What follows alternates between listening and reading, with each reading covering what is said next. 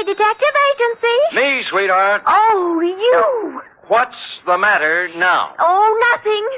You just up and leave and don't say where you're going, and I'm only your secretary, and I'm the last one to know about it, and everybody else in town knows more than I do, and I wasn't here. Enough. Wait a minute. How did everybody in town know about it? Well, it was in the newspapers, that's all.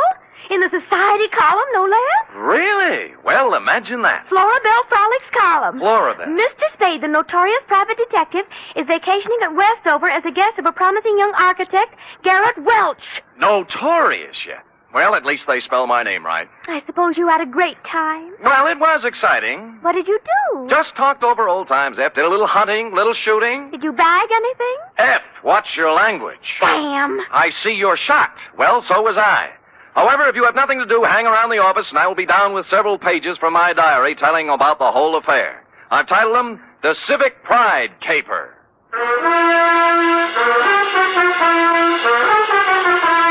For NBC, William Spear, radio's outstanding producer-director of mystery and crime drama, brings you the greatest private detective of them all, starring Stephen Dunn in The Adventures of Sam Spade. Effie! Oh, here I am, Sam. Well, I thought you'd gone chicken and run out on me. You're part of this organization. You're going to bear the bitter with the sweet, along with the rest of us. I know, but I always seem to get the bitter. Friday's when the sweet should be given out. Don't quibble. This is a nasty job we have here, and we might just as well sit down and get it over with. You care for a drink? You might need it. No, thanks. I don't need false bravery. Lucky you. Well, are you ready? No, but we might as well start. Well, you know best. Date, fill it in to Garrett Welch, room 212, Fairchild Building, Westover, California. From Samuel Spade, license number 137596. Subject, the Civic Pride Caper. Dear Garrett, I'd never been in Westover before, and I found it, on the surface at least, an attractive, bustling little city. The streets were clean, and the girls were sun-kissed and friendly. Add to that the $150 you sent me by mail, and you can imagine with what pleasant feelings I arrived. I found the Fairchild Building easily enough, and room 212, well, I couldn't miss it. There were sounds of vigorous activity coming out through the transom. And when I opened the door, two men were engaged in a fight. One was big and one was little. I didn't know which one was my client, so I automatically reached for the big guy. Let go of me. What do you think you're doing? What's it all about? Ask him. He'll tell you. All right, what's the story? I was being foully and unreasonably attacked by this misguided citizen. I ought to kill you. That's what I ought to do. That's what everybody ought to do. Hold still. Oh, you. Why? Oh, let him go. Let him go. Beat it, Carlson. Wait until you can catch me alone in some dark alley. Don't think I won't. Don't you think I won't. I'm sure you will. I'm going to catch you every place and every time I can. Well, I take it your name is Garrett Welch. It is. And I want to thank you, friend. Nothing. You rescued me from a rather unhappy breeding. And your mouth is kind of cut up. Hmm? Oh, there's nothing I can't take care of. Drink? Never touch you. Oh. You might have noticed I've already had a few drinks today. Well, it helps me forget. And it also keeps me from thinking. There you are. No, thanks. My name is Spade. Why did you send for me? Bodyguard? No. Let them have their fun. I don't mind. Maybe I even deserve it. Look, you're paying for my time. Why don't we get with it, huh? Hmm? Oh, sure. Why not? Good. Come over here to the window. There. Look out there. Where? The far corner. Oh, you mean that building? Pile of rubbish is a better description. Well, what happened? Fire? No. It just collapsed one night. Last week. Oh. There were more than 3,000 people in it at the time. 5 of them were killed. I don't know how many injured. Well, that's too bad. How did it happen? It just collapsed. Another drink? No, thanks. Pardon me? It was a municipal auditorium built to honor the war dead. It cost over $1 million.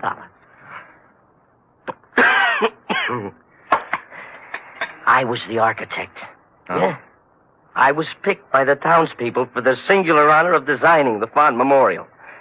Well, now they have something to remember. What'd you do wrong? Nothing. Somebody cheated in the building of it. Somebody didn't follow my plans. I don't know who it is. I don't know who it was. or just where to place the blame.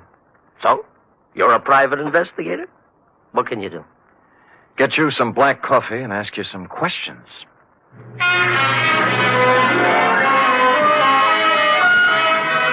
He gave me a list of everybody in town who had something to do with the building. First off, I called on a man named Howard Kessley, whose construction company had the contract for erecting the auditorium. Kessley lived in an elegant house on a well-guarded estate. And after they took my gun away from me, they let me in. I waited in a room tastefully decorated with original oil paintings and oriental rugs. And eventually, a football hero-type man walked in. You from the insurance company? No, I'm a private detective, Sam Spade. Who are you working for? Garrett Welch. Huh. That's a laugh. Funny? Well, what do you want? Look, you built that auditorium. Have you any idea why it fell down? Maybe you just got tired. I don't know. Aren't you interested? We're looking into it now. Who's we? My company engineers. That Garrett Welch. An architect. We should have had somebody who knew what he was doing. Do you have any copies of the building specifications that I might look at? Sure, I got nothing to hide. You can go back and tell Garrett Welch that the best thing he can do is get out of town. But somebody tries to knock him off and succeed. Here. There's a copy of the plans. Look at it all you want. You'll find I did what I was supposed to do. I got my gun back from the guards and left with the building specifications tucked under my arm. They didn't mean a thing to me, of course. I'd only asked for them to see whether he'd refuse to show them. But out of curiosity, I unrolled them just for a look before dumping them into the ash can. And I noticed something. The last page was signed and approved by the city building inspector, a man named Albert Mitchell.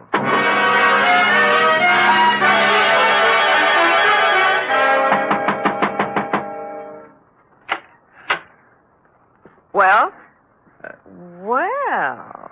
I don't usually receive callers at this hour, but you're a little better looking than the ordinary caller. Come in. She was slim and auburn-haired and wore an insolent smile that was interesting, and a clinging silk thing that was interesting. She looked me up and down, and she took so long at it. Okay, what is it? Magazine? The gas meter? Or did you just lose your way? I'd like to talk to Albert Mitchell. Oh, he's a dull conversationalist. You wouldn't have any fun. Well, I wasn't exactly looking for laughs, Mrs. You are Mrs. Mitchell? More or less. Right now, less. Soda or water? What? And your drink. Oh, thanks, but I took the pledge last Halloween. What did you want to talk to Al about? Well, what else? The auditorium that collapsed. Well, he stepped out for a while. Why don't we just make ourselves comfortable? I have a standard answer when I'm on duty. Thanks anyway. Duty? You a cop? I've never seen you around this town before. Private-type investigator. Sam Spade. My name's Kitty. You don't have to worry about Al busting in on us. I don't think he'll be back this week. That's what I thought, you holding open house and all. What's the matter? The pressure get too heavy for him? Look, Sam, they had a hearing a couple of days ago. It was all decided. Nobody was to blame. I think Al went fishing or something. Where is he? How should I know? I'm only his wife. Well, you know what they say about a man who runs. Yeah, so why don't you stick around? You don't look like a coward to me. Well, when it comes to redheads, I really am. So long, Kitty. But... Oh, by the way, if Al does ever show up, tell him I took a room at the Embassy Hotel. I'd like him to call me. I won't tell him a thing. Come back here, you coward. Hey, Sam!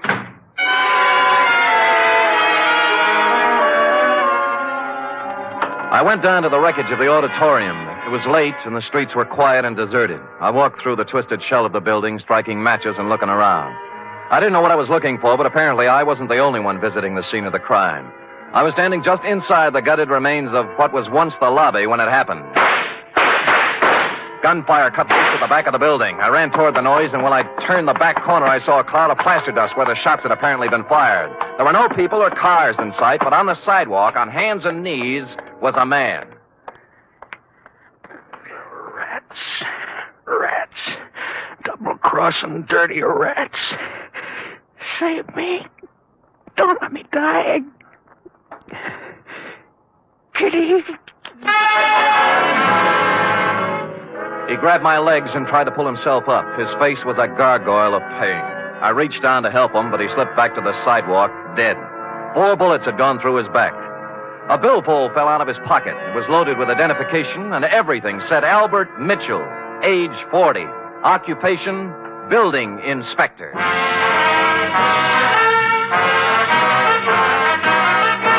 You are listening to the weekly adventure of radio's most famous detective, Sam Spade.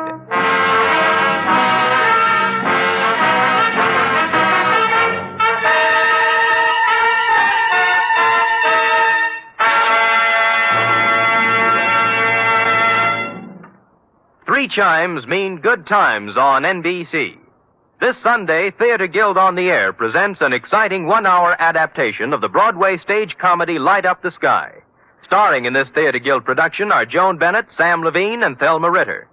And on Sunday, you're invited to another hour-and-a-half broadcast of The Big Show, starring Eddie Arnold, Jack Carson, Eddie Cantor, Olivia de Havilland, Martha Ray, Meredith Wilson, and many more.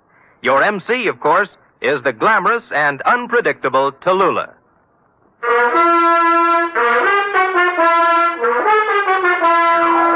And now back to the Civic Pride caper, tonight's adventure with Sam Spade.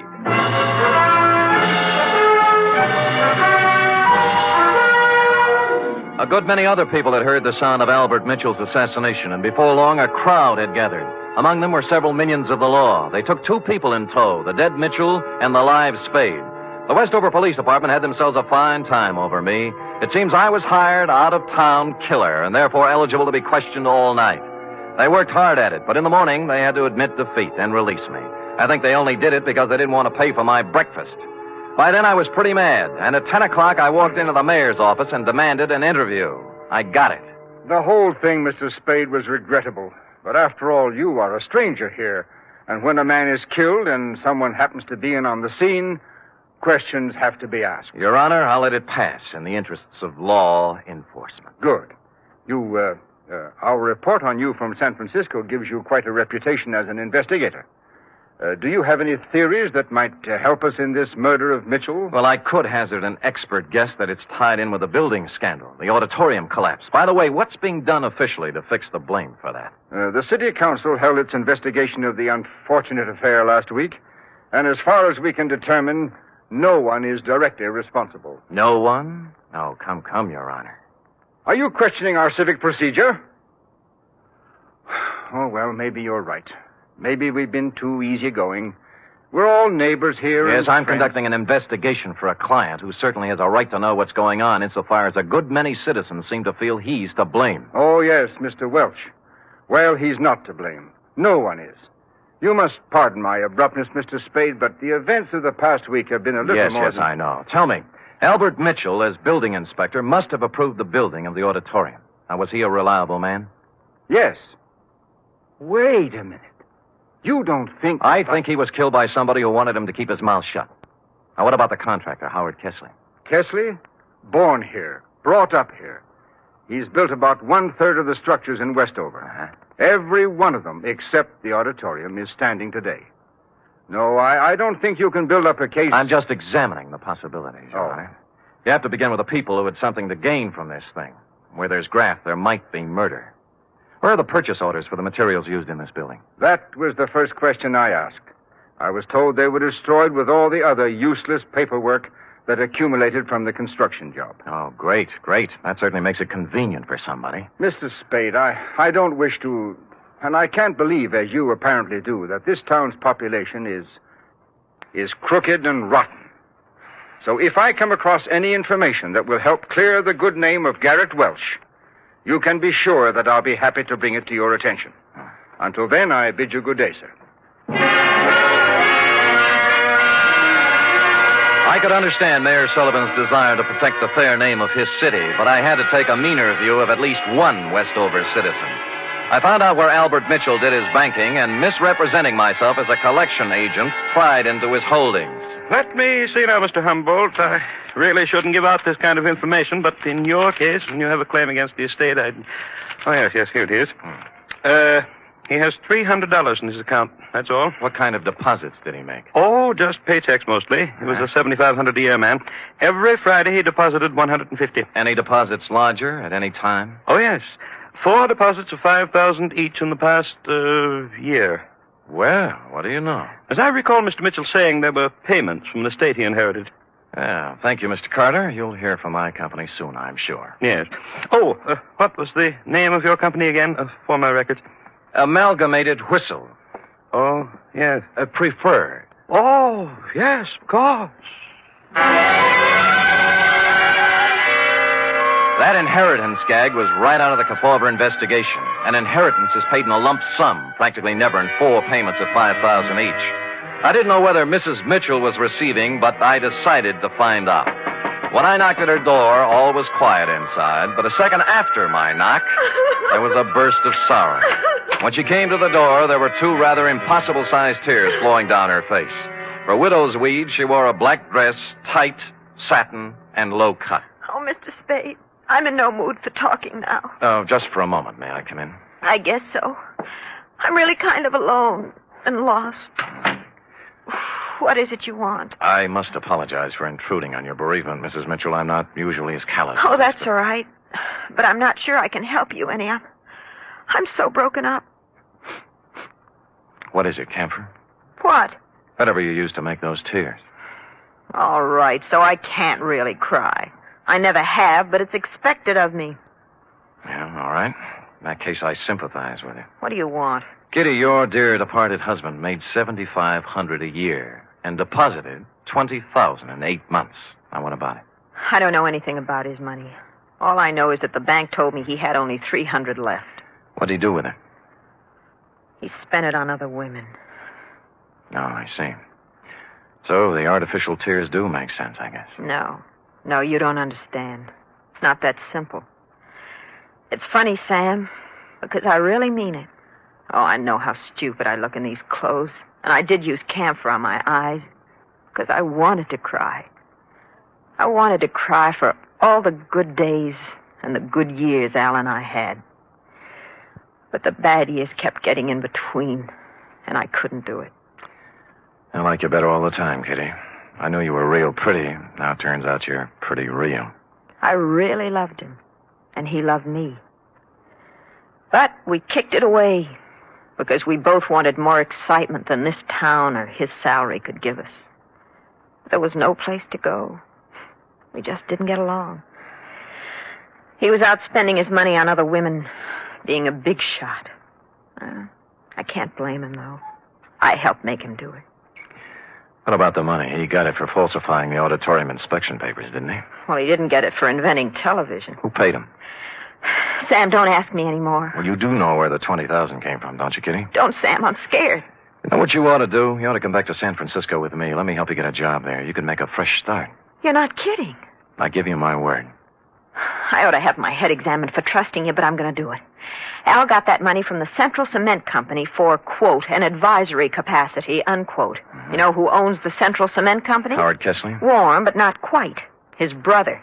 Last night when Al showed up in town, he was gunning for trouble. Why? He said they were going to make a fall guy out of him, and that he wasn't going to take the blame for anybody. That's what he said. Uh-huh. But I think he ran out of money and wanted to make a touch in exchange for disappearing again, for good. And you think Kessley shot him or his brother? I can't think, and I don't know anything else. Now, do I get to San Francisco? I'll be back for you. All right, but make it fast. And don't leave me here, because if anything happens to me, Sam, it'll be on your conscience. She walked to the door with me and kissed me on the cheek, and it was nice. No more than that. It was nice. Next stop, the Central Cement Company offices. Statement of Howard Kessley's brother, Ralph. I'll explain it to you in simple terms. We supplied cement for a lot of buildings in this part of the country. When you want to build something, you submit a bid.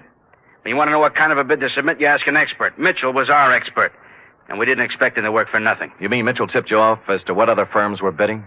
Well, call it anything you want. It's done all the time. I found Garrett Welch, my architect client, slumped over his desk, much the worse for drink, and it took a good half hour with coffee and wet cloths to bring him around to something resembling normal. I was proud of that building, Mr. Spade. As proud once as I am ashamed of it now. I spent 4 years at a prominent American college and 2 years apprenticeship with a great architect to prepare myself to come back here and make this the most beautiful city in the West. Well, you must have watched them build it. What went wrong? That's the point. I wasn't here. They sent me to Chicago to study. And I bid for it. What they really wanted was for me to be out of the way. Who are they? The city council. Oh, why bother? Just tell me how much I owe you, and we'll just forget it. Nobody's going to indict anybody for anything. Well, somebody's responsible for the building and for Mitchell's murder, and we'll find him. We? Yeah, if you'll lay off that bottle for a while and work with me, maybe we can do it. All right. All right. No more booze. I'll stop feeling sorry for myself and start getting mad. Hey, where you going? I'm going to start at the top. I'm going to try to get the mayor to help.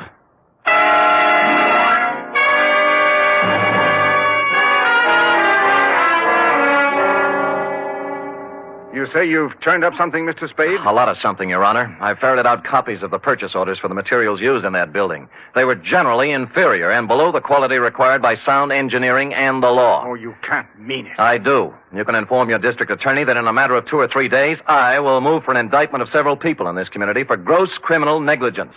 Now, I want to know whether or not I'll have your full cooperation. There's no question of that. I'll cooperate with you fully to prosecute Thank you, Your Honor, and good day. Just a minute. Yeah? About Howard Kesley. What about him? Do you still consider that he is subject to suspicion? The families of the 5 people who died in the ruins would think anybody who was concerned in the building project were subject to suspicion, Your Honor. Mr. Spade, you know about politics. Certain people contributed campaign funds and got me votes. Kesley?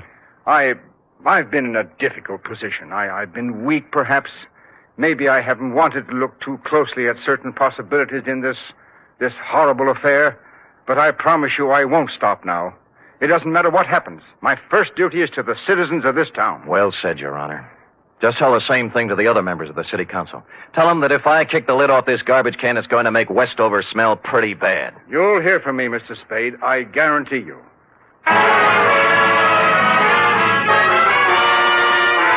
In the course of the next 2 hours, I told the same story to the newspaper, the police, a couple of soda jerks, a waitress, and almost anybody else who would listen. And before the day was out, the results started coming in. Garrett Welch's office and my room at the Embassy Hotel were both ransacked. Somebody started shadowing me, and I had a mysterious phone call offering me money to get out of town. I refused and hung up. During that day, I stayed mostly out in the open, in conspicuous parts of town. But when night fell, I knew I'd need to watch my step. Garrett Welch and I holed up in his office with the door locked and my gun out on the desk. Around 11, we got a little action. Well, speaking. Yeah? Yeah, okay. It's for you, Spade. Hello? Sam, this is Kitty Mitchell. I'm in trouble. What kind? 3 men were just here. They said I gave you some purchase orders. I don't know anything about them, but they said if I didn't get them back from you by midnight, they'd kill me. Who were they? I don't know. Just men. If you've got them, give them to me, Sam. I don't want to die. Look, hang up, call the police, and ask them for protection. Sam, I'm afraid. Why don't you give me the papers?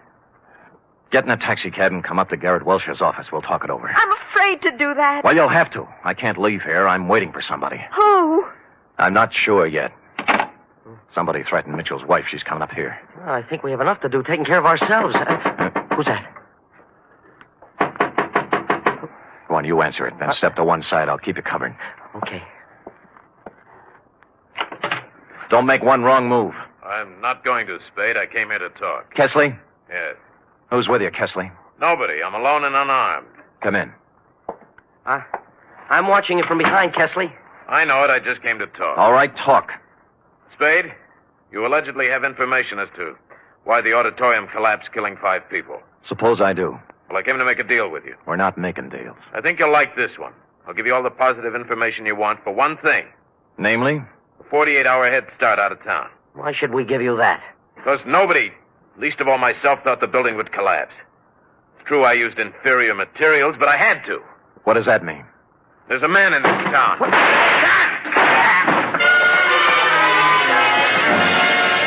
The door was suddenly kicked wide, and a blaze of bullets flew across the room. Kesley's mouth opened in shock, his knees buckled, and he pitched forward, bouncing off the desk to the floor. A tall, silver-haired gentleman was behind the gun. I caught him shoulder high, spun him around. The gun fell out of his hand, and Welch and I were on him in a second. All right. I've done all I'm going to do. I'm hurt. I'm wounded. Well, Your Honor, you're better off than Kesley. Kesley didn't want to do it, but I had something on his brother and told him I'd send him to jail.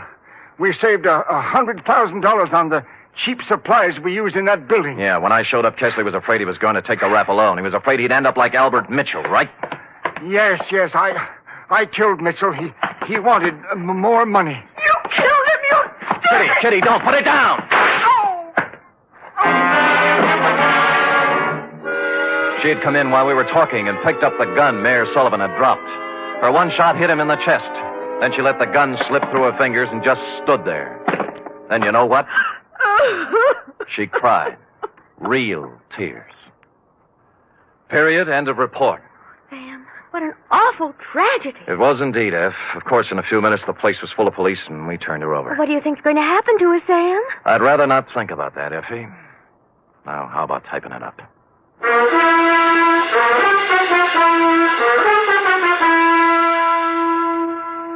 Three chimes mean good times on NBC. There's fun this Sunday with two of your favorite families, the Blandings and the Harrises. Mr. and Mrs. Blanding stars Cary Grant and Betsy Drake in the title roles as the owners of the famous Dream House. And the Phil Harris-Alice Faye Show brings you Phil and Alice with more of their merry antics, plus Frankie Remley, Brother William, and the entire cast. You're invited this Sunday.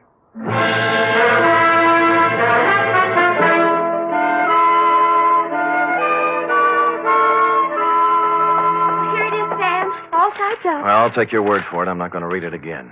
Why did the mayor come in and shoot the building contractor in front of witnesses? Why, he threw away everything you worked so hard to steal. Why? That is a good question.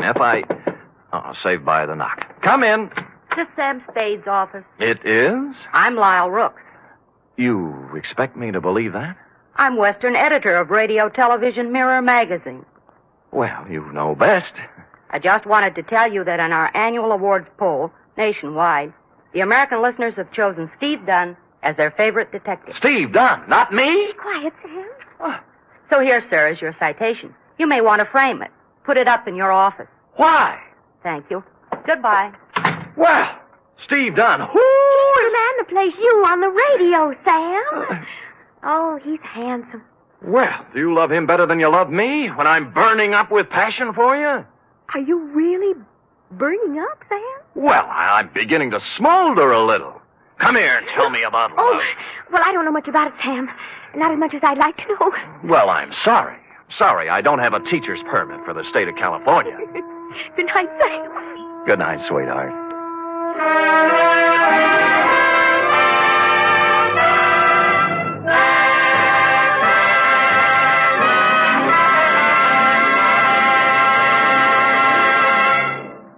The National Broadcasting Company presents The Adventures of Sam Spade, Detective.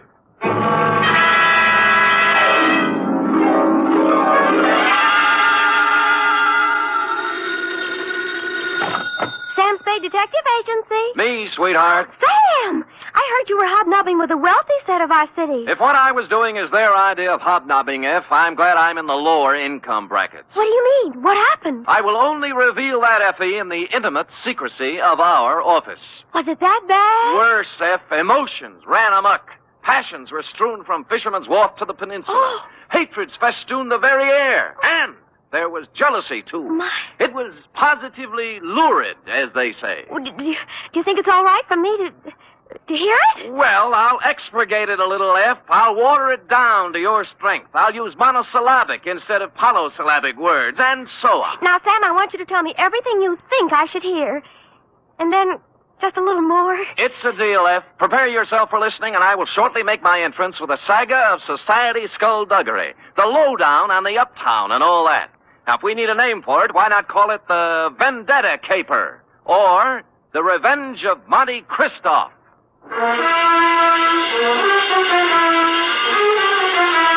Transcribed for NBC, William Spear, radio's outstanding producer-director of mystery and crime drama, brings you the greatest private detective of them all in The Adventures of Sam Spade.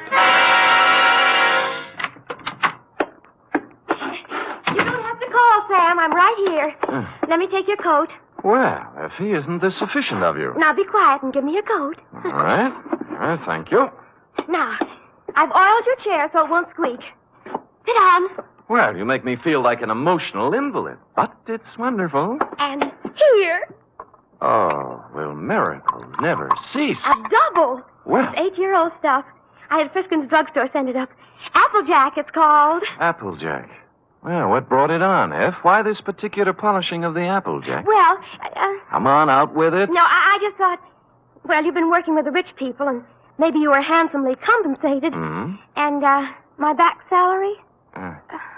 You're not mad, Sam? Well, as it happens, I did make a few dollars, and yours will be the first account settled. Oh, Sam! So, it wasn't me. It was the money all the time. No, Sam, no, I accept your apology.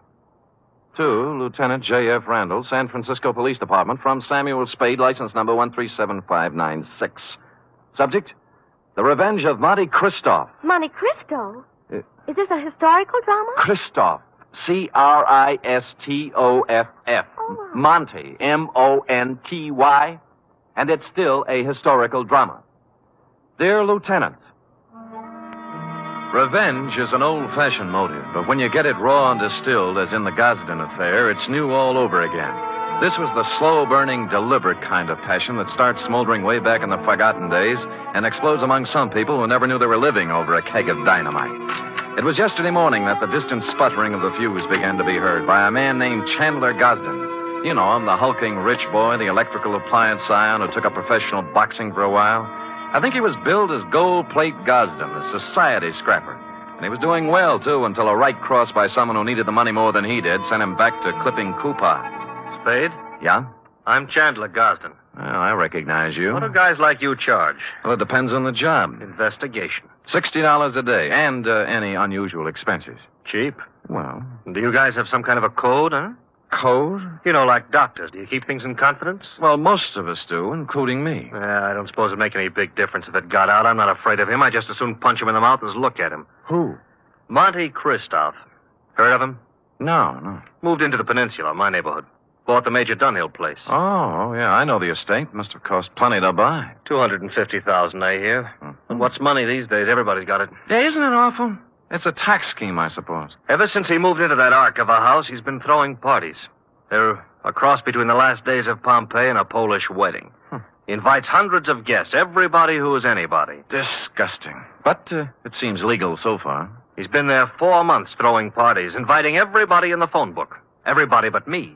Well, maybe he just doesn't like you. What are you talking about? I'm one of the best-liked guys in the peninsula. Everybody likes me, little kids, cops, the guys at the country club. I never had an enemy in the world. Besides, I got Virginia. Oh, who's she?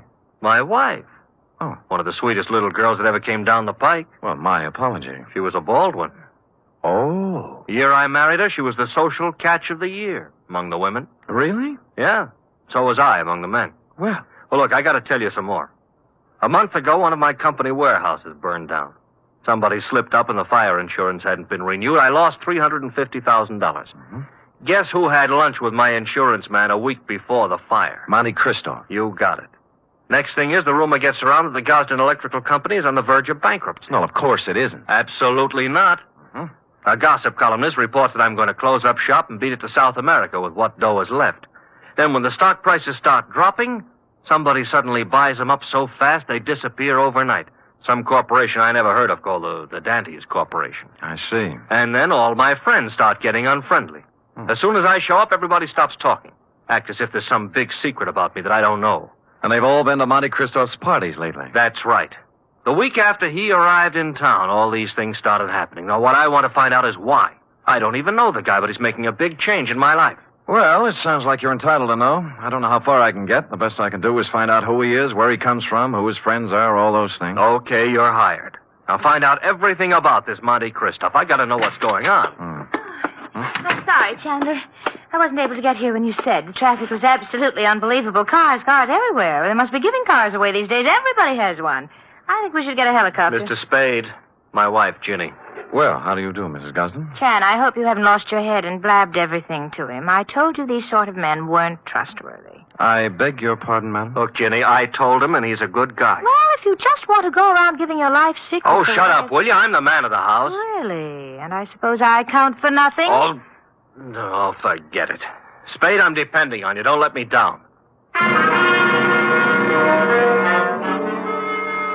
You wouldn't think a millionaire would be hard to biograph, but I came up with very little information on Mr. Monte Cristoff. He'd arrived in town 4 months ago, stayed 10 days at the St. Mark Hotel, then bought his house. He had a bank deposit running into 7 figures. He had no known business connections, just money. The register at the St. Mark said he came from Chicago, and an airline company verified that he'd been a passenger aboard one of their ships from the Windy City. This was as far as I'd delved when my place of business was entered by a man in powder blue livery. You Spade? The same. Mr. Monte Christoph sent me to pick you up. I see. Up for where? For his mansion on the peninsula. Oh. He said he knew what a rough time you must be having at your present job and that he'd be glad to make the whole thing simple to you. Oh, he really said that? That's what he said. Oh. But I don't know what it means exactly. Well, I don't know what it means exactly either, but here's one good way to find out. Home, James? My name is Bertuccio, sir. Bertuccio? I see. How long have they been calling you that? Well, let me see. It's about... Oh, what do you mean? I mean, it's my name. All right. We'll talk it over in the car.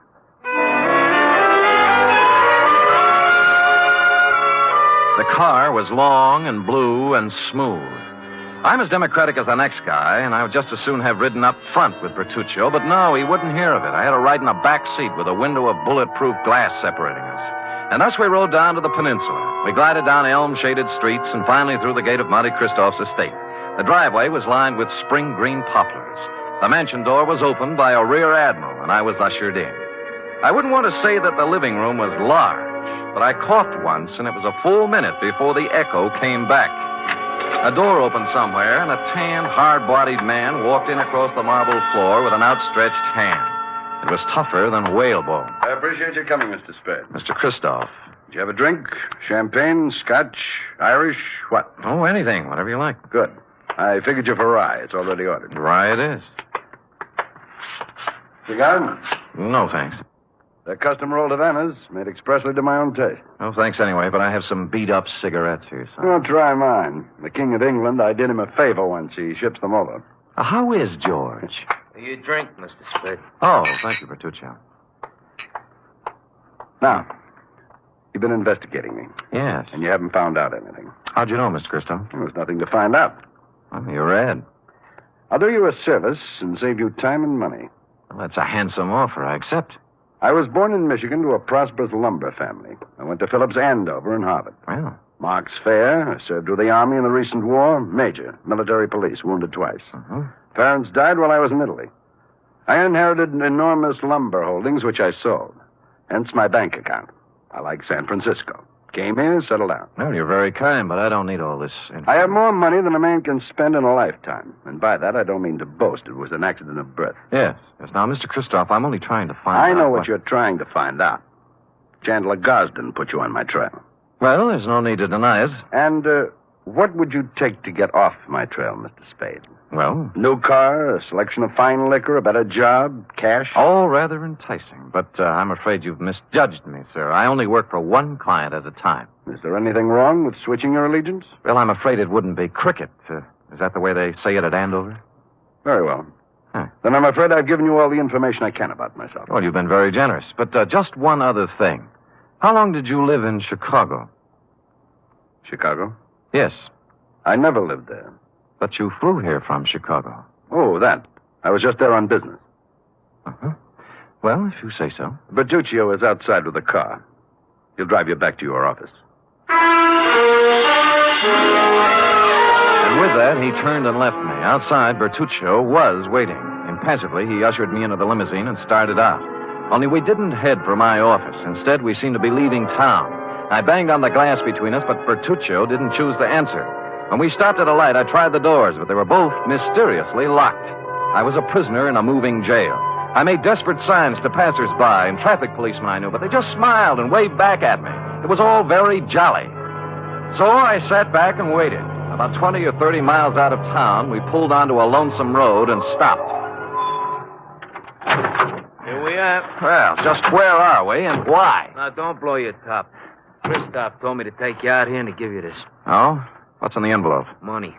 $2,000 to be exact. Well, that's a lot of grands. They're going to do a lot for you. You're going to take it and keep going north. 48 hours will be long enough, just so you keep out of Frisco. Well, just so you know how I stand, I'm going back. You know, I was hoping you'd say that. Now I can do things my own.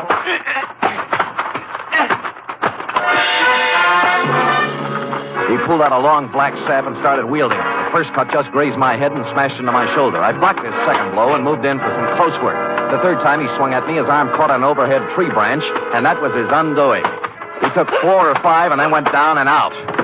I searched him, and his billfold revealed that he was Joseph Kowalski, late of Chicago, Illinois. The cards and addresses it contained left little doubt that Kowalski was in the rackets.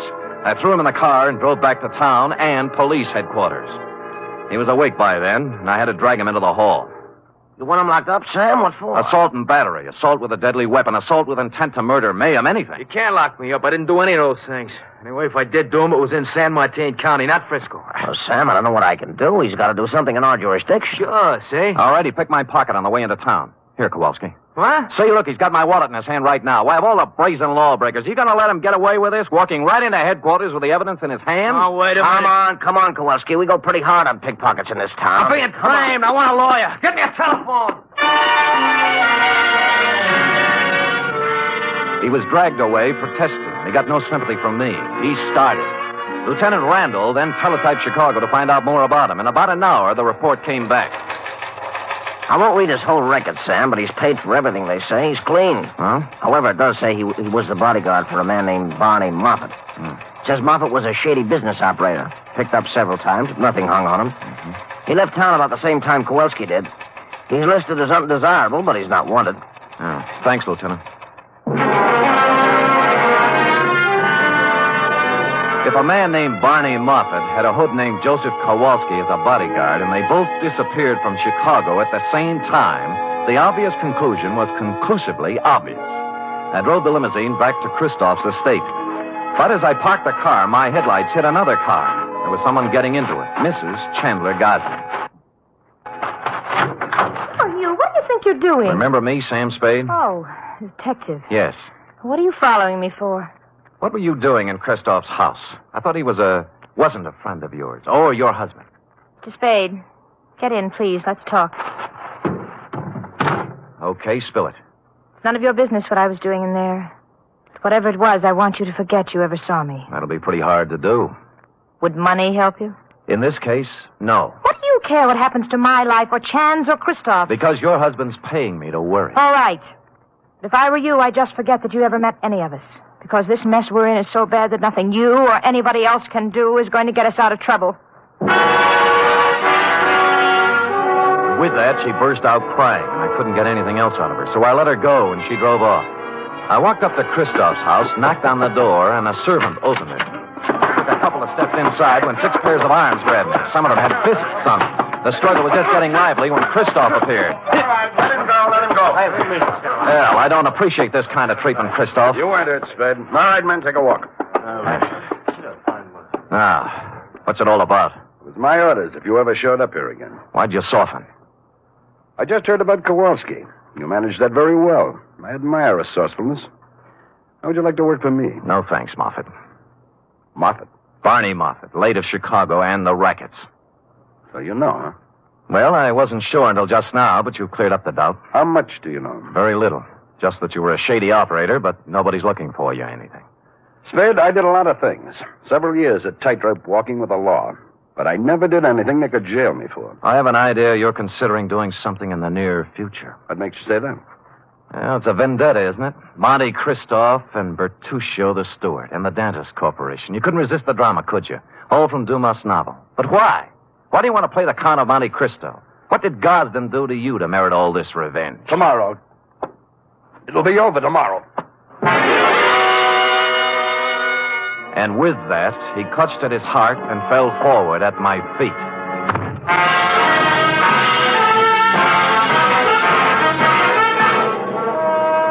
You are listening to the weekly adventure of radio's most famous detective, Sam Spade.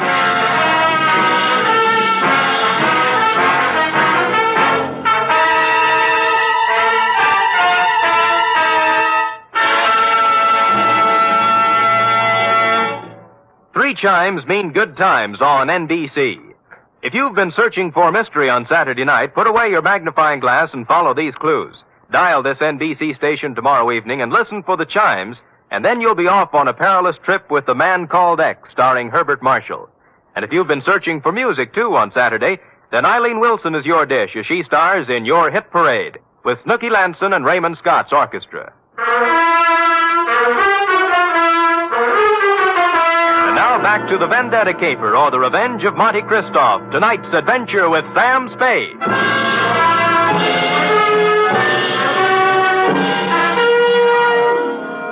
I bent over and listened to his heart. It was okay. Monte Christoph had just keeled over, apparently, from a crescendo of emotion.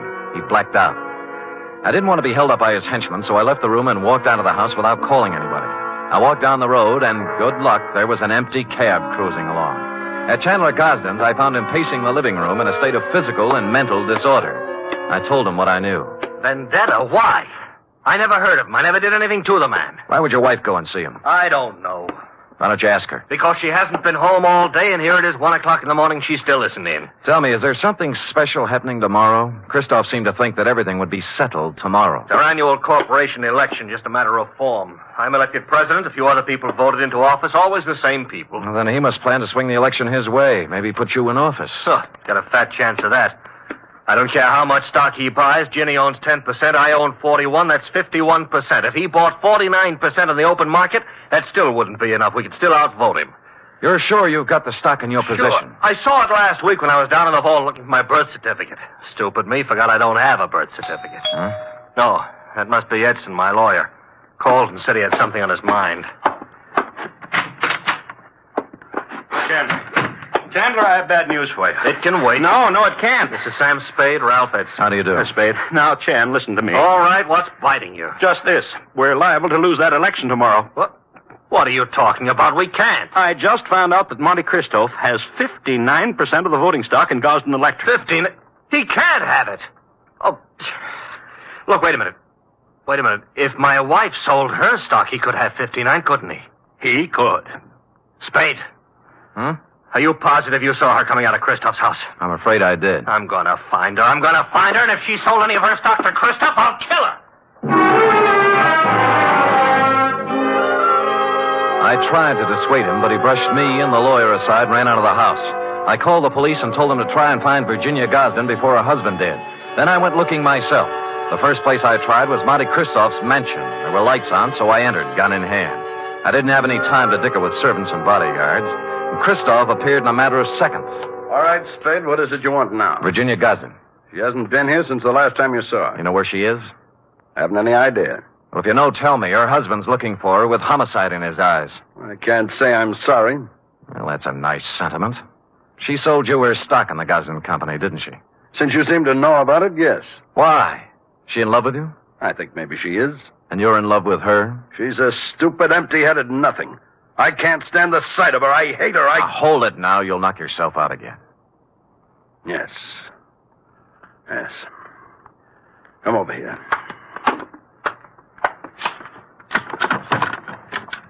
Take a good look at that. Now, it's a pillow. An ordinary pillow. So? You notice how dirty it is? Yeah.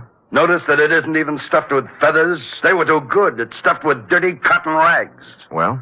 My father's head was lying on that pillow when he died. I've kept it ever since as a reminder of who killed him. Who did? A man named Elwood Gosden. A man who cheated and lied and stole everything he had in his life. Chandler's father, huh? Yes. My father and Elwood Gosden had a hardware store once. My father invented an electric iron. Ever heard of the Gosden iron? Yeah. It should have been the Moffat iron.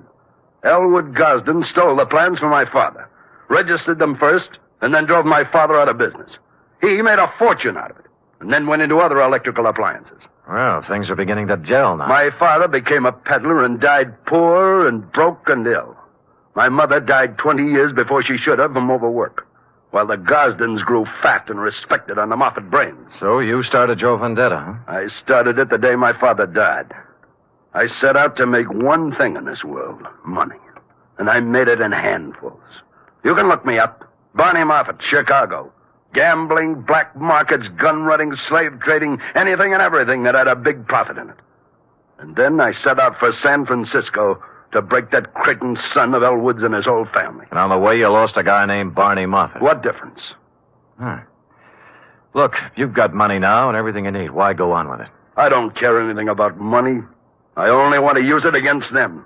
Do you know why I had all those parties? To buy stock from people. Yes. Stock in the Gosden Company.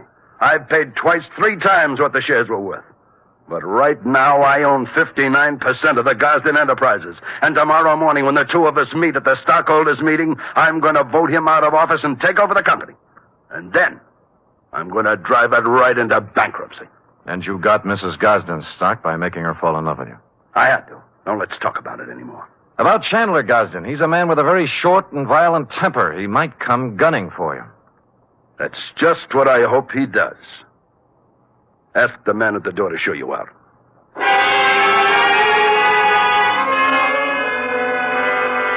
I spent most of the night trying to find Virginia Gosden with no luck. Chandler didn't return to his house, so I didn't know what he was up to. It was early the following day when I got my first report. Lieutenant Randall called me down to police headquarters. We found her, Spade. Dead or alive? Oh, about halfway in between. She was shot in the chest at close range. Gun right up against her. But she's still living. And what are her chances? Fair. Where'd you find her? In a walk-up apartment on Polk Street. It was registered to her. Looked like a love nest, a place where she met a boyfriend or something. No weapon. I see.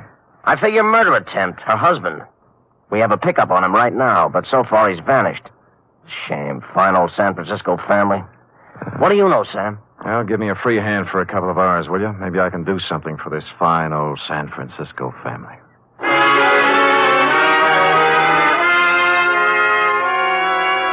I had no more idea than the police where Chandler Gosden was at the moment, but I had a good idea where he might be later in the morning. I put a call into Ralph Edson, his lawyer. The stockholders' meeting of the Gosden Company was to be held at 11 o'clock at their executive offices. Edson got me in, and at 5 minutes to 11, Monty Christoph walked in. There were three of us. None of us spoke. We just sat around a long, polished table, alternately watching the clock and the door. At 11:03, the door opened. Chandler Gosden stood there, rumpled, red-eyed, vicious. He had a gun. The first man who moves is going to get a bullet right in the face. Chandler, for heaven's sake. Shut up. Is that the gun you tried to kill your wife with? It's the gun, but I didn't try to kill her. She did it herself because he drove her to it. Me? Yeah, you, Christoph. You were meeting her in an apartment. Don't think I've been dumb. Put the gun away and let's get down to business. Are you kidding? I got the same gun she used on herself, and I'm going to use it on you. Well, stop talking and get it over with. You act as if you want me to do it. All right. Edson, Spade, clear out of here. Gosden, use your head. I said get out of here. Now go on. Okay, but don't take your eye off him. He's got a gun in his pocket. Don't worry, I won't. You were working for him.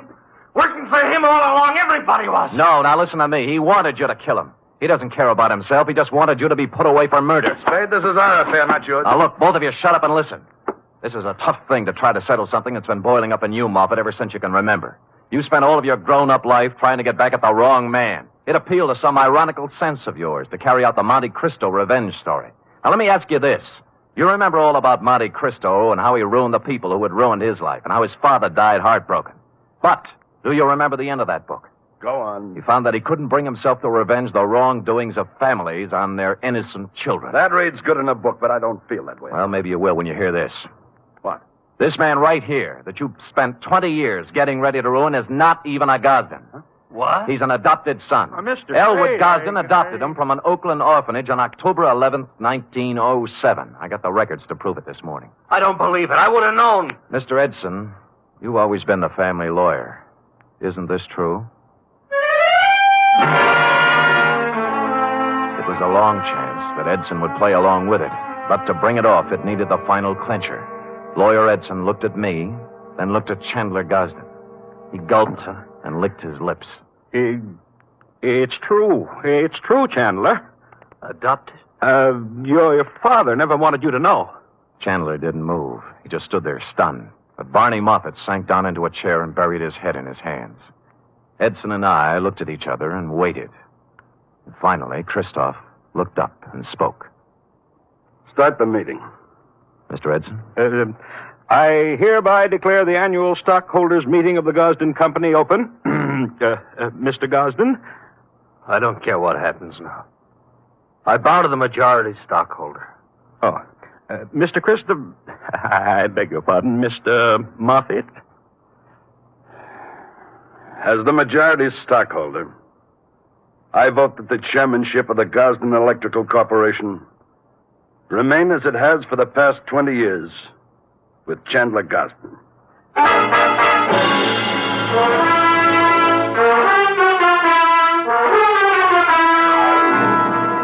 Period. End of report. Oh, Sam, you were magnificent. It was rather a stirring scene, wasn't it? I was good. But it was superb. It really was. Mm-hmm. Did he sign over the stock and everything? Oh, he did indeed. Oh. Sam, do you think the world will ever get to a time when everybody has all he wants? And instead of trying to get more, everybody spends his time just trying to enjoy life? Well, you know best, Effie. Do you really believe that, Sam?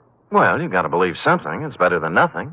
I guess. I have a theory, too, Sam. Well, spout it out. Well, if everybody in the world picks somebody else to be nice to, there'll never be any more trouble anywhere. How do you figure that? Well, before you can be nice to somebody, you have to think nice thoughts, see? And once you start thinking nice thoughts, well, you can see how silly the bad ones are. Effie, come here. You know, I might just put you up as a candidate for a chair of philosophy at Columbia. Oh, Sam. I know who you picked out to be nice to. Me. True. And I picked you. Good night, Sam. Good night, sweetheart.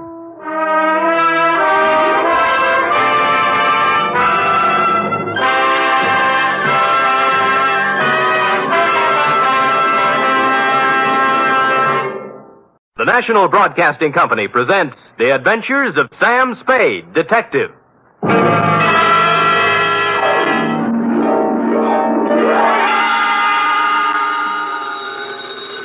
Sam Spade Detective Agency. This is Miss Bergamot. Oh, Miss Bergamot, I'm so sorry, but Mr. Spade isn't in. He ought to be back any moment, however.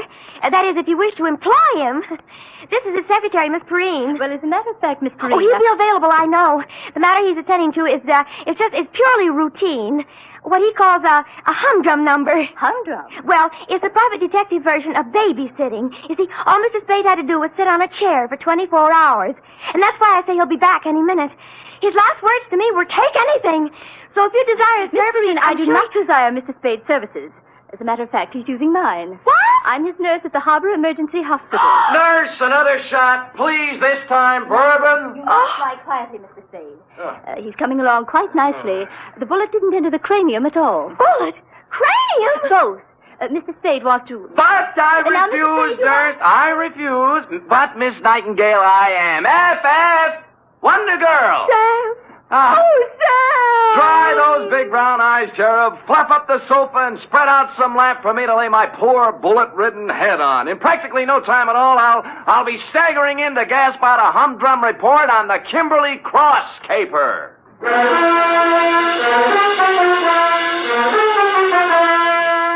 For NBC, William Spear, radio's outstanding producer-director of mystery and crime drama, brings you the greatest private detective of them all in The Adventures of Sam Spade.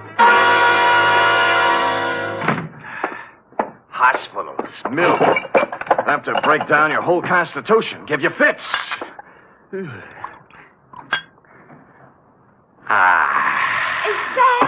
Who else? Oh, Sam. You look like the drummer man in the Spirit of 76. Nothing. As you know, Angel, no profession is without its hazards, least of all this tawdry one of ours. Now, sit down now. Oh, yes, Sam. Now, may I put my poor wounded head in your lap? Oh. Comfy? Mm-hmm. Oh, poor Sam. Oh, they're stupid, too, honey. Let's see now. Hey, new feeling. High twos, huh? Date, fill it in to G.J. Runcible, Claims Manager, Sunset Indemnity Company, from Samuel Spade, license number 1375596. Subject, the Kimberley Cross Caper. Dear Mr. Runcible. It's just as well for private investigators that we have no way of knowing, by the way a job starts, how it's going to end. I remember once I went beating the bushes for a mad dog killer and ended up playing Monopoly with him in a hotel room for 6 hours. And I remember, too, the time I agreed to take a box of homemade candy to an old lady who wound up with a double murder and a case of arson. Yours, Mr. Runcible, belong to this species. Spade. G.J. Runcible, Sunset Indemnity. You available? Maybe. What'd you have? Are you or are you not available, Mr. Spade? Answer yes or no? Yes. Yes. How much? $50 a day. Expenses, right. Got a job for you next 24 hours. All you got to do is sit on a chair and keep your eyes on something beautiful. Sounds keen. Might call it a babysitting job. Oh, who is she? Kimberley Cross. Pretty? Like $250,000. Oh, rich, too, huh? She's on exhibit at the Bergendorf Galleries on Sutter Street. She's on exhibit? Get over there right away. Well, I better. Check with Mr. Bergendorf personally and then see Johnny Stroud, our company man. He'll give you instructions. Fine. Now, why don't you tell me what we're... Hello? Hello? Always happens on page 6.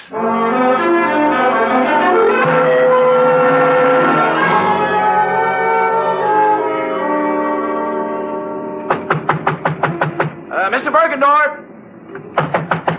Mr. Bergendorf, you!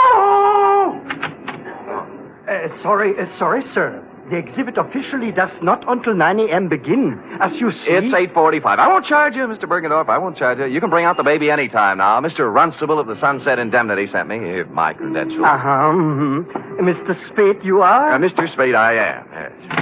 Now, what's with this Kimberley Cross? To a single-horse gallery such as mine comes such an honor only once. Yeah. Today only Bergendorf's is with Tiffany's in the same class. Mm-hmm. Here. Huh? Is picture of Kimberley Cross. Yeah? 14 stones, all blue-white. 8 down, 6 across. Total, $268,000 plus 20% tax. Oh, jewelry. To call this jewelry is to call Elizabeth Taylor a garden variety tomato. Yeah. Is a crown jewel from Thuringia, Mr. Spade. Really? Is part of estate of a dead duke. Is price tag $268,000 plus 20%. Yeah. Where is it? Involved. Time lock. Comes 9 o'clock on the nose, she opens. Then... Yeah, the exhibit begins. Yeah, there's a company man here from the insurance outfit, isn't there? Johnny Stroud. Oh, where is he? He's working concealed. Oh? This man Stroud undercover. Clever stuff, huh? You see, parked at curb across the street, one autobus. Oh, yeah. Department of Public Health, City and County of San Francisco. What, Anti-tuberculosis campaign. Pardon? Is giving to public for free gratis 1 X-ray per citizen for chest cavity. Oh, chest X-ray. Handily parking opposite the Bergendorf Gallery, so inside Mr. Stroud can take for himself a plant. Get it? Clever. The free gratis autobus for chest X-rays was a square-end job, complete with reception compartment, X-ray machine, and attendant. The latter a sincere type with horn-rimmed glasses and white-starched blouse. I use the word sincere advisedly, since he was at the moment doing a selling job on Johnny Stroud. You know what I always say, Stroud? What do you always say, George? You never can tell about a cold. You never know. Yeah, you see right there. I got a cold. Maybe. 8 to 5, it's only a cold. But 5 to 8, oh, let me take the picture now. No charge, no pain. No dice. Go away. Oh, Spade? Yeah. Good. Come on in. The boss said he was sending you up. Plenty of room back here. You realize you're standing right in front of my X-ray machine? We'll move when you get a customer. Customers, yes. Where are they? Where are those chests? If people only knew that 8 to 5 it may be a cold. Then Did Runcible brief you on this, Spade? Yeah, it was brief, all right. How do you make it? 14 vulgar-sized diamonds looking for a buyer. Sunset indemnity insuring Bergendorf against loss during the 24 hours they're on his hands. That's 2 for you. There's 2 against me, too. Oh? Like, why does Sunset Indemnity need outsider help when they have you? And why are you playing like a movie dick when the sensible thing to do is to sit down next to the exhibit with both eyes open and a rod under your arm? What are you doing, George? I'm testing my machine. Don't let me interfere with you, boy. George doesn't like me. I see that. Well, I guess the boss left out one item, Sam. A tip? Yeah. Last night, some schmo called him around midnight and got him out of bed. Oh? Runcible's a pessimist, you know. When Sunset Indemnity's on the line for $250,000, he tends to get jumpy. Who had the tip? Anonymous. They all are. Right from the oat bin, the guy says. Somebody's going to take a running jump at the Kimberley Cross while it's at Bergendorf's. Mm-hmm. Needless to say, for the balance of the night, Runcible does not sleep. So today we got reinforcements.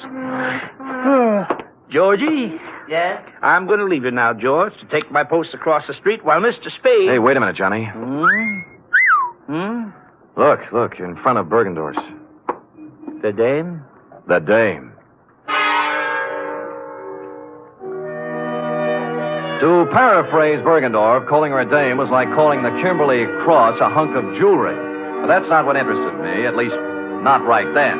She was walking back and forth in front of Bergendorf's like a kid at the dentist door trying to get up the nerve to push the button. Quoting from my notes, it says 9:02 a.m., girl, 5'2", blonde, early 20s, gray tweed suit, spent a few indecisive minutes in front of Bergendorf's, finally went in. She came out almost immediately, started west on Sutter, then evidently saw a patrol officer approaching on same side of street, hurriedly crossed toward our post in Public Health Department Mobile Unit number 2, and entered. Hello. Well, good morning, good morning. Am I too early for the, Oh, you're just in time. First customer of the day. There, let's see now. Name? Martin. Martin. First name? Bernice. Address? 826. She wasn't a very good liar. While she was telling him her name was Bernice 25. Martin, she filled with a leather handbag with the initials PC on it, big enough to read from across the street. George filled the form out, then moved her around to the machine. By now, the cop she was ducking had walked by and turned the corner. Shall I? No, it won't be necessary to take off your coat. Is this all right? That's good. Stand right there. Hold still now. Take a deep breath. Hold it. There. That's all there is to it. You're doing a wise thing, lady. You think so? Certainly. 8 to 5, it's only a cold, but 5 to 8, you never know. Here's your stub with your number on it. We'll notify you in a few days. Thank you. Thank you.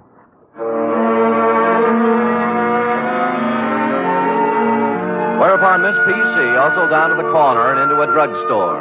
5 minutes later, she still hadn't come out. Stroud was beginning to champ at the bit. So what, Sam? So she's worried. She's ducking cops. She's using a phony name. Or her girlfriend's handbag. Look, I'm going. Hey, wait a minute. I'm sure I've seen her somewhere before. Where? I don't know, but I think it was around headquarters. Now who's playing movie dick? Look, it's 10 after 9. I'll go over and settle down next to the vulgar diamonds, and you make yourself comfy with Georgie. If I get busy, out you go, Keep pal. your eyes on the customers going in and out. There's a good loud burglar alarm over the door there. You can hear it a block away. You see what I mean? It's good and loud. Holy cow. Stroud took the gallery, and I set sail for the corner drugstore, pulling up in 20 seconds flat. She was gone, of course. The druggist was at the fountain, mixing a Coke, which he spilled when I reached across and grabbed him by the lapels. Blonde, you say? Yeah, young, gray suit. I told you, Jack, she just came in here. I know. What do you want to know about her? What'd she do, telephone? Nope. She was just like you. Asked me about a guy. What guy? Larry Galliano, his name is. Wanted to know if I'd seen him come by this morning. Who's he? I don't know. Did she describe him? Didn't have to. His picture's on page 1 of the morning paper. Here, take a look.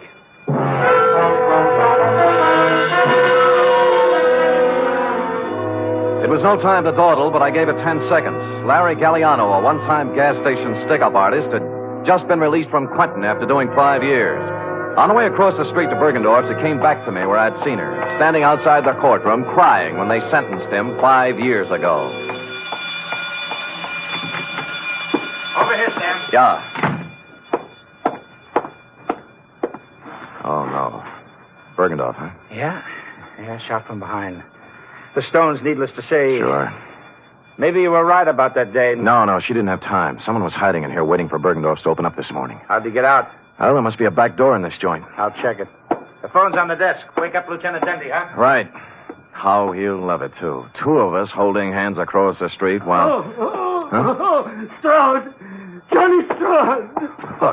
Look, it's me, Bergendorf, Sam Spade. Stroud? He's checking the back door. Who did it? Oh, double-crossed me. Wanted it all. Who? Who you talking about?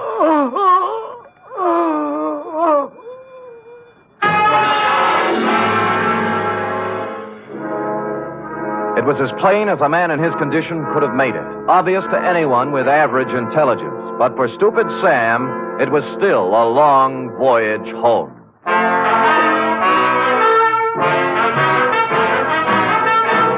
You are listening to the weekly adventure of radio's most famous detective, Sam Spade.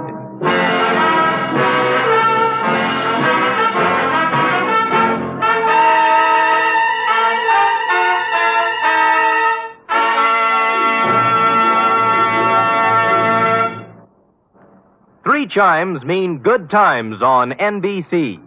There's music for you tomorrow on NBC with the distinctive four-keyboard styling of the First Piano Quartet. This widely acclaimed and unique musical organization brings you a melodic blend of classical and light classical selections in four-part harmony every Saturday. And tomorrow there's also a one-hour concert by the NBC Symphony Orchestra under the baton of Walter Duclos.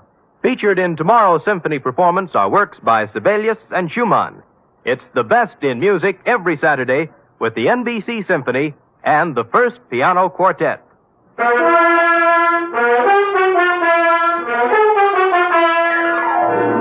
And now back to the Kimberley Cross Caper, tonight's adventure with Sam Spade.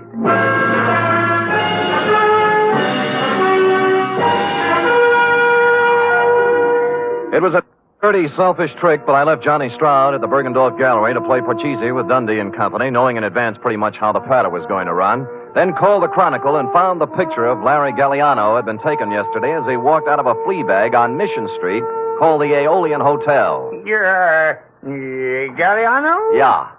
Sure. I know him. Stayed here the night before last.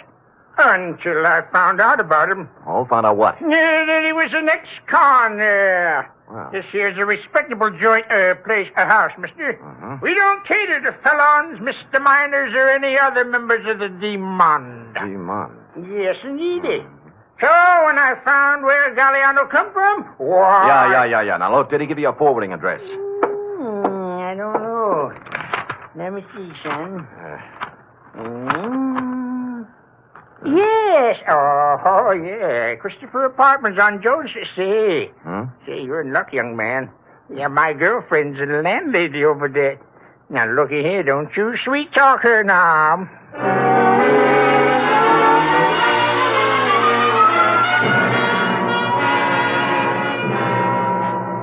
Out of the way, boy. Out of the way. Look, all I want, madam, is one moment of your time. I already told you, boy, I don't know no Galliano. Yeah. Never heard of him. Pull up, so I don't want to hear from him. Yeah, well, wait a minute now. Will you just take a Not look at... one side, boy, one side. I got four more right there. Sweet. I had no time for Well, anything. Mrs. Landlady, I'm afraid you've lost out. What? Yeah, you were in line to win a bagless vacuum cleaner, you know. Oh, wait a minute, Curly. Wait a minute. What you want to know, bud? Yes. Well, this Galliano just might be using another name. Now, this is his picture right here. Oh. Yes. Now, I will rephrase my question. Has he been around? Nope. I see, landlady. Well, do I win? Oh, I am sorry, but stand by for the giant jackpot. Is it electric?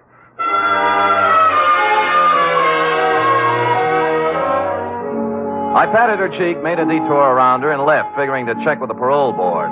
But as I was climbing into the cab in front of the building, a stray thought hit me, and I went back to the doorway and cased the nameplates again. This time for someone with the initials I'd remembered seeing on the blonde's handbag, PC. I did better. Patricia Conroy was living in apartment 402. I buzzed 4 times, then tried the door. It was open. I gave the living room and bedroom a fast toss, moved on to the kitchen, and cased a hamper full of laundry on the back porch. Result, nil. I'd about decided I was in the wrong apartment when I noticed something that changed my mind. A crumpled up envelope in a wastepaper basket in the living room with today's date on it, marked Western Airlines, Flight 6 to Los Angeles, passenger L.P. Galliano. I had the phone in one hand and a finger on the dial when... Put it down. Huh? Oh. Are you going to put the phone down, or do I have to shoot? You mean there's no third choice? Put it down. Sure. Now what? Sit down. You'll be here for a while. Oh? His plane lands at Burbank in a half hour. If you have any dates between now and 4:30, forget them. Mind if I smoke? Go ahead. You know, this is pretty heavy-handed stuff for Naj, you know. I've grown up a lot in the last 2 days. Not enough, honey, or you wouldn't be stooging for Galliano. He can't run away from this kind of a rap, you know. 48 hours. That's how long Larry's been out of the pen. Well, he didn't waste any time getting back in stride. Look, what's your name? Spade. Spade, what if I told you Larry Galliano had nothing to do with it? I might give you quite an argument. And I don't feel like arguing, so I'll just tell you. Good. Someone offered him the job at Bergendorf's the day he got out. Larry thought it was legitimate until he heard a couple of things by accident. Like what? Like getting hired to play fall guy in a phony robbery. You mean Bergendorf was in? Sure, till this morning. Uh-huh. They figured Larry'd be a handy guy to have hanging around with his big, fat prison record when the diamonds disappeared. That's what he told me, and I believe him. I love him. Whether or not you believe or love me or him, I do not care. I also do not care what kind of a rap you pin on me when this is all over. All I want is time, enough to do a couple of errands. Now, hoist it out of that chair and put it down in the closet there. You hear what I said? Yes, ma'am.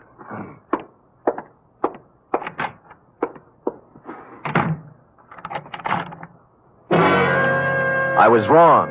She was no ingenue. Happily, the closet had a light in it, so I settled down on a hat box and read some old copies of Mademoiselle until 5:30 when I heard the door close. What with soundproof outside walls, no window, a double slab door with a lock she thoughtfully filled with gum, it was almost 7 when I got back to my office. The next move, of course, was to call Lieutenant Dundee and wise up the Los Angeles police on Galliano. I picked up the phone and put it down 4 times. There was no use kidding myself. The yarn she told was pretty wild, but there was something about the way she told it. And I believed her. In here. Yeah. You remember me this morning? Oh, George, yeah. the technician from the X-ray mobile unit? Yeah, George, what's on your mind? Funny thing. That girl, 34 chest, you remember the blonde? Oh, yeah, I remember her very well, George. What about the blonde? Well, I tried to call her. Operator says there's no such number, and the company has no record of a Bernice. She was using a phony moniker, George. Her name's Patricia Conroy. Oh, now why would she do that? Well, a girl's got to be careful, you know. She does, for sure. How come? How come? I kind of took an interest in her case, you know. I rushed the pictures through as soon as we closed up tonight. She's an incipient case. Oh? Yes. I wanted to wise her up right away. You see, here. Oh. This is... No, this one's Johnny Stroud. I took it when he wasn't looking. Told him I was testing. He was right at that. Nothing wrong with him. But I always say you never... Yeah. How about the girl? How about the girl? Cold. Oh, yes. Yes. Here, now, look. You see this shadowy part here? Yeah? Hey, wait a minute. I wasn't looking at the shadow part. I was looking at something at the left side of the picture, right where the inside coat pocket would be. The clear black outline of the Kimberley cross. You mean she had the thing? Yeah. Give me the phone. Well, I thought it was one of those clip gimmicks the girls wear on the phone. Oh. Spade? Johnny Stroud. Look, I got news for you. I got news for you, too. I spotted that blonde again. Where? In a bar on Kearney Street. Talking to guess who? You mean Galliano? Who's he? Never mind. Who was she drinking with? Papadopoulos, the biggest jewelry fence on the coast. Where are you now? Outside her apartment. Jones near Post. I think the number's... I'll be up in 5 minutes.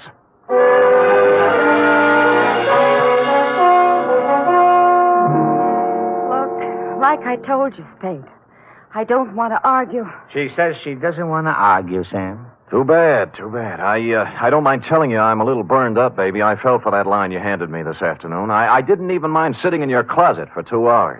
What's that? Sure, she's got a 32 tucked away here somewhere. Had me looking up the barrel while she dished out a lot of... Who's got the cross, honey? You or Galliano? We don't know anything about it. Then what were you doing in that bar with Papadopoulos? Larry said whoever had it would try to move it through him. I thought I could get to him, but I was wrong. How did that sound? What do you think? Look, I walked into Bergendorf's this morning. Why'd you run out? The vault was open. Furniture was overturned, and Bergendorf didn't answer when I called. I figured it was a setup for Larry to check in, and he was on his way, so...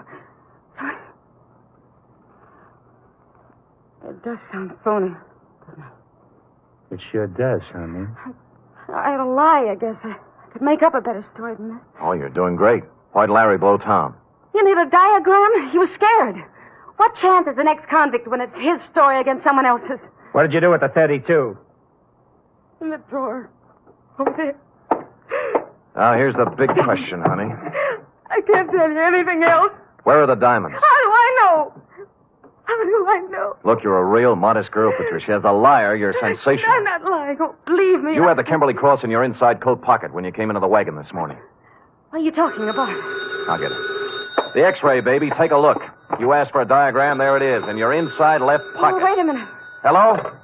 Mr. Spade? Yeah? This is George, the technician again. This is all wrong. Hold it, George. Let me see that. I don't have any inside pockets.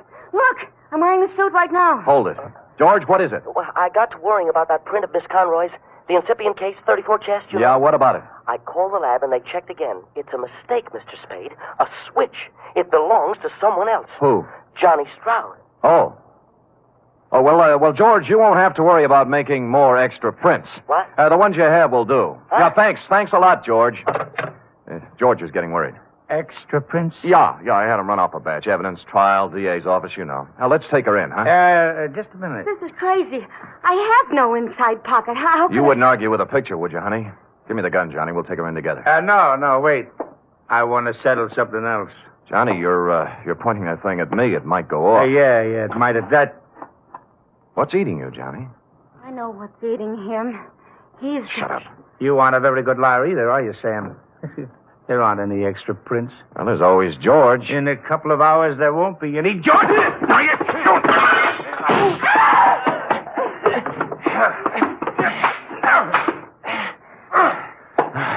Okay, Johnny, on your feet.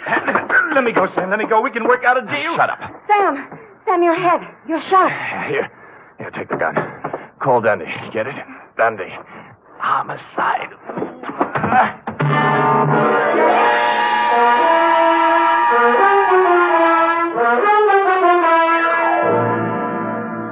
And the next voice I heard belonged to cool, brisk Miss Bergamot of the Harbor Emergency Hospital. Period. End of babysitting session. How intrepid, Sam. What's your wound? Nothing, sweetheart, nothing. As Hopalong Cassidy always says in Reel 6, don't worry, honey, it was only a scratch. Now... Wait. Can't you get up without moving your lap? No, but Sam, there's one important omission. Oh? The Kimberley Cross. What did Stroud do with it? That cherub is an intramural affair between Stroud and Mr. Runcible. While, as you know, this report is an affair between you and the portable. Oh. Scoot.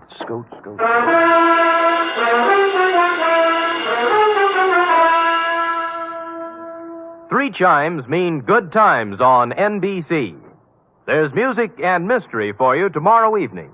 For music, it's your hit parade bringing you the top tunes in the land with Eileen Wilson, Snooky Lanson, and Raymond Scott's orchestra.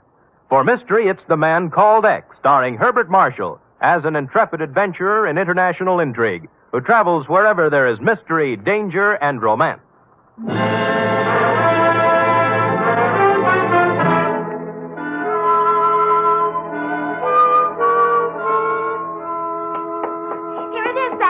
Oh, brisk, efficient Miss Perrine. You may lay it on my desk and restore your lap to its original position. Oh, yes, sir. Ooh. Comfortable, Sam? Loving every minute. Sam? Yeah? A girl can't help wondering sometimes. About what? Well, the way you described the blonde in your report. Glamorous, like the Kimberley Cross and all. You like that? Oh, I just wish sometimes someone else could be your secretary. And I'd be the one you'd meet in a room with velvet draperies and a long cigarette holder and slanting glasses and a black lace negligee. Hold it, girl, hold it. You've gone quite far enough. I know, but it's only natural for a girl to want to be glamorous, Sam. Pardon me. You show up with any of those props and I'll turn you over my knee. You like me the way I am, Sam? Yep. Why is it always this way? Just when I think I'm getting somewhere, I find myself saying, good night, Sam. My sweetheart.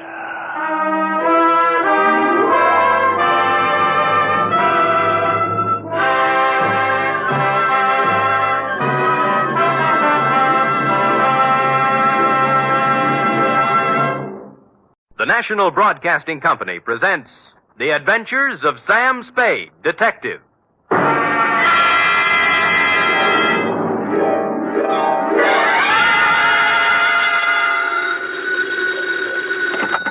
Sam Spade Detective Agency? Me, sweetheart. Oh, Well, that's a warm reception if I ever heard one. I'm here at my post, Sam, ready to do my duty. All right, let's have it. Have what? What have I done? Well... Come on. Sam, who was that lady I seen you with? What lady? What lady? Sam, for your information, there was a 5-column picture on page 1 of the Chronicle showing you with your arms around... The redhead? Yes. Ah.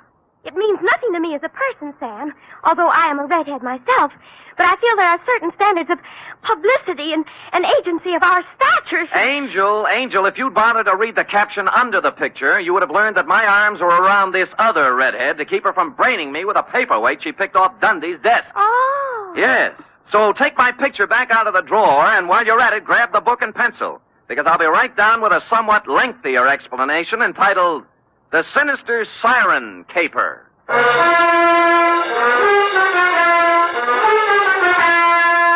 Transcribed for NBC, William Spear, radio's outstanding producer-director of mystery and crime drama, brings you the greatest private detective of them all in The Adventures of Sam Spade. Oh, a red-headed woman made a fool out of me. Effie! Miss Perrine. Oh, yes, sir. I was just... Well. Why, Sam! What a pleasant surprise. Oh? No black eyes. What? Hair comb, suit pressed. Yes, frayed, but tidy. How do you explain this, Sam? Well. I'm so used to you coming in with... Battle scars? Uh-huh. Among other things. How do I explain this? That woman is a Q if I ever heard one. Are you, Ready, Sam. That's all. That's my girl. To Mr. Donald Stryker, Bellhaven Apartments from Samuel Spade, license number 137596. Subject, The Sinister Siren Caper.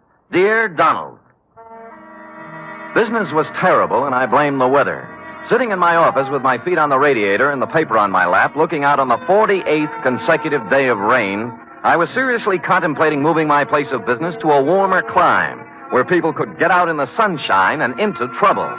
The only item of possible interest in the paper was the story of the escape of one Artie the actor, a convicted bank robber who apparently didn't much care whether or not it was raining when he busted out of the city jail. I had reached the part about some good friend and true smuggling Artie a set of keys when something prompted me to look up. And that, Mr. Stryker, is how I found you. Mr. Spade? Yes, sir? I am Donald O. Stryker. Mm-hmm. Stryker. The O stands for Ogleclaw, my mother's maiden name. Oh, well, that's nice. Sit down, Mr. Stryker. Thanks. Well, now what can I do for you? Mr. Spade, the Strykers, as you may or may not know, are an ancient and honorable family dating back to pre-Elizabeth England, with the possible exception of one southern number who is said to have once nodded by mistake to Jesse James. Mm-hmm. No Stryker has run afoul of the law. Well, good for you. One and all, we have kept our skirts clean, one and all.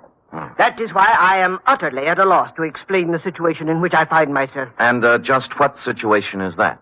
A quasi-reliable source has informed me that I am a marked man. Quasi? Yes. Why don't you begin at the beginning, Mr. Stryker? The beginning, Mr. Spade, is only 2 minutes from the ending. Oh? Yes, it happened last night. I was sitting home with a book of Plato's dialogues when the bell rang most energetically. Mm-hmm. It proved to be a man named Strutt. George P. Strutt. S-T-R-U-T-T. 2 T's.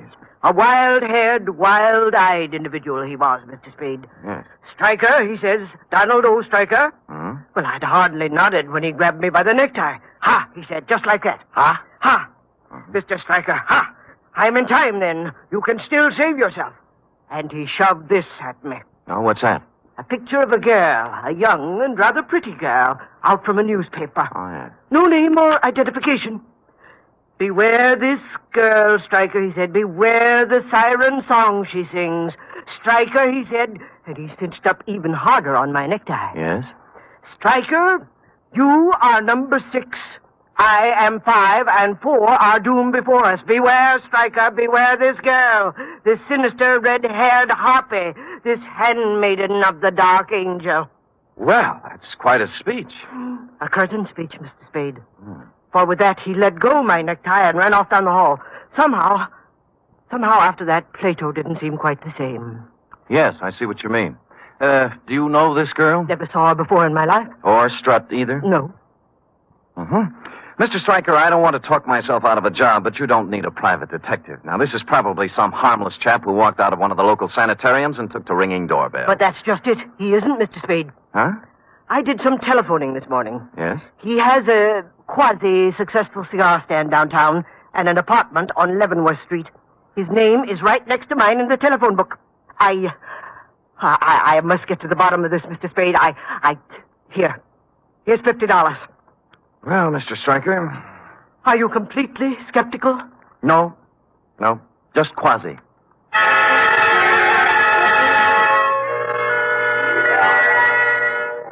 And with that, we formalized our agreement on one of my quasi-legal contracts, and I promised to call you instantly if anything turned up, and you departed, still in a quasi-quandary. Sticking the newspaper clipping into my wallet, I hopped a cab and went to Strutt's apartment on Leavenworth. Let's see, 26, 24, 22. Mm-hmm. Hoo-hoo! Hey!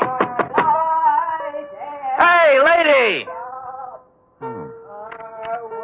Yeah, open. It was a cleaning lady, cloth on head, mop and pail beside her, testing the guarantee on Strutt's grand piano. Awake unto me. That knothead. Who? Strutt. Oh. Ain't got no respect for $1,000 grand piano. Listen to that. Busted string. Yes. It's a crime, that's what it is. Mm-hmm. What do you want, Jack? I take it Mr. Strutt isn't in. Nope. Who are you? Sam Spade, private detective. Detective? Yeah. Seems Strutt thinks someone is going to kill him. Oh, no. When did he dream that one up? You got me. You know him very well? I've come here twice a week for 15 years. You want to talk, Sam, you'll have to follow me around. Okay. Gotta get a wiggle on. Come on now. I'll get a wiggle on. You think he was dreaming it up, huh? Now, let me tell you about George Strutt. Yes. Let me put that bucket down. Out, please. Oh, there. sorry. He is 68 years old, to my knowledge, and in them 68 years, one important thing has happened to him. He was born. Oh. George just reads too many cheap books, that's all. Well, no girlfriends? No. Well, now, wait a minute. Let me see. There was a woman about 8 years ago in the bird-watching club he belongs to, but that laid an egg. Bird watching. Any enemies? How could a man like George have enemies? Nobody notices him. He matches the rug. Now, look. He goes to lodge meeting twice a month, to church every Sunday. He doesn't smoke, drink, gamble, spit on the floor, or chase women. Mm-hmm. Got no other bad habits. No car, no house, no money, no prospects. Yeah. Look out, I gotta get into that closet. Oh, yes, yeah. So why would anyone want to kill George Strutt? He's been dead on his feet for 20 years. Why, when I see George, I'll give him a piece of my... George! I turned in time to see him lean out stiffly, pause like a falling tree, and then topple to the floor. Followed closely by the cleaning lady, who must have agreed before she fainted that George didn't match the rug anymore. While this struck a false note in my mind, it explained the false note in the piano. The missing string was wound around his neck.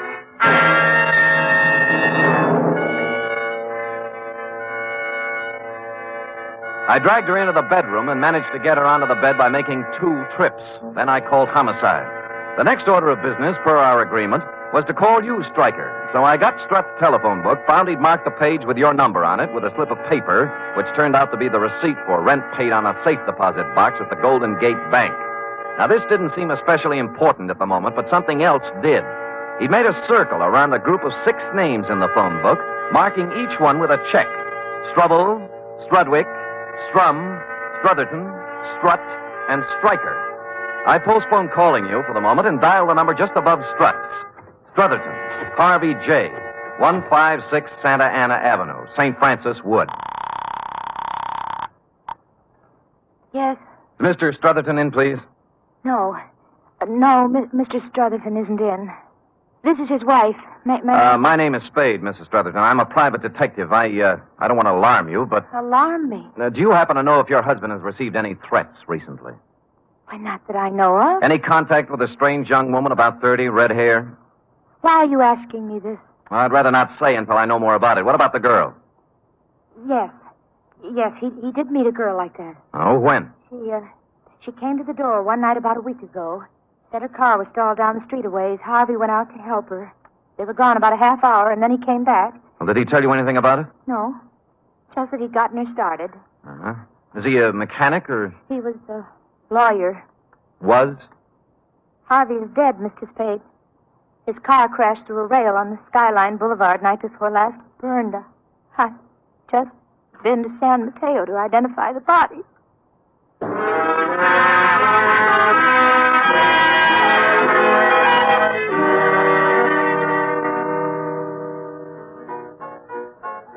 Strum Joseph P., 828 Howard Street. Yeah, that's Joe. There's your beer. Thanks. You know Joe pretty well?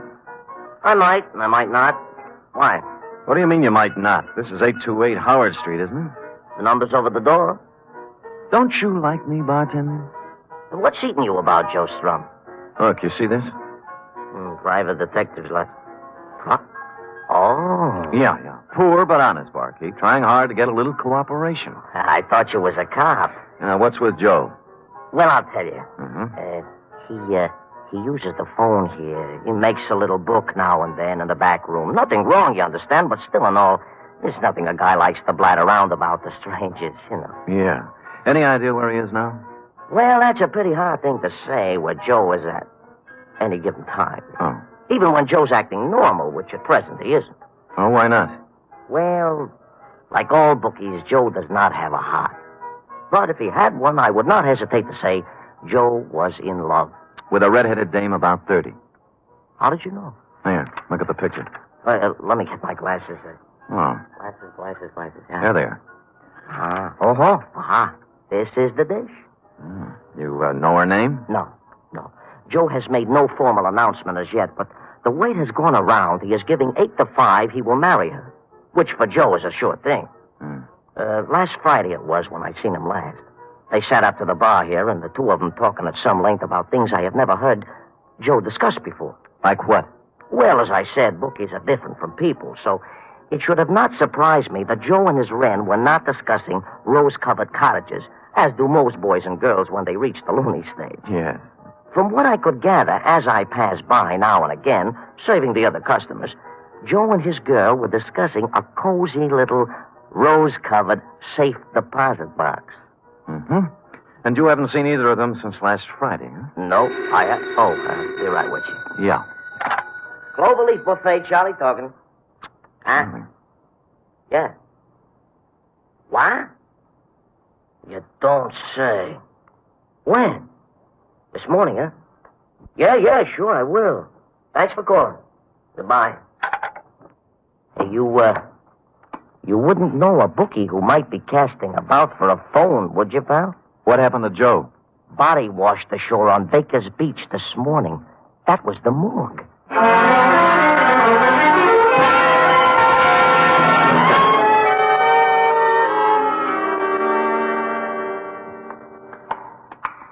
I know what you mean, Sam. Marks, abrasions, contusions, indications of foul play. That's right, Maxie. Did you see the police surgeon's report? Yeah. Shot of dope and shoved into the briny. Person or persons unknown. Well, pretty hard to do by yourself, huh, Sam? Yeah. Oh, you wish to look on Joe Strum, I take it. Yeah. This it? Yeah, let's see. Yeah. Oh, no. This is the wrong one. This is Strudwick. Wait a minute. Strudwick. Anthony P. Are you know him, Sam? Yeah. 28 Genoa Place, Bayview 72118. Nice-looking boy, they said. Friend of yours, huh? No. Huh? Well, then how did you... Brand new league I'm in, Maxie. We call the shots ahead of time. Now, what about Strudwick? Old artist. Lived on Telegraph Hill. Got drunk 3 nights ago. Walked out his studio window on the 4th floor. All alone at the time. Well, if anyone offers you odds on that, grab it. See you later, Maxie. Yeah, but ain't you going to look on Joe Strum? No. Well, it's up to you, Sam. So long, Strudwick.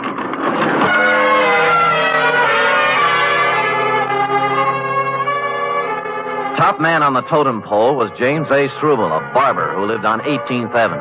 I called, no one answered. So I made what by now had become the obvious deduction. I went to headquarters and checked the homicide reports, likewise the accident files and the traffic detail. Surprise! No James A. Struble. So I switched abruptly from the S's to the D's and called on dear, patient, understanding Lieutenant Dundee. Who's going off half-cocked? You! If you weren't such an idiot, you'd see what I'm talking about. No, listen, Sam, I'm no green pea. I've been kicking around homicide for 30 years. Long enough to know you gotta have a motive to build up a case. Yes. How can you stand there and tell me a red-headed dame opens a phone book, draws a ring around 6 names, and then runs out quick and knocks them off? I didn't say that. Ah? And why do you want me to put out a general pickup on James A. Struble? Because if he isn't dead right now, he will be. The dame? Dundee, no dame could strangle a 6-foot man like Strut with a piano wire. She's working with someone. Sam, I love you, believe me, but try to see my side, will you? So I put out a general on Struble, and we pick him up, and he screams. And the chief hauls me in to ask why. And I tell him we put the pinch on Struble because his name is ticked off in somebody's phone book. Why... Hey, who are you? Lieutenant. I want to see the lieutenant. Hey, is he drunk? Well, ask him. Oh, yeah. What's your name? Struble. James A. Struble. I want to report a murder. Or who? Me.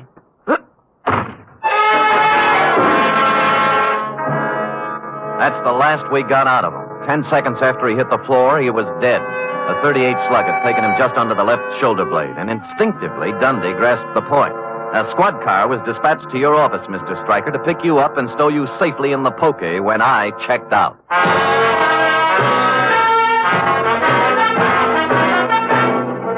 You are listening to the weekly adventure of radio's most famous detective, Sam Spade.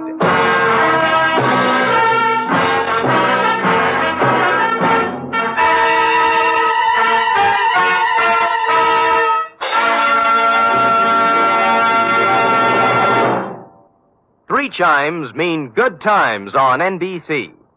This Sunday, the glamorous and very unpredictable Tallulah brings you another gala broadcast of The Big Show.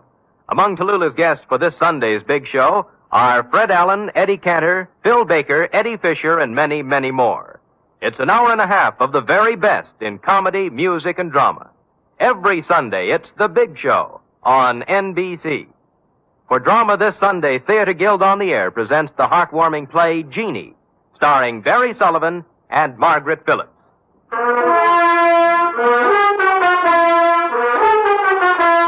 And now back to the sinister Siren caper, tonight's adventure with Sam Spade.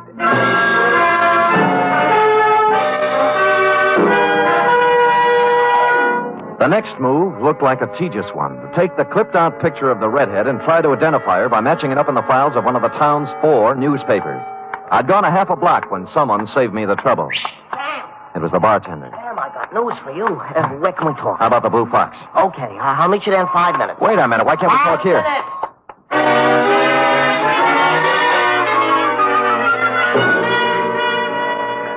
minutes. Cheers. Yeah. Sorry, Sam, sorry. Well, you're in sad shape, bartender. What happened? The redhead. Joe Strum's girl. She was in. When? An hour ago. She was loaded to begin with. And when I poured her a couple of stiff horns on the house, she begun to talk. Oh? Sam, crime is rampant. Yeah, for instance? Well, from what she told me, Joe Strum was dwelling in a fool's paradise. Much talk, many promises, and an occasional smooch. But when the score is added up, Joe never gets past his own 10-yard line. Whose girl was she? Whose girl? Prepare for a jolt, Sam. I'm holding onto my chair. Artie the actor. Artie the actor? Artie the actor. The picture you showed me was taken at his trial. Oh. She was sitting right behind his lawyer. Wait a minute. The safe deposit box. Yeah? How much is Artie supposed to have stashed away? She told me. A solid $500,000. Now, numerous insurance officials and a hatful of private dicks are openly curious as to what happened to the dough. Yeah. And the ranks of the curious have just been joined by Artie himself since he busted out of the jug. No dough? The cupboard is bare. Why'd he take the box out in Joe's name? She says Artie's a whimsical type guy. You know what he does? What? He flips the phone book open when they pull into town with the dough and picks himself 5 names in 5 banks. 6 names, you mean? No, 5, she says. Well, Stryker was on. Huh? Never mind. So Artie figured with the money in 5 different legitimate names, it couldn't be traced to him if he got tapped, huh? Which he does get. Tapped. And convicted besides. Now, the dish looks upon Artie as in the deep freeze and hustles around to each of the 5 guys with a proposition. So? Artie becomes wise to this and takes them up in order when he busts out. Cheers. Yeah.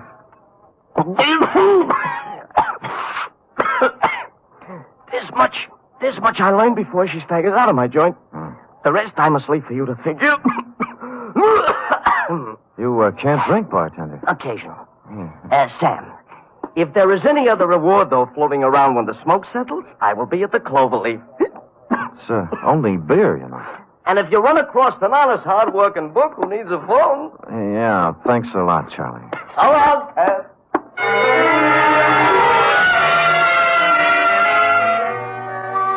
Charlie wiped the froth off his chin with a napkin and took off. I let him have a healthy lead, then tailed him. It was quite a tour, too. Into the morgue, across the street, out the Kearney Street door, then onto the California Street cable car, and up Nob Hill to the Fairmont Hotel, where he hustled into a yellow cab number 462 and drove off. And waiting for him in the cab was the red-headed dame. There were no other cabs around to follow him, so I waited a half hour until he got back, waved a bill under the driver's nose, and climbed back on the merry-go-round. He let Charlie out at his own place, the Cloverleaf, and then driven downtown to a flea bag called the Shoreside Hotel on the Embarcadero, where he left the redhead. I woke up the desk clerk and shoved the redhead's picture under his nose. Let me see. Seems like... You recognize him? Sure. Clara Bow, the movie queen, ain't it? Gonna win anything? Look, friend, she was just here. Clara? The girl here. Oh, and she ain't Clara Bow? Right. She ain't Clara. She just drove up in a taxi. Ann.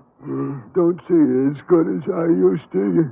You see, the glasses hurt my nose. Look, she just drove up in a taxi. Did you see her come in? No. I must have been dozing away. Yeah. I seen her come out, though. Huh? Yeah.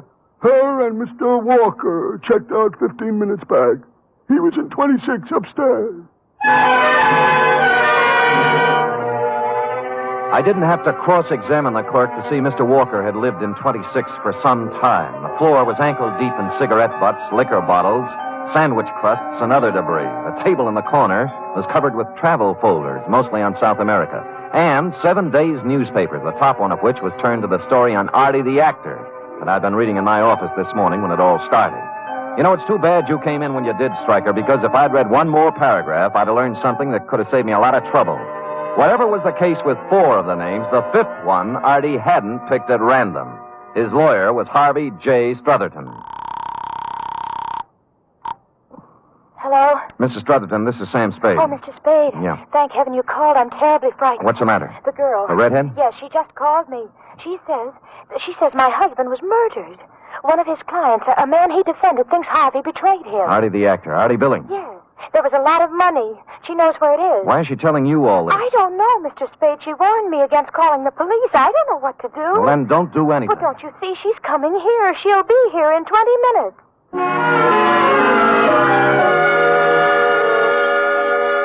I made it in 15, left the cab a block away, and walked down Santa Ana Avenue to number 156. The night fog had moved in, making it tough to follow the path through the high shrubbery to the door of the house. Mrs. Strutherton hadn't helped matters any by turning out every light in the joint. Mr. Spade? Yeah. She here yet? No, come in. Why'd you turn out the lights? I thought I was being watched. There's a fire in the living room. This way. The shades and draperies were all pulled. The windows shut tight. The house had the musty reek of a room that's been closed up for a long time. She guided me around the dining room furniture and through the doors into the living room, sat me down in front of the fire.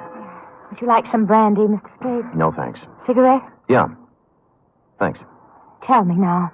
Tell me, I want to know everything. This man my husband defended. You know he's out of jail? I saw the papers. Why would he kill Harvey? After my husband did everything in his power to get him acquitted. Money. A lot of money. How much? $500,000. How about a match? Oh, yes, of course.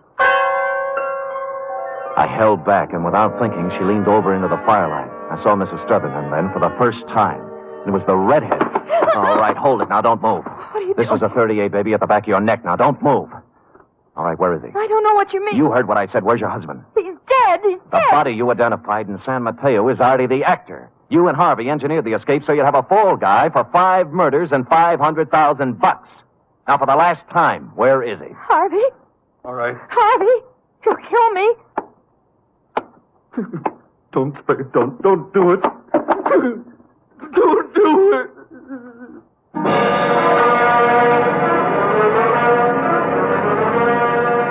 I didn't have to. A few months hence, the state of California will do it the legal way. It was a long ride round Robin Hood's barn striker, but you wanted to get to the bottom of it, so there it is. Period. End of report. Sam, what about the money? They're still looking for it, If. Harvey has thus far chosen not to talk, but Dundee hasn't really turned on the persuasion machinery yet. Who knows? Maybe he's opened the phone book at the P's and put his finger on Perrine, Effie. Oh, don't even think of it, Sam. I'll settle for $26.87, which represents the shortage in my check covering the period. Effie! What, Sam? Can I believe my ears? What? I look back upon the past 12 hours. How to keep our little organization together, to stave off the bill collector. Oh, Sam. I placed my life in jeopardy, tangled with a murderess, used my poor, tired body as bait for her savage conspiracy. Sam, I'm sorry. Ferreting my way through morgue and crime-ridden alley to finally win the fight, and then to come home expecting a cheery welcome, and to get instead scurvy innuendos and a bill for $26.87. Oh, forget it, Sam. Don't ever mention it again. I'm sorry. Well, that's my girl. Here, 10, 25, 6, 7. $27. Now we're all square. Thanks, Sam. Thank Now, you. come here. Now, you can bring me the 13 cents tomorrow. That's my boss. Good night, Sam. Good night, sweetheart.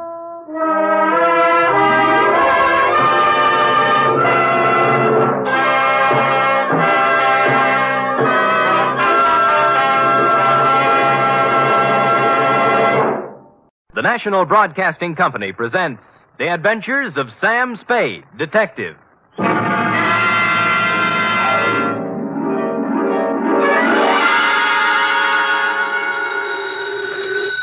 Sam Spade Detective Agency? Me, sweetheart. Oh, Sam.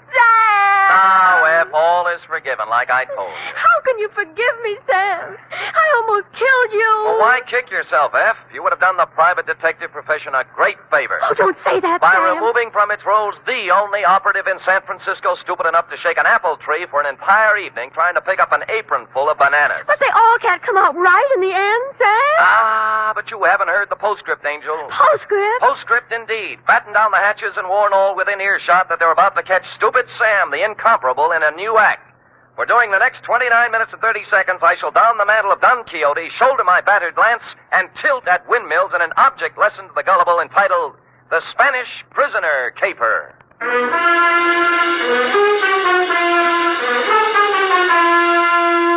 Transcribed for NBC, William Spear, radio's outstanding producer-director of mystery and crime drama, brings you the greatest private detective of them all in The Adventures of Sam Spade.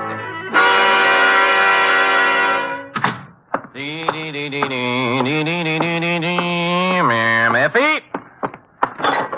Yep. I don't know what. Oh, now, there, Angel. Don't cry, little girl. Don't cry. I'm so stupid. You might have been. Hush. Yes. We'll have no more of it here. But Not a word, not a word. Book, pencil. Yes, sir. Go ahead. Date, fill it in to Miss Marjorie Loveland, Brockhaven Apartments, from Samuel Spade, still license number 1375596. Down, Effie, down. Subject, the Spanish prisoner caper. Dear, dear Marjorie. When they made you, darling, they threw the mold away. In this day of the emancipated, self-sufficient, 100% competent female, it came as a fresh breeze and a boost to my masculine ego to run across a lady, white-haired and fragile withal, who needed protection. After meeting you, I knew what the fellow had in mind when he wrote, "Heaven will protect the working girl." As a matter of fact, you could have been the very girl, since you and the song were about the same vintage. Do please sit down, Mr. Spade. May I fix you some tea? No, thanks. I planned to come to your office, but I decided I just couldn't risk going out at this time. Oh, why's that? Well, he might come, you see. And I'd never forgive myself if I was out. Oh, who's this? Senor Palmera. Oh. Oh, he's more than a week overdue now, and I'm on pins and needles. I gave him my address here at the Brockhaven. But there's the Brocklebank and the Brockhurst and the Brockmorton and the Brock. Yeah. It would be so easy for him to become confused, being a stranger in town. Well, I'm a native. I'm confused myself. Well, I thought perhaps you could locate him. He should be back from Mexico by now with Don Luis. Don Luis. Dear me. So many things could happen to them. Walking the streets with all that money. What money? The gold and the precious gems. How about starting all over again? Why? Haven't I made myself clear, Mr. Spade? Well, I have the end fairly straight, yes, but if you'll give me the beginning, we'll have everything. Well, I suppose the beginning was 3 weeks ago. Where? In the lobby of the Grand Hotel for Women. I see. I was staying there temporarily while I was waiting for this apartment, you see. So? So, the day I got word I could move here, I packed up and had them take my things out to the taxi. Then I went to the desk and got my money from the vault. Oh, how much? $840. Cash? Yes, in bills. My annuity money had just come from the East. Well, I just put the bills in my purse and was starting out the door when it happened. This voice came over my shoulder. A soft Latin voice saying, Senorita, I come to you on a matter of terrible urgency. And lo and behold, it was Senor Palmera. How did you know? Oh, I have a feeling for those things. Go ahead. Well, his uncle, Don Luis Alvaro, was in terrible trouble, he said. In prison in Mexico City on some sort of trumped-up political charge. And the family, though noble, was financially impoverished. Yes, except... Except for a casket containing the family jewels and an assortment of priceless heirlooms, all hundreds of years old, hand-wrought of the finest virgin gold. Mr. Spade, how everything... Said caskets and its precious hoard being hidden away in a secret place known only to Don Luis. All he needs is a paltry $840. It was $1,000. I went to the bank. A paltry $1,000 to bribe a jail official, and presto, Don Luis goes free, unearths the casket, and rewards you with an ample share of the family treasure. Mr. Spade, you've talked to Senor Palmera. Nope. How badly do you need the dough? Need it? Why, good heavens, Mr. Spade. It's all I have until next June.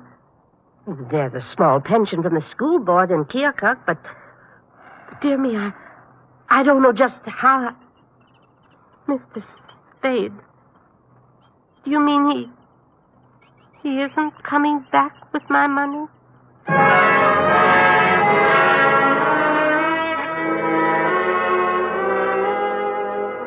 The truth of the matter, Marjorie, was that you'd fallen for the Spanish prisoner's swindle. A hoary old chestnut that goes back to the day of P.T. Barnum and before.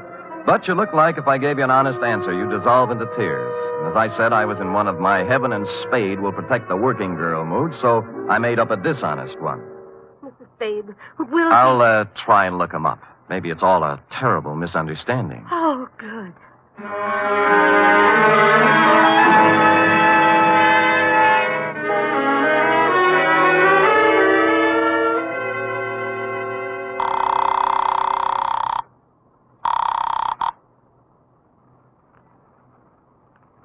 That's knit to and slip to, isn't it, Dorothy? Effie? Free? What'd you say? Miss Perrine. Oh, Sam Spade Detective Agency. Mr. Spade is... This is Mr. Spade, charming one. Oh, Sam, I'm sorry. Yes. Dorothy's here, and I'm trying to learn to knit argyle socks. Well, fine. Drop all stitches and look in the file for me, will you? I remember getting a circular a while back on a con man who was running the Spanish prisoner around here. What would it be under, Sam? Spanish prisoner? Con games, obsolete. Get out the file. Oh, just a minute. It's Sam, Dorothy. Count those stitches while I look in the file. Confidence game. Oh, here. You told me to knit to and slip to, I'm sure. Sam! Yeah? I found it. His name's Pedro Rodriguez. Rodriguez? There's no address, but it says he habitually associates with somebody named Lolita Montoya. Sounds Spanish. Slightly. Any address for her? 615 Mason Street. Fine. And that's all there is, Sam. Mm-hmm. Oh, golly, I'm so mixed up with these darn argyles. Oh, what's so tough about that? Well, you ought to try it sometime. What row are you on? 27th. Knit 3 and slip 1, she says, and I... She's wrong. Knit 2, slip 1, knit 1, pass 1, and knit 1. You got it? Sam! How versatile! Nothing at all. I've been going out with a gray lady.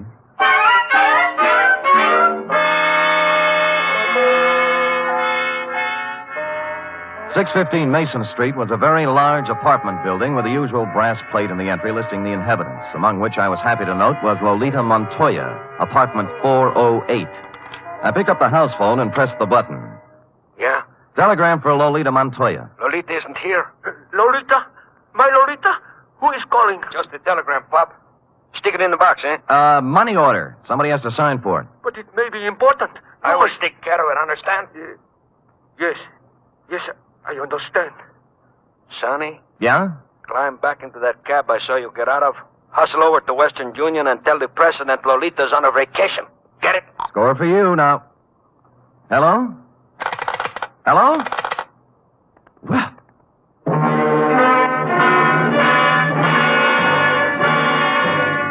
Nothing daunted, I punched a few bells until one of the less suspicious tenants gave me the front door buzz, walked in, and took the automatic elevator to the 4th floor. Or I should say toward the 4th floor, since halfway between the 3rd and 4th, she quit cold. The elevator, that is, but there are devices for such things. I pushed the button marked emergency, and it took me only 50 minutes to get out, assisted by the janitor, the manager, and 12 tenants. The doors on the 4th floor, it seemed, had been carelessly pried open and held that way by a magazine carelessly stuck in the crack. Continuing my stealthy approach to 408, I found my man and his pal had somehow sensed I was coming and run off without stopping to close the door. The apartment was filled with cigarette smoke and not much else, a bed, an empty dresser, and a table on which were one pot half full of foul black coffee, a little pointed gadget that looked like a nut pick, and a handful of metal shavings. I was contemplating what connection, if any, this had with your missing $1,000 when... Yeah? This is Stuyvesant, Pedro. I just wanted to inquire how everything is coming along, if at all. See, great. How much? Well, there's 1,000. Is it good? Oh, gee, boy, what do you think? Pedro, this here is joyous news. Like you said, Pedro, our Spanish prisoner is a valuable man. Huh? I must hustle over to the lighthouse and inform Lolita. Lighthouse? She has been very conscientious in the role, Pedro, very. Oh, see, great. It's not every girl who would sell out her grandfather so readily, Pedro. Nope. We must not take Lolita for granted. I will give it a new rumble, and we'll see you tonight at Simplex. Right? See, right. Au revoir, Pedro. Au revoir? What au revoir? Oulé, Stevie.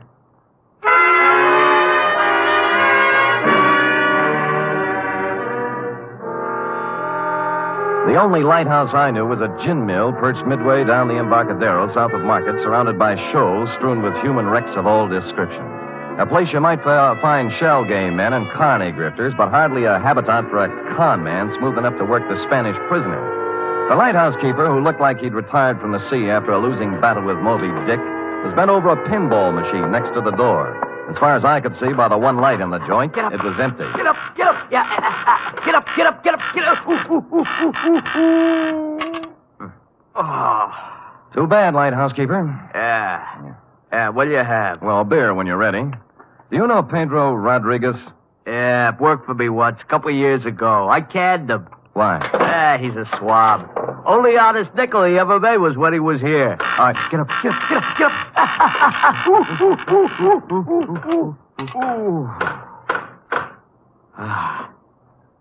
Thanks. Yeah, crooked swab is Pedro Rodriguez. He's up to something right now, if you ask me. Spanish prisoner? Oh, you mixed up in it too, huh? Nope, I just want to be. How does it go? Well, I don't know much about it, only it seems to smell. See, Pedro was sitting at the bar the other night with another swab, talking about an old Spanish gent who's going to make him $1 million. Just come over from Spain. Get up.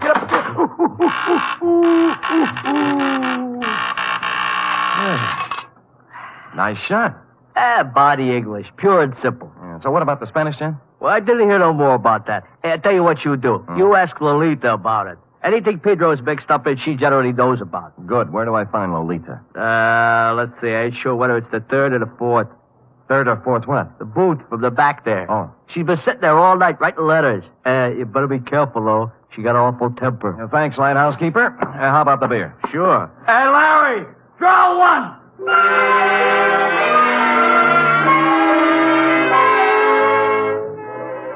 So Larry drew one, and I took it down to the bar to a point opposite booth number 4, which indeed contained Lolita, a fragile little thing wearing a turtleneck sweater marked Stillman's Gym.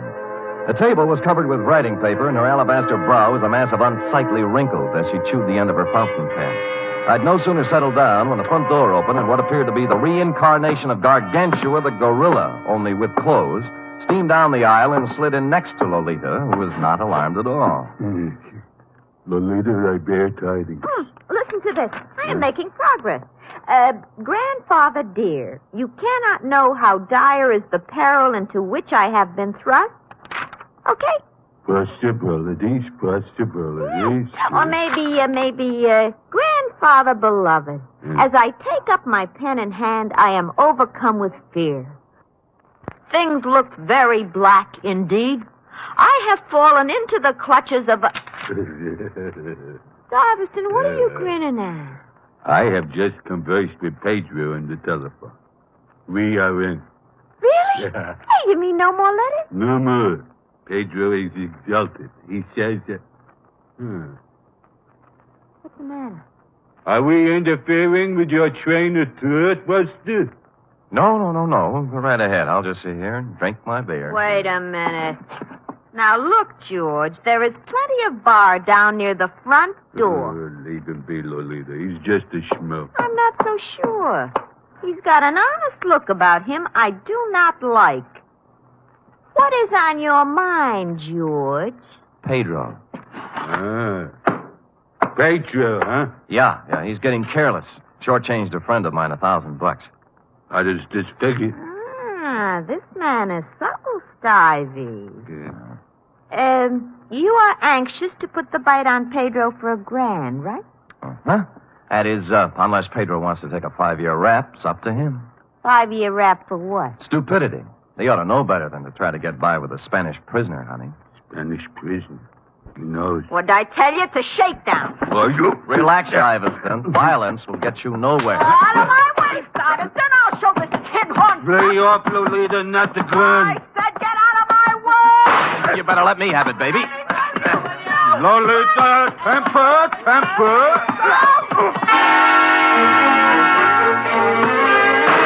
I got hold of the gun with one hand while Lolita chewed on my other one. Stuyvesant, meanwhile, catching my head under his arm like a nutcracker and kicking me in the stomach with his knee.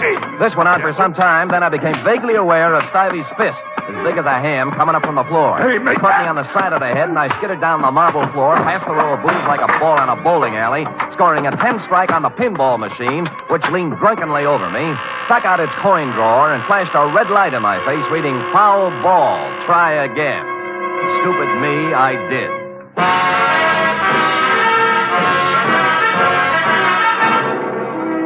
You are listening to the weekly adventure of radio's most famous detective, Sam Spade.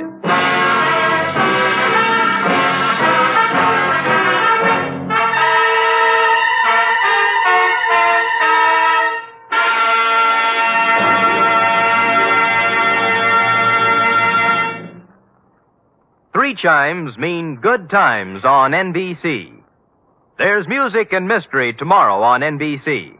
For music, your hit parade brings you the top tunes in the land, as selected by you and presented by Raymond Scott's Orchestra, Eileen Wilson, and Snooky Lanson.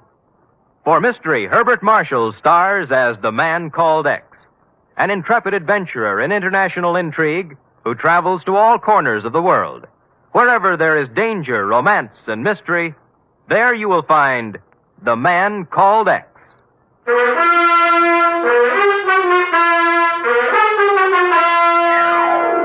And now back to the Spanish Prisoner Caper, tonight's adventure with Sam Spade.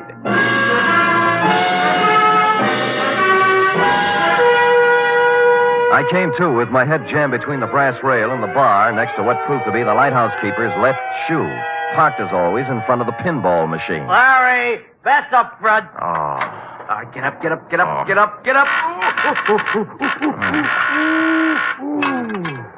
Where are they? Top hole is all filled with 3 balls to go. Congratulations. How about Lolita and the mug? Oh, Deb. All right, get up.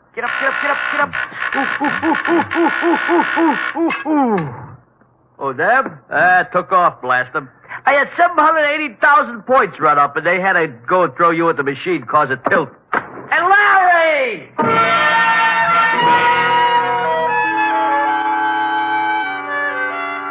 I sat until the buzzing in my ears quieted down and tried to hark back to the phone conversation with Stivey in the apartment. It came eventually, and I pried mine host, the lighthouse keeper, away from the pinball machine and sat him down next to me with the yellow and standard sections of the telephone book. Simplex Bar Supply? No.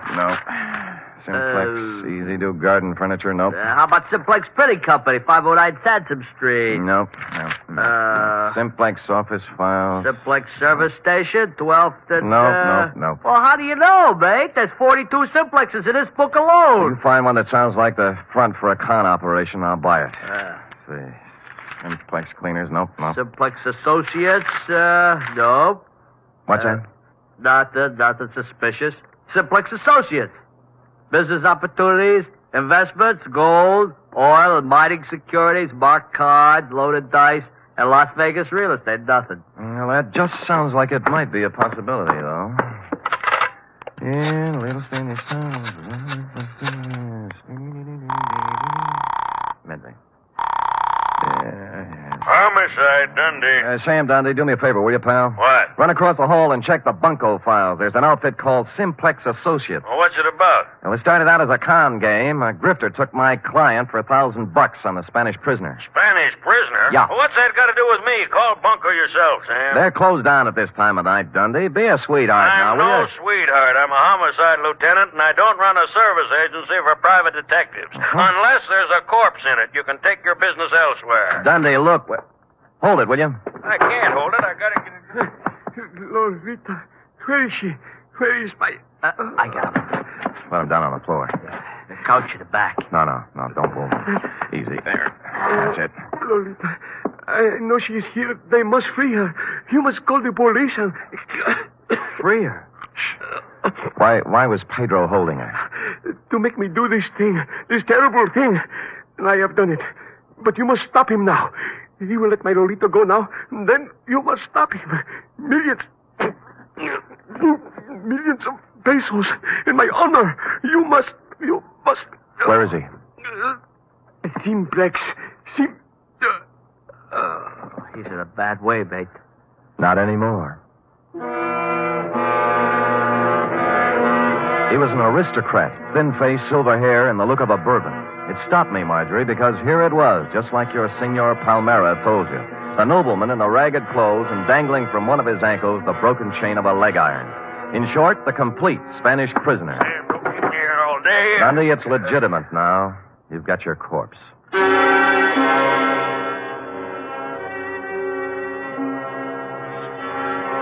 There was nothing on him to indicate who he was or where he came from, but I had a feeling I'd seen him before. After making the lighthouse keeper promise me he'd lay off the pinball game until Dundee arrived, I took off for my office on a very practical errand. Buckling on my .45, sweetheart. If I had a light tank and a bazooka, I'd take them, too. Oh, Sam, your face is I know, sweetheart. Oh, Sam, about the Spanish prison? Well, there's a real Spanish prisoner in this one, F. He's dead now, by the way, and from the cheap grift of $1,000 from a poor retired school teacher. We're now up in the $1 million bracket. They got a murderous ex-Corrine playing like she's been kidnapped and writing extortion notes to her grandpa, and a mug who looks like a monkey's nightmare, and nut picks and metal shavings, and someplace or somebody named Simplex, not to mention... Oh, Sam, stop it. It's all my fault. I was so mixed up with the Argyles. What have the Argyles got to do with it? When you called about the file, the circular on the confidence man. Yeah? I was looking under Kong under the C's, but I got out the one next to it by mistake. No. Yes. The one marked counterfeiters. Only then did I remember where I'd seen the old man before. The paper was still on my desk, and his picture was still on the front page over an article that ran something like this. Search on for ex-Spanish Treasury official. Police today were still without definite leads in the search for Raymond Montoya, former chief engraver of the Spanish Mint. Montoya, who arrived in San Francisco 3 weeks ago to visit his granddaughter, vanished from his hotel room shortly after checking in. etc., etc., etc. Yes, Sam? Call Lieutenant Dundee at the lighthouse on the Embarcadero. Also call the Treasury Department. Tell them both Pedro Rodriguez and his two assistants are even now busily running off currency from plates engraved by Raymond Montoya at the Simplex Printing Company, 509 Sansom Street. Yes, sir.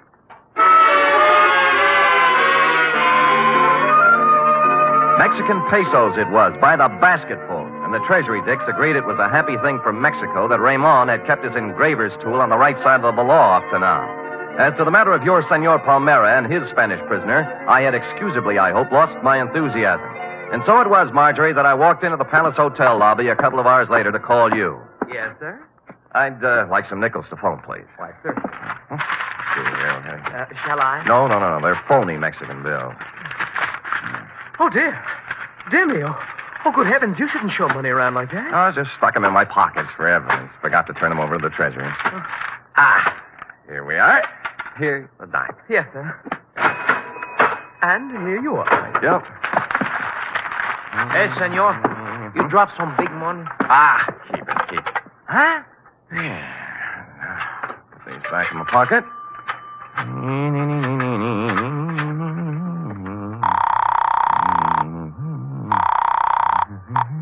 Excuse me, please, senor. Hey, Chum, look, I want to talk on you. Hello?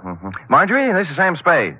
Look, senor, I got to talk to you. Mr. Spade, did you find him? I'm sorry, Marjorie. I beg your pardon, senor. Just a minute, Marge. Look, buddy, you can have the phone in a minute. Now, will you relax? You mean my money is gone? I'm afraid so, Marge. It's an expensive lesson, but it's worth it if you remember, honey. From now on, never flash your money in public places. Senor, please. I'm almost through. Will you wait a minute? And never trust strangers, Marge. The world is full of sharks looking around for easy, middle-aged ladies with bankrolls. But he seemed so honest, Mr. Spade. That's the trouble. The way he came up to me and said, Senorita, I come to you on a matter of terrible urgency. I know. He saw your bankroll, and he come figured... to you on a matter of terrible urgency. Figured you look like an easy mark, Marge, so... Senor? Just a minute, Marjorie.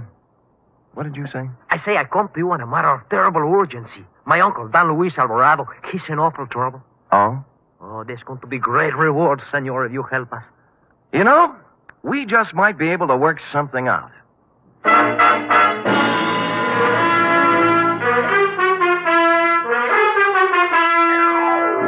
Well, Marjorie, he had $1,358, from which I deducted your $1,000 enclosed herewith, plus $58 representing my standard retainer.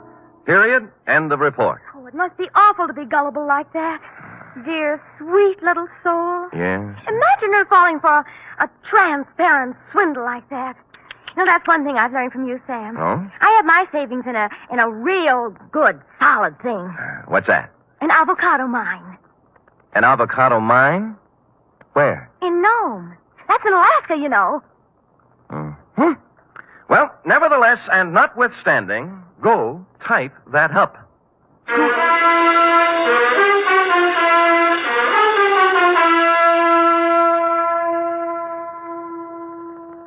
Three chimes mean good times on NBC. For something new about the Army, hear the Phil Regan Show every Sunday on NBC.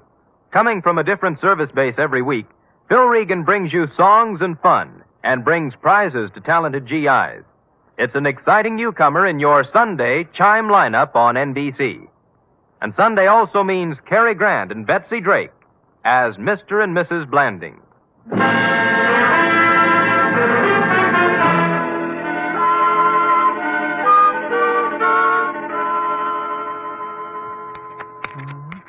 Here it is, Sam.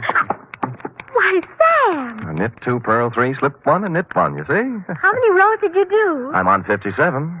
Are you sure you're right, Sam? Well, look at it. Have you ever seen such argyle? Well, that's what I mean, Sam.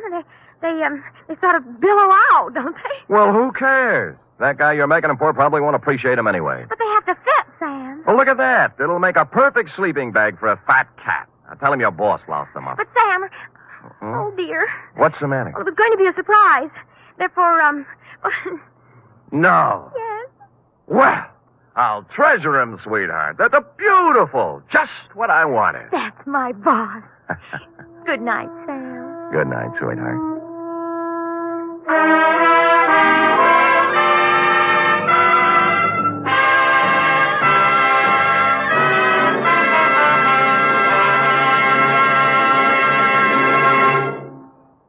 National Broadcasting Company presents The Adventures of Sam Spade, Detective.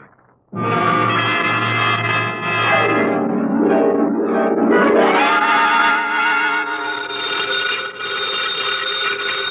Spade Detective Agency. Buono.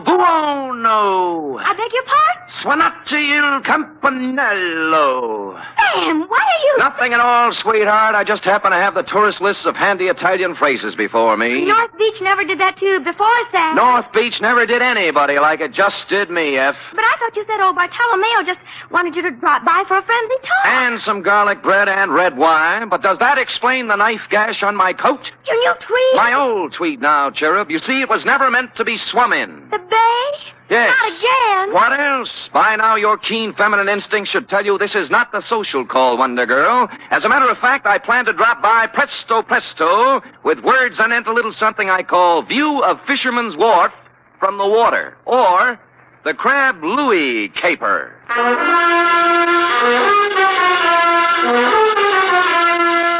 Transcribed for NBC, William Spear, radio's outstanding producer, director of mystery and crime drama, brings you the greatest private detective of them all in The Adventures of Sam Spade.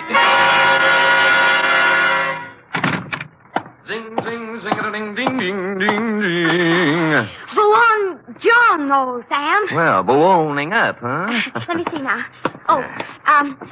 Desidero un carburatore per la carrozzella. Great. What's it mean? I found my secretary's list of most used Italian phrases, Sam. It means, I want a carburetor for my voiturette. I'll remember that. Shall we proceed with the business at hand? Ready, Sam. Date, fill it in. To Bartolomeo Maggiore, copy to Lieutenant Rossi, North Beach Division, from Samuel Spade, license number 137596. Subject, the Crab Louis Caper. Dear Bartolomeo, Fisherman's Wharf, as you know, is as changeable as an Italian wench. All smiles and laughter of a Saturday night with the lights blazing in the Cioppino palazzas and the tourists 3 deep around the steaming cauldrons outside. But it's something else again of an early dawn. Dark and lonely and quiet, except for the mutter of engines as the crab boats nose out into the fog that hang over the gate. Last night was somewhere in between. The lights were blinking out as I left my cab and walked over to your place of business, a gaudily painted building at the foot of the wharf with a red, yellow, and blue sign reading Museo Maggiore. Curios, souvenirs, waxworks. Admission 10 cents.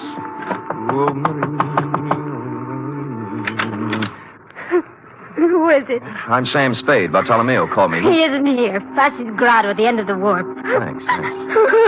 Look, is there anything I can... Sorry.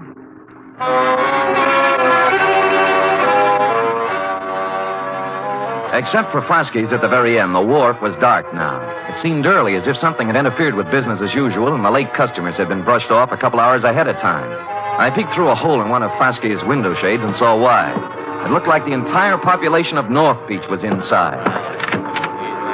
If everyone is ready... Un momento. Who's this? Me? Yes, you. What do you want? I'm Sam Spade. Bartolomeo Maggiore sent for me. Bartolomeo. Conoscete il signor Spade? Ah, sì. Obrigatissimo, Vasquez. Ah, there, Mr. Spade. You are wondering why you are here? Well, as a matter of fact, I am, Bartolomeo. I thought that... I know. It is about my son, Louis. My son, my only son. Oh, he's inside? No, not inside. Out in the darkness somewhere. Cold and alone. You mean he... See.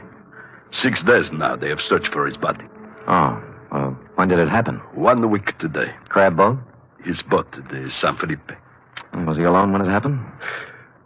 You detectives. You strike the point. My Louis always he fish alone. Until this time. Who went out with him? Dominic Torrio, his friend, Dominic. This gathering is assembled in Dominic's honor, you see. You mean a hearing or something? Something more than that. Come, listen to them. I'm a sick!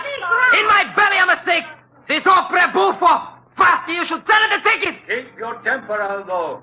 State facts. Facts, huh? All right, fact. 6 years, Louis fished the crab alone. Each day he's a lay over clothes to break a line and string it apart. Each day he's a bringing the San Felipe home, okie-dokie. That's right, everybody. Sure. Until one fine day, Dominic hit to go with Louis to help. Aldo, we must deal in facts. Dominic is suspended. Back in the truth. He's a kill Louis. Sure, he's a kill Louis. And you know why? Because he's a wanted Rosalia. That's why. See how it is. Who's Rosalia? You must have seen her at the museo. Crying? Yes, with reason. Next week, she and my Louis were to be married. It's tough. You think this Dominic was in love with her, maybe? I think nothing, senor.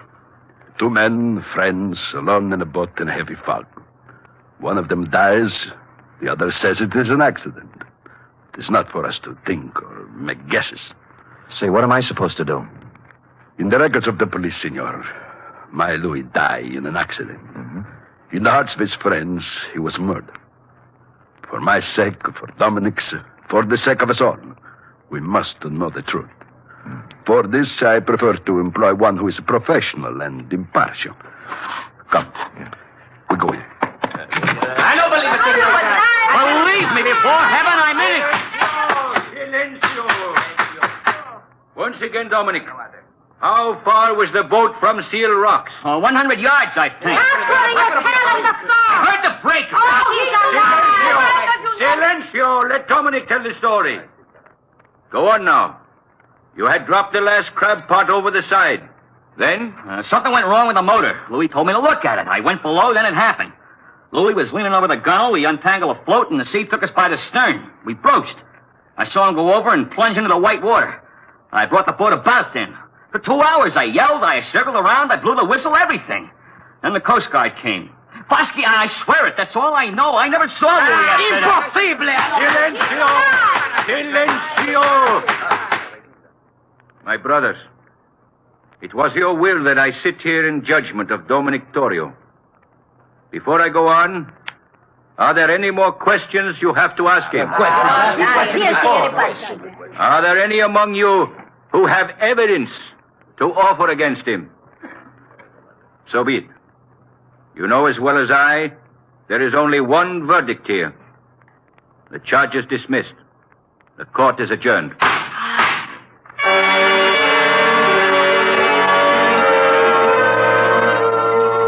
Everyone was still for a second, like a big tableau.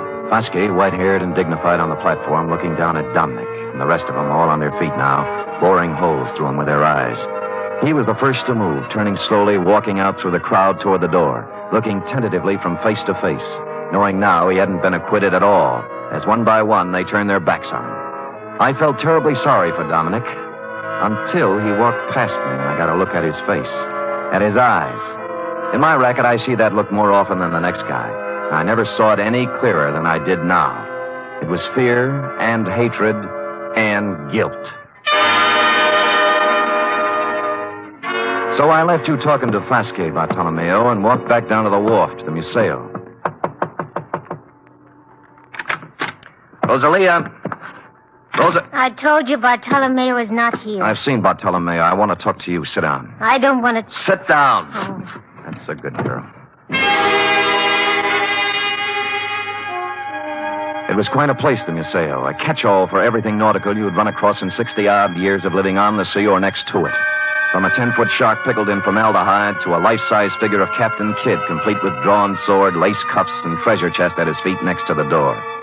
I turned back to Rosalia, sitting on a rum keg under a flickering hurricane lamp, the only light in the room. What do you want of me? Bartolomeo wants the truth about what happened on the San Felipe. They're deciding that at the meeting. They already did. They did? You mean Dominic...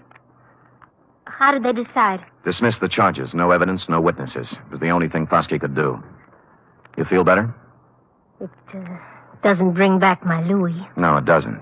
Dominic's going free now, from both the law and his people. No vengeance for Louis. Why were you crying when I came by tonight? Haven't I the right to cry with my Louis? Drop it. Huh? Why didn't you go to the meeting? Afraid to give yourself away? I didn't feel like it, that's all. You're a Sicilian, Rosalia. Vengeance is pretty important to you. If you'd loved Louis, you'd have been in there screaming for Dominic's scalp. You shut your mouth. But no, you sat home crying. Not for Louis, but for Dominic, right? How long had it been going on? Did you know Dominic was going to kill him when they put out in the San Felipe? Why would Dominic kill him? Well, that's a stupid question. He's in love with you. In love with me. In love with me. Drop it. Drop it, Rosalia. In love with me? Oh, I wish it were so. Huh? He killed for me. Is that what they say? It's all very flattering, very. I love Dominic. I've always loved Dominic since I was a little girl. I threw myself at Dominic, and I begged him to marry me. That's not easy for a girl to do, Mr. Spade. I begged him, and I promised to work for him, to be his slave. You know what he did? He laughed and he spit upon me. And you stand there and you tell me that he murdered for the love of me. You wouldn't walk across the street. All right. Take it easy now. Come on, take it easy. So I do the silly woman thing. I promise myself to Louis. To crazy Louis, to a madman. Crazy? You don't believe that, huh? Louis the Great, il Campione. A champion of the crab fishermen who dares to fish right on the breaker line. Catches more crab than anyone else. Louis the Fearless. Do you know why he's fearless? He's too crazy to be afraid. What do you mean? He mutters. He talks to himself of great riches, of thousands of dollars, of him and me. Louis the crab fisherman and me, living in the finest house in North Beach. When was this? Last week. He went up in Bartolomeo's attic one night and he came down with a big hunk of his raw wax from the waxworks. A tresor, he called it. A stupid lump of wax. And he held it up before me, so. And he says with a mad gleam in his eye, "From this, Rosalia, from this I will carve for us the biggest, finest house you can dream of. Here, look." What's Captain Kidd got to do with it? He puts it in the treasure chest. See? You will keep this a secret, Rosalia, he says, if you love me. And he laughs again like a madman. Me love Louis Maggiore? I hated him.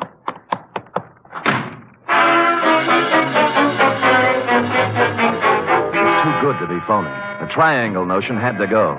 You could hardly blame Rosalia for thinking he was crazy. And the treasure chest was a hunk of tallow. Not a very fresh hunk at that. And Louis's routine with it must have hit her like the graveyard scene from Hamlet. Therefore, having no theory, nor evidence, nor witnesses, I also had no motive. As always in situations like this, I did the sensible thing. I went home and went to bed. Or I thought I went to bed. Hello? Spade? Yeah. I got a tip for you. No? Find yourself a nice, dirty divorce case somewhere and stay out of North Beach. Well, this almost sounds like a threat. Call it advice. There's $100 in the mail for you. You'll get it this morning. Plus a bribe? A gift. Can I keep it if I don't play? If you don't play, you won't need it. I suppose it's useless to ask who this is. Louis Maggiore. Say that again? Louis Maggiore. Shall I spell it? You might explain it. You talk to Rosalia. Figure it out for yourself. Sure. So she never loved you, and you knew it.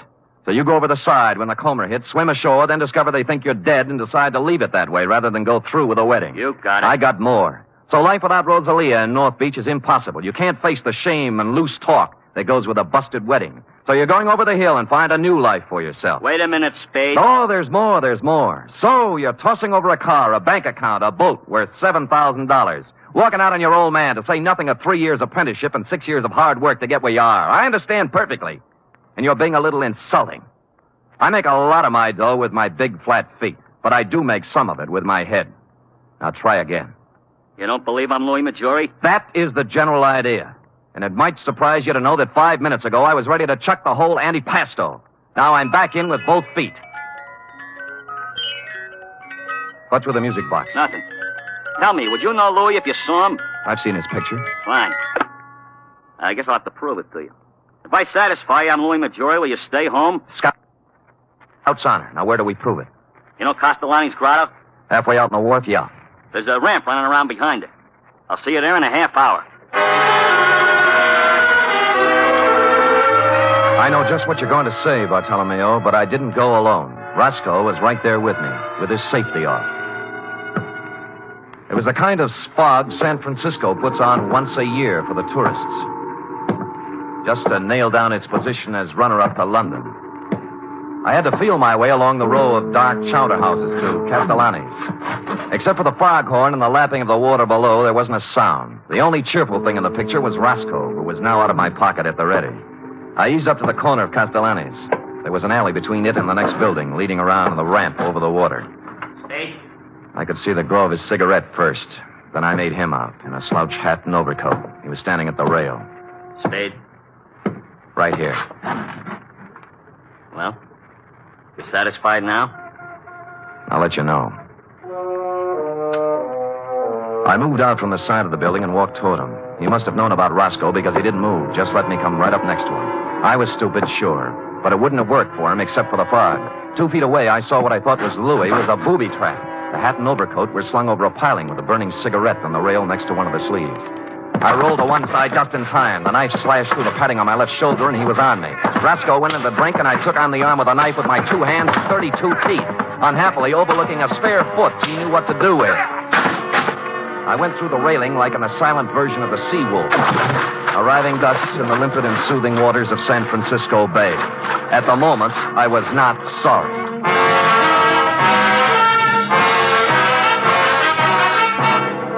You are listening to the weekly adventure of radio's most famous detective, Sam Spade.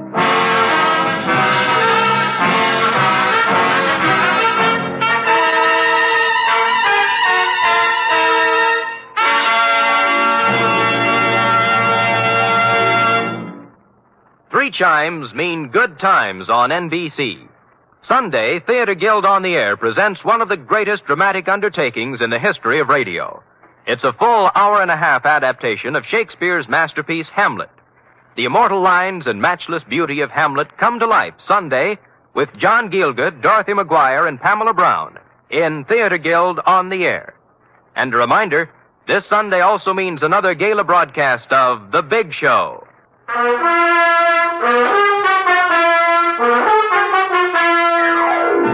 And now back to the Crab Louie caper, tonight's adventure with Sam Spade.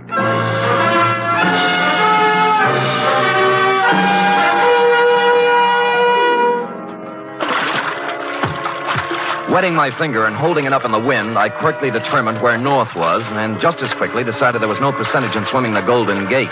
A bright blur on my starboard bow called to mind the old saying, where there's a light, there's light, so I headed there. 3 strokes this side of exhaustion, I pulled up at what proved to be a landing with a Jacob's ladder, at the top of which I found the rear entrance to Foskey's, or more accurately, Foskey's private office. The door was open. Huh?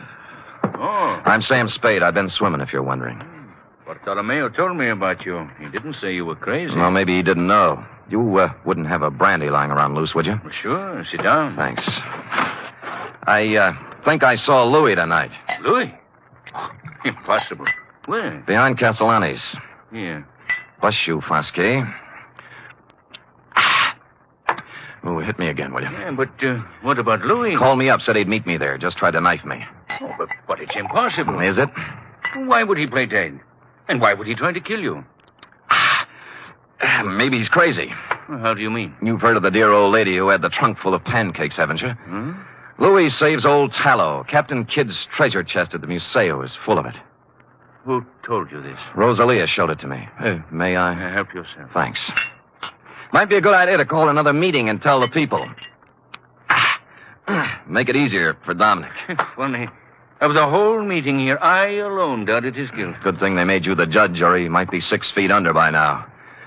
Got a cigarette? In the box there, next to the phone. Thanks.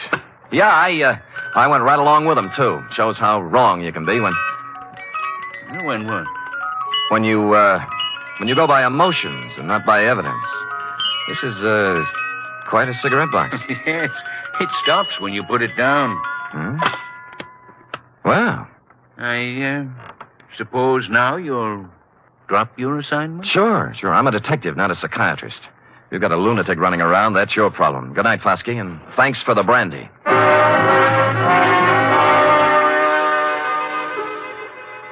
If Roscoe had been along, I might have played it differently, but when you're sitting across a coffee table from a guy you suddenly realize has the wet cement all ready, you do what I did, make polite noises and concentrate on getting out on 2 feet.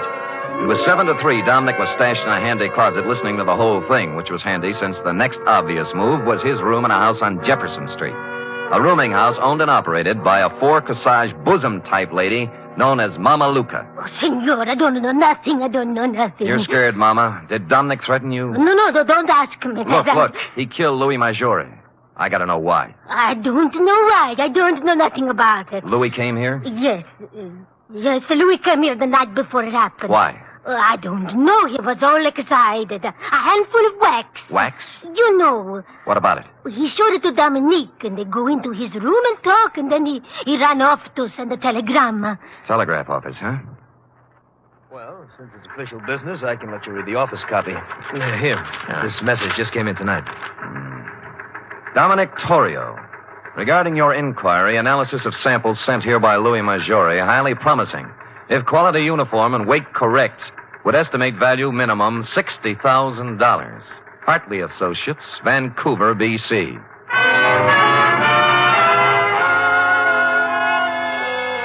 A lump of smelly stuff that looked like old tallow, picked out of the ocean and worth $60,000, was a strong enough clue for even stupid Sam to pick up. I left the telegraph office on the double and pulled up at the Museo Maggiore 10 minutes later. Blasted lock is jammed. He was too busy to notice me. I slid a marlin spike out of a rack next to the rum keg. Locked. Must be locked. I hate to do this, Fosky. Wait a minute, Spade. Wait a minute. The next voice you'll hear will be the nurse with a breakfast tray. Bartolomeo! Senor Spade, what have you... Look. What have you done? His Honor was playing Pandora with Captain Kidd's treasury. Treasure box? Yeah. But why? Who is it? Who? Fosky. Surprised? Fosky? Why would he, of all people? He likes a buck as well as the next one, possibly even more, when there are 60,000 of them. $60,000? Yeah. Is he mad? Like a fox.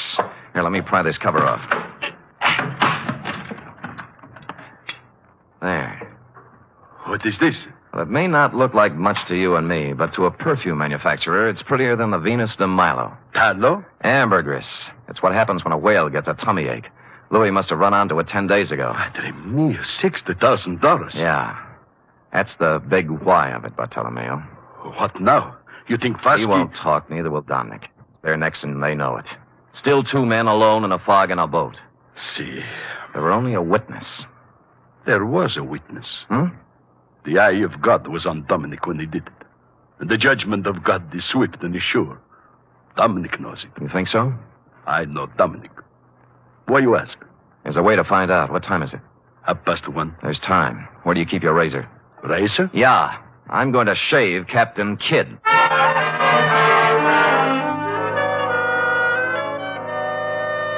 Which I did, finishing around 2 a.m. And during the next 3 hours, I got wet, cold, and seasick in the order named, but made it back to the Museo in time for a couple of stiff horns of grappa before you and I hustled down to the wharf, where Dominic was picking up bait for his crab nets. Dominic? Huh? Oh, Bartolomeo. And the Senor Spade. I remember Mr. Spade. Yeah, last night in back at Castellani's. I don't know what you're talking about. Sure, Dominic. It's all a horrible mistake. Lay off me, will you? Heard what Fosky said, didn't you? They dropped the charges. I'm innocent. They cleared me. That's just why we're here. We want to make it up to you, my boy. What's in your mind? You did Louis a great favor, Dominic. When his 32 crab pots got too much for him to handle, you went along to help him. Today, we're going along to help you. Now, when do we cast off?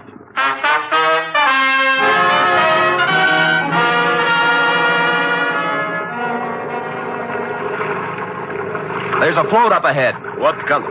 Yellow and red. Is that yours, Dominic? That's mine. Great. Pull up alongside.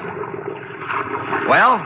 What's this all about? I told you, Dominic. You're lying. What are you trying to do? Break me down? He's dead in an accident. You heard what Fosky said? Yeah. Forget it, Dominic. Forget it. We love you like a brother. I told the truth. What are you trying to do? Torture me? Is that what you want? Revenge? No. The matter is in other hands now. What? You mean? There is always one witness, isn't there, Dominic? Oh. That's what you mean, huh? Is that why you came to tell me that? That's a good one. Hold the wheel, Spade. I'll bait my net. Now, spit in your eye one day, old man.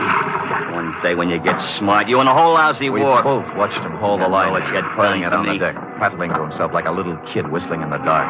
He was a lousy actor, pale under his sunburn and drenched with I sweat. won't let you Up forget it it, came, pal. coil by I got coil. something to prove. Then it began to come slower. And make it stick. When I can prove it in court, I'll sue you till you bleed. Hey, what's the matter here? What's pulling on this line? Maybe it's your conscience, Dominic. It's heavy. It's... What? The Lord moves in strange ways. Hey, can't get it up. Let me help you. There we go. 1, 2... Up! Louie! Get away from me! Let me go! Louie! No!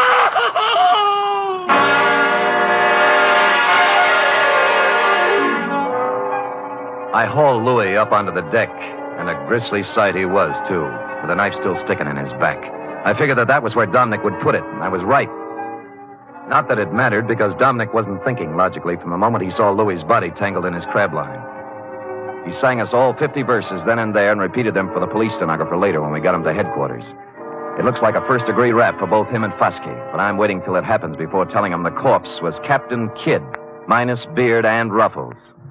Period. End of report. Sam, again and again I rediscover you. And each time a new facet, a new thrill. You're just wonderful. It's true, but it pleases me to hear it from you, F. And so I propose to reward you in a fitting manner. First, back salary? Tut, a carburetor for your voiturette. And second, back salary? 10 free tickets to the Museo Maggiore. Third, back salary. An invitation to accompany me, your employer, to browse upon 2 bowls of cioppino tonight at Castellani's. And fourth, I give up. back salary. Sam! Count it, girl, count it, and bless you. The voiturette, complete with carburetor, will call at your door in precisely 1 hour. Until then... Good night, Sam. Good night, sweetheart.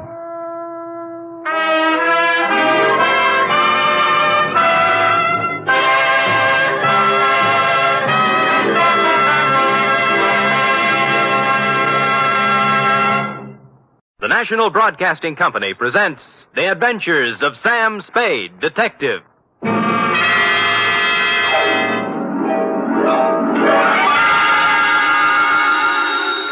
Sam Spade Detective Agency. Me, sweetheart. Was it awful, Sam? Excruciating, F. I suffered, girl. How I suffered. But there's no other way, Sam. When fate turns against a man. True, dear one, true. But from somewhere I must find strength. You must. To pick up the shattered fragments of my life, to raise my eyes once again to the horizon and piece by piece put them together again. And the two of us, dear one, hand in hand, shall go marching down the years together. Oh, yes. Brace yourself, sweetheart. I'll try, Sam. Gather together the homely, humble tools of your trade. Find 6 dry handkerchiefs and prepare to greet me with a smile behind the tears. I'll be down before you can change stations with a report entitled The Soap Opera Caper.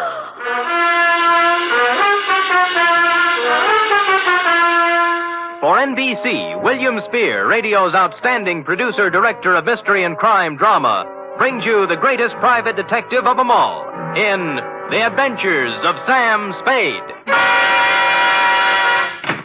Sam? Who called, young widder Perrine? Lane F. Is it all over, Sam? Is a soap opera ever over, dear one? Oh, but it's out on the phone like you... I know, but it's not the end. It's never the end. Pull up a chair now. Take a firm grip on pad, pencil, and your emotions. Got 'em? I'm at the ready, Sam. Good show. To Agatha Pilbeam, from Samuel Spade, license number 137596. Subject, the soap opera caper.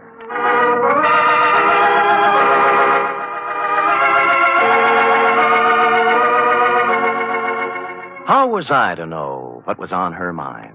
This strange woman, this mysterious Agatha Pilbeam, this voice on the telephone, directing me to the big, sprawling house in Hillsborough.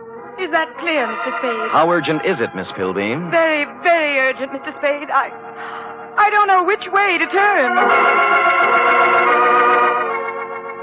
So I went to the big, sprawling house in Hillsborough, pulled up behind an ancient Model A parked at the curb, and was walking past it toward the gate when...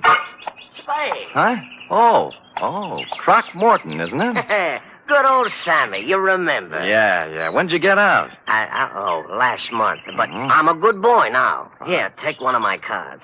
Yeah, if you know anyone who needs a first-class private eye, Croc's available. What are you doing here, Sam? A lady wants to see me. The soap opera queen? Is that what she is? Sure, 6 or 8 of them, she writes. Behind the Clouds, The Heart of Julia Jukes. That must be Life, I forget the rest. Yeah. Beats gumshoeing, Sammy. Yeah, well, right if you get work, Croc. I'm on a job right now. I mean, you got your license already? Oh, me? Well, you can always run off a photostat of someone else's. Oh, Sam, that's mean. Croc was a crook, but a nice crook. He never killed anybody. He was just an uncurable camera fiend, specializing in taking pictures of people doing what they hadn't ought to be doing. Stuff like that. Or if you wanted a photostat of somebody else's document, Croc was your man. Well, I walked up the drive to the door, threw it past a white shirt front that turned out to have a butler in it, and toward what seemed to be your study. But it wasn't. It was your bedroom, and you were reclining on 6 pillows with a cigarette in a long holder in one hand and the mouthpiece of a dictating machine in the other. But, John... Hush, Melinda. There is no way to go now but ahead. John, you're so strong. I need you. I need your courage. We must face this thing together, Melinda. The organ What was a Veronica phonograph says is playing in her If ear. there is indeed I another waited for an woman who opening, but has there life. just wasn't any, Don't so I had to say it, interrupt. John, don't even... Miss Don't Pilbeam. you see, Melinda? We can't run away from life. Miss... We must approach this Miss thing Pilbeam? calmly, Melinda. Don't... beg pardon? Just a minute. My mood music. I see. I'm Sam Spade, Miss Pilbeam. Come. Come sit beside me, Mr. Spade. Well... It's time we talked things over. Well, thanks. Oh, maybe you'd better start at the When beginning. a woman reaches 40, Mr. Spade, she comes to lean upon her man. Oh? To look upon him not just as someone to cherish, but as a source, a spring, a fountain of strength. Mm-hmm. Are you still dictating? I'm talking about me, Mr. Spade. Oh. Whom can I turn to? Whom? I grope, I flounder in the darkness. I cry out, I listen in vain for an answer. But there is none. Well, you always have a better chance of getting an answer when you ask a question. What do you mean? What are we talking about? What indeed? Well, I haven't caught the show lately. You'll have to bring me up to date. Why don't you run through the announcer's part, will you? Right after the organ when he says, when we left Julia Jukes yesterday... I'm sorry, I thought I told you on the telephone. No. For many days now, I've seen somewhat of a strange new look on my husband's face. Husband? Dr. Martin Hawkes. Oh, you're married. I thought it was Miss Agatha Pilbeam. 2 years ago today, I met young Dr. Hawkes and married him. Good. Life became beautiful, a gay, laughing thing, a road to happiness. And then... Then? A cloud passed over the sun. Martin became moody, silent. I tried to penetrate the shell, but he only drew farther into it. A strange, terrifying crevasse seemed to have opened up between us. Well... What is it, Martin? I asked him repeatedly. But he'd only stare silently out the window. And finally walked silently from the room. Well, how long did this go on? How long a series did you get out of it? For weeks, until a few days ago when the final blow fell. It was evening, and Agatha and Martin were at dinner. Let's look in on them as... Oh, sorry. We were at dinner when the doorbell rang, and I answered it. It was a telegram from Martin. From Mexico. I gave it to him and watched the blood drain from his handsome features as he read it. His hand trembled, his jaw clenched. But you forced yourself to speak. Yes. What is it, Martin, I asked. Tell me, please, for the sake of our love. And he... Looked down at me as if I were a stranger. Well. Then he crumpled the telegram, threw it savagely into the fireplace, and strode silently from the room. Here, I rescued it from the flames. Read it. Thank you.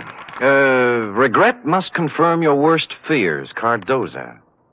What is the terrible secret of Martin Hawkes? Yes. Why did he act so strangely when the mysterious telegram arrived from Mexico? And above all, where is he? You mean he didn't come back? He's been gone for 4 days, Mr. Spade. I must find him. Now, of all times, I need his love. When a woman reaches 40... I know. What do you mean, now of all times? It's been just a week now since the report came back from the laboratory after my physical examination. Oh. The doctor from Vienna. Mm-hmm. You see, Mr. Spade, I, too, have a terrible secret. Well, Don't you want to tell me about it? Yes. I have a very rare, incurable disease. There are only 6 short weeks to live.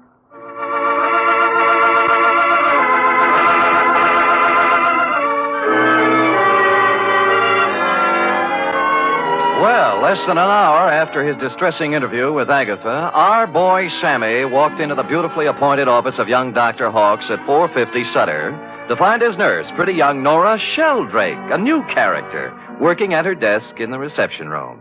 In response to a question from Sammy, we hear Nora saying, I have no idea where Martin has gone, Mr. Spade, but I can tell you why. Tell me, Nora. Please feel free to tell me everything. It's that woman, Mr. Spade. Agatha? Yes, Agatha. Mm-hmm. She never understood Martin. She doesn't understand Martin. She never has tried to understand Martin. Do you hear me? She never has tried. I take it you don't care for Agatha Pilby. I hate her. Nora? I do. I hate her. She thinks her money can buy everything, even Martin. Well, it won't. She knows that now. Well, calm yourself, Nora. Try and think back now to the last time you saw Martin Hawks. It was Monday. 4 days ago? Yes. The call came from some legal firm named Bennett and Hatch. Now, let me write that down. I switched the call into Martin. I was worried for him. I was concerned. I have to admit now I did a terrible thing. Ah, you listened in. I did. They told him his sister was in town, that she was working at some nightclub, and wanted to see him. What nightclub was this? Let me see. It was the Tortuga. Mm-hmm. What else? That's all. They hung up then, and Martin came out. I watched the blood drain from his handsome features. His hand trembled, his jaw clenched. Yes. I'm going out, Nora, he said. If I'm not back, don't worry. That's all. It was so like Martin.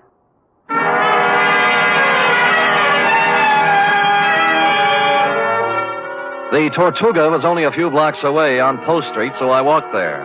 We were just tooling up for the dinner trade when I arrived, sailed around backstage like Billy Rose on an inspection tour, found the doorman and showed him the snapshot you'd given me of young Dr. Hawks. Or tried to. Look, young feller, I told you we don't have no dancer here named Hawks. I ain't got time for... Doorman, please, take a look at the picture. No, I ain't got to... Picture? Yeah. Yeah. Yeah. That fellow was here at that. Monday night it was. Well, who'd he come to see? Well, wasn't nobody named Hawks, mister. It was Beth Jardine. Well, bless you, Doorman, bless you. Bless you, too. Thank you.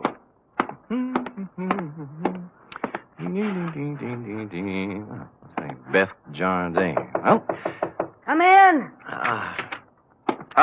Close the door, will you? Yeah. Drafty. Yeah. Is there anything I can... There sure is. Zip me up, Jack. I'm Sam. I don't care if you're Boris Karloff. You got hands, haven't you? Well... Zip me up. Okay. You say when.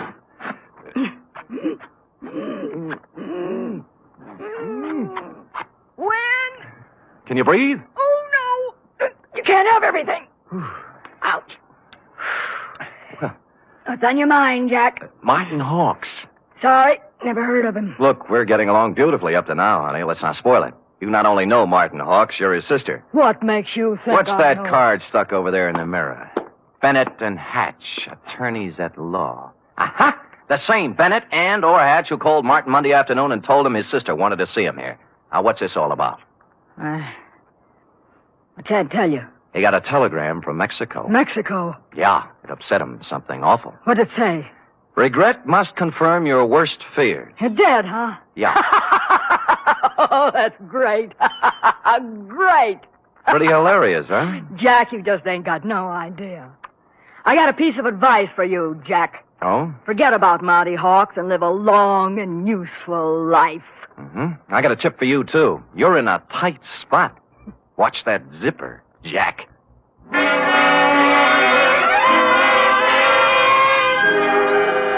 One of the heavier soap opera types, Beth was, with a throaty voice and the talent for besmirching reputations.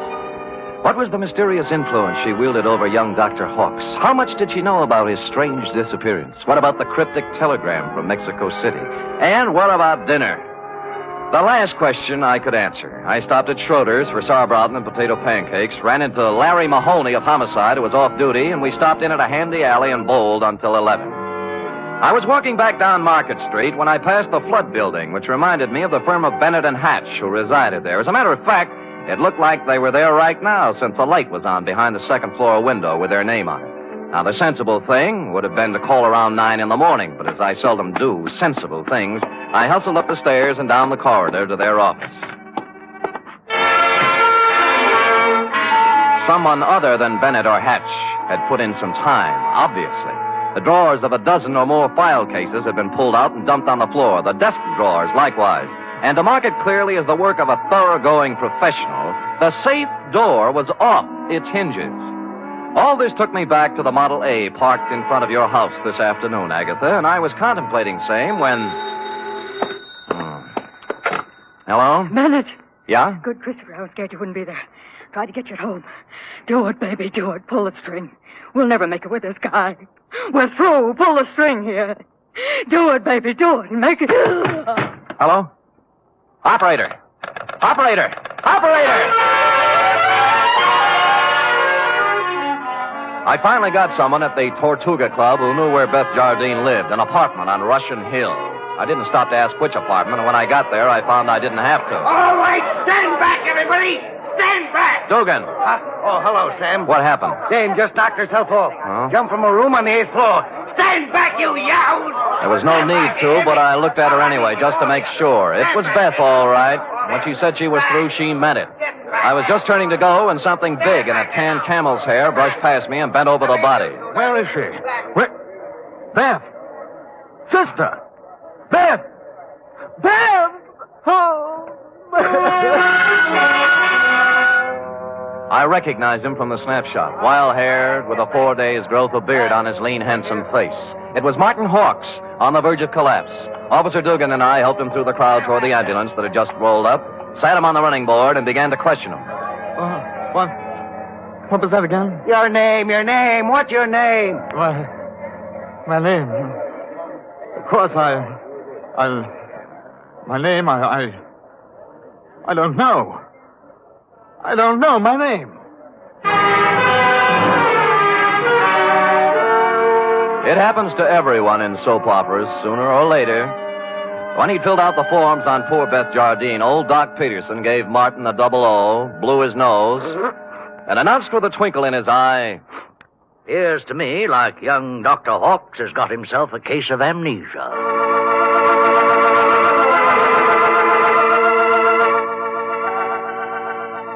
Will the mind of young Dr. Hawks come out of the fog? What does he know about the death of Beth? Was it murder? Or suicide? Or both? And what of the mysterious telegram from Mexico City? Will Agatha ever discover the terrible secret of young Dr. Hawks? And will stupid Sam ever discover anything? Before we continue, a word from our announcer.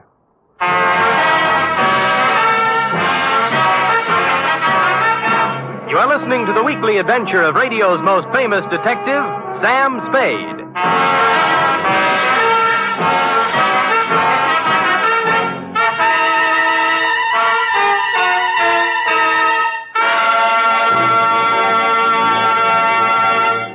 Three chimes mean good times on NBC. Saturday night is date night, but tomorrow poor Dennis Day has trouble with his girlfriend Gloria. However, Dennis manages to sing his way out of trouble in his charming, boyish fashion. And say, why not let Dennis help your Saturday evening along, too? And for more music and fun tomorrow, there's the Judy Canova Show, starring Judy in a melodic and carefree half hour of laughs. And Grand Ole Opry with singing MC Red Foley and his special guest, cowboy troubadour Ernie Tubb.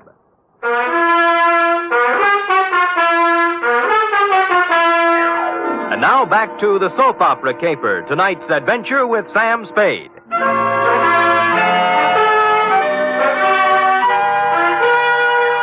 It's a half hour later now, in the sterile whiteness of a hospital room, that the three of us, you, Agatha, I, and old Doc Peterson, gather around the pale, quiet form of young Dr. Hawks.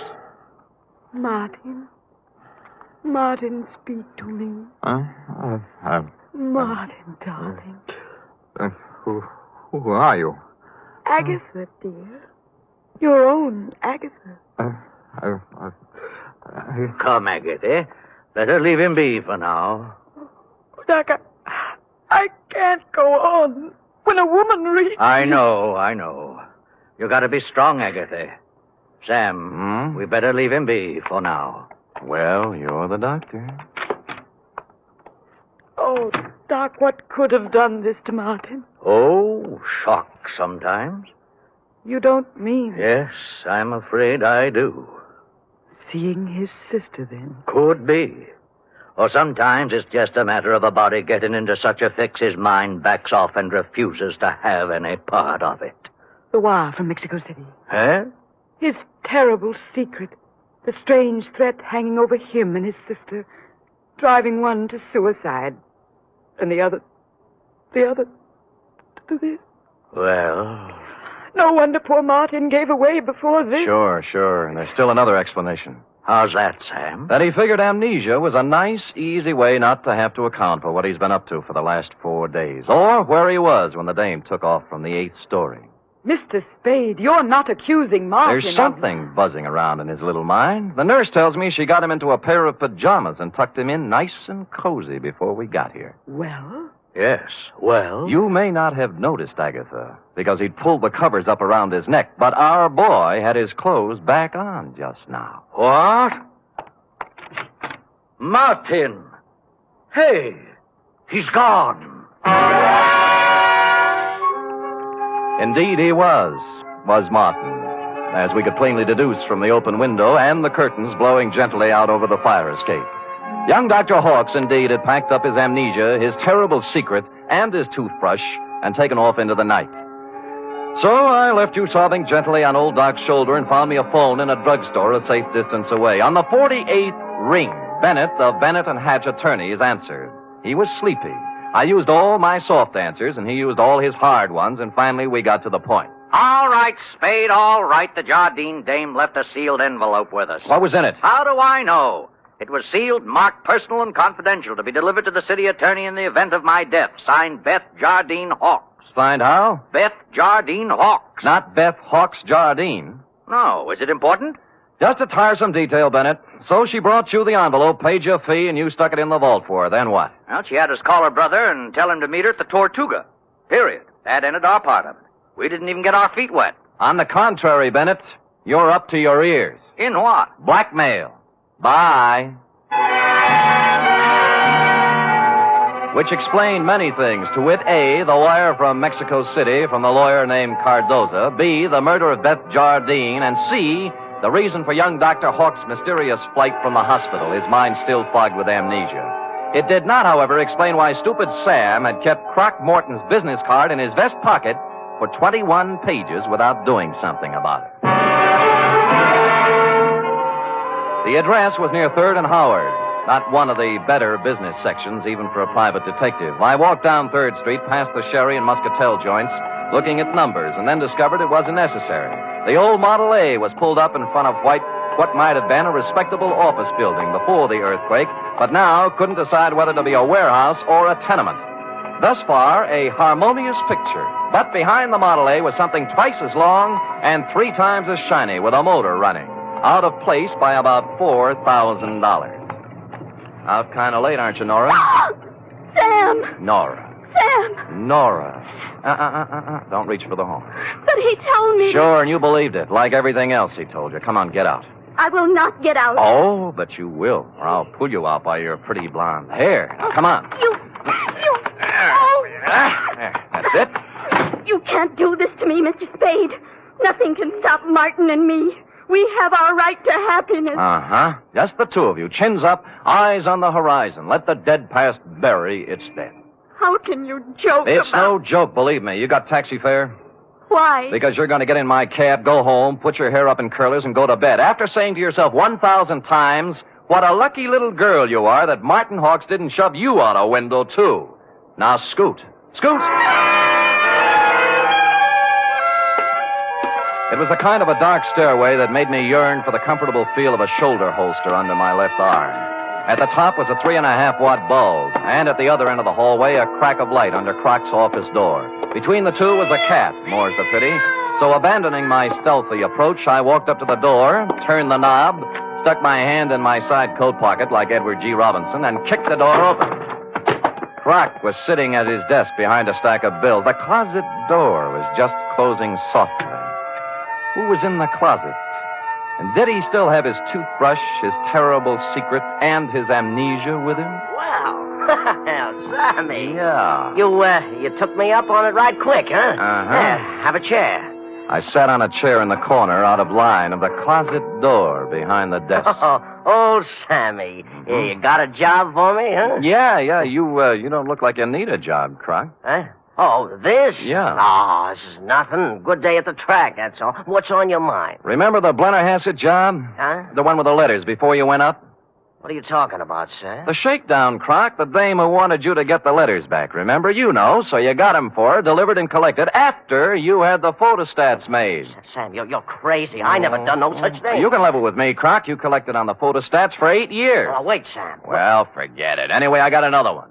Dr. Martin Hawks, married to the soap opera queen, you know. What about it, Sam? She's worth a couple of $1 million and has 6 weeks to live. As her husband, he's her only heir. Nice spot to be in. Yeah. Only he isn't her husband. Huh? Because the Mexican divorce from his first wife, the late Beth Jardine Hawks, wasn't legal, you know. What? She blew in a month ago and began shaking him down after leaving the marriage certificate and a batch of other papers with some lawyers for life insurance. Sam, I just ain't interested When in you hear the payoff, Croc, it's just like the dame with letters. Oh, what do you mean? Hawks hired someone to crack the lawyer's office and get the papers out of the safe. Some smart guy, yeah.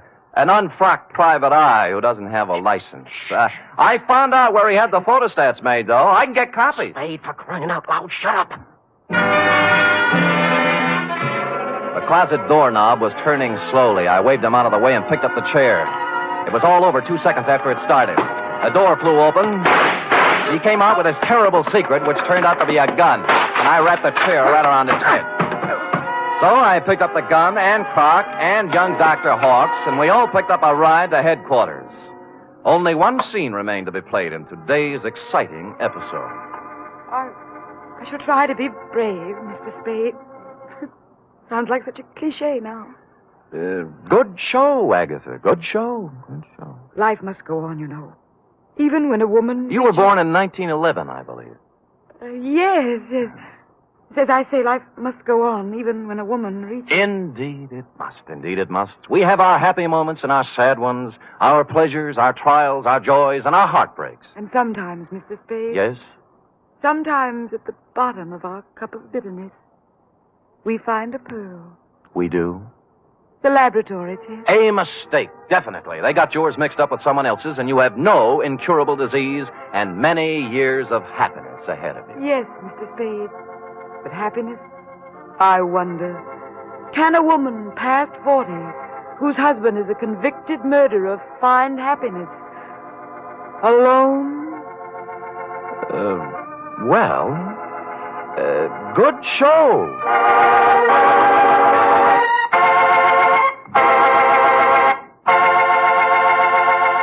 Period. End of opera. Oh, Sam. Uh-huh. Sam, I can't wait for tomorrow's episode. I'll be sure to tune in at this very same time, Cherub, and meanwhile, answer me this. What, Sam? How long will it take a woman past 20 to turn out a 25-page report? Yes, sir. I'll have the answer after a brief word from our announcer.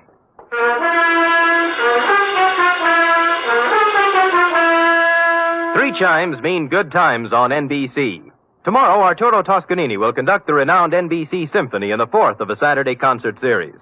For tomorrow's 1-hour performance, celebrated Maestro Toscanini has chosen works by Debussy, Respighi, and Edward Elgar. You're invited tomorrow to the NBC Symphony and Toscanini.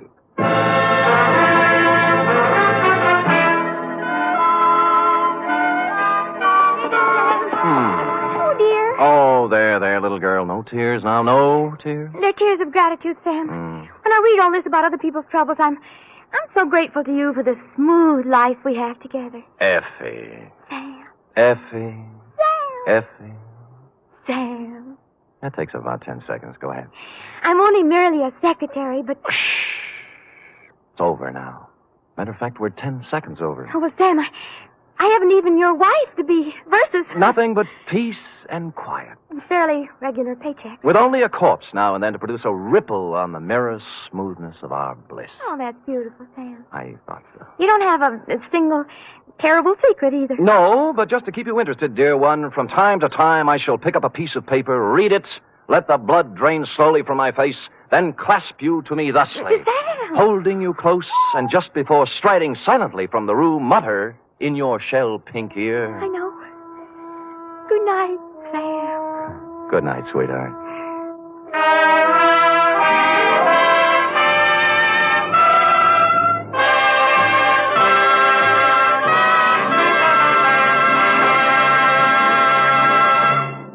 The National Broadcasting Company presents The Adventures of Sam Spade, Detective.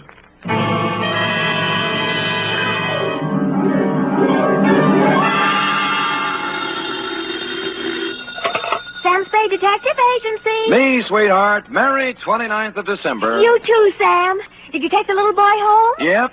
Straight home? Well, not exactly, F. Had to make a couple of emergency stops, but we got there. What do you mean, Sam? Well, I got my weekly knot on the head, for one thing. Sam, just taking the little boy home? Like I said, F, we were derailed. There was a dash of poison, for instance. A couple of pounds of $1,000 notes.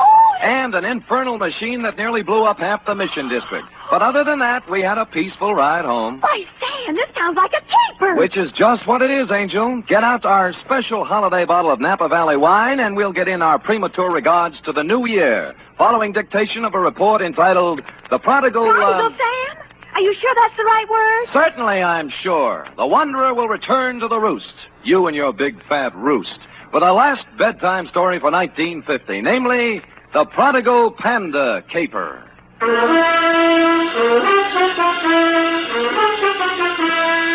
For NBC, William Spear, radio's outstanding producer-director of mystery and crime drama, brings you the greatest private detective of them all in The Adventures of Sam Spade. Effie!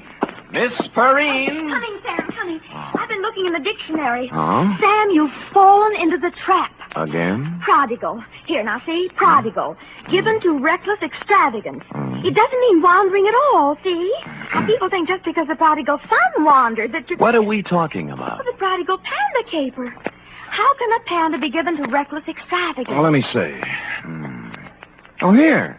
Definition 3, prodigal. Yielding abundantly, luxuriant. A panda? You mean one of those black and white? Oh, right. See note below, it says. You ready for the note below? Where's my pencil? Oh, all right, Sam, now, date. Fill in it. 2. Master Roebuck Dozier, 2318 Delaney Street, City. From Samuel Spade, license number 137596. Subject, the prodigal panda caper. Right. Dear Roby, I'd spent a relatively pleasant day running down a case of slow pay in North Beach and, flushed with success, had returned to my office for a final check of the file.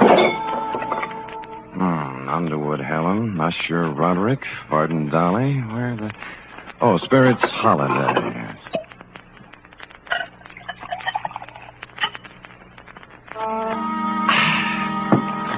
I sat down, put my hat and my feet on the desk, and was loosening my collar when I noticed just to the right of my off ankle one large bag of jelly beans. Siding past it, I saw in the corner chair an open copy of a magazine featuring on the cover a blonde in a low-cut dress taking a .38 slug from a slack-jawed thug in the background under big red letters spelling out Thrilling Crime Comics. And behind all this, sound asleep, was you. Hey, Sonny. Hey, wake up, will you? Come on, Revelie's blowing. Huh? Oh. Hi. How long you been here? Oh, a long time, I guess. What's your name? Roby, short for Roebuck. Well, what can I do for you, Roby? I've been to the police. They wouldn't do anything. They said I should come to you. You mean you got a job for me? Yeah. Dangerous? Yeah, a hoist. You mean a heist? What was it? My panda bear. Oh, someone stole it? Yeah. It's not mine, really. I bought it for my little brother, Barney. He's 5 and he's always wanted one. So when I got the junk money, I went... Money? Oh, bottles and papers and stuff. Oh. I collected it from the neighbors and earned $6.15. And Barney wanted the panda bear, so I bought it at Lacey's department store today, and they stole it. Who stole it? Well, there was this man in the checkered coat and the lady in the red silk dress, just like the story in the comic here. Oh. The man looked like that, but the lady looked different. Mm-hmm. She had black hair and a red dress, and her eyebrows went up this way instead of sideways. Oh.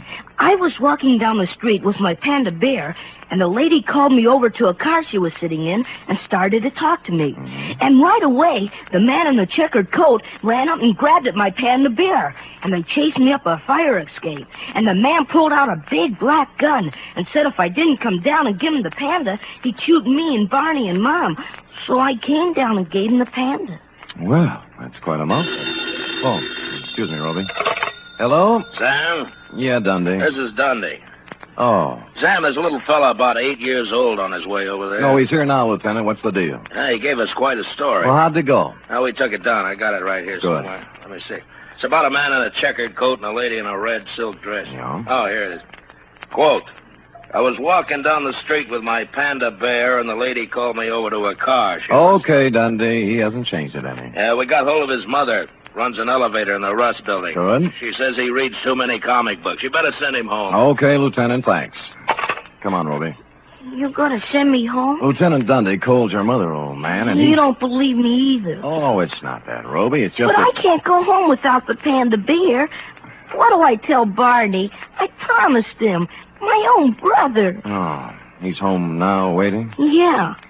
Well, tell you what I'll do, Roby. You let me put you in a taxi and send you home, and I'll take the case. You'll get my panda back? It wouldn't be at all surprised. So if Barney's face hits the floor, just tell him Samuel Spade Incorporated's working on it. Only one thing. Huh? I haven't any money left. Oh, you got jelly beans, haven't you? Yeah? Okay, you can pay me off in jelly beans. Now, come on now, let's find a taxi. Which we did, Roby. Like the psychology books said, I didn't discourage the child imagination, but I did try to tout you off thrilling crime comics and onto Alice in Wonderland. This, I could see, would take some doing. It was almost closing time when I got to Lacey's, but I talked my way past the man at the door and hustled up to the 6th floor and the toy department. The clerks were doing whatever clerks do at 5:30, but I found a handy floor walker. Dear me, Mr. Spade, I just don't know. I just don't know. You mean you counted your cash and everything, but you can't... It's not that, Mr. Spade. Oh. I am perfectly willing to stretch a point to please the little fellow. We like to think we're human here, you know. Well, that's nice. That you like to think so, I mean. But you see, something very strange happened this afternoon. Come over this way, sir, by the escalator. Oh. We had the giant pandas at this counter here. 25 of the large size. I assume that's what you're interested in. I guess so. Then what then? Well, for Christmas, they didn't do anything. Just sat here, huh? Yes. But would you believe it, sir? This afternoon, all 25 were sold. Well, how do you account for that? New Year's gaiety? Well, if you want my personal opinion, it's... An impressive panda bear, Roby. It was hard to figure out how you could lose anything that big, and harder still to figure out how I'd explain this kind of thing to people who stopped me on Market Street. Be that as it may, my floor walker friend took my cash, tore off the sales slip, and I was about to set sail with my panda when I heard him make the kind of a noise floor workers make when they see what he was looking at. Miss Greenbar! Miss Greenbar! He pointed weakly, turned pale even by floor walker standards, and sagged to the deck. I turned in time to see Miss Greenbrier collapse at the top of the escalator and watched her come down, draped across 3 steps like the cover of one of your books of bedtime stories, Roby. She was the last passenger of the day, or so I thought. When I looked closer, I saw she wasn't a passenger. She was freight. At the lamp counter on the floor above, busily adding up receipts as if nothing had happened, was a dark type built along Dragon Lady lines. I'm very sorry, sir, but we closed. I want to know about the girl who just went down the escalator. Miss Greenbrier? Yeah, notice anything strange about her? Why, is she ill? Yeah. Did she look ill? I thought there must have been something wrong. I said hello to her, and she didn't pay any attention to me. It was only a second ago. Where'd she come from? Around the corner. I think she'd been at the wrapping desk. She had. There was a 10-size sheet of heavy brown paper, a batch of metered postage tape, and a shipping label addressed to Master Frankie Carson, 281 Avenida Ruiz, Havana, Cuba. Downstairs, I found my floor walker friend had come around and was bending over Miss Greenbrier with an impressive-looking gent with gray at the temples.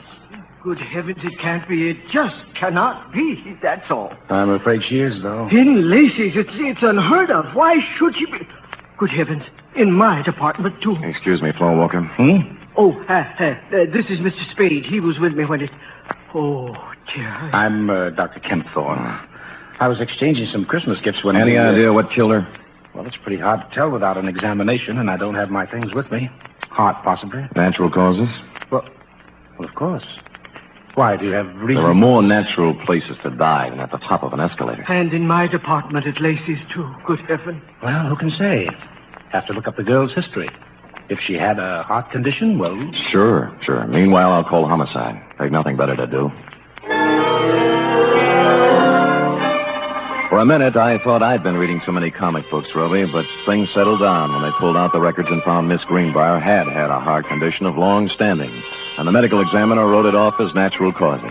So, hoping you would consider a jelly bean bonus for promptness, I picked up my Panda and went. Outside, I'd gone about 10 steps when... Hi, Humphrey. It was Larry Healy, the cop who drives for Lieutenant Dundee, sitting in a patrol car. Oh, you and Bogart. Who's it for? A little kid in the mission. How come? What do you mean, how come? I'm buying a panda bear for a little kid in the mission who likes panda bears. Does that have to be explained? Okay, Sam, okay. It just hit me. The bear ain't turned out quite right. He needs a necktie. Oh? I just happen to have one here my brother-in-law got me for Christmas. Here, gimme. There. Now, see. Sure. Here. Ooh. Larry, how long has there been bad blood between you and your brother-in-law? Bad blood? Listen, even when we were friends, he gave me ties like this. There you are. On your way, Sam. Thanks. Taxi! The cab let me out near the end of Delaney, and I started walking up the row of dingy pre-earthquake flats toward your house, Roby, at the end of the street. Parked at the curb was a discordant note in this hard-pressed neighborhood, a sleek, custom-built red convertible, one of the kind that looks like it can go 90 miles an hour standing still. The same can be said for the dame in it, also a discordant note. You see, San Francisco is a very big, large city. You just don't run into a dame at the lamp counter in Lacey's and a half hour later in a dumpy neighborhood in the Mission, unless she wants it that way. Well, hello. Hello, Dragon Lady. Oh, silly. You must sell a pass on the lamps. The car? Mm-hmm. But don't try and explain that now. Just tell me why you followed my cab. Follow you? Why, Mr. Spade. Come on, what is it? You're embarrassing me. I know. Since that moment at the lamp counter, you can't get me out of your mind. Well, that's a perfectly normal reaction. No, it's not that. It's... Oh, dear. The panda bear. You want it in the worst way. You're kind of attractive as men go, Mr. Spade. Could you give me a light, please? Sure.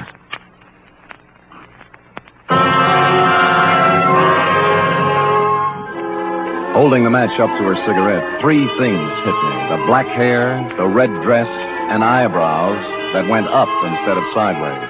At that point, the sleeve of a checkered overcoat with a big arm inside it came around under my chin from the rear, and the fourth thing hit me.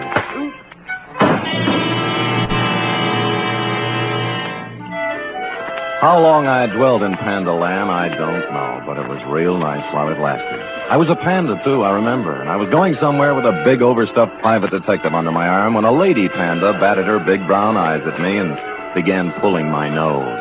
She seemed to have a very, very high voice. Wake up, Mr. Spade. Ruffley's blowing. Oh. I call Lieutenant Dundee, Mr. Spade. He's on his way. Lucky. Over here. Good, Christopher, Sam. What happened? Well, it was this way, Dundee. I was walking down the street with my panda bear, and the lady called me over to the car she was sitting in and started to talk to me. And right away, the man in the checkered coat up.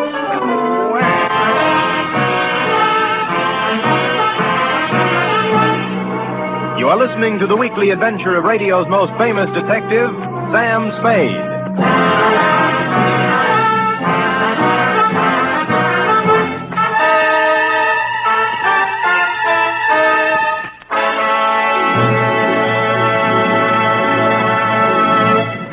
Van Heflin stars this Sunday in State Fair, another outstanding 60-minute production by Theater Guild on the Air.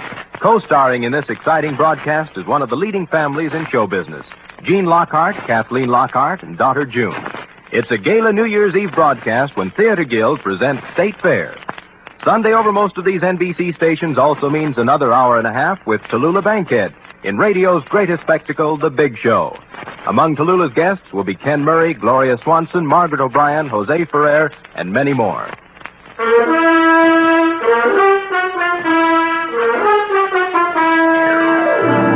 Now back to the Prodigal Panda Caper, tonight's adventure with Sam Spade.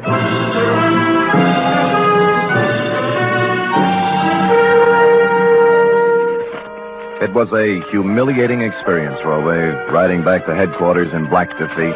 But dear, good Lieutenant Dundee, however, was the soul of patience and understanding. What do you take me for, Spade, an idiot? Look, Dundee, all I want you to understand is that this dame in the hopped-up convertible... I've had 3 rides on that merry-go-round now, and I'm sick of it. The dame in a red dress and the guy in the checkered coat. They take your wallet? No. Your watch? Other valuables? No. Just my Panda. Sam, are you trying to tell me there's a hot Panda racket going on? Dundee, boy. Look closely now as I take off my hat. What? There. See? Now, as you know, my head ordinarily does not come to a point. But this protuberance was made by a gun butt, not by imagination. Oh, someone slugged you. I believe that, Sam, but this Panda bear thing... Dundee. Yeah. What? Yeah. Yeah. You were saying something about my Panda bear, Dundee. Yeah, maybe I ought to take it back. That dame at the store this afternoon, the one who sold him? Miss Greenbrier. Yeah. I just finished the post-mortem. No heart attack. She was poisoned.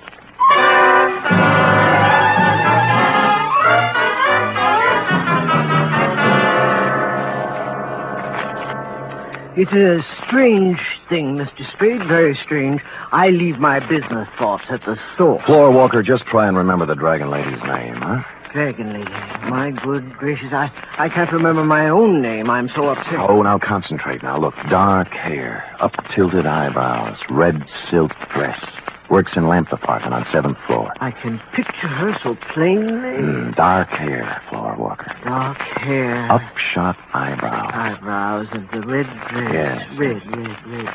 Scarlet. Scarlet, that's it. Easy now. I got a list of employees right here. Let's see. Scarlet Townsend. Scarlet Townsend, that's the dame. Floor Walker.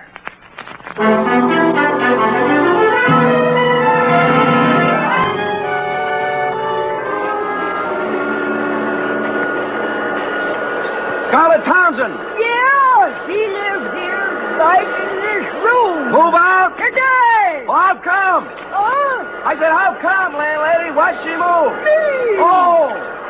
I tried to keep her on the right track, but at her age, you can't tell them nothing. Now, when she bring that no good thing around here, I put my foot down. I said, Scarlet, you're What's out. no good day? What's no good dame, landlady? Crystal McCall. Oh. Here, I found this just now as I was cleaning the room. Picture of Crystal McCall. Now, ain't that a swell way to have your picture taken? The name rang a bell, and so did the picture. Crystal herself and me all together. When I got around to the place, I made a startling discovery. Crystal was also the late Miss Greenbrier. Don't look at it all day, young man. When'd you see this girl last, landlady? This morning, she and a fella in a checkered coat come around to pick up Scarlet in a big red open car. Know the fella? Nope, never saw him before. But I'd sure know that car. Oh, you ought to see it. You're not telling me a thing, landlady. I have.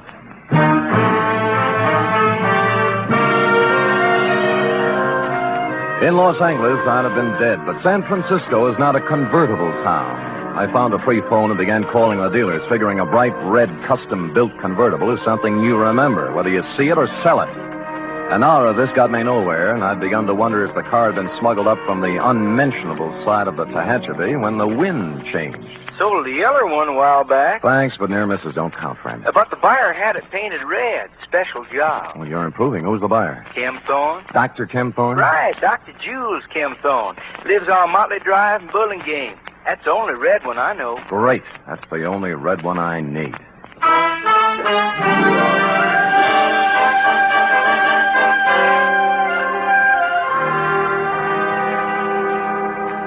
Mr. Spade, this is utterly unbelievable. And I certainly don't intend to stand here all night discussing the pros and cons of panda bears. All right, Kim Thorne, let's slide over into your field. Meaning what? The sweet young thing at the store. It turned out dirty. The heart attack? The poison attack. Well, suicide, you suppose? What do you suppose? Well, I'm sure I don't know. Look, why don't we hold hands and tell the truth, huh? You'd better run along, Spade. I've had about all of this that I intended. Look, the dead dame was Crystal McCall. Does that mean anything to you? No. The same Crystal McCall who was running around with a hood named Frankie Casella, formerly of New York, now of Havana, by Department of Justice request. This is all very interesting. What has it to do with me? She was riding around in your red convertible this morning, for one thing. That's a hot car, you know. I took a close look at it 2 hours ago and got slugged. I don't know how you score these things, Ken Thorne, but in my book, this calls for a couple of answers. You're right. You're right, it does. Where's the car? It's gone. Who has it? My chauffeur. This is the last straw, I guess. There's no point in covering up for him any longer. Who is he? Lenny Flegel. Oh, an ex-con, isn't he? Yes. I thought I could straighten him out. He's been missing for 2 days this time. He just took the car and left. I knew he had something to do with that girl in the toy department at Lacey's, so I went there today. I guess I was too late. You think Flegel killed her? I don't know. I don't know. Where did you see the car? Near the end of Delaney Street. What's the license number? 49H822. Oh. I'd better report it stolen. If you need me to testify, please... Feel free to call. That I will, Dr. Ken Thorne. Bye.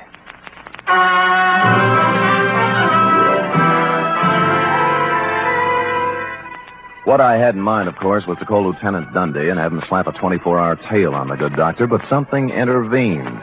Halfway down the walk to the street, my eye fell on a round plastic object about the size of a nickel lying in the grass. Clearly, the eye of a giant panda. Since 2 other eyes were obviously watching me through Dr. Ken Thorne's front curtains, I continued gaily on to my cab, drove up a half block, got out, and walked back. Just in time to see Ken Thorne pull away from the curb in his other car, heading towards El Camino and points north. Well, this left me free to prowl at will, and 4 matched books later, I had found 2 more eyes, a pocket full of panda skin, and a goodly scoop of panda upholstery. The trail led to the garage. It was no wonder his car was stolen. He must have had to leave it on the street all night because there was no room for it in the garage, which had been turned into a kind of panda abattoir, crammed to the rafters with panda bears, all the giant size, too, in various stages of dishabille. Legs, arms, eyes, and innards.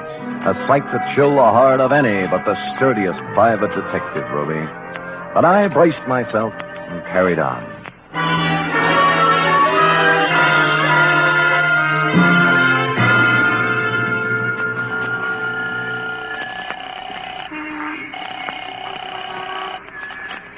Homicide, Dundee. This is Sam, Dundee.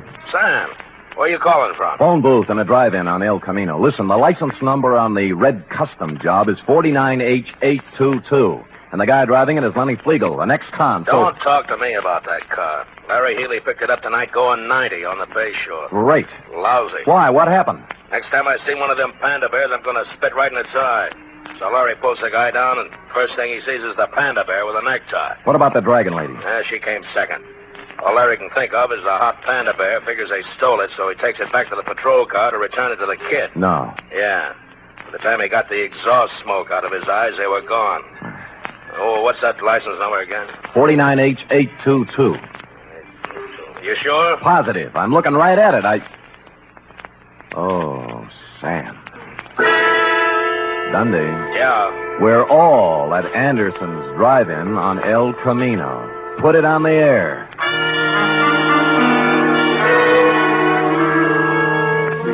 Which just shows you how slow I can think, Roby. The red job was staring at me with its big chrome eyes outside the plate glass window.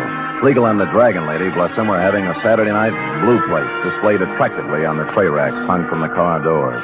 I sidled out of the phone booth and through the kitchen, thereby coming up on the car from behind. More coffee, honey? No, we better get going. Plenty of time. Mind if I join you, Flegel? Huh? He reached and I pushed, and instead of his gun, he came up with half a hamburger. It was too harsh a light for the dragon lady to operate effectively, and by the time Larry Healy and the foul car pulled up, they decided to do it the easy way. You all comfy back there? Lovely, Larry. Legal? Dragon Lady? Shut up. What about the red job? What are you going to do with it? Flaring?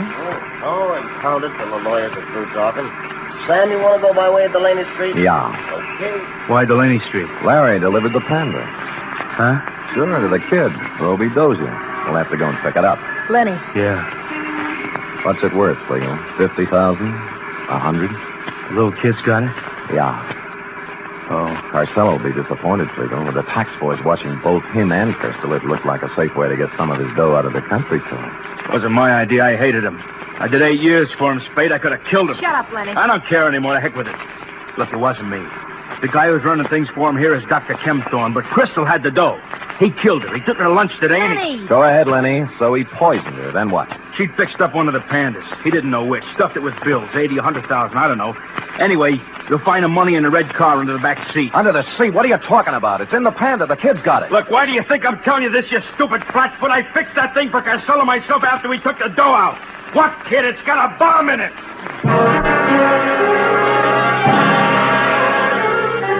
I don't remember much about the ride from then on, Roby. All I could see was a white line unwinding in the headlights. But somehow we got to the end of Delaney Street and around that corner again. Roby! Roby! Over here, in the alley. Roby, you hurt? No, just resting.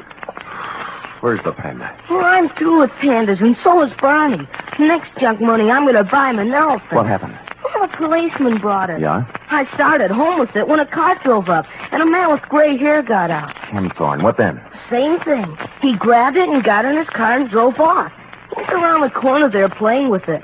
Go ask him. I don't care anymore. Around the corner? You mean he...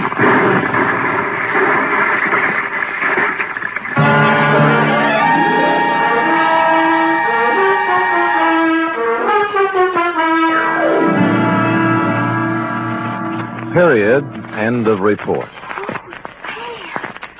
What a hurry. A highly inconsiderate thing to do to a Panda. But I'll give him one thing. What thing? He had the good grace to park in front of a vacant lot before starting to tear it apart. Oh. And, of course, to coin a phrase, he saved the people some money. And now, if you're a good, efficient girl and run that through your infernal machine, who knows what I'll have in store for you when you're through. No jelly beans till work is done. Now, scoot, scoot, scoot.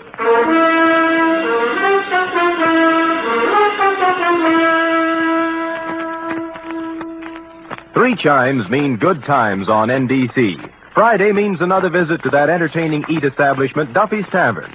Archie, the manager, and his whimsical friends have cooked up another fresh half hour of laughs and typical Duffy's Tavern madness. And you're all invited.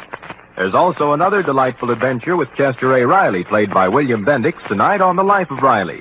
Keep your dial set to NBC for the very best in radio entertainment.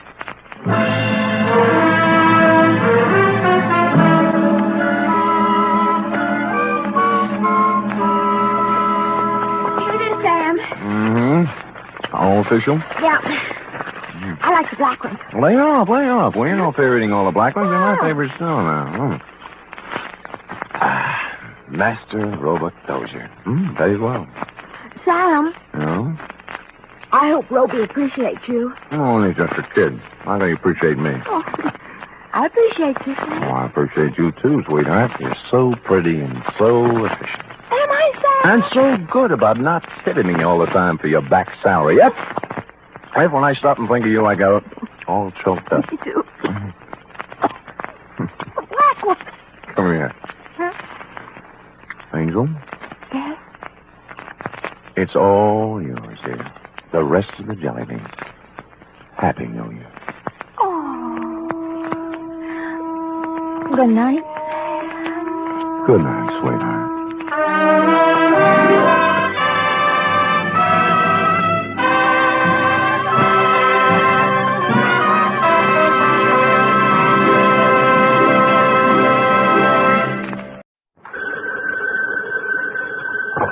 Sam Spade Detective Agency? Me. Oh, Sam, it's you. On the filter and in the flesh. Any messages, phone calls, letters, or telegrams? Just the usual. A bill to the landlord and a notice from the telephone company. Well, dispose of them as usual. You sound awfully chipper. Have you been on a case, Sam? Did you make some money? Yes, I've been on a case. No, I did not make any money. Oh, your client got murdered before he could pay you? Wrong again. My client was a woman. She did not get murdered, and she could pay me. Huh? And she did. But you just said she didn't. True, Effie, true. Things are not what they seem. I'm a little confused. You just said that... And I meant every word of it. Stop registering bewilderment. All is paradox.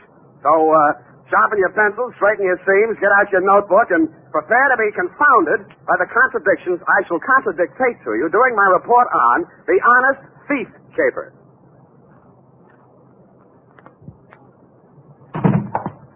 I'm not looking over for the pleasure. Look alert, girl. We've many things to do. Up. Yes. You say the strangest things on the phone. Good, right? I don't believe I quite understood what it was all about. A natural misunderstanding. I didn't understand it myself. Date, Sergeant Frank Nilgus, robbery detail, San Francisco police. From Samuel Spade, license on 111. You're fast today. Subject, Ben Comiskey. Who? Ben Comiskey. Comiski. Sam! I went to Albert High School with a boy named Ben Comiskey. Is he the same one? Very likely, yes. Oh, Sam, tell me, did he turn out bad? Is he good? Did he get married? Down, Effie. Sam, I knew this boy. I want to know. This is one mystery you're not going to solve by reading the last chapter first. Dear Frank, it was one of those days. The sky was black and it looked like rain, but when I put on my trench coat, the sun came out.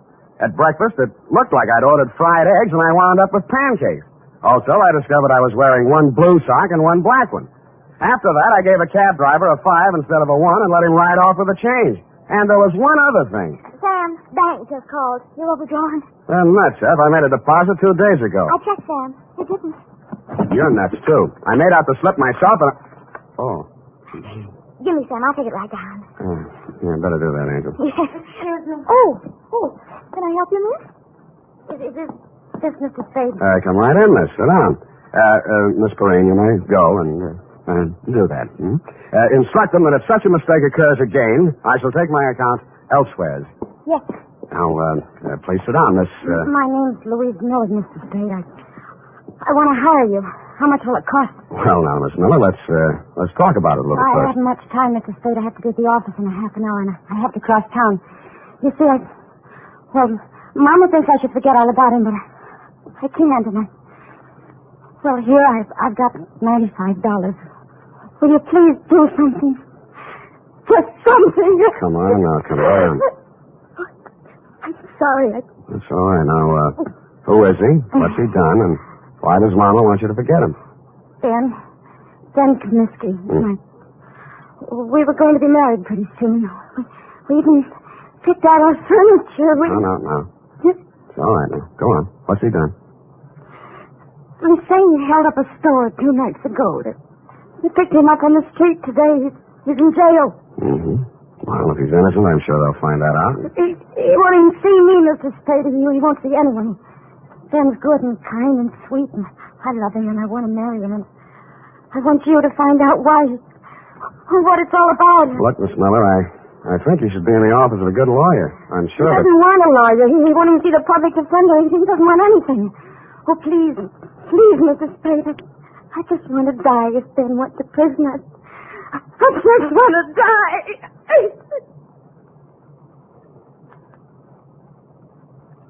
I'm no sentimentalist, but faith is the thing we're a little short on these days, so we came to terms. It was agreed she could pay me after the job was done if there was any job to do. She left for work, and I phoned you, Sergeant Nilgus, and found out Ben Comiskey had already been arraigned and was being held in the city jail. When I dropped in 20 minutes later, you walked me back to his cell. What's it all about, Ben? I don't know, just looking into it. He won't tell you anything. No? Kept his trap shut all the time he's been here. As far as we've been able to find out, no previous record, no background. Well, maybe it isn't so bad for him at that, huh? First degree, Sam. Liquor store proprietor, a man named Potter over on Army Street, identified him in the morning lineup. Just like that. Picked him out of a dozen guys we hauled in. Then what? Yeah, we'd send a couple of the boys out to Comiskey's room and find all the dough in the dresser drawer, 900 clams. Here you are. Now what? Take it easy, Comiskey. This is Sam Spade. He wants to talk to you. Ben Comiskey was tall, dark-complexioned, about 29 or 30 years old. His hair was black, straight, and closely cropped. His features were regular, not good, not bad. I've seen plenty of hold-up men and gun-toters in my day, and he wouldn't have been cast in the part in my movie. I didn't know what I expected to say to him or what I expected him to say to me, but I didn't expect what I got. What are you trying to do? Get out of here. I just got here, Ben. Well, you can just leave. Hasn't a citizen got any rights, even in jail? Well, they start to lose them, and they use a gun to make a living. I don't want any lectures. I haven't got any to hand out. I'm a private detective. A friend of yours hired me. She thinks you're a pretty nice guy. Louise, huh? Why won't you see her? She's nuts. She ought to have a head filled. What's she worrying about anyway? I'd say she was worrying mostly about you. And I'd say it's the sick kind of worry that gets into a girl when she loves somebody. She shouldn't. She's nuts. You said that. Did you rob that store? The guy who runs it says I did. I suppose I did. Why? For laughs. The complaint says you make $65 a week in an architect's office. You can eat on that. Look, Spade, go back and tell her this. I didn't want furniture at $10 a month for the next 80 months. I didn't want a car the same way. I didn't want her working and me working and getting nothing but wrinkles. Tell her I got caught and to go and find a guy who can pay the way. Is that all? That's enough. You're charged with armed robbery in the first degree. That means not less than 5 years. I know it. Shut up about it. Why'd you turn down a lawyer? Haven't you heard, Spade? They're holding up my indictment. I'm a prize pigeon. They think maybe I knocked over 10 or 12 other places in town. Did you? Sure, but don't worry about me. And tell Louise not to worry about me. Got $1 million salted away, and I'm going to buy my way out through the DA's office. Okay. Have it your way, Ben.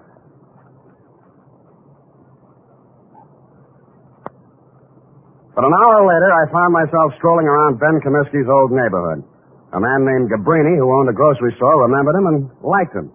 A woman in a bakery shop told me how he'd gone into the Army as a private and been discharged a first lieutenant. A phone call to a Mr. Henderson, allied architects, revealed that Ben Comiskey was in line for a raise and promotion. All in all, I was getting a composite picture that didn't look quite right. I decided to try his mother's place. It was on Lombard Avenue, a street that starts on the waterfront. According to the penciled note above the doorbell, it was out of order. The slot on the mailbox read, Mrs. Anastasia Comiskey. Yes. What is it, please? You're Mrs. Comiskey? I'm busy now. I fix lunch for my son. He come back from Cincinnati. Please. Oh, Mrs. Comiskey, I'm here to talk to you about Ben. He's your son, too, isn't he? Yes. Ben is my son. Well, I'm trying to help him, Mrs. Comiskey. Why? He has no money. I have no money. A friend of his, Louise Miller, hired me. Oh, Louise, she's a foolish girl. Very foolish. Her heart should not be with Ben. I think he's a very lucky man to be loved by somebody like that. If not for her, Ben would not be in jail, in trouble. Oh, you don't want to help my son. She don't want to help him. She'll leave him alone if she wants to help. Ben is bad. Not good like my son James. James is always good. Times he's away, he sends me money. From what I hear, Ben's always been pretty good, too. Always one good son, one bad son. What's going on, Mom? Oh. Who's this? He come to ask questions about Ben. Huh? I'm Jim Comiskey, Ben's brother. Oh, my... You run on in, Mom. I'll talk to this gentleman. All right. Get out of here. Look, I'm just trying... If you've got any questions to ask about Ben, go to the police. They can give you all the answers. And stop bothering my mother. Been through enough in the last 2 days. If I catch you around her again, I'll break you in half. The man who slammed the door in my face had the same angry look and the same angry glare of Ben Comiskey. The angry Comiskey brothers definitely wanted nothing that looked remotely like help, it seemed to this casual observer. I went back to my office to wait for 6 o'clock. That's when I intended to call my client, report my opinions, and drop the case. But at 5:30, she called me. Mr. Spade, Yeah? this is Louise Miller. Oh, yes. I was just going to call you. I'm afraid I haven't been able to do much. It looks like... I know, Mr. Spade. I just telephoned downtown. Ben pleaded guilty at the indictment this afternoon. He's going to be sentenced tomorrow. And that, to all appearances, Sergeant Milgers, was the crop. But 2 hours later, and for the second time in one day, I found myself doing what I didn't think I'd be doing. Walking around a dull, gray, 2-story apartment house on Adams Place. My ex-client's address, to be exact. I was wondering what a lonely, distraught girl would be thinking the night before her boyfriend was shipped away to prison. I found out. I got a whiff of it as I walked down the hall. It was coming out from under her door. I had to use my shoulder. The room was acrid and stinging with gas fumes. And Louise Miller was stretched out on the floor in a 6-foot kitchen. When I picked her up and carried her out, I wasn't sure whether she was dead or not.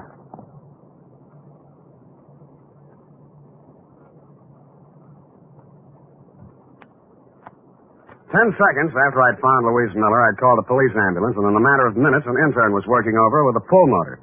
Her breathing became regular, and her pulse picked up, but she was still unconscious.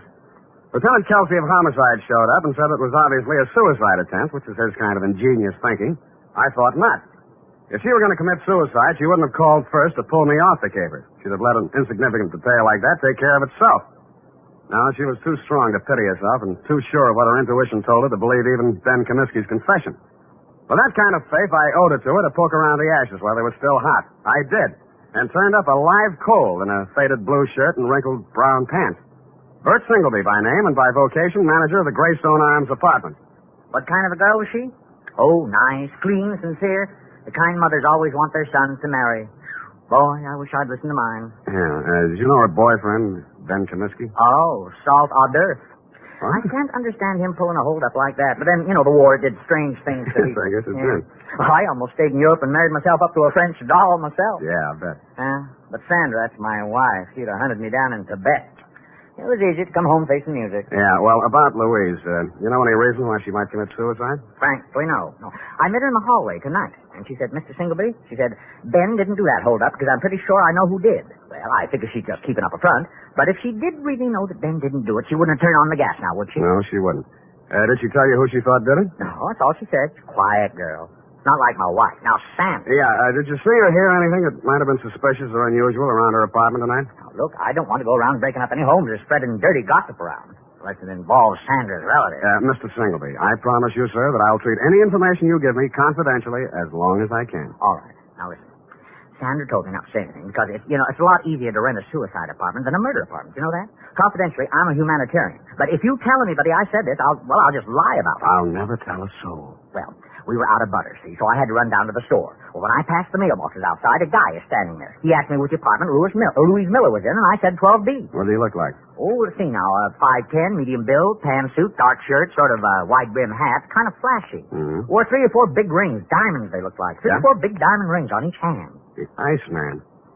Why didn't you tell all this to the police? Bert, who are you talking to? Don't you dare say a word about that poor girl. That's why. That is why.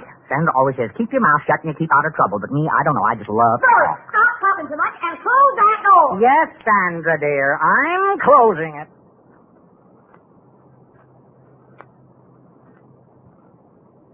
The Iceman. I'd heard about him for years, a Chicago import, but I'd never bumped into him before.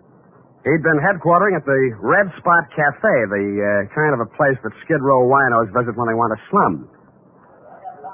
It was dark inside, but I strode manfully to the bar. Yeah, something? The Iceman here? What do you want him for, huh? He's a friend of mine. You're a friend of whose? What are you giving me? You got bull written all over you from the top of your stupid head to the bottom of your flat feet. He had the tan suit, the flashy rings, the dark shirt, and the wide-brimmed hat. He stared at me with eyes that were icy and insolent. He rubbed the knuckles of one hand into the palm of the other as if he just ached for a chance to bruise them, which I was sure he did. 4 guys sauntered over to lean on the piano, and as ugly as they were, I knew it wasn't a barbershop quartet. 2 more left the bar and stood behind him, and a few others got up from nearby tables and joined the group. I should have brought my team, but I hadn't. You're a friend of mine, huh? Well, if it isn't Claude Bettering, the juvenile delinquent of 1940. Is that so? Now, you're a real brain. Who are you, Brainy? Sam Spade. Oh, now, ain't that a pretty name? You got something on your mind? I just wanted to talk with you about what you did to a girl named Louise Miller tonight. Never heard of her. Sounds cute, though. Girls are a lot easier to push around, aren't they, Claude? Call me Ice. Claude? Some guys are just as easy as some dames. Where have I been all night tonight, fellas? Here, Ice. You heard that, Spade? I've been here all night. Any of you guys ever hear of a Louise Miller? No. Yeah, sorry, nobody ever heard of her, see? Well, she has a lot of friends who have. The police, the people down at Mercy Hospital, and me. And none of us are going to forget her, or what happened to her, and who did it. Got something you'd like to do right now, maybe? Yeah. But I'll pick my time. All right. Enough of this cheap chatter. I don't want to be seen talking with you too long. I got my reputation to think about. Now blow before I take one hand out of my pocket and push your stinking face back through that door. You'll need both hands, Samson. Go on, you creep. Fellas. All right.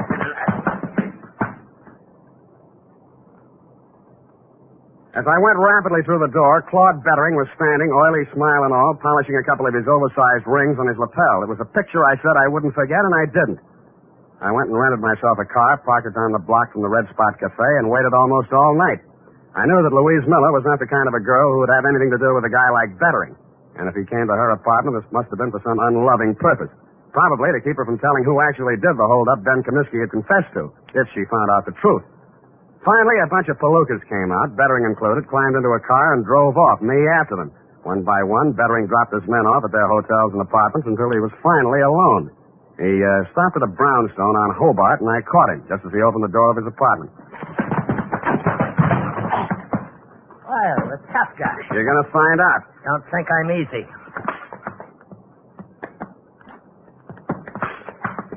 And he wasn't easy. He was 3 inches shorter and 25 pounds lighter, and wherever he had picked up his reputation for toughness, he earned it. But I never enjoyed a fight in my life any more than that one. I battled him to his knees and then to the floor, and he still wouldn't give up. You stinking creep. Why did you beat up Louise Miller?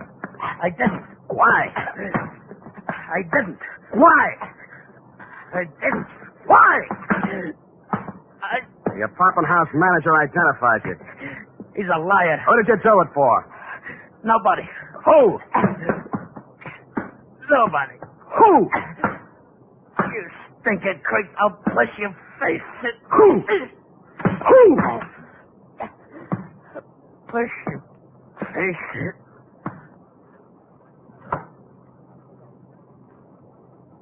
He went out.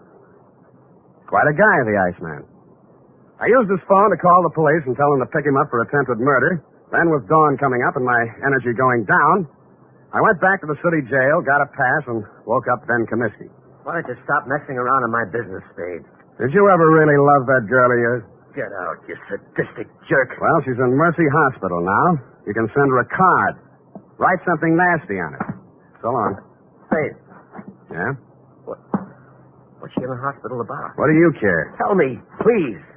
Somebody turned on the gas in her apartment and tried to kill her. It's nothing, really. Please. Who did it? Who did it, Spade? I think it was a guy named Claude Bettering. They call him the Iceman in certain circles. But why? That's what I'd like to know. Who's Bettering? I don't know. Your girl believed you were innocent, Comiskey, but you said you weren't. My guess is that somebody figured she knew something and tried to shut her up. I think Bettering was hired by somebody. Spade, look, I don't have any dough, see? But I want to get out of here. For one day. You know anybody to raise the bail? I won't skip, and I'll pay back anything you want. Why? I gotta see somebody. I don't think I can. Who do you want to see? My lousy, dirty, low-down, no-good brother. He hired Bettering? Who else? He did everything. He's always done everything wrong. He held up that liquor store, but he's on parole, a 2-time felony offender. One more rap and he'd go up for 20 years. I did this for him, yeah. Look at me. I did it for him, and he tries to kill my girl. Your mother said he was a good boy, hard-working, lived in Cincinnati. Me again. I told her all that. She believed it. I started a whole stupid lie and had to go through with it.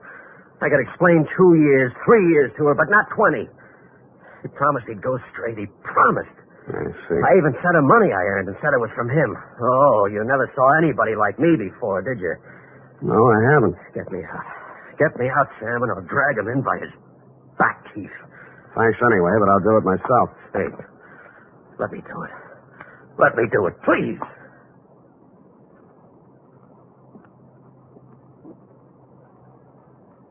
I drove over to Mrs. Comiskey's house and knocked on her door.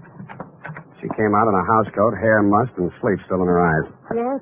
I'm sorry to bother you at this hour, Mrs. Comiskey, but is your son home, Jimmy? Jim, no, he went out last night. He didn't come back yet. I see. When do you expect him? Well, he didn't say. He didn't have to because I saw a closet door move and I was in and across the room. In a second, I pulled the door back and Jim Comiskey came out, gun and all. Jim, you've gone crazy. She hurried across the room, threw herself between Jimmy and me, and started wrestling the gun away from her. He put one hand flat on her face and knocked her halfway across the room. I went at him. He shot, but it went into the ceiling. I didn't give him a chance to do it again. Don't! You held up the liquor store, didn't you? Yeah. And hired Bettering to kill Louise Miller? Yeah. And you're going to take your own rap from now on? Yeah. Yes, I will.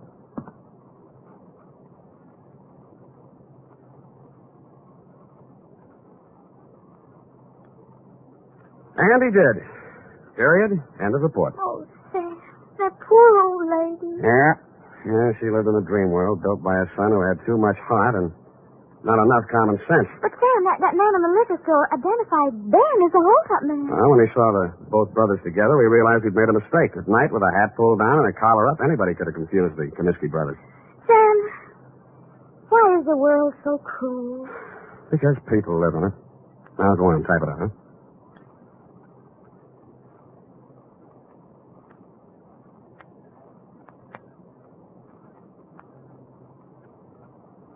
Well, here it is, Sam. And if you don't mind my saying so, it's a lesson to everybody. If you say so, Ed. Honest, Sam, I'm just infuriated.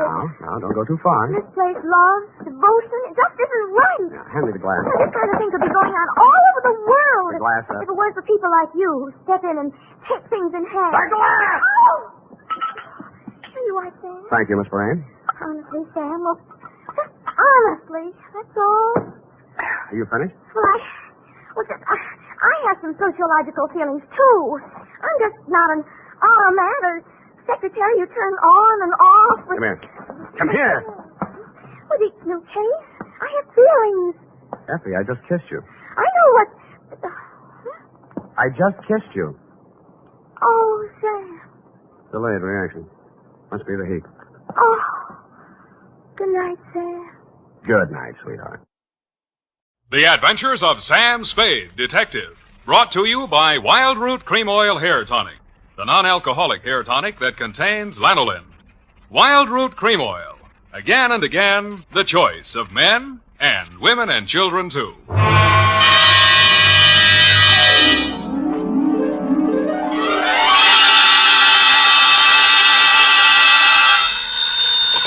Sam Spade Detective Agency. Me, sweetheart. Shaman Spade.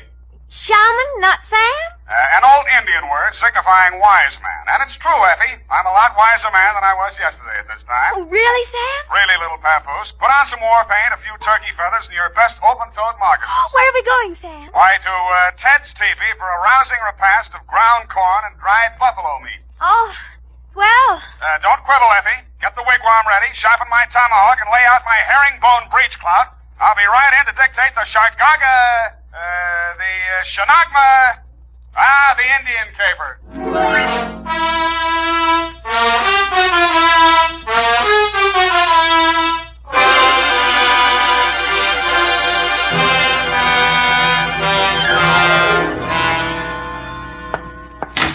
From the land of the sky blue water, they brought a captive maid, Red Wing. Here I am running Skunk. Running what? Skunk. He was a famous Indian detective. You sure you're not making this up? Oh, no, Sam. Oh, no. He was the scourge of Indian lawbreakers. The scourge, huh? Even so, you have 2 minutes to think of a better name. Oh. Rippling Stream? Not virile enough. Crunching Muscles? Too virile. What is that stuff you've been getting me, anyway? To Lieutenant L.J. Myron, San Francisco Homicide Detail. Better take it back. Copy to Chief Black Cloud at Santee, Dakota Indian Reservation. Oh, murder. Attention, federal Indian agent from Samuel Spade, San Francisco, license number 137596. Subject, the Shargagagag, the Shargona, call it for now, the Indian caper, and quiet to you. I was sitting in my office, doing absolutely nothing when something interrupted me. First, it was a buckskin smell, then the soft tread of moccasins, followed by the sound of a rattle. His beaded clothes were wrapped in a rich-looking embroidered blanket, and his multicolored headdress reached to the floor. His face looked like the model for the Indian head nickel. How? Who? My name, Chief Black Cloud. How do you do, Chief? You, Shaman Spade. Sam. Shaman, Indian word for wise man, prophet, seer. Sam. Newspapers say you good scout, Well, they exaggerate so, you know. Chief need to hire good scout for job. Well, shall we talk? You come for powwow in Chief's council lodge. Where's that? St. Mark Hotel, 4th floor. I see. You have reservation. Well. You ride with Black Cloud. He have iron pony on street made by great Indian chief, Pontiac. And he actually had a council lodge at the St. Mark, 4th floor. Outside the door of his room, 2 braves were standing, arms folded. One of them was the first Indian I'd ever seen with hair on his chest. We entered the room. Indian file, of course. The chief had apparently brought in his own decorator. The walls were covered with hanging animal skins. A weathered canopy of thatch hid the ceiling, and on the floor, genuine hand-woven rugs. No expense had been spared. In one corner of this room stood a full-size teepee. 2 squaws shuffled out of it. What else? The young one glided forward and handed the chief a long Indian pipe. Shaman Spade, this fairest Indian maid of all. Only person in world important to Black Cloud. Name, Little White Lilac. How do you do, Little White Lilac? It's nice to have you here. She wise, educated girl. Graduate Smith College. Nice. All squaws out. All squaws out. Squaws no good at powwow. Well, you know best, Chief. Now we powwow.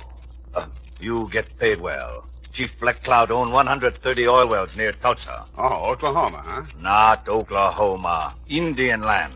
Union mean nothing. Union temporary thing. I see. Indian here long before white man. This is true. And Indian will be here long after white man. All right, Chief, all right. Chief Black Cloud come to San Francisco Village 5 days ago for a powwow with big engineer. Anybody I know? His name, Clarence Hobart. Engineer for Arundel and Amaskig Consolidated Engineering Company. Fine Indian name. We have powwow 4 days.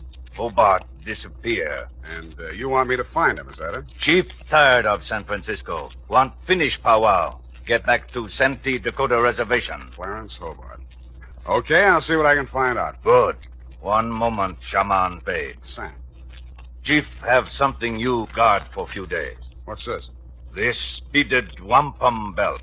Ancient relic of Nipmuc tribe. Nipmuc. Here in Tipi Semak, too many light-fingered chambermaids and bellboys. You want me to hold on to this for you? Yes. Wampum of great sentimental value. Woven by ancient wise man Tani Luka. Tells interesting story in history of tribe. Guard it well. Haven't lost a wampum yet. Is that all, then? One more thing. We smoke pipe of friendship. All right. I smoke. Here. Now, you smoke. To friendship. Now I know what happens if the bag of Lucky Strike doesn't buy.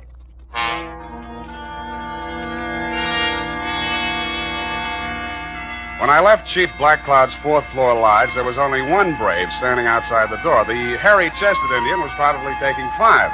The wampum belt was about 3 feet long, made up of hundreds upon hundreds of little colored beads.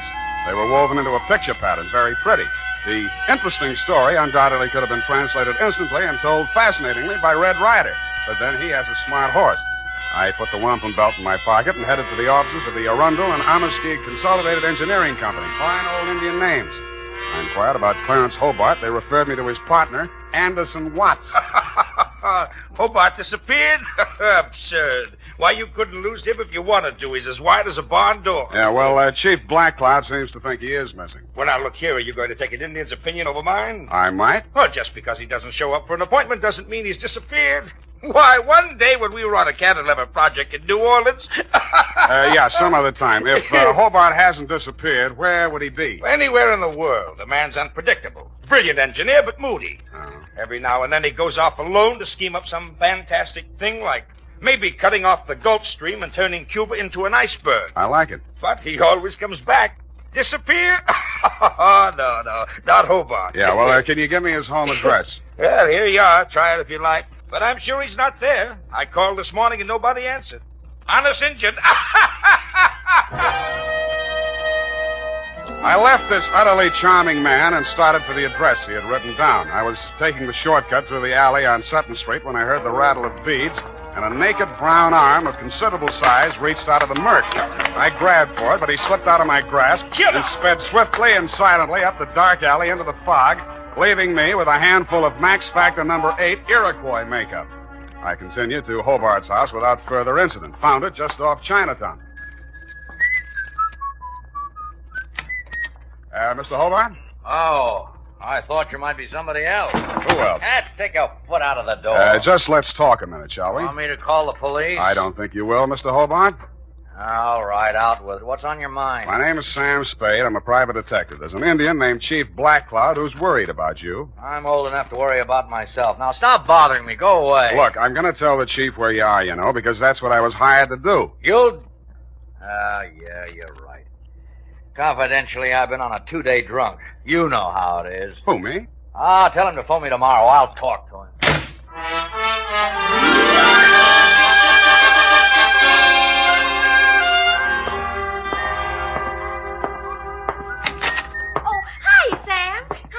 Hello, what are you doing here today? This is your day off. I just wanted to show you something. Effie, first do me a favor and put this wampum belt in the safe, will you? A wampum belt? Genuine Indian art. Oh, it's beautiful. Tell us a story. You know what? Yeah. It'll go beautifully with... Oh, Sam, I forgot. There's a girl waiting in your office. Well, good. Well, Sam, don't you want me to show you? And there was indeed a girl in my office. It was Little White Lilac, Chief Blackcloud's fairest Indian maid of all. Only a heap big change had taken place. She still had the Indian color, but gone was the headband, gone the buckskin dress, gone the squatting squaw, the St. Mark teepee. Little White Lilac stood revealed in the thin disguise of a modern white woman's cocktail dress, complete with pale-faced 20-carat perfume. It was a transformation worthy of a high-priced medicine man. But more surprises were to come. Hello. How? I've been waiting for you. Yeah, well, Big Brave just returned from hunting party. You can drop the teepee talk. I'm civilized. Well, okay. What's on your civilized line? Chief Blackcloud gave you a wampum belt. I want you to give it to me so I can destroy it. Uh-huh. Well, I gave my word to keep it, and I accepted the promise of money for its protection. Now, you wouldn't want me to be an Indian violate my ethics, would you? Sam, if I must tell you, Chief Blackcloud is insane. Not if he keeps you around. Must we have these juvenile references to my personal beauty? Juvenile? Well, sorry. You are Indian, aren't you? Of course. I am a Nipmuc. Nipmuc. That wampum belt is secret to undreamed of wealth, greater than the fortunes of the 10 richest families of this country. Wow. Chief Blackcloud is wealthy from oil, but that belt make him more powerful than the Bank of America. You mean he could take my car back? You think this is a joke, don't you? Well, I love the way you tell it, though. He's going to use it to destroy modern American civilization.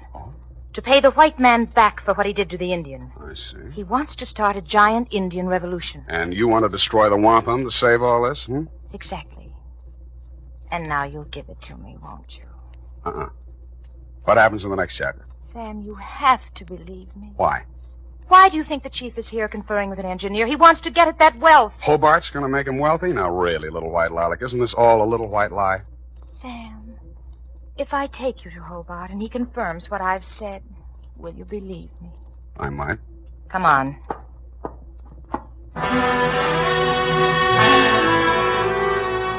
She took me by the hand and she led me out of the office and up and down several streets until we arrived at a frowsy-looking brownstone. We entered, still holding hands, and came to rest in an apartment that looked just recently occupied. I guess that's what it looked like because you couldn't tell much. It was being lit by either 110-watt frosted bulb or by fireflies. This is the place. Yeah, a little dim in here, wouldn't you say? I like dim places. Yeah. Mm-hmm. Where's Clarence? I'll get him in a minute. First, Sam. Yes, Lilac. You've been so nice. I have? I want to find some way to thank you. I'll wait while you like it. I can start by kissing you. Please, Sam. Oh! The kiss was great. In fact, it blew the top of my head off. After this, there was a free fireworks display, followed closely by a giant roar that sounded like Niagara Falls with a cold. It was a short feature, followed by a long period of dark, black silence. When the curtain came up again, I was lying in an alleyway. I was stiff and cold, my head throbbed with pain, my brain was a jumble, my suit was torn and dirty, my patience was at an end, and my anger with Little White Lilac knew no bounds. I went down to the office to change clothes and get a drink. The phone was already ringing when I opened the door. Sam Spade. This Chief Black Cloud talking from St. Mark Teepee. Yeah. What's on your mind, Chief?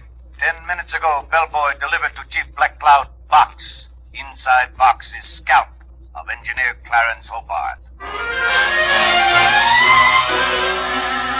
I hung up the phone, fell into my chair, snapped on the lights, and fell out of it again. My office had been massacred. The place had been ransacked thoroughly and looked like the morning after a Comanche smoker. And you guessed it, my safe had been drilled open. The ancient and valuable Nipmuc wampum belt was gone. At this point, I decided what Chief Black Cloud needed was a detective. Now, here's important news on good grooming. If you want the well-groomed look that helps you get ahead, socially and on the job, listen. Recently, thousands of people from coast to coast who bought Wild Root Cream Oil for the first time were asked, how does Wild Root Cream Oil compare with the hair tonic you previously used? The results were amazing. Better than 4 out of 5 who replied said they preferred Wild Root Cream Oil. Remember, non-alcoholic Wild Root Cream Oil contains lanolin. It grooms the hair naturally, relieves dryness, and removes loose, ugly dandruff. So if you want your hair to be more attractive than ever before, get the generous new 25-cent size of Wild Root Cream Oil, America's leading hair tonic, on sale at all drug and toilet goods counters. It's also available in larger economy bottles and the handy new tube. Get Wild Root Cream Oil. Again and again, the choice of men who put good grooming first. By the way, smart girls use Wild Root Cream Oil, too, and mothers say it's grand for training children's hair.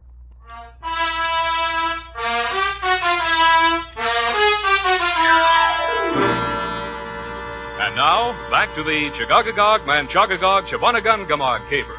Tonight's Adventure with Sam Spade.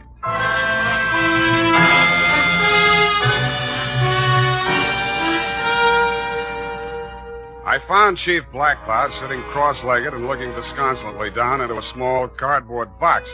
Both squaws, including little white Lilac, were on one side of the room grinding corn. Lilac looked through me as if I didn't exist. I sat down next to the chief, looked into the box, and recoiled. It was a real, no imitation, 20th century scalp, and the red hair was certainly Hobart's. Scalp comes with note. Let me see. Note written in Algonquin dialect. I translate. Honor Chief Black Cloud. Return to Santee, Dakota Reservation and die proper death fitting to old man. Here you will meet violence unto death, even as this man did. Puts the point across. Look, Chief, it isn't that I'm scared, which I am, but I just decided to pull out of this caper. What? I've heard some things about you that don't sound too good. You hear what? That you want to start an Indian revolution to settle an old score with the white men. Who tell you this? The fairest of them all, little white Lilac. She tell you? I've never talked to him. She not only told me all that, but she... Quiet! Spade, when did little white Lilac tell you these things? She came to my office today. That's a lie. I never left this hotel. We will see. Kalanuka. Yes, Chief Black Cloud. Did little white Lilac leave hotel today? Little white Lilac with me all day. Why, Never out of sight. Enough. Go away. Kalanuka speak with tongue of truth. Little white Lilac I have grown from baby. She also speak with tongue of truth. Somebody lie. Now, look, Chief, I know what I'm talking about. Your chief does not need help of double-tongued man. Return wampum belt to me. I pay you. All right, I'll, Well? Chief. Chief, heard enough lies. Return wampum belt. Wait a minute. I got a small but biting bit of truth to relate. Somebody stole the wampum belt. Wampum belt gone? Somebody broke into my office, drilled the safe, and took it. You stole? It was stolen from me. Return wampum or you not live until sundown. I'll return it if I can find it. Then you can pay me off and we'll call it even.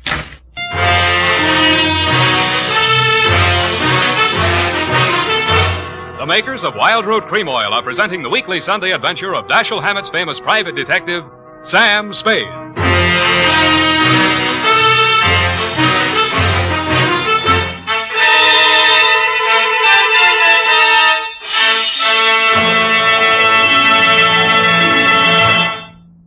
Now, here's important news on good grooming. If you want the well-groomed look that helps you get ahead, socially and on the job, listen. Recently, thousands of people from coast to coast who bought Wild Root Cream Oil for the first time were asked, how does Wild Root Cream Oil compare with the hair tonic you previously used? The results were amazing. Better than 4 out of 5 who replied said they preferred Wild Root Cream Oil. Remember, non-alcoholic Wild Root Cream Oil contains lanolin. It grooms the hair naturally, relieves dryness, and removes loose, ugly dandruff. So if you want your hair to be more attractive than ever before, get the generous new 25-cent size of Wild Root Cream Oil, America's leading hair tonic, on sale at all drug and toilet goods counters. It's also available in larger economy bottles and the handy new tube. By the way, smart girls use Wild Root Cream Oil, too, and mothers say it's grand for training children's hair. Get Wild Root Cream Oil. Again and again, the choice of men and women and children, too.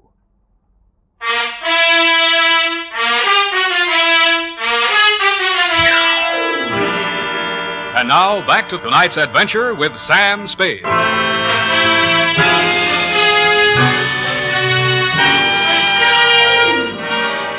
I walked outside, muttering frightful white man's imprecations.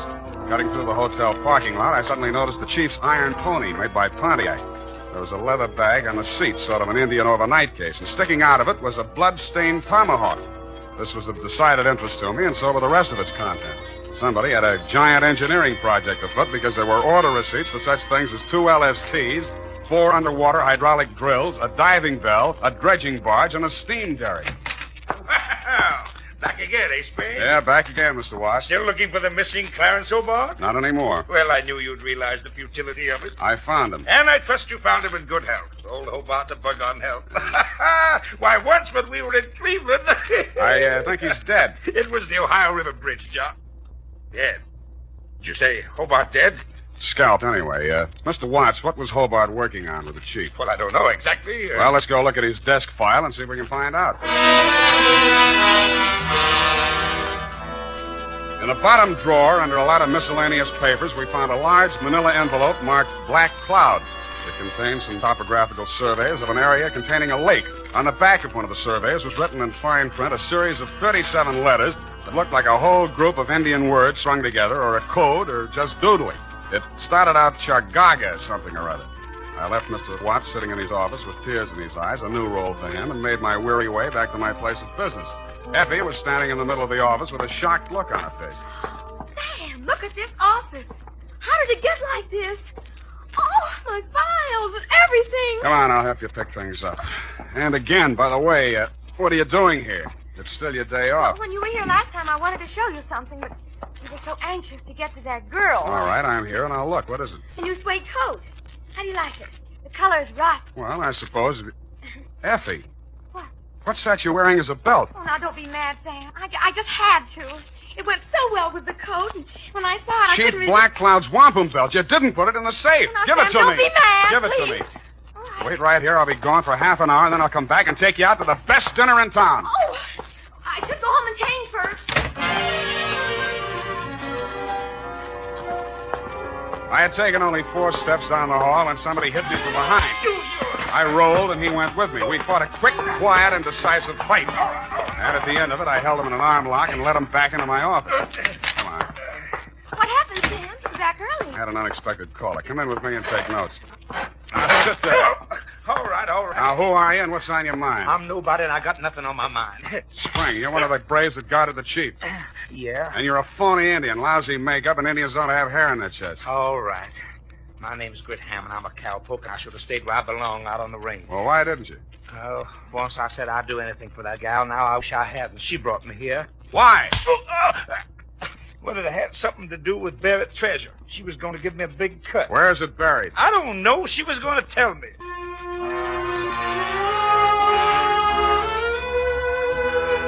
I took Hammond around a homicide and left him in their safekeeping. While there, I got the latest flash. They had found Clarence Hobart dead and less scalped down by the waterfront. There were no clues except a blow on the back of the head and lipstick on his mouth, which was enough for me, having been through the same course myself. Then I proceeded to St. Mark, 4th floor. Little white lilac met me at the door. You can't see the chief. Why not? He's asleep. One side. When the chief sees what I've got, he'll wake up screaming his wampum. You have it? And with that, she pounced. I pushed her off, but she came back and got a hold of one end of the wampum and tried to pull it away from me, with disastrous results. The wampum came apart, and in a second was nothing but hundreds of beads rolling different directions all over the place. In fact, it was no more. Oh! What happens in Chief's council lodge? Chief cannot sleep. Well, I brought back your wampum, but now it's all over the floor. Wampum belt destroyed? Yes, it's destroyed, you stupid old man. You talk to Chief? Yes, stupid. You had the world in your hand. You didn't know it. You wanted it all for yourself, to tear down the earth. It could have been used to live. What are you saying? To live the way I'm supposed to live. Now nobody will have it, not even you or that fat engineer who wanted it. Little white lilac, shut mouth. I've been shutting my mouth all my life. You're a stupid, ignorant, disgusting old man. You'd be better off... His big hands were around her throat. He stood there, anger and betrayal in his eyes. Then his hands dropped and he turned away with tears streaming down his face. It was then that the fair Indian maid went for him with a knife. And that was my cue to step in with a pale-face weapon.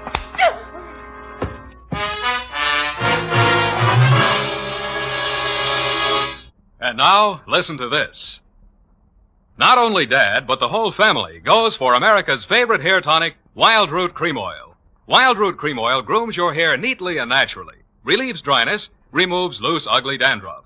Get a family-size bottle or handy tube today. And ask your barber for a professional application of Wild Root Cream Oil Hair Tonic. Again and again, the choice of men and women and children, too. Little white lilac. Yeah, well, I don't usually hit women, but don't feel too badly, Chief. She helped kill Clarence Hobart. Now, Chief, believe anything. Yeah, Chief, why did you want an engineer? Design woven in wampum describes location of hidden Nipmuc treasure. Many years ago, Nipmuc tribe live in Valley of the Berkshires. Discover only gold vein in east. Mine gold and keep for decoration. Kennebec Indians want gold. Start out on warpath. Nipmuc Indians bury gold. Move village. Divert stream into valley. Make lake. Gold there today, underwater. Where is it? That secret chief keep locked in head. Chief once had evil plan for gold. Now you forget. Make pilgrimage back to ancient ancestral camp and die. Send me bill. Chief leave village of San Francisco for good.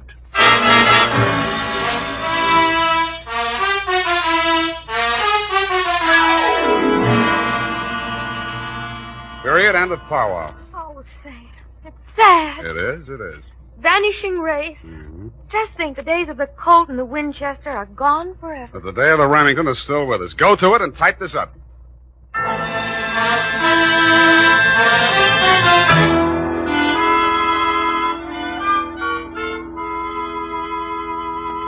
it's all here, Sam. Except one thing. How did the bloody tomahawk get in Chief Black Cloud's bag? Little white lilac planted it there. If anything happened to the chief, she, as the only other living Nipmuc, would inherit the wampum. Well, she could have gotten the money by just waiting. Oh, shut up.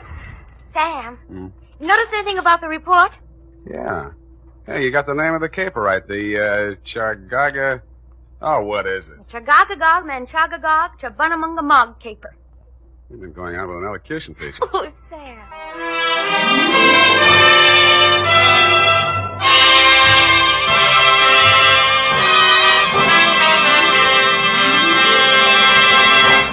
The Adventures of Sam Spade, Detective. Brought to you by Wild Root Cream Oil Hair Tonic, the non-alcoholic hair tonic that contains lanolin. Wild Root Cream Oil. Again, and women and children, too.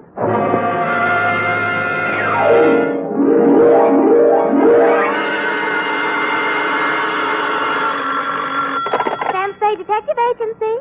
Me, sweetheart. Oh, Sam! It must be telepathy. I was just thinking of you. You know, sometimes I think I can tell what you're thinking. That's an invasion of my privacy. Oh, when two people are as close as you and I think that often you can almost read one another's minds. Well, you may be right. I can see what you're doing all the way from here. What? Put those paper clips back where you found them. Oh, certainly, Sam. Own up, Beth. You purloined pencils, absconded with erasers, pilpit stationery, filched stamps for your personal use. I only write to Mother when there's nothing else to do around the office. Besides making unit phone calls and charging them to me, you've tapped the petty cash drawer for lunch money. Sam! And you've been filling your pen with company ink. I didn't think you'd mind, Sam. I'll pay it all back. But I have a big heart and boundless compassion. Stay where you are, sweetheart. I'll be down on my unlimited generosity with your back salary. Really, Sam? And 2 tickets for us to go to the fights tonight, and dinner. And last, but by no means least, my stirring and vivid report on the Prodigal Daughter caper.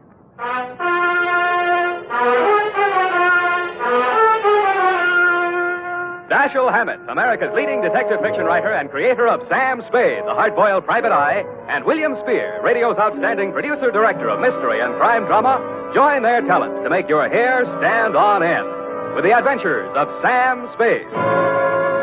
Presented by the makers of Wild Root Cream Oil for the hair. Here's a smart resolution to make. First day back on the job after your summer vacation. From now on, every single day, I'm going to pay special attention to the way I look. I'm going to use Wild Root Cream Oil Hair Tonic. Yes, folks, smart's the word for that resolution, for Wild Root Cream Oil grooms your hair neatly and naturally, relieves dryness, and removes loose dandruff.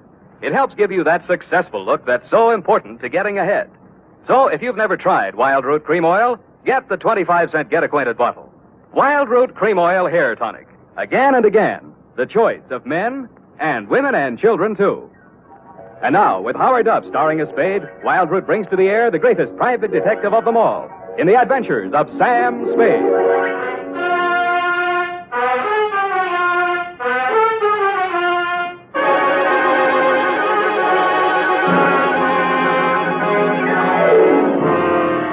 Where are you now that I need you? Effie! Oh, hi, Sam. Hiya, Sam. Come on. Bring your book. Got a pencil? We gotta hurry if we're gonna make the fight, you know. Oh, I've got one of the new retractor kind of pencils. Well, get the lead out.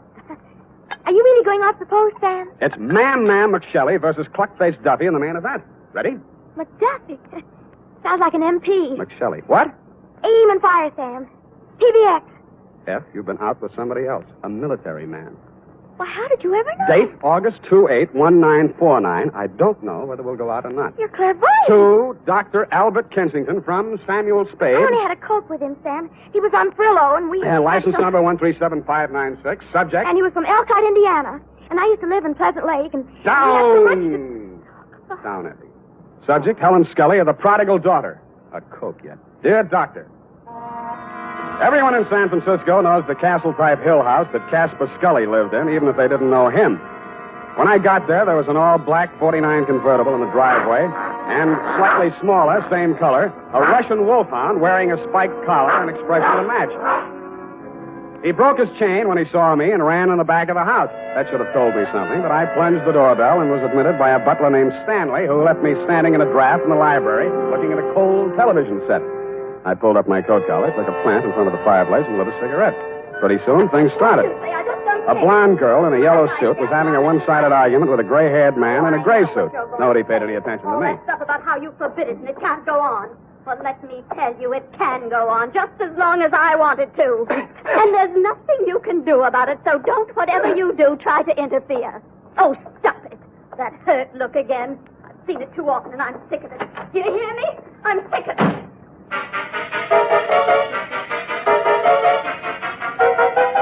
He looked mad, but he didn't say anything. I saw them walk around the garden once, shake fists at each other, and finally part.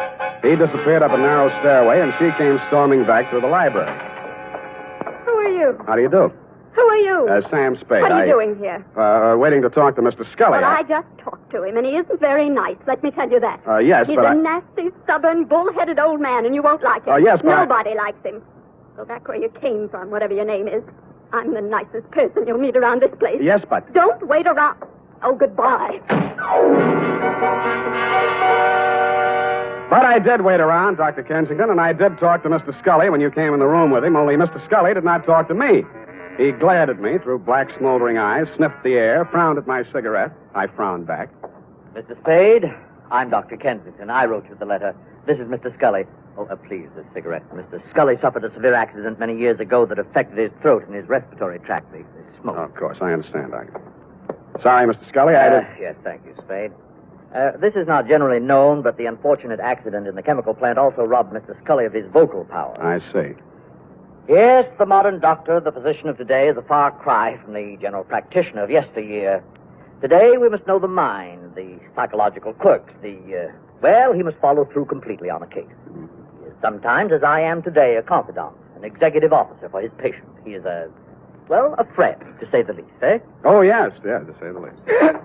Eh? Oh, of course, Mr. Scully, to the point, of course. Sit down, Spade. Oh, thanks. Now then, Mr. Scully, as you well know, and the world knows, has made several fortunes in his lifetime. And he didn't accomplish this by allowing people to run roughshod over him. But, Mr. Scully, I'm just backgrounding Mr. Spade. Please be patient. Mr. Scully intends leaving his daughter Helen his entire fortune. A great deal of money, to say the least. Say the least. But Helen doesn't care about the money. She's foolish, young, headstrong, and impetuous. Huh? I heard her arguing with Mr. Scully a bit. Now, Mr. Scully. We'll straighten all this out. Mr. Spade will help us. Well, then, Spade, you have half the problem right there. She is a headstrong, impetuous girl. And lately she's done several things to displease her father. Right, Mr. Scully? You see, Mr. Spade. Oh, I gathered that much, but what kind of thing? Helen's been singing in a cheap nightclub called the Blue Goose. What? Oh, it's very embarrassing. Low class, eh? Yes. There's a man named Torpy. He owns the club. A man named Chick Torpy? Ah, you know of him? I've heard of him. Contrary to all her father's wishes, Helen insists on seeing this man Torpy. Mm-hmm. How old is she? Well, that's beside the point, Mr. Spade. But a sordid affair now might rob her of a future of wealth and security. Mr. Scully's at the point of exasperation. He might well change his will over this matter. Correct, Mr. Scully? At best, this is an embarrassing situation, and most indiscreet of Helen to have brought it about. So, I'm supposed to go talk to Chick Torpy, is that it? In a word, yes. Mm-hmm. Well, you sound rather reluctant, Mr. Spade. Chick Torpy's a little too old for the Boy Scout. Well, we want you to see him. Find out how much it'll take to stop seeing Helen. Tell me, what happens if Torpy isn't for sale? Oh, everyone has a price. Spade, matter of character. You get paid for work like this, that's your price. Yeah, that reminds me. 50 a day and expenses. 5 days guarantee, to say the least. Of course, to say the least. And, Mr. Scully, I happen to have a standard client's contract with me here. If you'll just sign on both pages, I'm sure that... Never mind, Spade, not now. Mr. Scully will mail it to you later on today. Ah, dear, Mr. Scully's fatigued. Well, you'll contact me as soon as you have any information for us. I said I would. Mr. Scully sounded a final cough, and I left the two of you in the library. It was interesting, meeting this voiceless tycoon who must have made and broken many a man with a nod of his head or a shrug of his shoulders. The same black dog with the same spiked collar was still outside the house doing the same thing. Ah, Spade. Mr. Spade? But something new had been added. A pair of well-tailored shoulders, diamond stick pin, and a gray felt hat with a snap brim. Hello, Spade. You don't know me. Now, wait a minute. There's something about a guy in a lineup. You're Dapper Danny Cavillo. When'd you get out of Folsom, Danny? A while back. They gave me a kind of rain check. Mm-hmm. Wouldn't that 38 make you a parole breaker? Oh, is that showing? Unless your ribs grow in different directions. Sam, I'm here to save you a lot of trouble. What trouble are you here to save me? You want to see Chick Torpy, don't you? You've got business to talk with him, no? News gets around fast, Danny. No. No, it's just that Chick had been expecting somebody like you from the old man, and, well, I'm here to see that you see him. So, why don't you kind of get in the car? And I kind of did.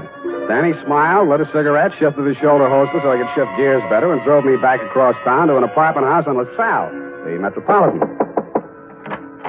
A good-looking guy who stood about 6'4", black hair, answered the knock. Hello, Chick. May I present Sam Spade? Sam Spade, meet Chick Torpy. That'll do it, Danny, thanks. Hello, Spade. Come on in. See you, gentlemen. Danny's Gabby. Hello, Chick. Your taxi service always free? Just when I'm in a hurry to get things settled, soldier. You saw the old man today, huh? I saw him and talked to his doctor, Kensington. All right. You're here to tell me how worried the old man is, right? If you're talking about Helen and you, yes. You're bad company. Yeah. What else? He wants you to stop seeing her. Well, suppose I don't want to stop seeing her. Suppose I told you I love her. Let's see. She comes in at $3 million when he kicks. You love her. I'd be crazy if I didn't. I wonder what she'd say if she heard you say that. Why don't you ask her, Spade? Helen? Hello, Mr. Spade. Told you to leave my house today, but you didn't listen. Vince Spade? Well, I'm wondering, anyway. Maybe this will help. When you get back to my father, tell him I think Chick would be a fool to brush me off. Tell him that someday I expect to inherit all of that wonderful money he spent a lifetime making. Tell him that Chick's tired of working. Got all that? Yep. How do you feel, Spade? Like I'm earning my fee. Oh, you've already earned it, Spade. There's no use trying. I've told him myself, now you can tell him. She's not for sale, and I'm not for sale. Got it? You got it. All right, then you're finished here. Hello. Oh, you. Well, I'm not sure I want to talk to him. Give him a pill. And it was on that happy note, Doctor, that I went downstairs, found a drugstore, and tried to phone you and tell you what Torpy had said. Your line was busy, and while I was waiting for it to get unbusy, I spotted Chick Torpy out in front. He looked madder than when I'd left him, and there was a bulge in his coat that hadn't been there before. He got into a black sedan near the curb, and I hailed a cab and followed him across town up to Nob Hill. A half a block from the Scully residence, I left my taxi and took the rest on foot. He was still a couple of 100 feet ahead of me as he disappeared into the garden entrance. I heard a cry for help, and then... Chick was standing over something on the ground. When he saw me, he shrieked for a break in the hedge. I stopped long enough to have a look at the body he'd left. My client. He still had gray hair, and he was still wearing the gray suit, but half his face had been shot away.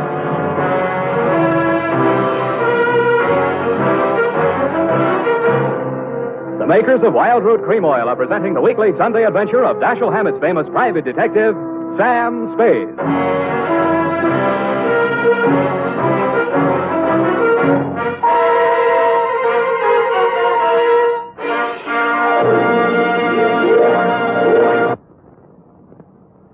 Remember, non-alcoholic Wild Root Cream Oil contains lanolin. It grooms the hair naturally, relieves dryness, and removes loose, ugly dandruff. So if you want your hair to be more attractive than ever before, get the generous new 25-cent size of Wild Root Cream Oil, America's leading hair tonic, on sale at all drug and toilet goods counters.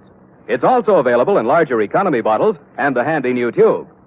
By the way, smart girls use Wild Root Cream Oil, too, and mothers say it's grand for training children's hair. Get Wild Root Cream Oil. Again and again, the choice of men and women and children, too.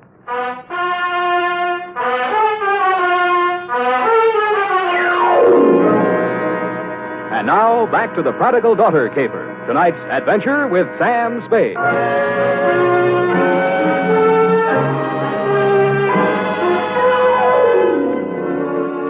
My 5-day contract arrived in the morning mail signed by Casper Scully. The headlines were no surprise. Chick Torpy sought in shooting of multimillionaire.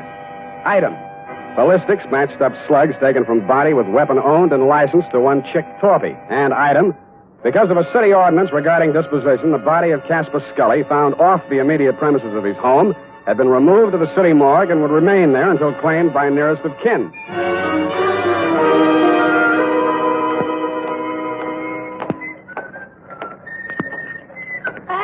Hey, Sammy, my boy. It's good to look on you. Hello, Maxie. What brings you, Sam? Scully stiff. Oh, yeah. Checked him back in. Autopsy.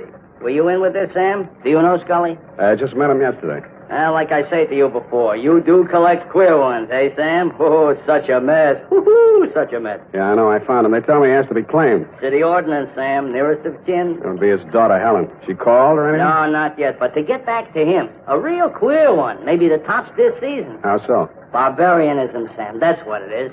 The world is moving backwards. You can get deader than dead. Huh? You'd think the slugs in his chest would be enough, but no. 4 also in the head, too. Kill him twice. Say it again, Maxie. You mean that... Twice, Sammy. In the chest, maybe 20 to 30 hours ago. In the head, maybe 12 hours later.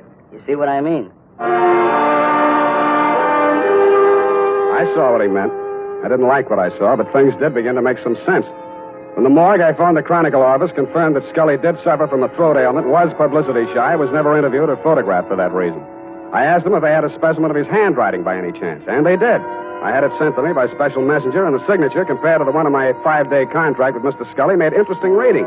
But what was even more interesting was the DOA Maxie was ushering in. As I was saying, Sam, it's awful the way these homicides are turning up nowadays. In gray suits, it's fashionable now. Hey. What's the matter, Sam? You know him? Yeah, I know him. What's it say? The toe tag says unidentified, accidental drowning. Found off Pier 14, time 8:15 this a.m. Accidental drowning. You don't think so? Why do you think he's dead? I think he's dead because he didn't cough when the doctor asked him to. I left Maxie to his newest customer and looked up the police officer who had found the unidentified man. All they had on him was New York clothing labels and a silver identification bracelet with name Julio engraved on it between 2 small indentations of the comedy tragedy drama masks. It wasn't much, but it took me to a theater on Post Street featuring a special company of Spanish actors on tour. I am the manager of the company. What is it, please? I'm sorry to trouble you. I'm trying to locate a certain man. I have good reason to believe he's with your company. We are a small group. His name, please?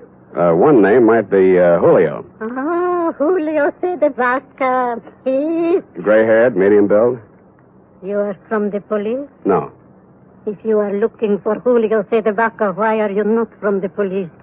2 days ago, Julio, who does not speak any English, is asked of all things to appear on the television program.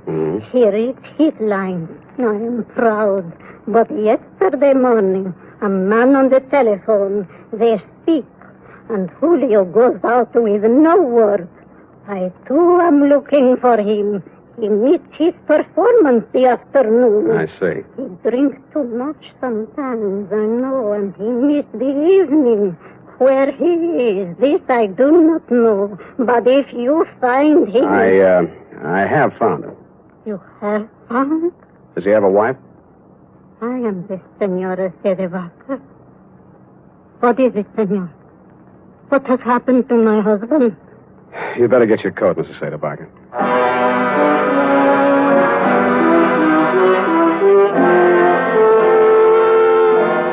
I went back to the morgue with Mrs. Cedevaca, Doctor, and after that I went over to the Blue Goose Club.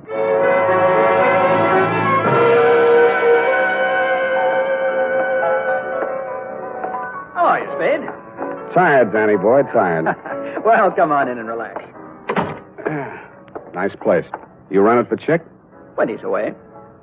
Seen Chick lately? 2 sets of cops, 3 reporters have been here asking the same question already this morning. What are you trying to prove? Chick's in trouble. You're his partner. Uh-huh. Now, he got himself into this one, Spade. Look, we make a nice dollar running this place. It's legitimate. And no cop's going to raid us or close us up. Chick started fooling around with that Scully woman. And I told him just once. It's dynamite, I said. You know how the old man is. Let bygones be bygones. But Chick didn't listen. Tell me about the bygones that should be bygones and why Chick should know how the old man is. Well, Scully sent him up 5 years ago. Didn't you know? No, I didn't. Oh, Chick owned some property south of Brazito, and Scully wanted it for oil drilling or something. Chick asked too much, and Scully figured a way to get it from him in court. Had it condemned or something. Mm-hmm. Well, Chick got kind of sore. He met the old man on the street one day, and, well, they convicted Chick of attempted murder. 2.5 years. And Chick looked up Scully's daughter when he got out of prison and started making love to her to get even. Why, yes, Spade, that's just the way it started. Only Chick was the sucker after all. He really went for the creature. He married her 3 weeks ago in Reno, the poor sap. Anybody else know about that part of it? Only me. I was best man. By the way, Danny, did you rap Julio Cedevaca over the head last night and toss him in the bay? Who's Julio, whatever his name is? An actor who happened to look something like old man Scully, enough like him to keep his mouth closed when I was there, but who might want to open it later. I don't know what you're talking about, Spade. Didn't think you would. But I don't like it. Yeah, boy. Timmy? Joe? Yeah. Throw this bum out. I'm sick of looking at him. Get out of here. And they did. It was 2 against 1, and I'd been up late the night before. I was doing very well, though, until somebody stooped to a form of subterfuge I have long since grown to hate. I was borne on 2 swarthy shoulders out of the club and into the open air. I was on a balcony, and a good stiff sea breeze was blowing. I didn't enjoy it long. 1, 2, 3.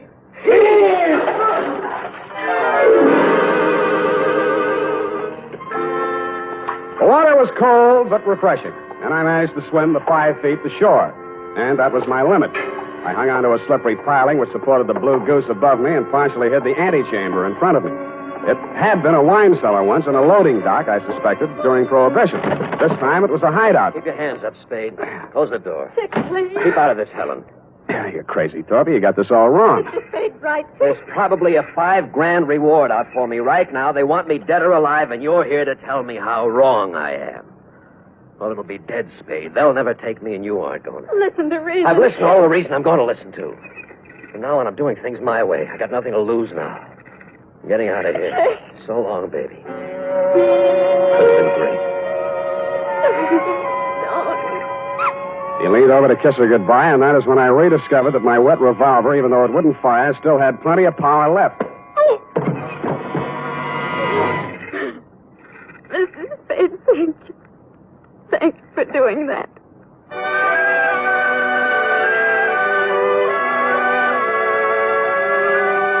As you know, Doctor, I turned Chick Torpy over to the police along with Danny Cavillo and took Helen Scully home. She ran upstairs with many tears, and I met you in the library. You seemed relieved when you heard that Torpy had been apprehended. However, I had some other questions to ask. You answered. All right, Spade, all right. I suppose it'll all come out anyway. 2 nights ago, Chick Torpy came to the house to have it out with Mr. Scully. He told him about their marriage. There was an argument. I was the only one in the house. I heard shots, ran in the room, and found Mr. Scully dead. The marriage certificate was in his hand. I knew this would involve Helen, and so I did what I did. Oh, it was a nightmare.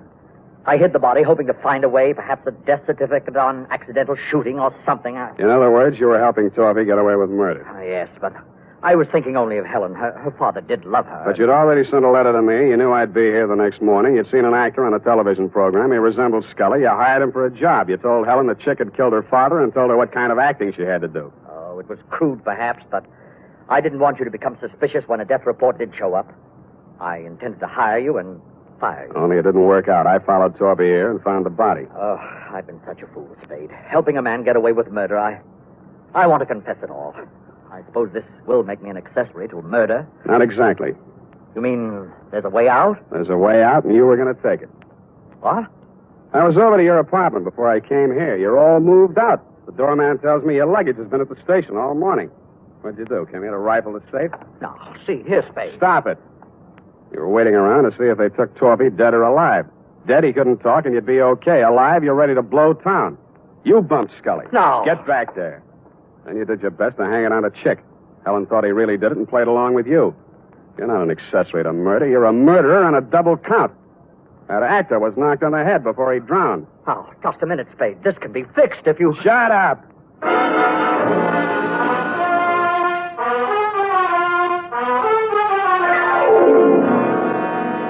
Period.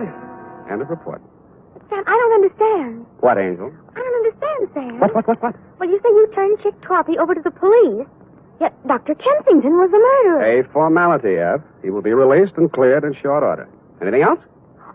Well, yes. What about Danny Corvillo? An innocent bystander. But he had you beat up and knocked on the head. And he has already made amends with those tickets for the fight. No more questions, F. Type this up and I'll give you the happy ending.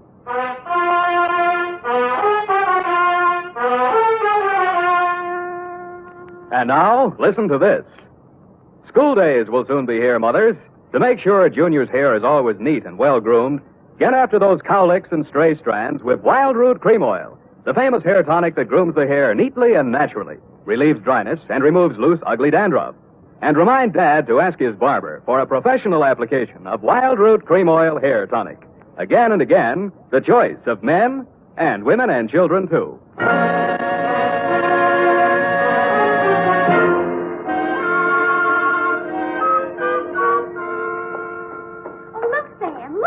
What is it? Look, Sam, look. What is it? Look, Sam, look. All right, I shall rephrase the question. What?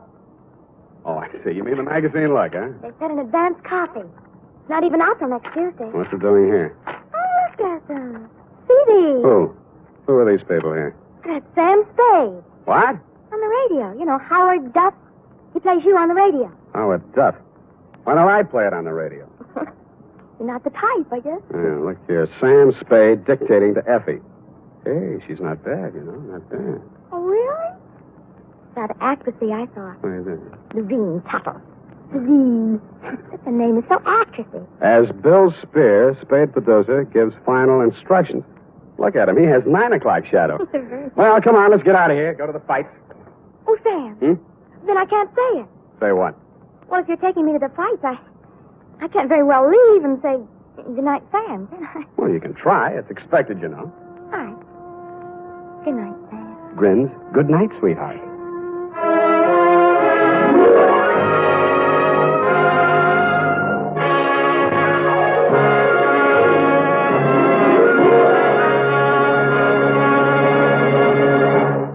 The Adventures of Sam Spade, Detective. Brought to you by Wild Root Cream Oil Hair Tonic, the non-alcoholic hair tonic that contains lanolin. Wild Root Cream Oil. Again and again, the choice of men and women and children, too.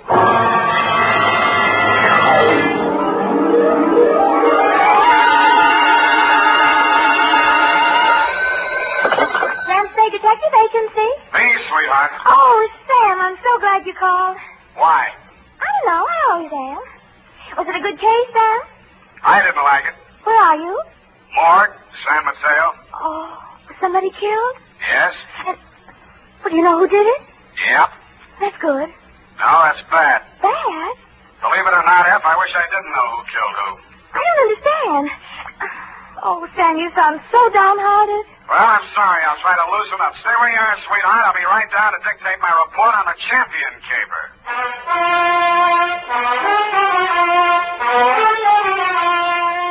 Dashiell Hammett, America's leading detective fiction writer and creator of Sam Spade, the hard-boiled private eye, and William Spear, radio's outstanding producer-director of mystery and crime drama, join their talents to make your hair stand on end with the adventures of Sam Spade.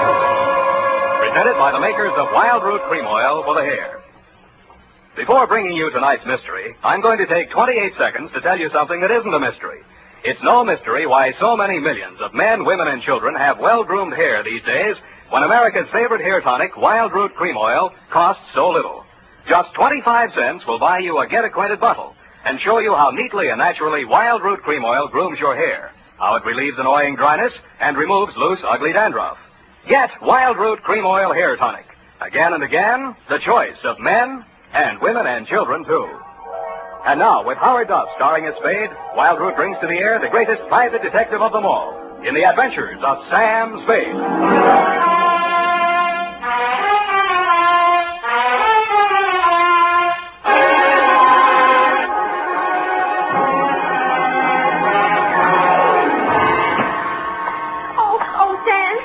I read the afternoon paper. I don't understand it either. Stop that. Really, after all this time, you'd think I'd be acclimatized to all kinds of human storms. I've got my pencil already. Let myself again. I'm ready, Sam. Sam, date? Date August 7th, 1949. To whom, Sam? Jack Manelli. To Detective Lieutenant Manelli, Homicide Detail, San Mateo Police. From Samuel Spade, license number 13756. Subject. Are you listening, Sam? Subject, the champion caper. Dear Manelli. You were there for the end of it, and I was there for the start of it, which is in the reception office of Elliot Champion's brokerage house in San Mateo, and where I first met Mildred Champion. Remember that old salve, how a woman in love is always beautiful? When I went in, I had no idea she was in love and no idea she was beautiful. Not because she'd lately been crying, but her sallow face without makeup, framed in a wisp of blonde hair, wasn't flattered by the shapeless black dress, cotton stockings, and low-heeled shoes she was wearing. Certainly not the going idea of beauty.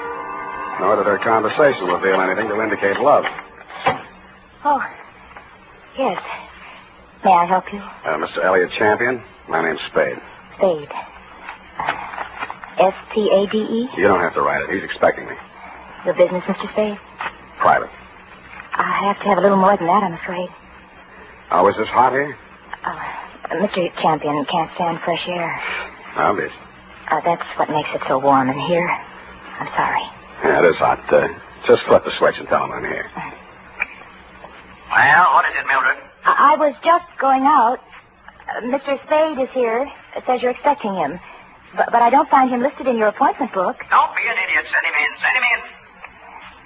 You may go in now, Mr. Spade. He always like that? He's nice today. Sorry, Mildred. That's your name, isn't it?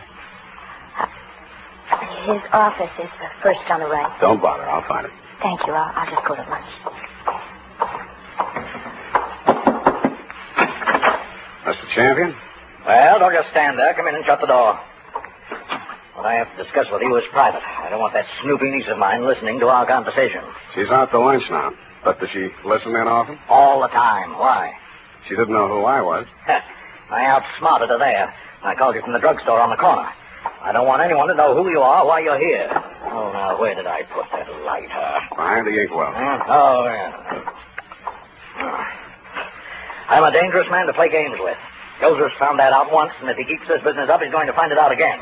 No games, you're dangerous. Say, are you mocking me, Spade? Just wondering what you're talking about. I just told you, you got ears, haven't you? Joe Josephs is back in town, and I'm not going to fool around with him.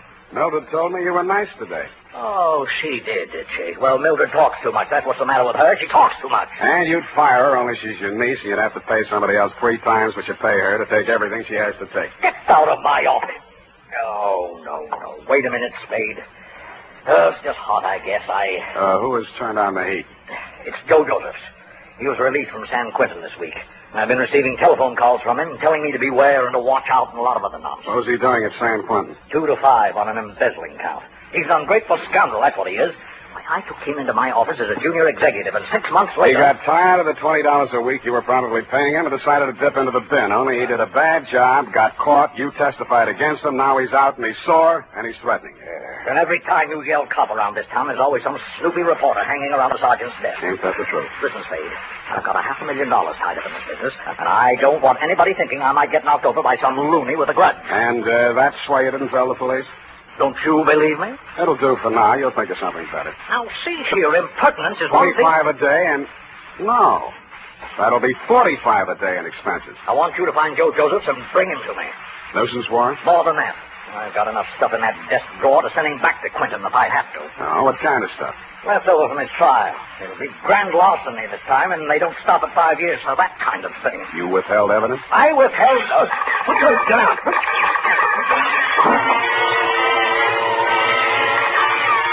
My back was only 8 feet from the window, and it came through from the other building across the court. The silencer either ruined the marksman's aim, or he was just a bad shot, because out of 6 tries, he didn't connect with a thing but the desk lamp and a wastebasket.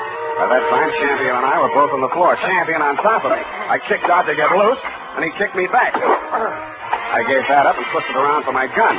Across the court, a window was open about 6 inches, one corner of which was full of a dark-sleeved hand and a gun arm. I fired at it from what is known as number 6 position. It's him! It's him! Get him, Spade! Get him, Spade! What do you think I hired you for? I didn't bother to answer him. I went through the window, onto the fire escape, and over to the next building. I did more. I went in that building, which was apparently vacant, down the stairs, and started out the back entrance. Hey, sorry. watch it, will you? What's the big hurry? Hey, he came out of this building. Which way did he go? Who came out of what building? This building, right here, just a second ago. Here? Yes. Who? Him. Who? The guy who just ran down these stairs. What do you look like? Well, he... Oh, what do you look like? I say, what do you look like? Huh? Who? What? Where? Thanks. No business, Curly, anytime. I couldn't tell her what he looked like because I hadn't seen him. After a careful search of the building, which revealed nothing, I decided my suspect had eluded me for good, and I returned to the office of Elliot Champion. He was sitting on his green leather chair, wearing an expression to match. Missed him, huh, Spade? What does Joseph look like? Oh, I've got a couple of snapshots here somewhere. Yes, here. Let's have a look. I was later to regret having those snapshots in my person. They showed a tall, thin-faced, haunted-looking guy, an old-looking 28, good face, shock of black hair, and dark eyes. I've seen plenty of cons, embezzler type, and he wouldn't have been cast in a part in my movie. There was nothing about him to indicate that he'd embezzled $2,000 or used a silencer on a gun. I dug 238 slugs out of Champion's wall and went down to the street. Spade! Oh, Spade! He was a heavy-set man in a dirty white Panama hat and seersucker suit that didn't fit him around the middle. Hey, just a minute, Spade, just a minute. He crawled out of a black sedan, jammed a cigar in his mouth, and began sweating. He needed a shave. He'd always need a shave. Hot afternoon, ain't it? Yes, it sure is hot. Sure is a hot afternoon. Here, my card. Lemuel Drigger, Confidential Investigations. Guess I should ought to have some new ones printed up, huh? I guess you should ought to, Lem, and change the name while you're at it. Huh? Didn't the commissioner bounce you 9 years ago for rolling a pack before you did the booking? Oh, let bygones be bygones, Spade. I'm in business for myself now. How's business, Lem? Punk. Try another racket, Lem. Spade, you been in to see old man Champion, maybe? Maybe. I was just going to go in to see him myself when I spot you pull up. I recognize you from the pictures in the paper last week. I figure maybe you and me ought to talk. What did you figure you and me maybe ought to talk about, Lem? Oh, you make it tough for a guy, Spade. We're in the same business, you know. What you go see him about? So long, Lem. Hey, wait a minute. I'm an old gumboot, huh? A fat old gumboot who couldn't get a quick as a housekeeper or tail in a punk, is that it? Okay, Spade, okay. You're full of vinegar now, but just you keep my card. You'll want to see Lem Drigger before it's all tied up. You'll want to see me. True, Lem. But he was right. I did want to see him because when I got down to the Chronicle office and looked up a morgue on the Joe Joseph trial, the first thing that jumped out at me was the name Lemuel Drigger. Lemuel Drigger, private detective who had been employed when Mr. Champion had become suspicious of Joseph's account irregularities, and who, together with Mr. Champion, caught Joseph's red-handed, and who willingly offered his testimony the same at the trial which convicted Joe Joseph to San Quentin for 5 years. The file also gave the name of Joseph's lawyer, a man named Anthony Speezer. The phone book showed an apartment address on Geary. That's you, Aggie? Hold on a minute. I was just trying to get dinner over before you showed up, but I guess I'm late tonight. Who are you? Mr. Speezer? That's right. My name's Spade. I'm a private investigator. I'm trying to locate a former client of yours, a man named Joseph. Come in, come in. I was expecting Aggie, but come in. Thanks. I always fix my own dinner, poached egg and half and half. Ulcers. Name Spade? Yeah. Want an egg? No thanks. I'm on duty. Mind if I finish? It's up to you. Who's your client, Spade? Elliot Champion. Joe Josephs is back in town, and he's been making telephone threats and throwing 38s around. 38, huh? Mm-hmm. You know where he is? Joe was a nice kid, but a calendar job. Born with one war going on, a depression on deck, and another war in the hole. Makes a difference. The calendar got him. Everything was against him at the trial, too. I couldn't do anything. He thought I let him down and told me so. He got real sore when they read the book at him. Certain Champion and that private Dick, Lem Drigger. Drigger and everybody else said he was railroaded. You were his attorney? I know, but he didn't have a chance in a million of beating that rap. He thought I ratted when I took the guilty plea in court's mercy, all for a lousy $2,000. Well, he's done his time and he's out now. He hasn't gotten in touch with you? Nope. No threats? Nope. Have a write to you from prison? Nope. Any idea where he'd be in town? Nope. Is it possible he has a mother? Nope. Then I guess I leave you to Aggie. We play records. Aggie used to be a violinist. Well, it's up to her. Spade. Spade. Yeah? If you find Joe, tell him where I live. I'd like to see him. Why? I don't know. Maybe I just want to see what 5 years in the pen does to a kid like that. Yeah. I'll bet you do.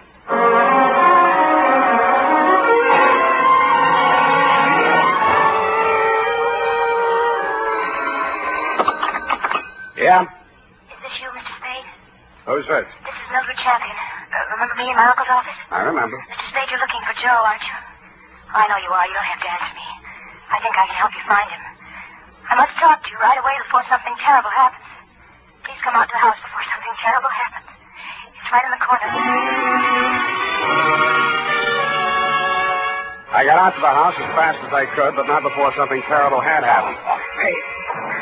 The front door was open and all the lights were on, and Elliot Champion was lying at the foot of the stairs in the front hall, holding his lapel as if it would get away from him. Hey, don't touch me. Don't try to move me. It's in my lungs somewhere, and I never thought.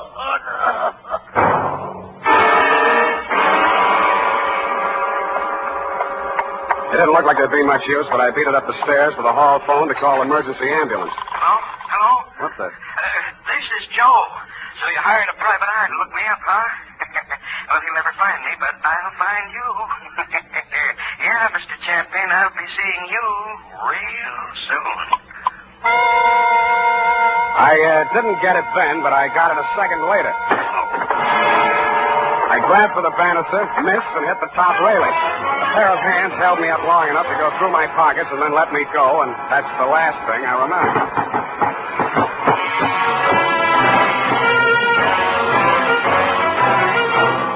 The makers of Wild Root Cream Oil are presenting the weekly Sunday adventure of Dashiell Hammett's famous private detective, Sam Spade.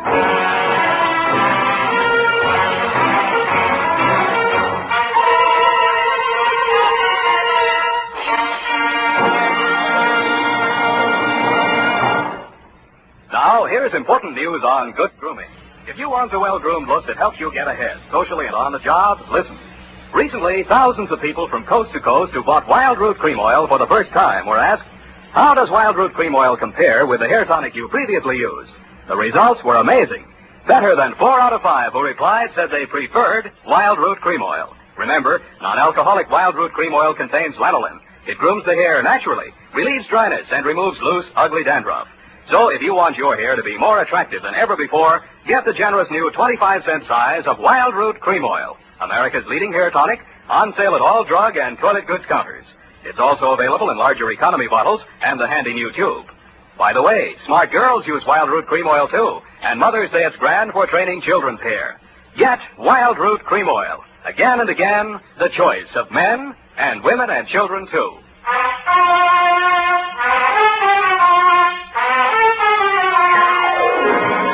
And now back to the Champion Caper. Tonight's adventure with Sam Spade.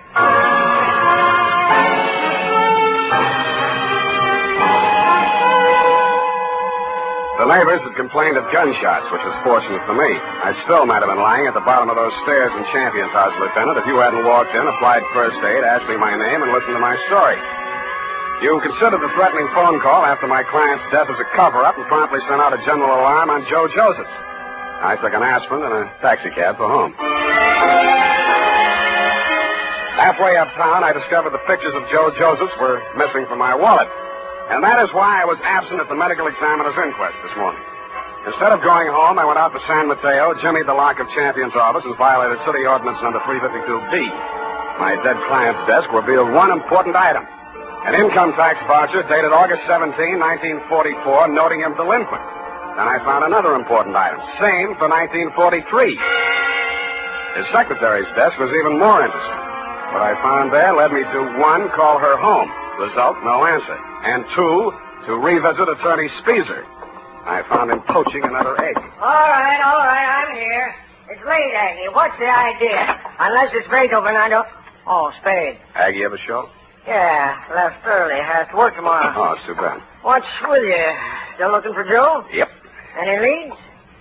Wish I could help you, Spade. Elliot Champion was shot and killed in his home tonight. No. Is that all you have to say? Joe do it? Maybe. Well, You don't seem scared for a mouthpiece Joe didn't like. if you mean should I be next, no. I'm not scared, Spade. The kid should realize that this time I liked him and did all I could. You've been here all evening? Aggie? Could you prove it? Yep. You may have to. Did you know Mildred Champion was married to Joe Josephs? Yeah. How'd you know? It's a secret. I found his marriage license in a desk drawer. Nosy, huh? I found something else. Champion didn't pay his income taxes all the time. A lot of people are like that, Spade. Lynn Trigger testified against Joe at the trial, so did Champion. Mildred worked in the office, but she didn't testify. Wife can't testify against husband. Real good story, Spade. But what about Joe? Champion had something on Lynn Trigger, and Trigger had something on Champion. Joe's in between. You tell me, huh? Huh? All right, I'll tell you. It's all about a green kid hired into a brokerage firm to be framed on a phony embezzling charge to cover up a tax delinquency. You want to finish it? I can't. I don't know it. You've got ideas, though. Yeah, Spade, you're right. I've got ideas. And all of them make me sick inside. That kid stood there and told me he was innocent. He said it 1,000,000 times if he said it once. And he told me he thought Champion was short with the income tax people. And if Champion was short, he could phony up a book and get a worn-out private detective like Drigger to testify that there'd been a fraud, and Joe takes the rap. If that's what happened, they did it pretty good. Did you mention anything like this at the trial? Surmise is not admissible. There was no way to investigate it and no way to prove it. Joe was a nice kid, Spade, and he told a good story. I've been fooled a lot of times. What do you think? I haven't met him yet. All right, he's done his 5 years. He came out, and now they want him for killing the man who sent him up. His whole life's gone. And for what? Spade, I hope you don't find him. I hope nobody ever finds him. But we did find Joe Josephs, Lieutenant. He was right under our noses all the time. When I called you, you told me to come on down to the morgue at the county hospital. We both stood and looked at Joe Josephs. It's a funny thing, Sam. We had an alarm out for an hour on this guy. We've been looking all over for him, and he turns up right here. Only he's dead. He's been dead since last night about 7. 7? Same time Champion was killed. TB. Just got the whole story. Had it awful bad in prison on a sick ward his last 2 years. Wanted out awful bad. When his time was up last week, he made him release him. But he wound up here, died in the hospital. He looks awful young to be a con and all. I don't know, Sam, he's just a kid, isn't he? Up until then, you had some kind of case against Joe Josephs. But when the medical examiner reported that my client had been shot with a .32, the rest of it began to fall into place. Lem Trigger's office was a dirty room over a shoe repair shop on Mission Street. The glass on the door hadn't been washed in 5 years, and neither had anything else. You can hardly tell where the office left off and Lem began. Oh, hello, Spade. I've been waiting for you. I thought you'd get over for some talk. What made you think that, Lem? Well, you're here, ain't you? All right, let's make talk.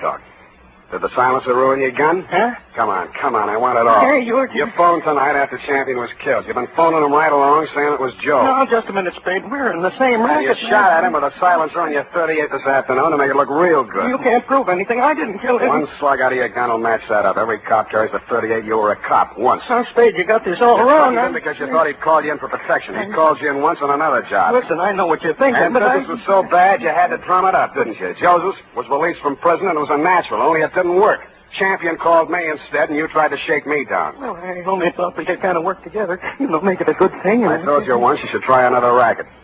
But you didn't take my advice. Now you're going to have to. What do you mean? Because your license will be revoked pretty quick. You got into a lot of trouble about 2 minutes from now. I did? I was right here. What are you trying to do? I swore out a complaint on you for assault and battery. Hey, wait a minute. I ain't done nothing to you. Champion's dead. And yes, you did, Lamb. You tried to strike me, and I had to defend myself. And I did make out a complaint, Lieutenant. I phoned your office, and 2 of your men were on the way out to pick him up when I heard a footstep outside the door. I knew who was there and what she was there for, and I did the only thing I could think of at the moment. And it was lucky I did it. Her own .32 was in her hand when she came in the door. She looked at me, and Lem's smoking gun in my hand, looked at him stretched out on the floor, then she looked back at me. The gun fell from her hand, and she began to cry. Hello, Mildred. I wanted to do it. I came here to do it. I know. Why? Why did you? To stop you. Why? My bullets went into the ceiling. He's just knocked out. No, he ought to be dead. Dead. No. Not anymore, Mildred. You tricked me. You knew I was coming here. And you know he should die. You know it. That won't bring Joe back. How many real tramps have you met in your life, Mr. Spade? Lots. And some who just thought they were. Well, you met the genuine product yesterday. My uncle, for example. He stole money from himself and made it look like Joe did it. I know about that. And this one? Why didn't you let me kill him, too? Why? Easy. When I went over to see him in the hospital the first time, I knew he was dying. He had that look in his eyes. Helpless. And he knew what they'd done to him, and he couldn't do anything about it. But you figured that you could. So you killed your uncle when you found out Joe died, and you came here to kill Lem. They killed him. They killed Joe, and they sent him to prison. 5 years I waited for him to get out of that awful place. I waited to hold him in my arms and tell him it was all over. 5 years I waited to help him forget his hate, my hate. 5 years I loved him so much every day. Oh, easy. And then he came back to me the way he did. Those pictures were all I had left of him after 5 years of waiting, loving him. Now he's dead. What can you or I or anybody do about what they've done to him? Look at me, Mr. Spade. Go ahead, look at me. I'm not what you'd call beautiful. I'm not even very pretty. Nobody would ever look at me twice. Well, Joe looked at me. And he loved me. Now he's dead. And I'm dead inside. I'm dead inside, and I'll be glad when I'm dead outside.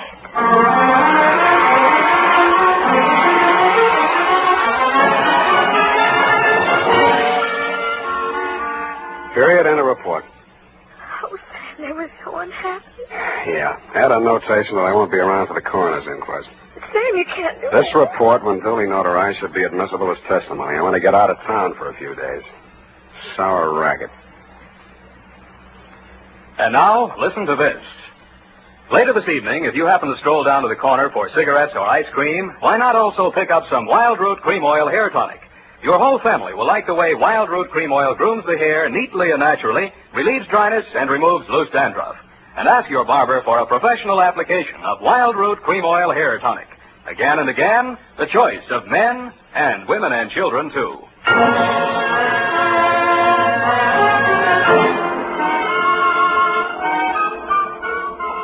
Here it is, Sam. Didn't make any mistakes. Of course you didn't. Are you really serious about getting out of town for a few days? I am. The world's too much with you, huh, Sam? Effie. I know it's torture, Sam, but it seems kind of appropriate right now. I don't care if she did kill those two men. I feel sorry for her. What's that got to do with poetry? Well, it's kind of poetic justice. Oh. Why did she dress the way she did, in that black dress and low heels? A form of penance, I guess. A mourning, absence of her missing lover. Lover? Yeah, no. Look, you'll have to type it all over if you keep that up. But, Sam, it's all so beautiful and tragic. Yeah. And you watched it all happen with such understanding. I'm so proud of you. Oh, Sam. Come on now, come on. Dry up and go home. Good night, Sam. Good night, sweetheart.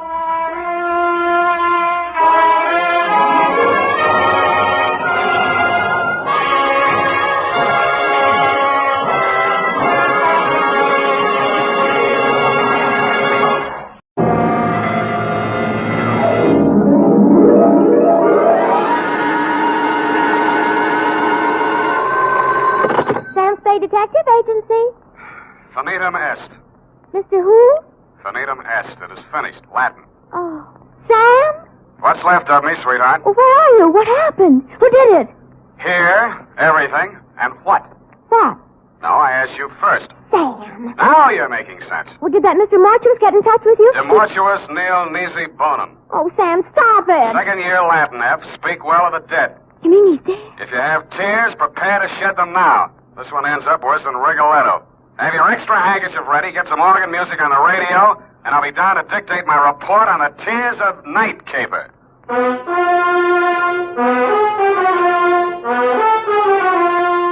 Dashiell Hammett, America's leading detective fiction writer and creator of Sam Spade, the hard-boiled private eye, and William Spear, radio's outstanding producer-director of mystery and crime drama, join their talents to make your hair stand on end with the Adventures of Sam Spade. Presented by the makers of Wild Root Cream Oil for the hair. You know, just a little Wild Root Cream Oil in your hair can mean a world of improvement in your general appearance. Just try it and see.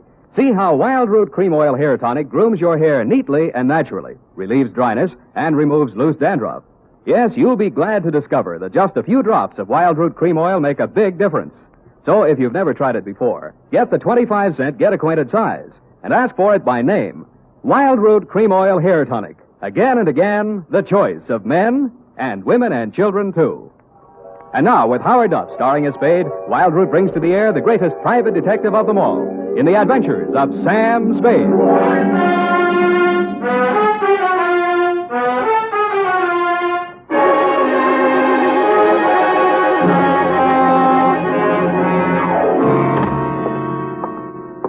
Sam, Sam, your face. What happened to it? Many things, Eph. But it's also kind of raw. Oh, Sam. In time, Effie, my wounds will heal. Oh, I'll bet that Mamie Gagan had something to do with it. I could tell when she came in here that she was going to be... Demortuus nil nisi bonum. Huh? Latin. Speak well of the dead, remember? Oh, yes. One thing at a time, sweetheart. Let's get this over with. I want to find a doctor. Oh, you're so brave, Sam. Carrying on in the face of your face. Sure. You won't be satisfied until you just die for your profession. Yeah, well, if I do, nil nisi bonum, Effie. Nil nisi bonum. That means? Latin means, you have bony knees. Oh. Date, July 24, 1949, to Miss Daphne Arlington from Samuel Spade, San Francisco, license number 137596. Subject, the Tears of Night. Dear Daphne, I hope this will clear up a few things in your mind. I hope it'll let you know how you got where you are and what happened to put you there. It all has an illogical beginning, middle, and end. At 3, yesterday afternoon, my loyal secretary and confidant, Miss Effie Perrine, a doll, who has been rehearsing a Cockney play for television, flung open my office door and said, Miss Mamie Gagan to see Mr. Spade. I said 2E. Miss Mamie Gagan looked everything the name implied, from her lately blonded hair to her genuine alligator shoes. I might add, she weighed in at approximately 160 and was in very good condition. You, Spade. I am he. Sit down, please. Ah, Don't you believe me? I hate gumshoes. They all stink. Something in your background. Perhaps as a girl. I'm just assuming that you were one. All gumshoes are nosy. They talk too much. That's why I don't like them. Here. For me? Who else, stupid? Oh. And it says, pay to the order of Samuel Spade, $100, signed Mamie Gagan, co-signed Johnny McCall. All right, is it good? You wise guy or something? Sure it's good. I'm the treasurer. Get your hat. In this weather? We gonna go see Johnny. McCall? Yeah. Why are we going to see Johnny? Johnny wants you should do something for him. What does Johnny want I should do for him? Come on, Spade. What's the matter with you? He'll tell you. I just love to hear you talk, Mame. That's all. All this gassing ain't getting us nowhere. The boss is waiting. Gumshoes talk too much. Yes, ma'am. Well, maybe we do, but ours is a lonely profession. Mamie led me to a large Cadillac parked in the no parking zone. She tore the ticket up and ate it. We got in and charged through traffic towards Burlingame. About a half a mile this side of the main highway, we turned off to the left, and pretty soon we were winding up a private road to a fine old colonial mansion. 2 or 3 private patrolmen were guarding the entrance. They all needed shaves. They kind of nodded as we went up to the front door. Naturally enough, it didn't open, but a peep shutter did. Yeah. It's me, Feely. This is the private keeper the boss wants to see. Open up. Okay. How are you feeling, Mr. Feely? Screw. All kinds of folks around. This way, Spade. How is it? Mamie, I got your peepers. Okay. Inside. Here he is, Johnny, flat feet and all. His name's Spade. They are not. I know. I picked him myself. Go on, beat it. I hate gumshoes. Boo. I don't mind Mamie. She's kind of bitter. Yes, she is. We did a lousy job on her hair last time. It's all streaky. Yeah, I noticed. Go on, sit down. Nice place, Johnny. Nice place. How's the growth? Oh, ain't as good as running beer, but them days are gone. I do all right. 2 crap tables, 2 faro games, a little roulette in the living room, but I have to be careful. Yeah, you seem to have plenty of muscle outside to keep you safe and comfy. Punks, all of them. But the best I can get nowadays, no good gunsels left. Guess they all got married and settled down or something. All right, Johnny, it's cool and it's nice out here. You make a living, and I got a check for $100. Why? Well, in my line, I don't generally have much use for a private eye. I don't generally like them. Neither does Mamie. But I can use one right now. Ever see this before? No? Well, it's a little bit of necklace. Necklace case. Called the Tears of Night or something. Yeah? And it's worth quite a chunk of Geetus. These 4 diamonds are good stuff. Dame named Daphne Arlington left it here a week ago when she went in for a plunge at the roulette table. She left it for a standby till she raised the cash. Oh, screwy dame. You know, a widow with a lot of money. Boyfriend named Lenny Eppich. He paints or something. Well, she sent me a check today for the 5 G's she lost, and I just want you to take this thing back to her. That all? Yeah, that's all. I got my dough, she gets a necklace. You're a licensed bonded investigator, insured, it's safe with you. I couldn't trust any of my punks with it, and I don't like to be seen in public, so you just take it back. It's all very simple. Uh-huh. Now that you've told me how simple it is, suppose you give me the unexpurgated sequel. Did her check bounce? Yep. All right. You want a drink? There wasn't any check, Sam. She called me a couple of hours ago and said if I didn't have this thing back to her by tonight, she'd call a load of cops and come out here and tear the joint apart. Not that you're screwy dame at that. You're stuck. You telling me. If she comes with cop, I'm closed for season. I'm getting old. Oh, you're not old, Johnny. Feely was running the table, and I didn't know he'd taken this thing for security till we counted up. Stupid Feely. I should have pushed his mush in or something.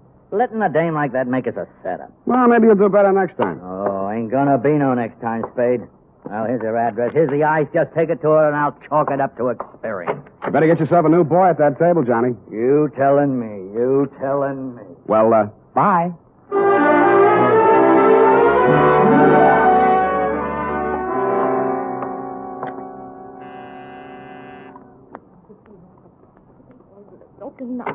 Lenny, I thought you'd never get here. The performance begins at 8:30, and you know how the traffic is, and if we're going to have a bite to eat...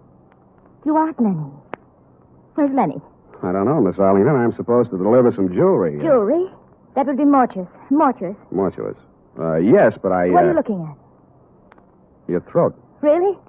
Well, really, Mr. Spade, Sam Spade. Well, really, Mr. Spade.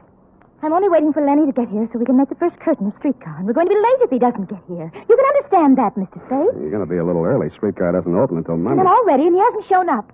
Well, Good night, Mr. Spade. Hey!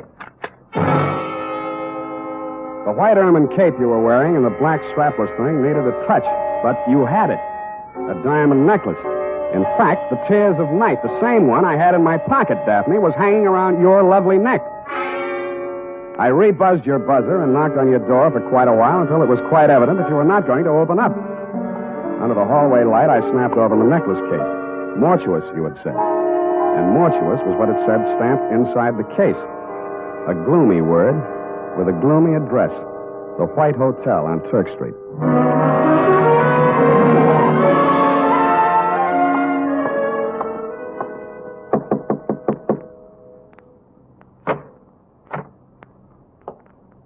Hannibal Mortuous. At your service, sir.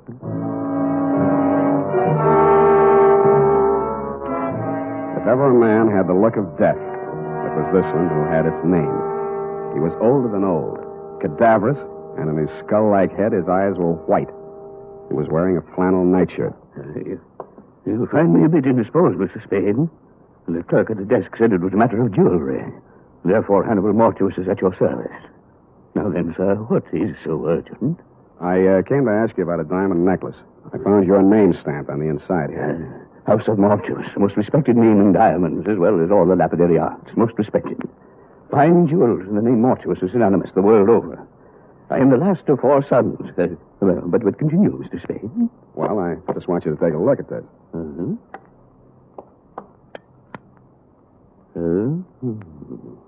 And how do you come in possession of the Tears of Night, sir?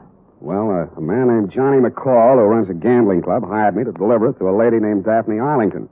She lost it at the roulette table. She left it there until she could raise the cash. Deplorable conduct on her part.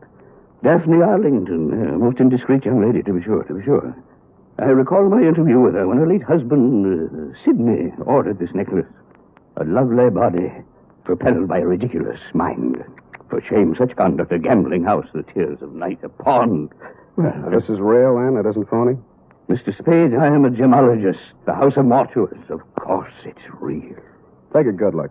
When an artist creates a dazzling thing of beauty such as this, would he be so unlikely as to forget the time, the patience, the agony of his creation?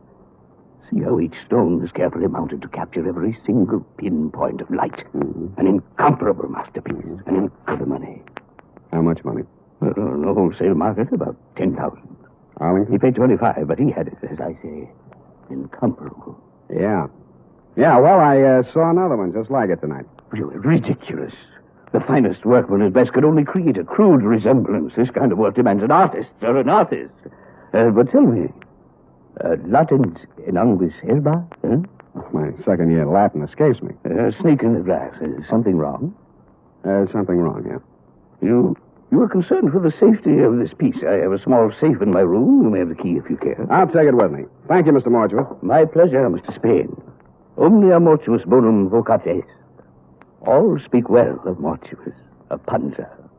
Good evening. In the dismal lobby of the White Hotel, I asked the night clerk for some wrapping paper and 20 cents worth of stamps. It was a hunch, plus the fact that outside in the street I spotted 2 of Johnny McCall's unshaved gorillas. They were looking up at the front of the building. Mr. Mortuous must have switched off his light or something because their eyes suddenly dropped and I saw them separate, one on each side of the front door. With shoulders carefully hunched, I stepped out into the lonesome night. I hoped they would think I was carrying my .38, which I was not. They didn't. Here's the paper, Candy. You want to ask him for a match? Candy's nearsighted. That's too bad. This him, Ernest? Got a match, Spade? Yeah, not so close. Candy asked if you got a match. He's a dummy, Candy. He don't answer. Got a match, Spade? What did I tell you? He's a dummy. He don't look like no dummy. Take your hands up. He's a dummy, all right. Ain't you, Spade? See, he's a dummy, Candy. I told him about you being nearsighted and he wouldn't answer. He don't talk. Go on, smart boy. Tell Candy how sorry you are about him being nearsighted. I told you he was a dummy, Candy. All private eyes like you. Candy asked you a question. He wants to know if all private eyes is like you. I don't like no dummy. We ask questions and he ain't told us nothing. That makes him a dummy. Maybe we find out something if we went through his pockets. Yeah, even a dummy's got pockets. Ain't that right, dummy? Hold 'em, Candy. All right, boys. You played the scene real good, and I'll see what I can do for you. Hey, you talk. Yeah. Make 'em talk again, Candy. Make 'em talk bigger, Candy. Bigger. Bigger. He talks real nice, but he don't say much. Think maybe he's tough, Ernest? Yeah, maybe. Hold him up. See? He ain't so tough.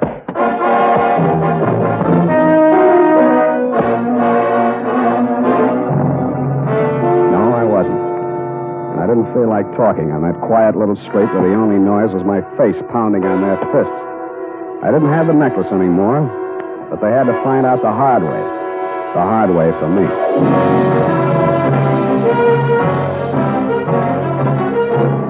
The makers of Wild Root Cream Oil are presenting the weekly Sunday adventure of Dashiell Hammett's famous private detective, Sam Spade.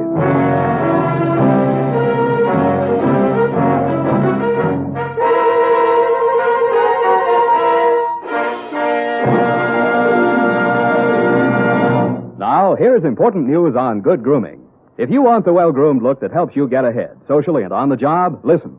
Recently, thousands of people from coast to coast who bought Wild Root Cream Oil for the first time were asked, how does Wild Root Cream Oil compare with the hair tonic you previously used? The results were amazing. Better than 4 out of 5 who replied said they preferred Wild Root Cream Oil. Remember, non-alcoholic Wild Root Cream Oil contains lanolin. It grooms the hair naturally, relieves dryness, and removes loose, ugly dandruff. So if you want your hair to be more attractive than ever before, get the generous new 25-cent size of Wild Root Cream Oil, America's leading hair tonic, on sale at all drug and toilet goods counters. It's also available in larger economy bottles and the handy new tube. By the way, smart girls use Wild Root Cream Oil, too, and mothers say it's grand for training children's hair. Get Wild Root Cream Oil. Again and again, the choice of men and women and children, too.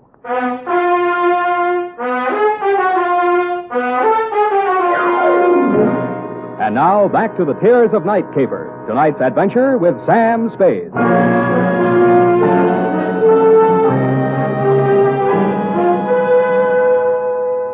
I remember trying to wake up a couple of times. I was dreaming that we were driving along in a giant Cadillac. Big Mamie was sitting on my lap. She was eating a diamond necklace and spitting out cherry pits, which Mr. Mortuus grabbed, looked at through his jeweler's glass, and then tossed into a roulette wheel. Then we had a blowout, and the whole car vanished with everybody screaming, "Demortuous, Demortuous." Somewhere around 7 in the a.m., I began to get a feeling. Several feelings, and all of them hurt. I had been dumped in the grass in a fairly nice neighborhood. In your neighborhood, as a matter of fact, Daphne. And 5 minutes later, I was climbing the steps to your apartment. I thought maybe you'd let me wash my face in your bathroom. Also, you seemed the logical one to question since nothing else made sense. You were sitting in a large chair. The drapes were drawn, the door was slightly open, and only the light from the hall seeped in. You had the phone in your lap. The receiver was off. My guess was right. You were looking at nothing. Oh, Mr. Spade. It's you. You came back. You've been in an accident. I don't think you'll need this. Oh, yes. Well then, Mr. Spade. Well then, I suppose you've met some people tonight who know a great deal about me. A gambler, a jeweler. Did they tell you about Lenny Ethridge? No. He's really a dear, Mr. Spade. Quite the nicest boy I've met since Sidney was killed in that horrible automobile accident. Sidney and I had so many things together. I do think he enjoyed being alive with me. I mean, I cried when Sidney was killed. I really did. I cried. Miss Arlington, I didn't know what to do. I cried. That was 3 years ago, but now I have Lenny. He's really a dear. I do think that Lenny will be a very prominent artist someday. I do. Lenny asked me to marry him tonight. He did? I've been very lonely since Sidney died. Lenny isn't interested in my money. Lenny has some money of his own. What didn't what? My tongue adjusted to my mouth. Did that ever happen to you, Mr. Spade? Sometimes, yes. Perhaps I should see a correctionist. I'm glad you came by again. I didn't know you were a detective the first time. Who told you? Why, Mr. McCall. I really can't understand money. Please, Miss Allen. I know it must be strange to you, but look at them. But some people live for it, some people die for it. Please, Miss Allen. We can't get anything done. Look, they do look so funny. So very funny. I've seen them count money. So much money. And I really believe that is all they live for. Oh, look at me. You were pointing at something across the darkened room. It took me 10 seconds to find the light switch. Stretched out on your floor, they looked funny, all right. Candy and Ernest. Both of them as dead as you can get.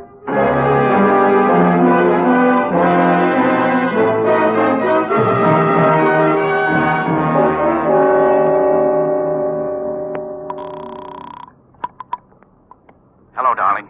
Darling. I've been waiting all night. I knew you'd telephone and give me your answer. I knew you'd marry me. Your name, Lenny Eppich? Why, yes, but I was expecting... My name's Spade. I'm a private investigator. I'm calling from her apartment. Daphne's? Now, listen. There's been a couple of murders here. Murders? She's had quite a jolt. She's going to need you and all the help she can get to bring her out of it. I've called homicide, and it might be pretty rough for her. I'll be right over. Bring a doctor. Right. And a lawyer. I'm afraid she'll need one of those, too. I've got a good one. We'll be there. Thanks, Mr. Spade. He showed up about the same time the crew from homicide got there. Your fiancé's a good guy. He talked fast and urgently, as did the doctor and lawyer he brought with him, and through their combined efforts, you were removed not to police headquarters, but to the private hospital in which you are now a patient. It was obvious from the powder test that you could not have fired the .45 which ended the lives of Candy and Ernest. It was also obvious that the murders had been done elsewhere. But who had done them remained to be seen. Spade, I've been expecting you. Come in, sir. I've been amusing myself with your chessboard. Sit down. Oh, you've had a hectic night. Yeah, your boys were pretty rough. Candy and Ernest, two men of another world, Mr. Spade, not our world. Allow me to apologize for that action. I want more than an apology, Mr. Mortuus. And if that's my gun and it looks like it's got a hair trigger. And if you'll pardon me for saying so, your hands are a little shaky. I underestimated you, Spade. Such an ingenious method of protecting the tears of night. Why, sir, by the simple expedient of placing it in an envelope and mailing it to yourself from my hotel lobby, you hired as guardians the entire United States Postal Service, not to mention the armed forces. Thanks. What happens now? We wait for the mail.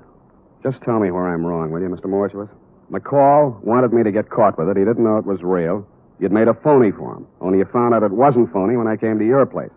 Then there was a double cross. If you can bear my vanity, I have invented a new word. Triple cross. It has a ring to it, Oh. Including Mamie? Mamie and her friends have been very valuable to me, but I must necessarily exclude them from sharing the profits. Mamie knocked off Candy and Ernest? Abetted by the last of the House of Mortuus. You planted them in Daphne's place. Mamie and I. A crude touch, I thought, but it had a purpose. I happen to know that Mrs. Arlington has for a long time been on the verge of a nervous breakdown. With 2 cadavers in her living room, she was very unlikely to discuss a bogus necklace with the police. And I doubt very much if she knew she was wearing the original or the imitation. Flighty girl. That's the lousiest thing the House of Mortuus ever did. She walked in and found them. If you had merely returned the real necklace to her, it would have been simple to make an exchange, and none of this would have been necessary. But I know. You just sit here and wait for the mail. We wait for the mail. What about your other playmate? I'm afraid I'll be sought for a murder or 2 or 3 this night. Mamie. She got it, too? Yes. Where are the police going to find her? Oh, in my hotel room, which I departed hastily once the room clerk had informed me of your ingenious method for protecting the necklace. I shot her there. You were cheap. Cheap, sir? I don't understand. A $10,000 necklace? It's not quite a king's ransom, you know. The tears of night are worth 5 times that. I'm afraid I misinformed you as to their value. I didn't want you to become suspicious. You are a really horrible, terrifying old man. I suppose you think you'll get away with it. I don't intend to get away with it. An old man, yes, but I intend to spend my remaining years... They'll pick you up before you get to the airport. I doubt that. I shall turn the tears of night into cash. And with a well-laden purse, I shall guarantee to elude the police over half the world. In 2 years, perhaps 3, they'll get me. But I'll have spent the money, and... We have a visitor.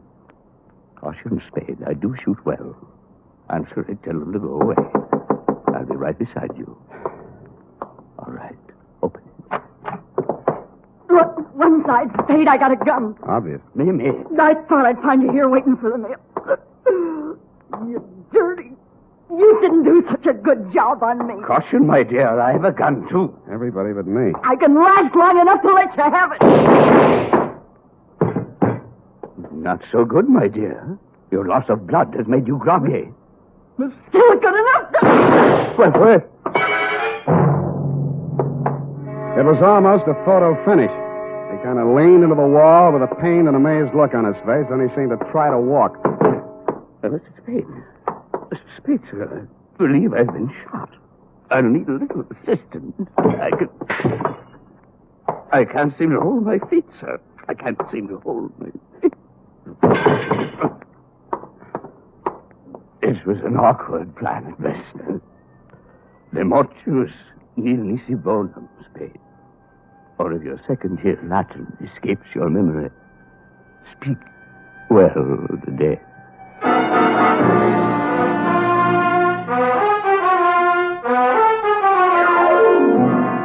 Period and a report. Oh, Sam. All those people. 4 in all. And that poor girl, Daphne. How she must have felt when she saw it. Oh, Sam. Yeah, it was pretty bad. You poor darling. Well, it's about time. And you go right home. In fact, I am going to take you home. Yeah? Then what? Well, You are a registered nurse, maybe? I... Go type that up. I am completely well, and when you return, we shall Indian wrestle. Certainly, sir. And now, listen to this. Shopping note. Tonight or tomorrow, get a family-sized bottle or handy tube of Wild Root Cream Oil, America's favorite hair tonic. Oh, yes. Good night, Sam. Good night, sweetheart.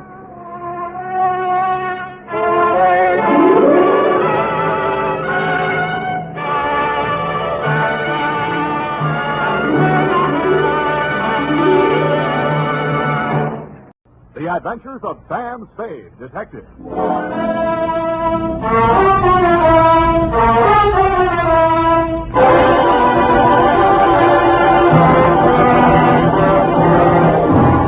To Dr. Ludwig Zoya, 1241 Leavenworth, San Francisco, from Samuel Spade, license number 1375596. Subject, Edith Hamilton. No paper? No caper. Dear Doctor, if I owe you an apology for not keeping you informed on the progress of the assignment and for letting it drag on as long as it has, then I'll have to go on owing you, which makes us even because you don't owe me anything. The start of it was a month ago. 32 days, 8 hours, 3 minutes, and 45 seconds, to be exact. Ah, Mr. Spade. Dr. Zoya? Good to see you. Let me think. How long is it? 3 years since I visited your office. That was when you were my leading suspect in the Denov case. Ah, yes, poor Denov. It was he who pointed out that we psychoanalysts are not unlike you detectives. We probe, we question, we follow up clues in order to find out what is the dark secret which has nervously disturbed the human mind. But we are limited. We have only our patients' words and our interpretations. Sometimes that is not enough. And that is why I need your help in this particular case. What case is that, Dr. Zoya? Please do not interrupt the free flow of my thoughts. Pardon me. Naturally, my ego feels a certain resentment against my id for asking you for your help. What makes me think I need a detective? Well, my id was just asking my ego the very same question. Oh, you too feel resentment. We must analyze that later. Bring me your grievance. Well, now to the case. Oh, yes, okay. This woman was referred to me by her physician.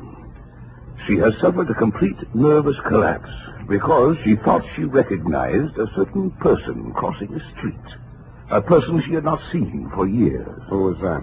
My patient's son died under mysterious circumstances 3 years ago, and the woman she thought she saw was her daughter-in-law. Mm-hmm. It was widely reported in the newspapers at the time. Perhaps you remember it. Carter Hamilton? Carter Hamilton. Oh, Roanoke, Virginia, 1946. The mother accused her son's wife of murdering him. Daughter-in-law was hauled up before the grand jury, but not indicted. Dropped right out of sight afterwards. Good, you know that case.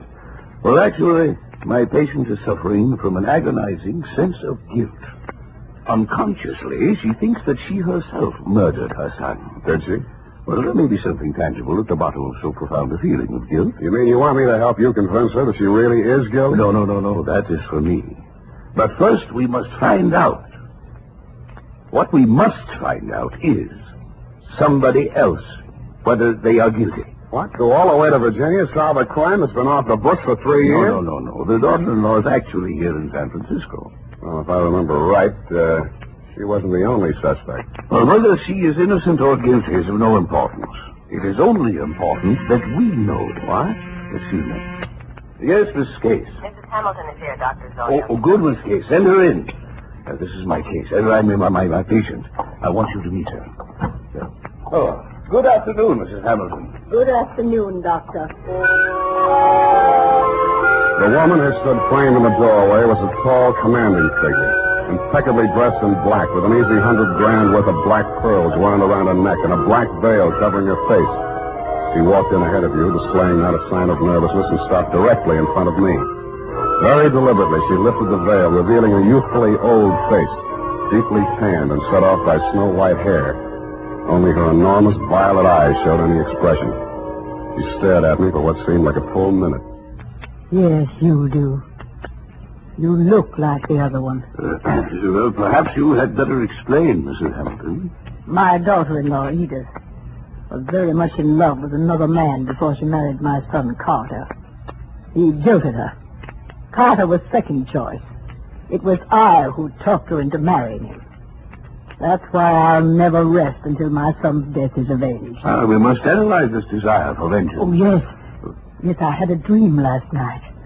I dreamed that Edith was dead, stabbed with the same bone-handled hunting knife she used to kill my son. Yes. Well, no. You just lie down on the couch and relax, Mrs. Hamilton. I'll be with you in a moment. Come, Mr. Spade. This is the most disturbing new development, her dream. You must get to that girl as soon as possible. Her life may be in danger. You mean the old lady is mixed up enough to take a shot at her? Here is the address. And take this briefcase. Why the briefcase? Well, there are legal papers in it regarding the Hamilton estate. They require her signature. I had Mrs. Hamilton arrange for you to take them to her instead of the attorney. I'm supposed to pose as a lawyer. While I'm there, I'm supposed to shake a confession out of her, and while I'm typing it up, I'm a bodyguard. You're getting a lot for your money, Dr. Zoya.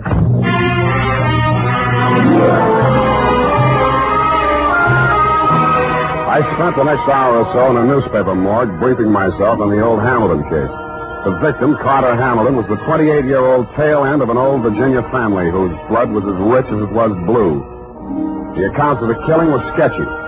At the old plantation, Carter Hamilton had been found one morning by his mother dead in bed of a stab wound. The knife was never turned up. Somebody had wiped everything in the room clean of fingerprints, which sounded like robbery until it was established that nothing was missing. The state was counting heavily on Mrs. Hamilton Sr.'s testimony in their case against the daughter-in-law. At an odd angle I'd forgotten. The old lady had clammed up in front of the grand jury, and the case was dropped for lack of evidence. Then there was a picture. She was the kind of a girl who looks her best in a riding outfit with her freckles showing, and then surprises you by looking even better in full makeup with her shoulders showing. Candid is the word that best describes her features. Large, widely spaced eyes, a generous mouth, and an expression of unaffected sincerity. It was with a certain reluctant eagerness that I kicked myself up Stockton Street to Pine, across Pine to Bush, and up 3 flights of stairs.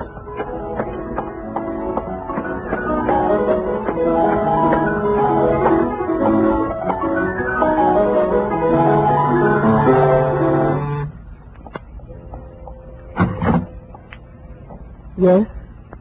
This is Edith Hamilton? Yes. You must be from the attorneys. They wired me you were coming. Come in. Thank you. Not that I'm in hiding, but I'm curious as to how they got my address. Would you like a drink? Oh, not right now. Can I fix you one? In about 20 minutes, maybe. I'm still wondering how they located you? I think the elder Mrs. Hamilton saw you on the streets. Oh, is she here in San Francisco? Yes. Is that so surprising? No, it's a large city. What is surprising is her staying on after learning that I was in town. And she's not very well. In fact, I think she's had some kind of a nervous breakdown. I'm sorry to hear that. I'm very fond of her, you know, in spite of everything. No, I didn't know. Maybe I should explain. I'm a private detective local. I was hired here in San Francisco to bring these papers to you. Oh, you found me. I seem to be a little slow introducing myself. I'm sorry. Sam Spade. Well, if it had to be a detective, I'm glad it's you. But I can't help wondering why they didn't send a lawyer. The lawyers cost $50 an hour. I only cost 10. Oh. In the private eye stories, it's always $25 a day and expenses. I wish those writers would get abreast of the times. I'm sure they'll catch up. But if you're being paid by the hour, perhaps I can keep you here a little longer. I'm glad you said that. You'll remind me of someone. Pleasantly, I hope. Yes. Oh, yes. And sadly, too. Your husband? If you don't know about that, I hope you'll never find out. I'll leave that up to you. His hair was like yours. He was thinner. And his eyes were blue. Maybe we shouldn't wait till 5 o'clock for that drink. It was a funny kind of a drink. I'd never been hit by one before, black velvet. After 2 of them, I even began to hate myself a little less. And after the third, I decided there was some mystical connection between the drink and the color of her eyes. Black velvet. I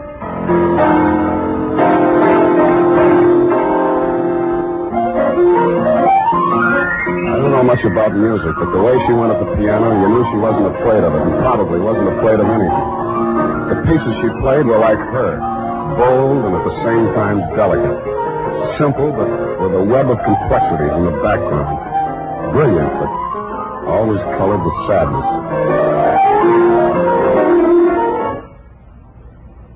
What's the matter? I want you to take me someplace. Where? Any place. Dinner. I don't care. I just want to go someplace with you. With you. Hey. What is it, Sam? I thought we were going out.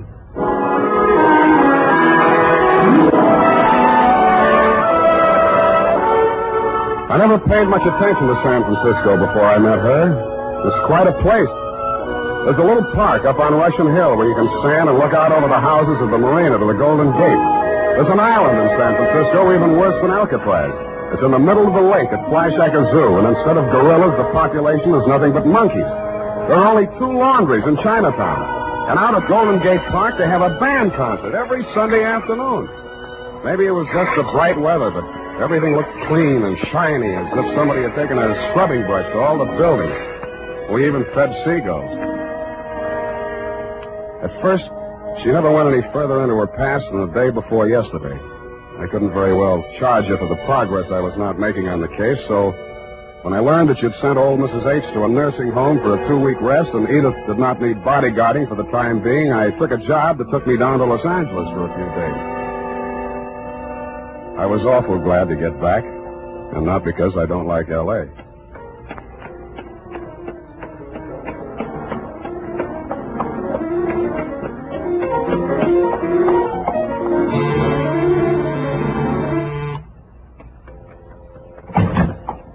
Sam. Oh, darling, you were gone so long. Hey, the posies. Oh, give them to me.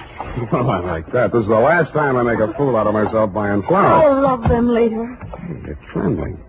What happened while I was gone? What happened to me happened before you went away. You know that. Sam, while you were gone, I had a lot of time and I did a lot of thinking. And I came to a very important decision. There was something I knew I had to tell you. And I wasn't so sure I could get through it. Now, look, Angel, it sounds serious. I don't think this is the time. No, but it is. Yes, it is. Here, take it before I change my mind. What is it? I wrote it all down. Sit here, facing away from the piano. And don't say anything until you've read it through. Oh, okay.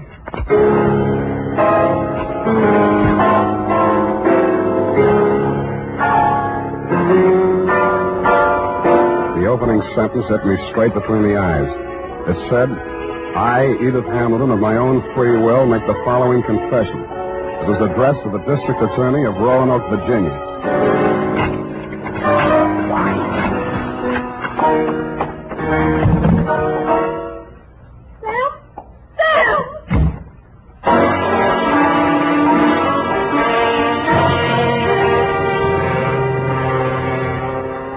Dr. Zoya, was when I headed back to your office. Not to have my head examined, it was too late for that, but to tell you that I was resigning, Miss Caper. On the way, I placed 2 ads in the classified sections of 3 papers. One under office space for rent and one under situations wanted. Ex-private detective desires position as night watchman, prison guard, asylum attendant, or any more pleasant line of work. And I really meant it. The United States Armed Forces Radio Service is presenting the weekly adventure of Dashiell Hammett's famous private detective, Sam Spade.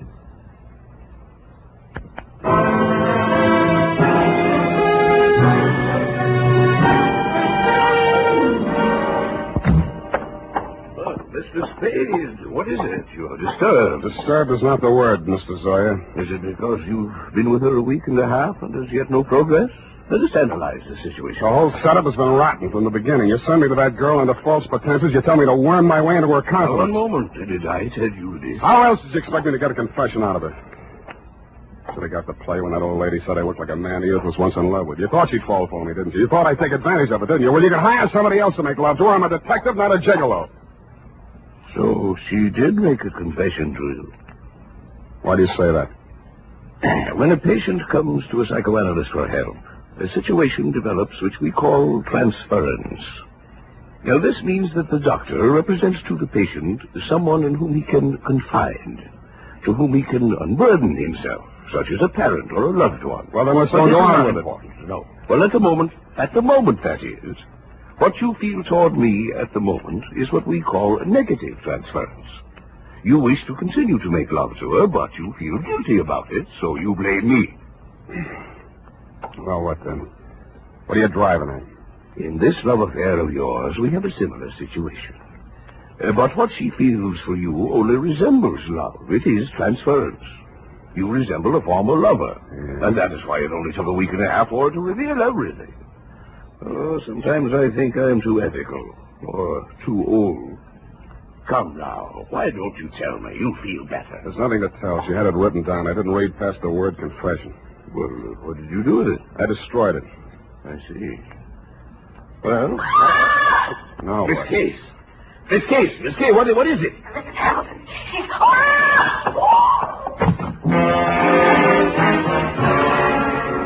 It was Mrs. Hamilton, all right.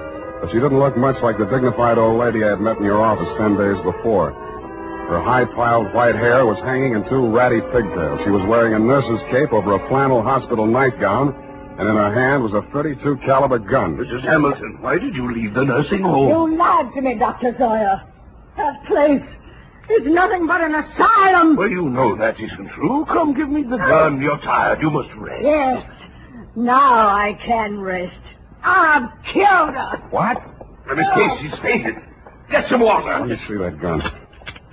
I'm going to Edith's place. Get an ambulance over there and don't stop to analyze anything.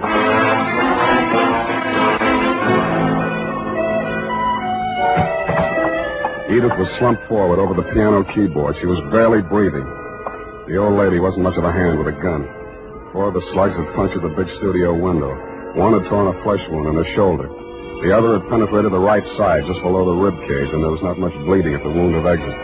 Her face was pale and the skin cold to the touch. I gambled on a hunch she was suffering mainly from shock, moved her over to a couch, threw a blanket over her, and poured hot coffee into her. After a bit, her color started coming back. Then she opened her eyes. Oh, I thought you went away.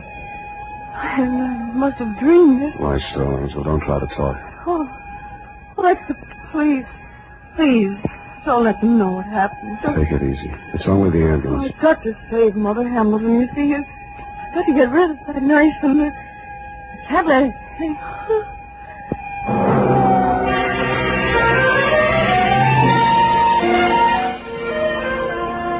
I rode in the ambulance with her. She was still unconscious when they carried her into surgery. They told me she was out of danger. When they threw me out that night, I went back to her apartment. What she'd said about saving old Mrs. Hamilton and getting rid of the knife gave me a new slant on that confession I hadn't read. The pieces were still on the floor where I'd thrown them. It took me nearly an hour to put the jigsaw together. And when I did, it was still a puzzle. In her story of that morning 3 years ago, she confessed to finding the body before the official discovery to hiding the knife and wiping the doorknobs and surfaces in the death room to get rid of fingerprints. She couldn't remember anything that had happened in the 8 hours between 1 a.m., when she had left her husband drinking in the library and gone upstairs to bed, and approximately 9 in the a.m. when she found herself standing over his body with a knife in her hand. I stretched out on the sofa to think it over, and then I drew a blank.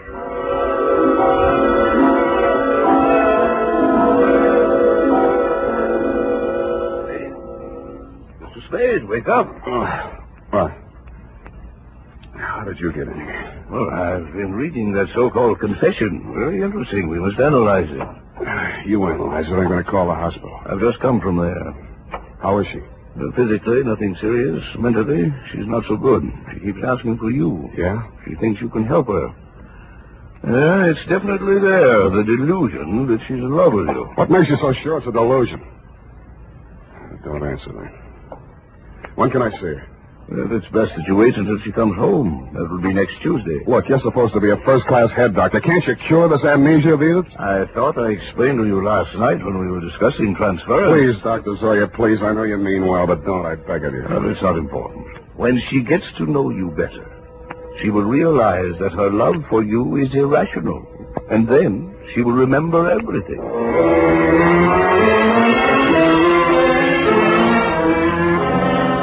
I kept myself busy like crazy until Edith checked out of the hospital. There wasn't much talk between us at first. Even her music was reticent, little rambling improvisations that sounded like children's songs or lullabies with something just a little acid mixed with their simplicity. Then as the days went by and her strength and confidence started to return, her music became serene and graceful. It became like her as she sat there at the piano in front of the big window with its afternoon sun streaming down on the San Francisco hilltops, while at the same time the April fog bank started its nightly prowl in through the Golden Gate. And that was like her, too, and like her music. Brilliant, but with a touch of melancholy. And then one day it was all warmth and brilliance, and she was smiling.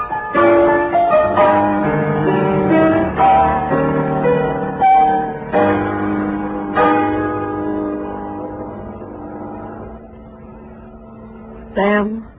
Yeah, Angel. I remember now. So that's it. I woke up this morning feeling so happy. And then I knew I was on the verge of it. Because I knew that however bad the truth might be, it was worth not remembering it. Even if I was a murderer, you'd rather know, wouldn't you? No, I wouldn't. Why? I thought I knew you so well. Darling, are you angry? Yeah. But at me? Yes, you. The first time I came here, I tried to give you a fair warning. You should have figured the score when I told you I was a private detective. You'd even read the stories where in the end the detective doesn't have any choice but to turn in the beautiful dame, no matter what his personal feelings are. Maybe you didn't think they were true to life, or maybe you thought I was an exception to the rule because you are. Well, I'm not. Truth is, I was hired to get a confession out of you any way I could, and I think in the back of your mind you've known it all along. You want to have your confession and eat it, too. You probably learned as a child that it's smarter to tell all and be patted on the back than to be found out and get spanked. How can you be so smug and so self-satisfied and so... Whatever made me think I was in love with you? Just because you looked a little like someone who was... Zoya was right. Only you thought you were kidding yourself, too. Zoya called it transference. I call it baloney. Goodbye. You come back here. You can't just leave like...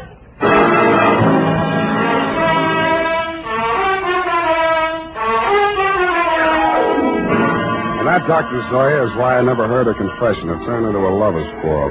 But I understand she paid $25 an hour to rattle it off to you.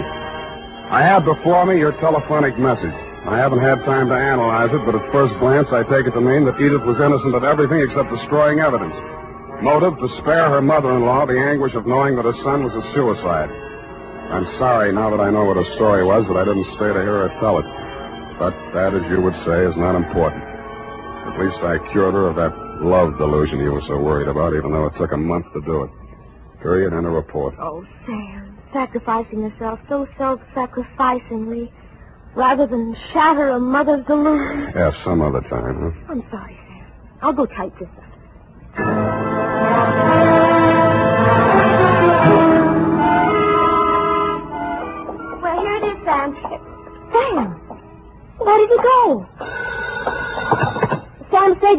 agency?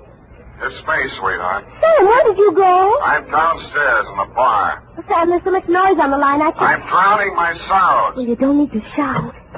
Oh, hold the line a minute. Yes? May I help you? Oh, no, I'm sorry. I was hoping I might find Mr. Spade in. Hello? Would you like to leave a message? Oh, tell him Edith Hamilton called. Oh. Ooh! F, are you still on the phone? Ooh. Oh, pardon me. Yes, dear? What happened? Are you taking it back? Nothing at all. One moment, please. Miss Hamilton, I have him on the line. He's downstairs in the bar. And if you'll hurry, you can just catch him, I'm sure. Oh, downstairs. Well, I will hurry. Thank you. You're welcome. Sam, are you still on the line? What's the matter with you? Nothing. Just go ahead and drown your sorrows. But don't get loaded. Good night, Sam. Well, good night, sweetheart. I'm going to take piano lessons.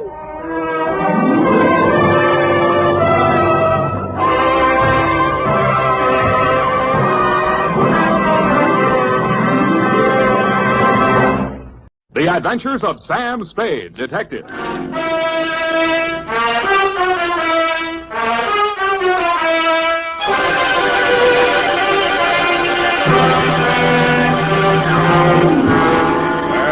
Date, fill it in. To Detective Lieutenant Dundee, Homicide Detail, San Francisco Police, from Samuel Spade, license number 17596. Subject, the Betrayal in Bumpus Hell.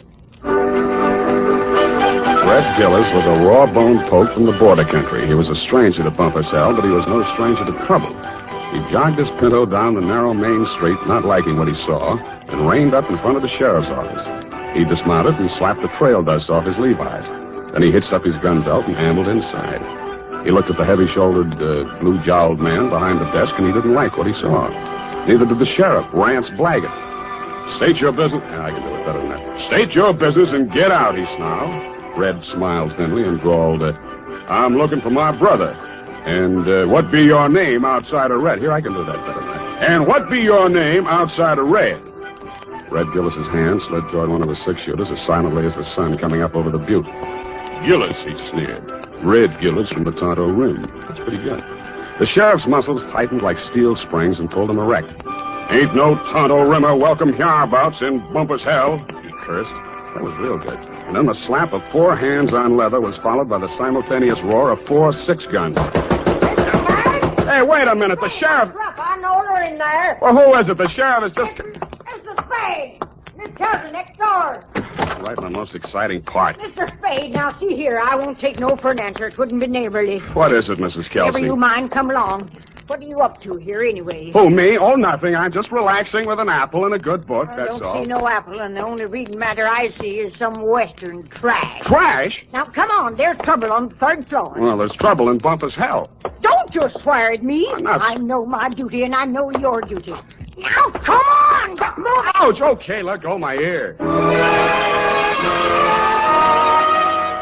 And that, Dundee, so help me, is how it started. Effie had just read a book called How to Relax, and it said there that Western stories were relaxing, and that's how I happened to be at home at 10 p.m., writing herd on a copy of Sheriff and Outlaw, Rip-Roaring Adventures of the Old West. But Bumpus Hell hath no fury like my neighbor, Mrs. Kelsey. I left Red Gillis and the sheriff face to face and vice versa, eyes flashing and guns ablaze, and followed her meekly up to the 3rd floor.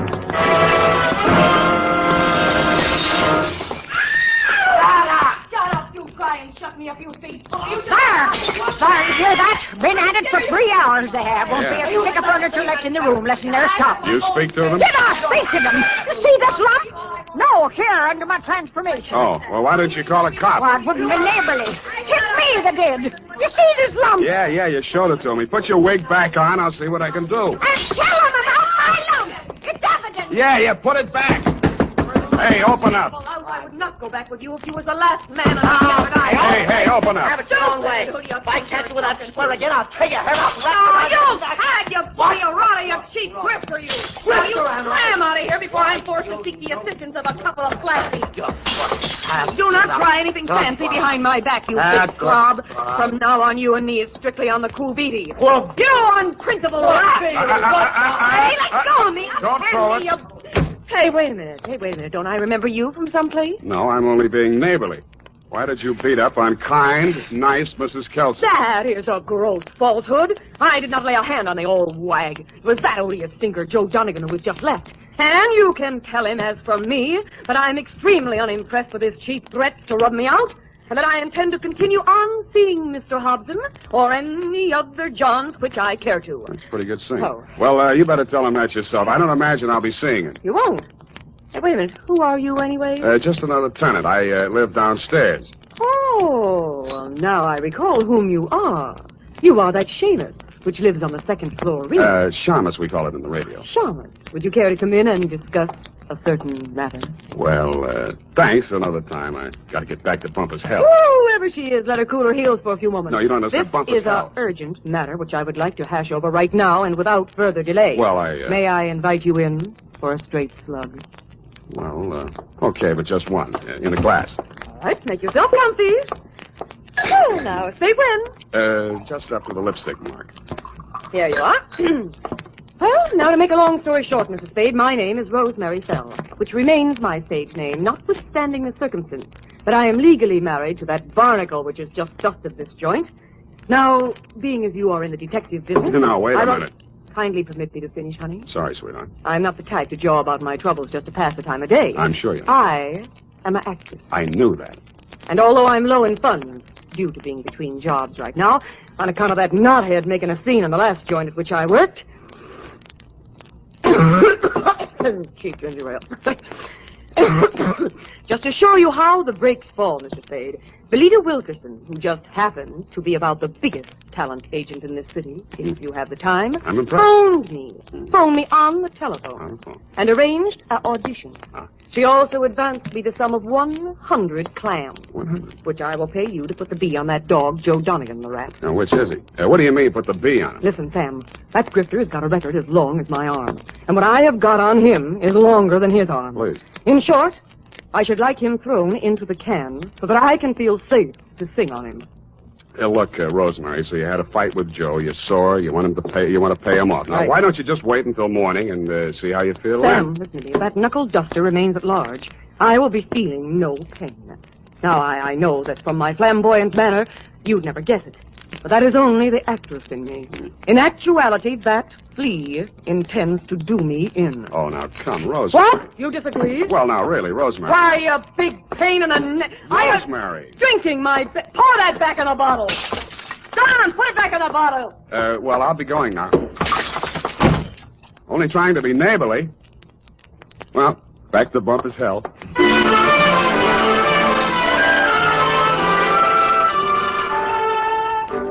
Rance Blaggett, the smoking Colt still gripped in his hairy fists, suddenly pitched forward like a fallen Joshua tree at Red Gillis's feet. Red leaned over with a thin smile playing at the corners of his mouth, not liking what he saw, and lifted the badge off of Blaggett's cowhide vest and pinned it on his own. Bumpus' hell had a new sheriff. Hey. Then I heard it. It sounded like a man sneaking up a fire escape. I went over to the window, raised it, and looked up. I didn't like what I saw. An overcoated figure reached the third-floor landing and stood silhouetted against the lighted window of Rosemary's apartment. He was about the height and weight of that rat, Joe Donegan. By the time I'd rolled out the window onto the fire escape, his right hand had come out of his coat pocket. Donegan! Donegan, watch it!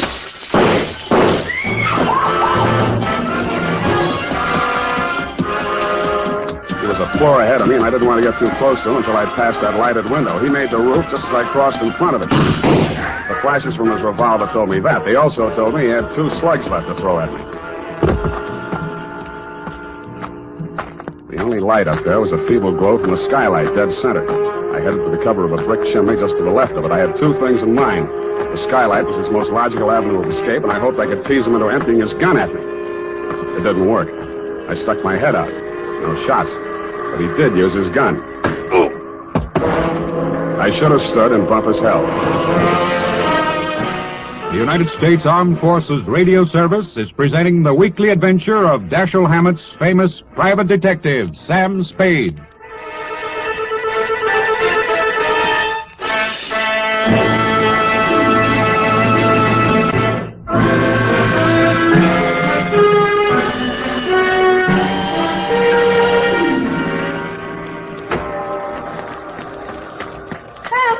Sam, oh, what did that rat do to you, the dog? Sam, speak to me. Here, come on now. Send an Indian to Sutter's Mill.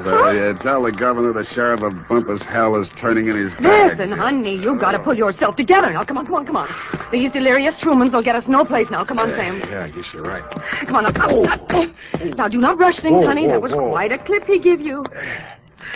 Yeah, where were you? I was combing my hair out of the window. Yeah, and he was on the fire escape, not 4 feet away. Not a very good shot, is he? No, he isn't. Oh, Sam, look at your poor little head. Here, now, let me kiss it and make it well. Wild root. Yes, it gets me ahead socially and on the job. Oh, well, now, what next, Sam? Rosemary, I am going to the top now. My dander is up. Let's have a moment of silence while I put through a call to Lieutenant Thomas Dundee of Homicide. It took your boys less than an hour to locate Joe Donegan and haul him in, Lieutenant. Rosemary's charges were not enough to hold him on attempted murder, and all I could identify was the back of his neck. But you were good enough to bag him anyway, so Rosemary and I could relax. I went downstairs to bed and started Chapter 4. Aha. Red Gillis didn't trust Curly Mallard, the foreman of the Crooked S. Aha.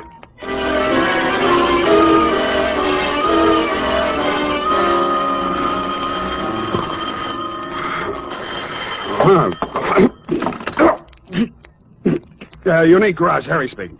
Sam, this is Dundee. Yeah, Dundee. What time is it? 8:30. In the morning? Yeah. Huh? Oh, yeah, it's daylight. See, about that, what was his name?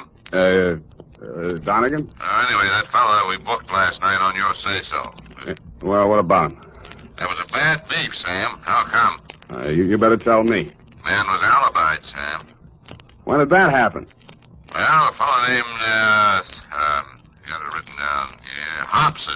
Warner Hobson says Donegan was with him at the time. Who else says so? Hobson's word's good enough for the commissioner. Ran for assembly once. Did you know he also ran for Donegan's wife? You don't say.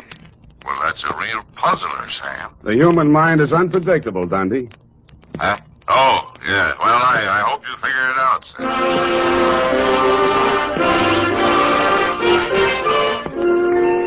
While I was shaving, I thought and thought.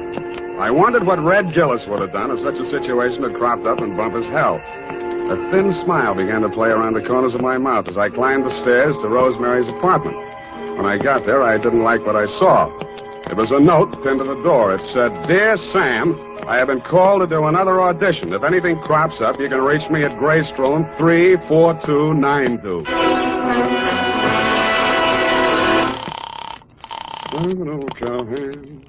The Belita Wilkerson Talent Agency? I want to speak to Rosemary Fell. Hello? Yes, I'm still on the line. Who's calling, please? Sam Spade. I'm sorry, Mr. Spade. Miss Fell can't come to the phone. Who's in charge there? This is Miss Wilkerson speaking. Yeah, well, why can't she come to the phone? She's in the middle of her audition. Well. Is there any message? Yeah. Tell her Donegan's out and it's Hobson's choice.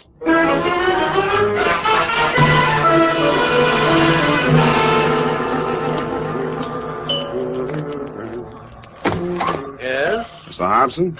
Yes? My name is Spade. Oh, yes, Mr. Spade. Come in. Why did you phony up that alibi for Rosemary's husband, Mr. Hobson? Huh? Oh, because I knew he's not the man who fired those shots at her. Were you there? As a matter of fact, I was. Would you like to hear about it? I would. Well, first, I'd better tell you a little about myself. Now, for the past year, I've been interested in politics. If I do say so myself. Yes, I know. You ran for assembly. Come to the point. Well, in a way, this is the point. My wife's a professional woman, and her own career keeps her busy a good deal of the time. Well, like the movie magazines say, a clash of careers and so on. That's how I happen to take up with Rosemary. I didn't know she was married. And, of course, when I found out, I dropped her like a hot potato. Potato. And then she started blackmailing me. Did you know about that? I still don't. Well, I think I can convince you. Go ahead. Well, I received a series of threatening phone calls from Rosemary. And I finally decided to go to Donegan and tell him the whole story. Oh, he was as mad as a wet hen. Wet hen? Well, he said he'd stop her. And I believed he was the right man to do it. Mm-hmm. Well, last night he phoned me. He said he'd had a little caucus meeting with her and assured me I'd had no more trouble.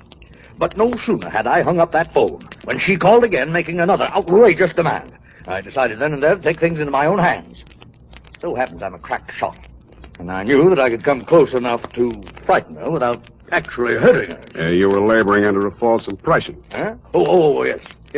Well, you believe me now? Up to a point. Well, I'm afraid that's all I have for you, Mr. Spade. Well, I have something for you. What's that? Look up here. You see this bruise on my head? Oh. Well, all in the game, you know. Touché. Now, hold it. I only... Lie still. I'll get it. Yeah? This is Rosemary again. Listen, I want to talk... Me, you cheap ward healer. If you don't have that dough for me tonight, I will have no other recourse but to smear your fat puss all over the front page. Yeah, look, Rosemary... And I am just the individual to do that. You may think you are a wolf in sheep's clothing, but in my opinion, you are nothing but a worm. Yeah, well, look... Goodbye, you rat. And rat. Hey, Rosemary. Hello. Nuts. Oh, wait a minute, Spade. Well, what did she say? You're going to read it in my report, along with a bill for my services.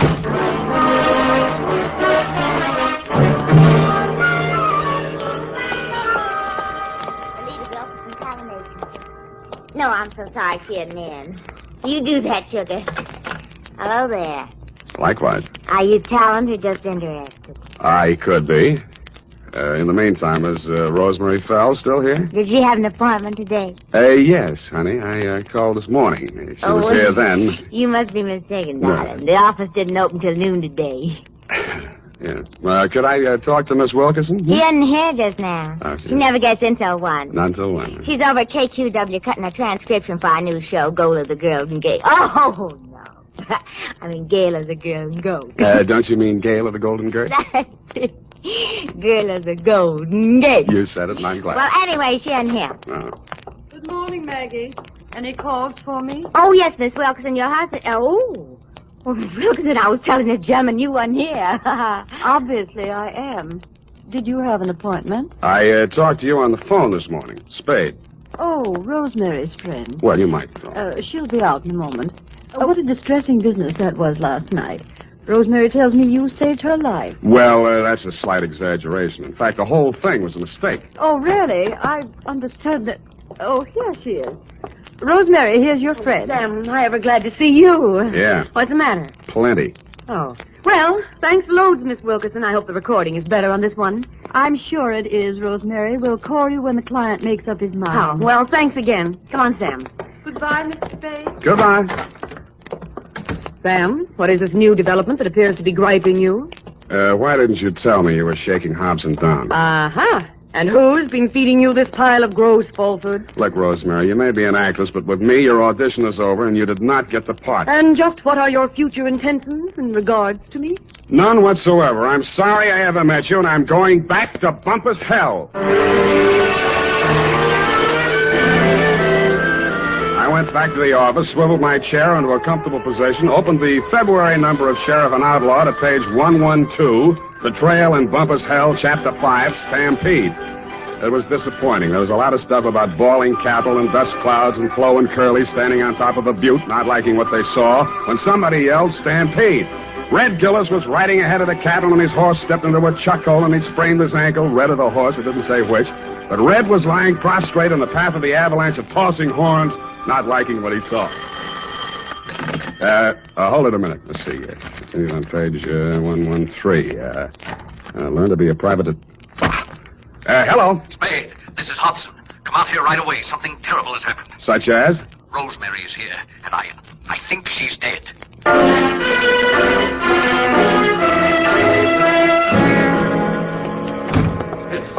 In here, Spade. Oh, I don't know how she got in. Oh, yes, I do remember I must have left the door unlocked. Where were you? Why, I just stepped out to get some cigarettes. Did you prove it? Why, no, I'm afraid not. I got halfway and found I didn't have any money and came back. You came back, walked through this room, went in the bedroom, and didn't see the body until you started back? Yes, the lights were off. I stumbled over it. This is the gun? Yes. She did it with my own gun. Oh, I never dreamed her love for me would drive her to self-destruction. Of course, now it's clear what really lay behind her poor, clumsy effort to blackmail me. It was a desperate move to get me back. Oh, I'll never forgive myself for driving that poor girl to this. Don't worry about that, Hobson. This isn't suicide. Murder? Oh, great heavens. What will Belita say? Belita? Yes, my wife. Belita Wilkerson? Professional name, you know. I was explaining to you before that... Oh, that's my wife now. What in the world will I tell her? Never mind, I'll get it. Hello? This is Rosemary for the last time. Who? And I'm just calling to tell you that you have stalled around too long.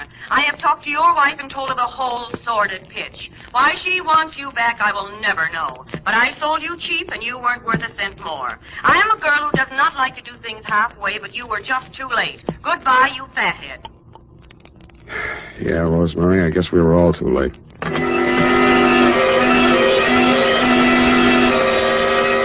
I called you, Dundee, and then, like the rat I am, made off with your prize suspect before you and your boys from Homicide arrived.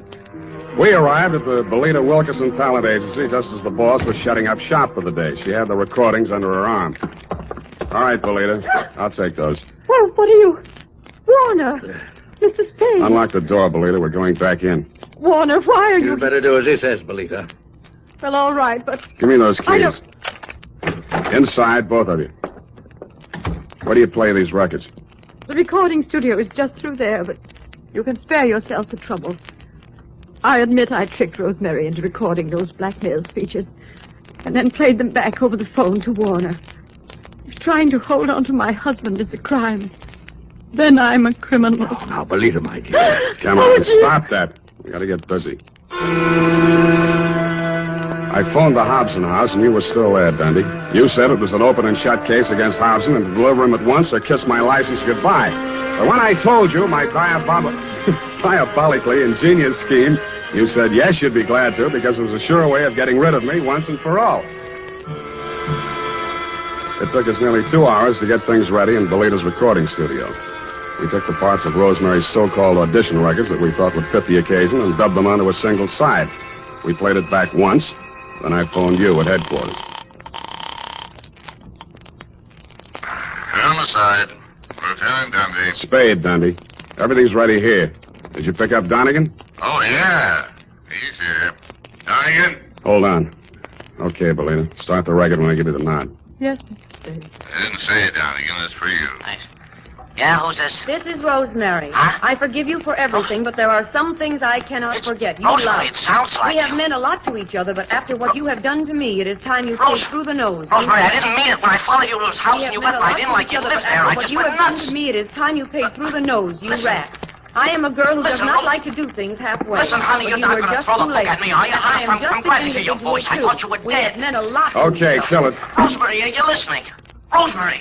Hey, no, she's still on the line. I want to talk to her. Take him, Full House. Wait a minute. Take him. Sam, Yeah, Dundee. congratulations. That was a brilliant piece of work. Hey, Sam, you still on the line? Yeah, I'll be all right, Dundee. I just fainted temporarily. Say it again, will you, pal? Yeah, as I was saying, congratulations on a brilliant piece of work. Wow.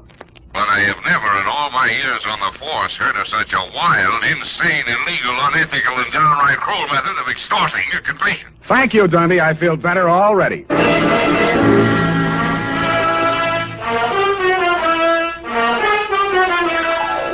Period. End of report. But Sam, what happened? Effie, I thought I had made that abundantly clear. No.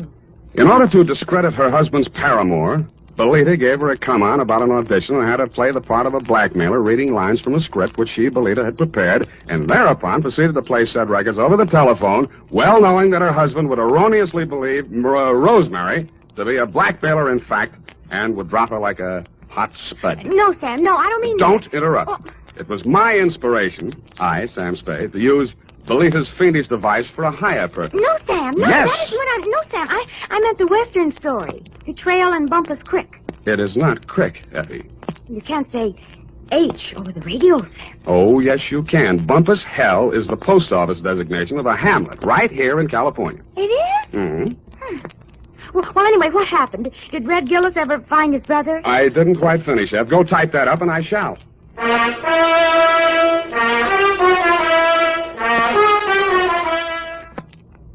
here it is, Sam.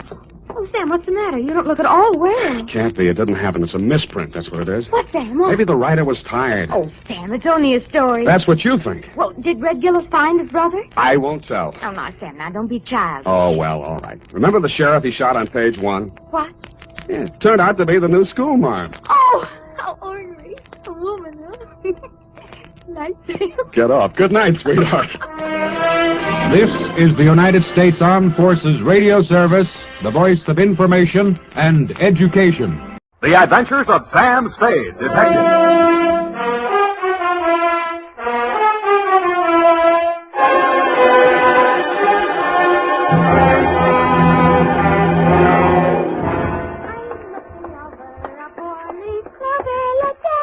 Very funny.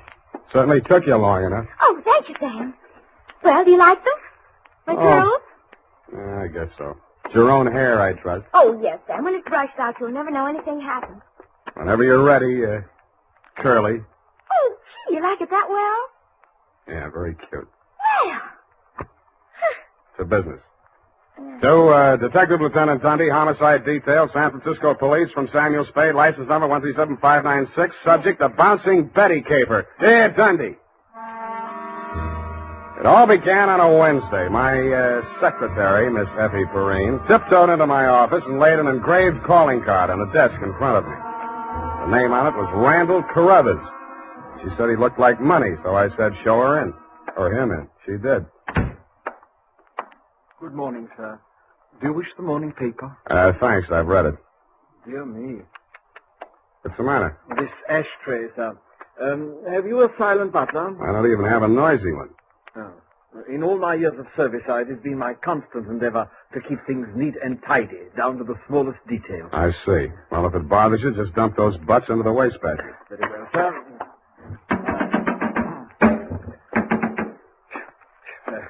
If you will pardon the presumption, sir, you could use a well-trained servant in this establishment.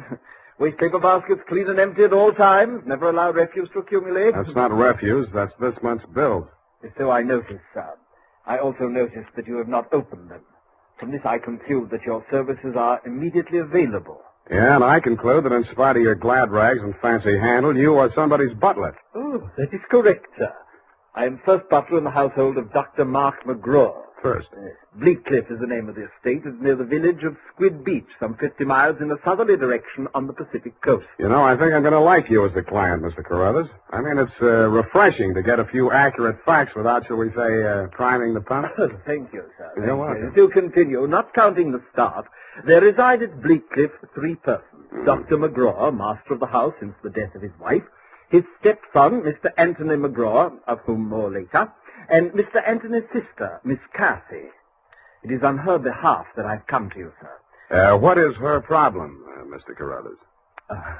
The correct form of address is Carruthers, sir, not Mr. Carruthers. Check. Yes, thank you, sir. Now, as to Miss Cathy's problem, sir, someone is attempting to murder her. Specifically, she has upon several occasions been shot at from ambush. Twice she has awakened in the night to feel the hands of an assailant closing about her throat. And only yesterday, she narrowly escaped death when her motor car went out of control owing to some blackguard tampering with the steering mechanism. And upon numerous other occasions... That's enough. You have convinced me that she indeed has a problem. What do the local police think? No one has been to the police, sir. Why not? It's a delicate situation, sir. Miss Cathy's brother, Mr. Tony, is undergoing treatment for nervous disorders. Mm-hmm. The family did not wish to place him in an institution, and since Dr. McGraw, his stepfather, is a psychiatrist, he is allowed to remain at home. I see. He's flipped. Where do I fit in, Carruthers? Well, sir, if a reputable gentleman such as yourself were to come to Bleakcliff and witness these persistent attempts upon that girl's life, perhaps they could be forced to put the boy away where he belongs. It's possible. I'm willing to try. For money. Oh, Splendid, sir, splendid. I took the liberty of drawing in your favor a draft upon the First National Bank of Squid Bay, 1 week's remuneration in advance of your services to the Bleakcliff estate in the capacity of chauffeur. Chauffeur? Yes, sir. I thought that might be a capital disguise. Have you a better suggestion, sir? Well, no, that's okay. This check. Yes, sir. $200. It's a pretty big weekly salary for a chauffeur, isn't it? Well, you will be allowed to shop for the vegetables, sir. Your cut has been added in.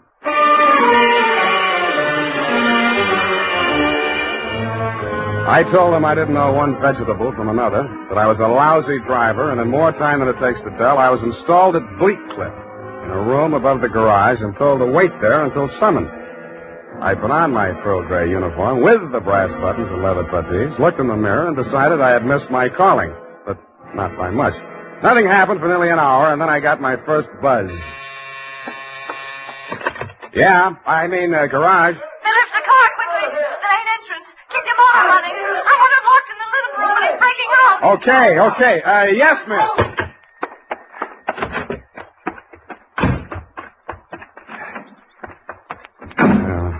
Let me see. Get that door open. Open that door. Why didn't you have the door open? I'm sorry, miss. Well, get going, please. Darn it, miss. Where's the spark on this? What's the matter with it? Well, it's flooded. The house, you know. He got the meat cleaver again. The door. Well, I'm trying. Stop it! You're hurting him. All right. Put it down, Chris. Put it down. Come on. Give it to me. What's going on? I say, who are you? Haven't you been instructed not to disturb my patient? I'm sorry. I'm new here. When I saw him coming at Miss McGraw with that meat cleaver, I naturally thought... Oh, well, no harm done. Come along, Tony. Come along now. Come along, boy. We'll have a nice long talk. What shall I do with it now? We'll put it back. You all right? Oh, sure. I should be used to it by now. By the way, you're new here, aren't you? What's your name? Sam. Sam? That's nice. Turn to the left outside the gate, Sam, and drive straight out to the shore road. Well, if I can just... Hey, I just turned that little key. Look, Ma, I'm driving.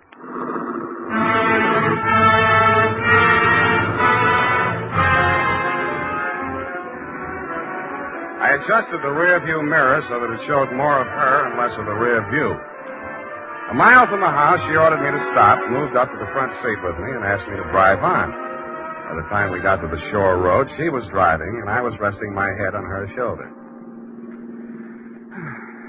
Where are we going? I've got a little hideaway down the coast. It's right on the beach, at the foot of a tall cliff. There's a fireplace, a little bar, some records. Got some bop? It's wonderful there with the surf pounding outside, hidden away from the world. You feel so safe. Don't stop. You'll like it there. You feel as if there's no one else on earth. Time standing still. If I could just be sure that Mother wouldn't worry about me. You're impossible. Okay, Kathy, I'll be serious. What's with that brother of yours?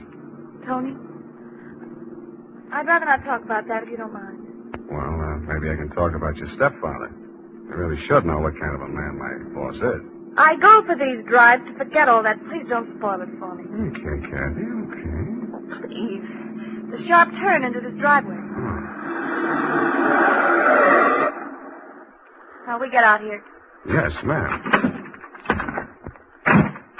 Down this path. Uh-oh. What's the matter? You afraid of high places? Yeah, you just pushed me off of one. Oh, Sam, don't be like that. You're pouting like a little boy. Come on, I want to show you my little house. What's so special about your little house? Oh, Sam, if you only knew what my life is like. You only know what mine is like. I need someone so much to talk to, Sam. As long as you can steer the conversation, you mean. Come on, Sam. I'll show you the house. The path led to a flight of wooden steps that clung to the face of a sheer cliff. There was something like the stairs you find yourself falling down in nightmares. They dropped maybe 200 feet to a crescent of white sand. Watch out for that one stair that's broken. Yeah. You have to make your dream house this hard to get to? Because of Tony. He has vertigo. What? When we were kids, he used to chase me, and I'd run down here, and he was scared to follow me. Afraid of heights. He still is. Well, you light us a fire, Sam. The wood's there in the box. I'll go make us a drink. Fire? Who needs a fire? I'm hot. What'd you do before you took up driving? Oh, I was a private eye for a while. Oh, how exciting. Nah, it's a sour racket. Tell me about it. Nah. Let's talk about you. Here's your drink. Thanks. Well, what do you want to know about me? Oh, me? Come here.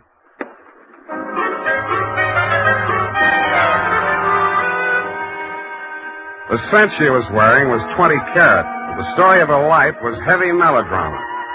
It seemed that Dr. McGraw, a handsome fortune hunter, was a folly of her mother's middle years. But she had come to her senses shortly before she died and cut him out of her will. But that was not the end of it.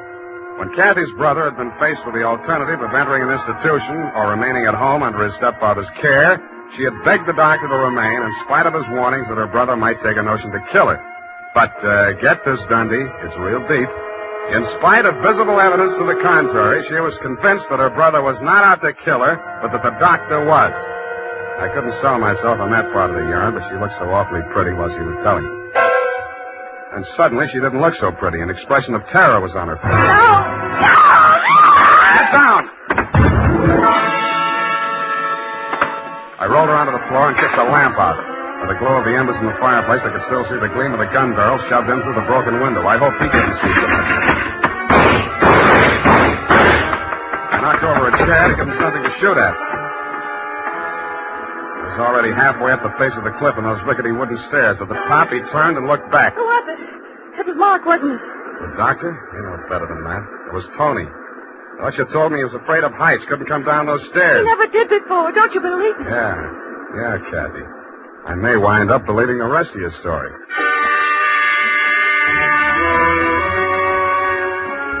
I took Kathy back to Bleak Cliff and stashed her in my quarters over the garage. Then I went into the main house via the back stairs, found her room, and shook it down. In a cabinet, a bunch of war souvenirs, German helmets, grenades, rifles, and other lethal gadgets. In a desk drawer, I found a letter headed U.S. Army, Office of the Surgeon General. It certified that one Anthony McGraw was unfit for military service. Vertigo. Origin, childhood injury to middle ear.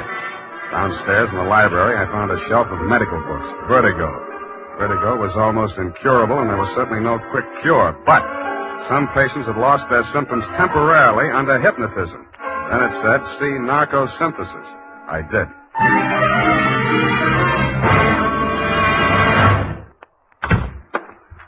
Spade. I beg pardon, sir. Mr. Spade. Whatever are you doing in the butler's pantry, sir? Looking for a butler. Namely you, Carruthers. May I serve you, sir? Yeah. How do I get an interview with Dr. McGraw? Well, sir, Oh.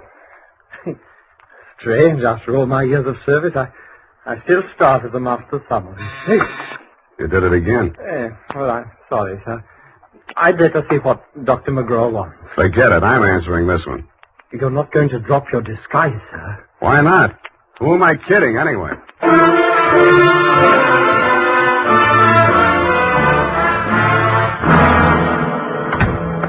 You rang, Dr. McGraw? Oh, I didn't ring for you. I rang for Carruthers.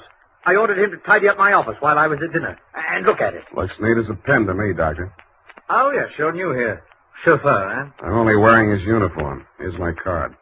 Oh, detective, eh? That's right, Doctor, and this one's just about ready to wrap up. Well, you interest me. Go on. I will.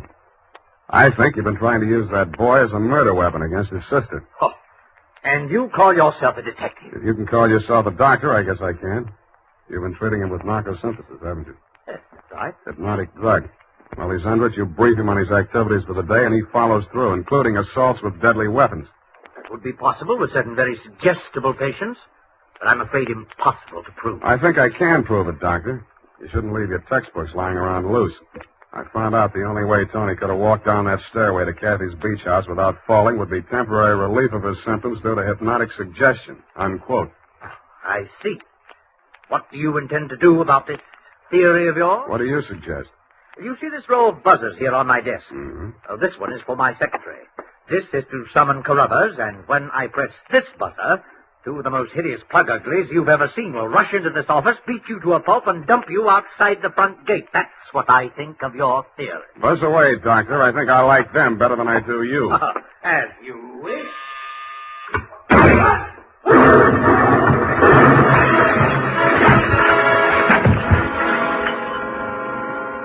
From where I was on the other side of the room, I didn't know what had happened at first. All I saw was a lot of paper gushing out of the wastebasket. The doctor sure was dead. His midsection was perforated like a shower drain. And in the walls, fanning out around the end of the room, about a yard up from the baseboard, there was a straight line of holes. I dug into one. What I took out wasn't a bullet. It was a perfectly round steel ball. Then I remembered the wastebasket, the paper flying out of it just before the explosion. In the bottom of it, I found the answer. The base of a steel mechanism with German lettering on it. It was a wartime anti-personnel mine that the GIs called the Bouncing Betty. The United States Armed Forces Radio Service is presenting the weekly adventure of Dashiell Hammett's famous private detective, Sam Spade.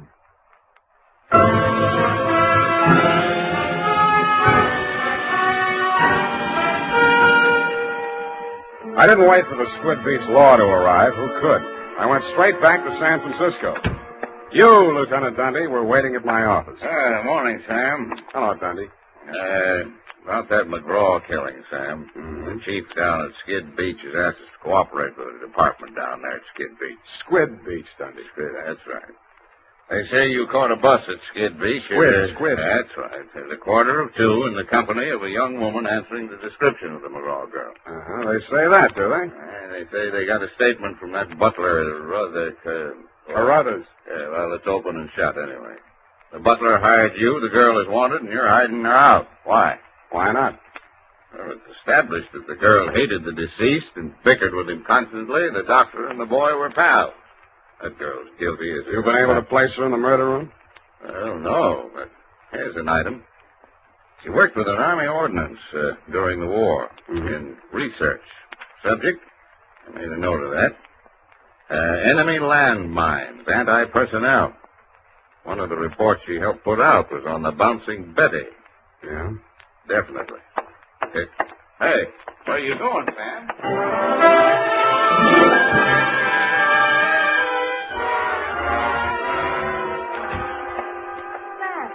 Sam, it's been so lonesome cooped up here all day. Why didn't you tell me you were with Army ordnance during the war? I don't know. I suppose I thought it was unfeminine or something. Try again. All right, I'll tell you the truth. I had a copy of that report with instructions for the operation of the Bouncing Betty in the desk in my room. What the devil are you doing with a thing like that? I don't know. I was proud of it. It was the only report I worked on with the general. Should have got rid of it. I did. I burned it in the fireplace as soon as I learned what had killed him. You didn't burn it good enough. Sam, they found it. Yeah. Have they arrested Tony? Not yet, but he's definitely sane. He'll have to take the rap for anything he's done. I see. Well, I guess there's no other way. Tony didn't do it, Sam. I did. I want to make a confession. Not to me, please. Not to me. After what happened down at the beach when I knew I was no longer safe anywhere, I realized I had to do it. For Tony's sake as well as mine. When we arrived back at the house, I looked into the dining room and I saw Dr. McGraw eating dinner. I knew it was my chance to get into his office. Yeah? Then what? Well, the Bouncing Betty was in my room. There was some wire in the tool chest, and I knew that Carruthers always went to tidy up while the doctor was at dinner. So I waited until I saw him come out, and then I went in. And I looked around for a place to plant it, out of sight. Then I saw the wastebasket full of papers. It was the perfect hiding place. The whole thing didn't take more than 5 minutes. Well, say something. I guess I don't know what to say. Go on, say you hate me. Say it. I don't. Wish I did. Oh, Sam. Help me. Help me. I'm sorry, baby. I am sorry.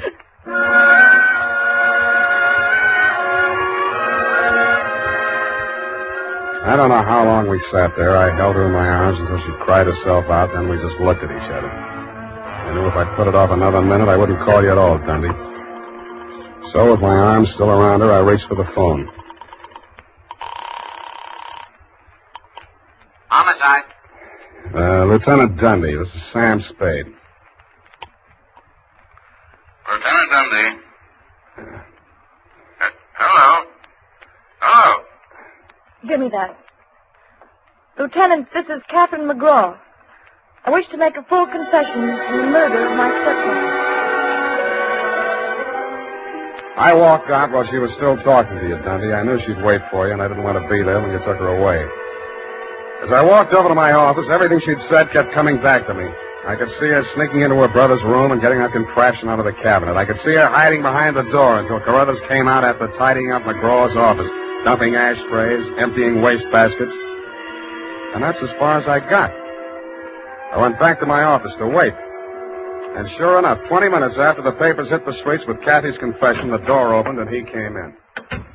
Well, sir, I believe it's turning a bit raw out of doors. Gardner was saying only this morning that we should order out some shrouds for the Satyglossus sinuata. Am I discommoding you, sir? No, Carruthers, I've been waiting for you. With your permission, sir. The ashtray. Just dump it in the wastebasket. I am gratified to note that your secretary has been looking after things and has emptied your waste paper basket. This is right and proper. Quite. Yes, sir. And, speaking of waste paper baskets... Allow me, Carruthers. You have come to apprise me of your part in the death of the late Dr. McGraw. Am I in error?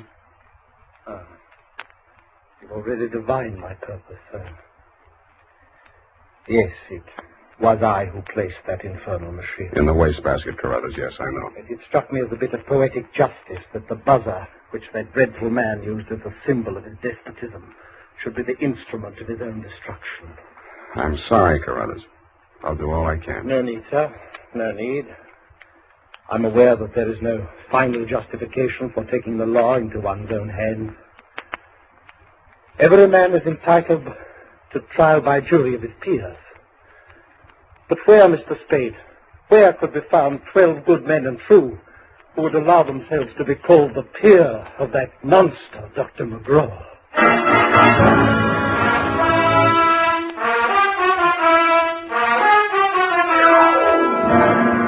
Period. End of report. Sam! There must be some mistake. Mistake, I think? Mistake? No? Well, the butler can't be guilty. That's old-fashioned. He was an old-fashioned butler, sweetheart. Where today can you get help like that? Somebody who empties the ashtrays, keeps the waste paper baskets clean, tidies up around the place. Well, I'd be only too happy to do the same for you, Sam. I know you would, doll. But considering what happened to Mr. Carruthers' employer, Effie, you mustn't allow your mind to dwell on such matters. It's wicked. Sam! Who emptied an ashtray in that wastebasket that I just finished cleaning out? Pay it no heed, sweetheart. I'll buy you a silent butler. I'll go type that up. Here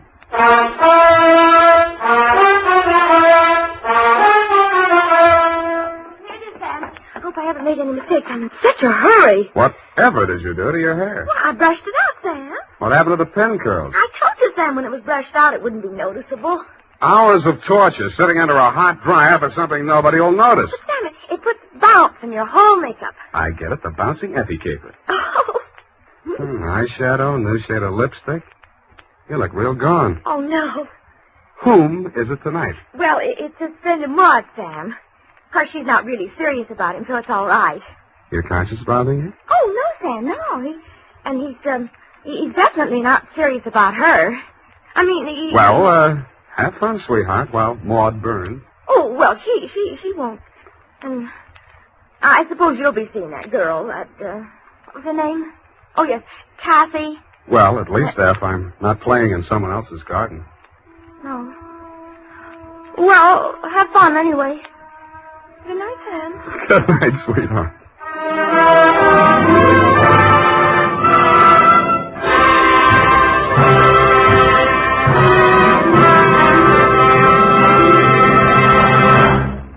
The Adventures of Sam Spade, Detective.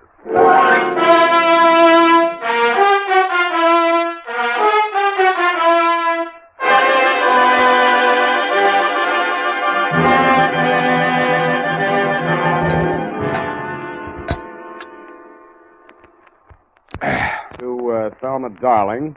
Last name, Sam. Roger. Thelma Roger. Darling! I only asked, Sam. Let's get on with it. Yes, Sam, I'm sorry. From Samuel Spade, license number 137596. Subject? Subject, the Quarter Eagle caper.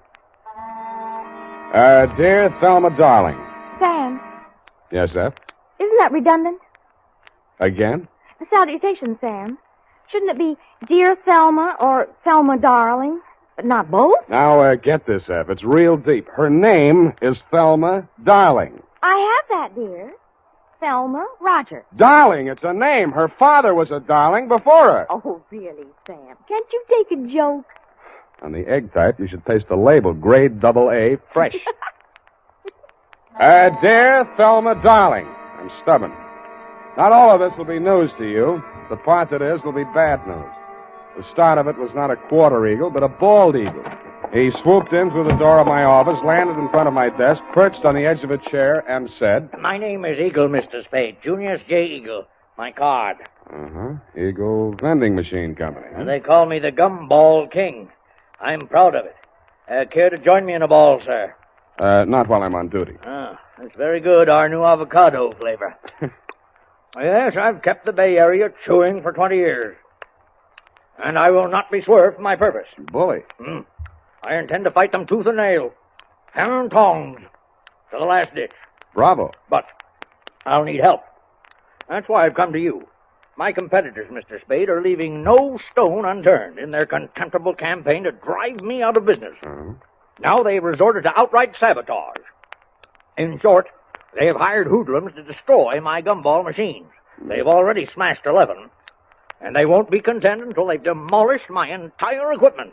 Sounds like a police case to me, Mr. Eagle. I've been to the police. No, they don't understand my problem. Gave me a lot of double talk about juvenile delinquents. Ha, my foot. Cutthroat competition. You're sure of that? Well, what would you think? If theft were their motive, they most certainly would steal the pennies from the machines, but what do they take? My gumballs. And why did they do that? I'll buy it. Oh, well, by all means. Oh, here, try this. It's our bestseller in Chinatown. We call it Subgum. Better not. I have to drive later. Now, I had the foresight to buy up a 3-year supply of chewing gum at non-inflation prices. So I see. Well, you can see with what thoroughness they encompass my ruination. They are not only smashing my machines, they're making off with my gum. And you want me to try and stop them? No, I do not. No. I want you to catch them in the act and find out who is paying them. Well, okay, Mr. Eagle. I'll see what I can do. Good. Now, in this envelope is a list of my machines and their exact locations, together with a check for your retainer. Thank you, Mr. Eagle. I'll keep in touch with you. Mr. Eagle, I meant to ask you, how many of these gum machines do you operate here in town? 300. And guard them well. 300?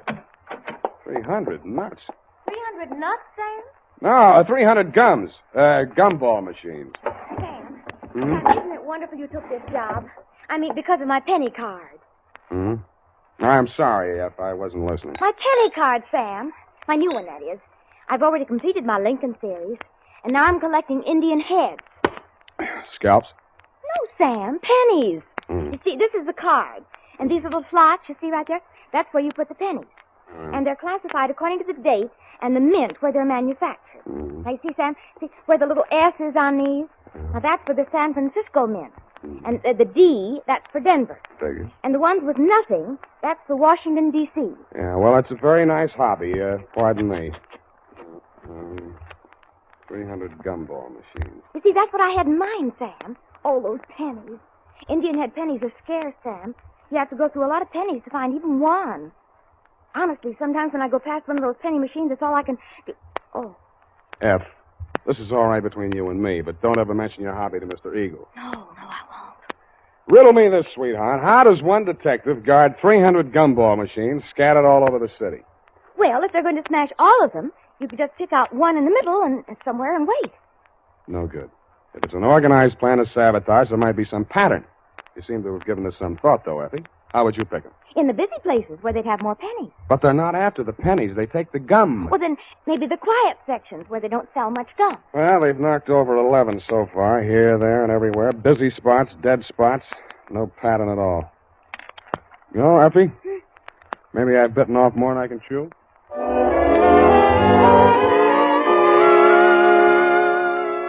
I wasn't sold on Mr. Eagle's theory that the caper was organized sabotage, but I decided to test it out anyway. I learned the operation did follow a pattern, unless it was coincidence that the 11 machines knocked over the previous night were the same 11 machines that had been refilled that afternoon. I checked with the Eagle Company's maintenance man and learned that only 5 had been refilled today. I picked the one that looked like the easiest to knock over. It was the one in the doorway of a darkened loft building near the Siemens hiring hall on Drum Street. At 9 p.m., I strolled down there. The block was deserted. I took a plant in the adjacent doorway and talked to myself until just before midnight. Then I shut up. My heart skipped a beat as she passed under the light. Red hair. My secretary? Then I noticed how she was dressed. Not on the salary I paid her. She paused before the gum machine, opened a large handbag, stripped off her long black gloves, dropped them in her purse, and took out a small Boy Scout-type hatchet.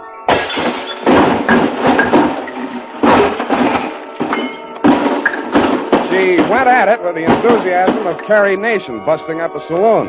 I edged around the doorway as she bent over the mess of pennies and gumballs at her feet. When she reached out her hand, I took one more step, and that was all. She was up on her feet, facing me, and I saw that hatchet sailing through the air straight at me. Hey!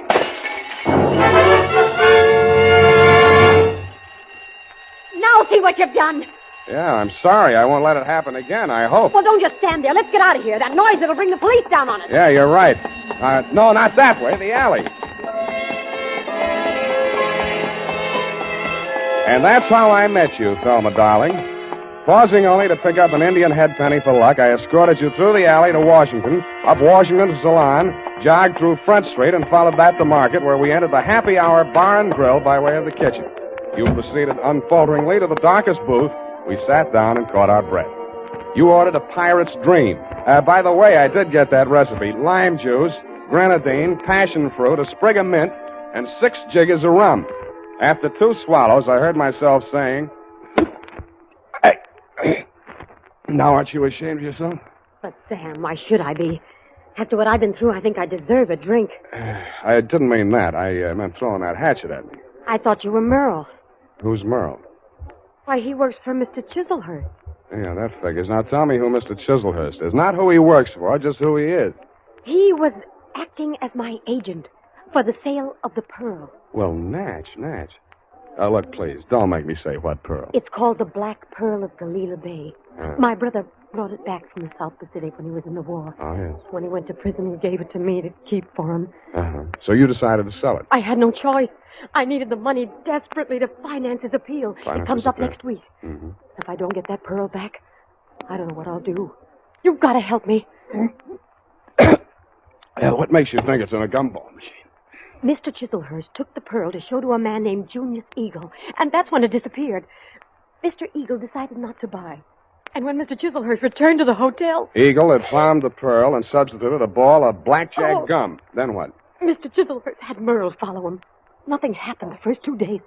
But day before yesterday, he followed him to his warehouse and saw him drop a single ball of gum into a barrel of them that was waiting to be loaded onto a truck. The pearl must have been hidden in it. Why else would he do a thing like that? Uh-huh. He would put a valuable pearl in a machine where anybody could buy it for a penny. I suppose it'd be safe for a few days. I don't know how these machines work. Well, now you know why I had to break those machines. Nuh-uh. You don't believe me? Mm-mm. Well, what are you going to do? Check the psycho wards and find out which one you escaped from.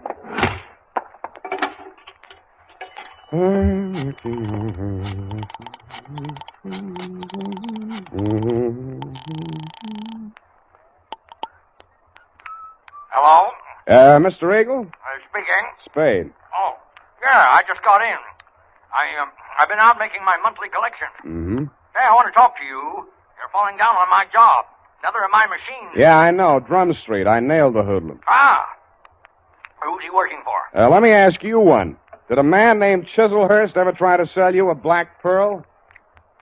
Hello, you still on the line? You stopped chewing. Yes. I think you better come over to my house. Right away. Hello. Nuts.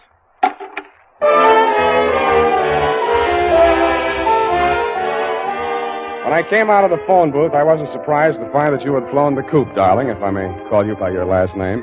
But I was surprised at what I found at my client's house.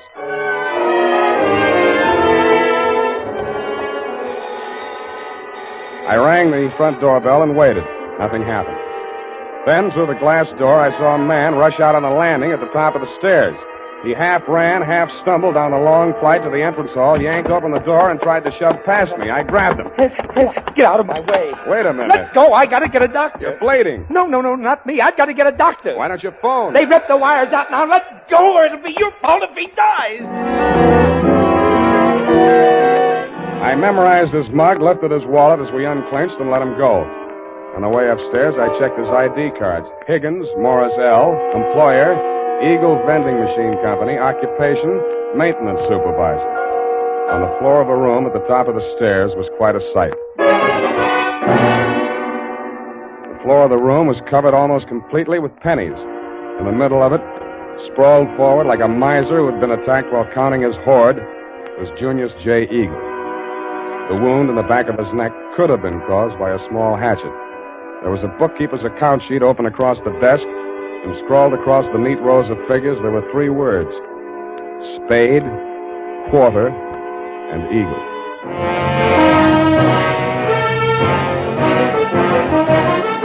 The United States Armed Forces Radio Service is presenting the weekly adventure of Dashiell Hammett's famous private detective, Sam Spade.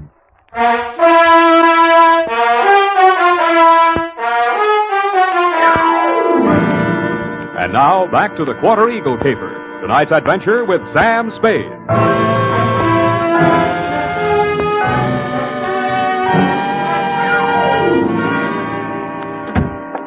That you, Higgins? Yeah.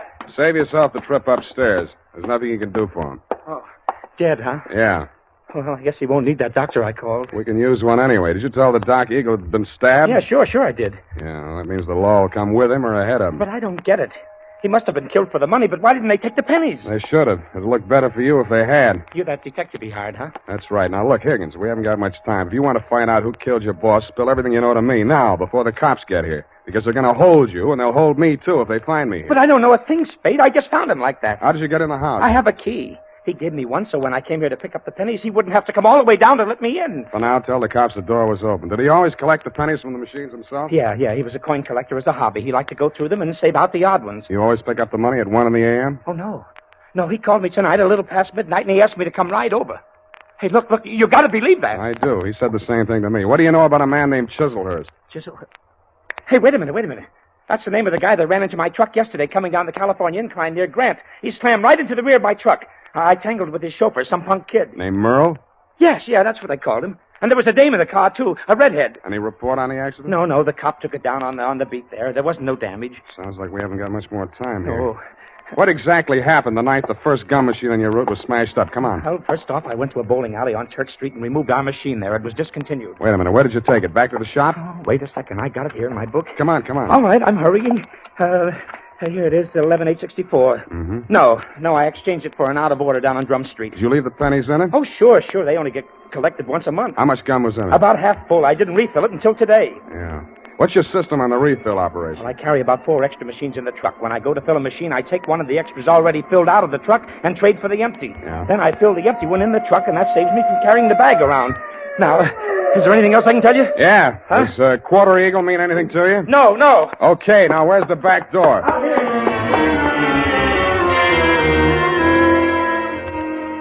That Quarter Eagle.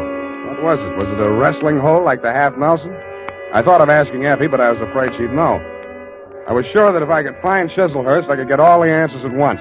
That collision between his car and the rear end of Higgins' truck was a good lead in more ways than one. It meant that at least part of your story, darling, was true. But you neglected to tell me that you, Chiselhurst, and Merle had been tailing Higgins' appointed rounds of the gumball machine. I checked the police report on the accident. The car was registered in Great Britain. The report said transient, no local address, and so to bed. I dreamed it was next Thanksgiving, and I was eating a roasted Quarter Eagle. Then it turned into crow.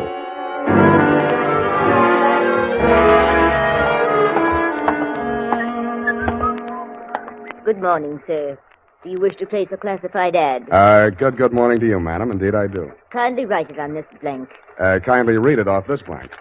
Well, Quarter Eagle, Interested parties apply Sam Spade. Sutter, 37596. That's right. It's 9 words, sir. I'll have to charge you for 3 lines anyway. Is there anything you'd like to add? Yes, but it's not fit to print.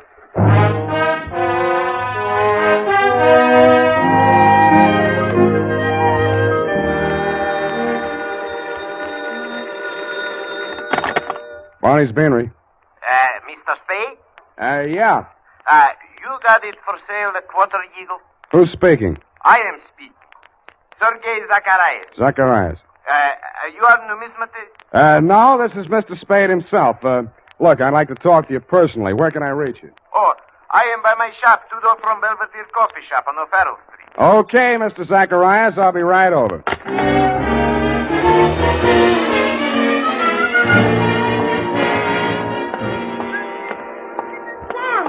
Sam, wait a moment.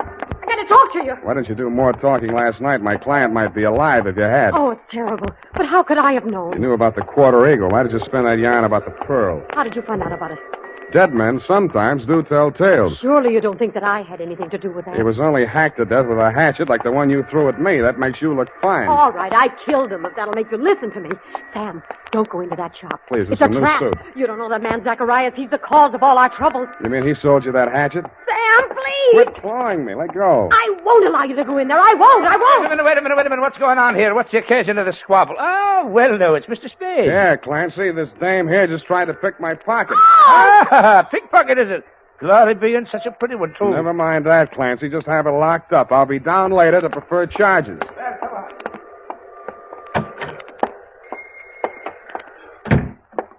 Hello? Anybody home? Okay, Shelms. Just keep on walking. Straight through the back room. One move and I rip you wide open. Yeah. Better not, Merle. Your boss might not like that. Smart guy. Knows everybody's name. Ah, my dear sir. A most propitious meeting. You've brought the Quarter Eagle? Where's Zacharias? He's resting at the moment in yonder closet. Oh, no, not dead. Merely under restraint. Bound and gagged. A necessary precaution. Well, shall we talk turkey, or rather, eagle? Tell you, punk, to take that knife out of my ribs. Who's a punk? Now, Merle. There's been quite enough violence. Check. I think I'll take that knife. Leave it there. Now, sit down. Merle. Oh, headstrong boy. Now, as to the Quarter Eagle. I'm willing to pay a reasonable reward for its recovery. But first I must tell you that Miss Darling, for whom I'm acting as agent for the sale of the coin, is indeed the legal owner, despite anything Mr. Zacharias may have told you to the contrary.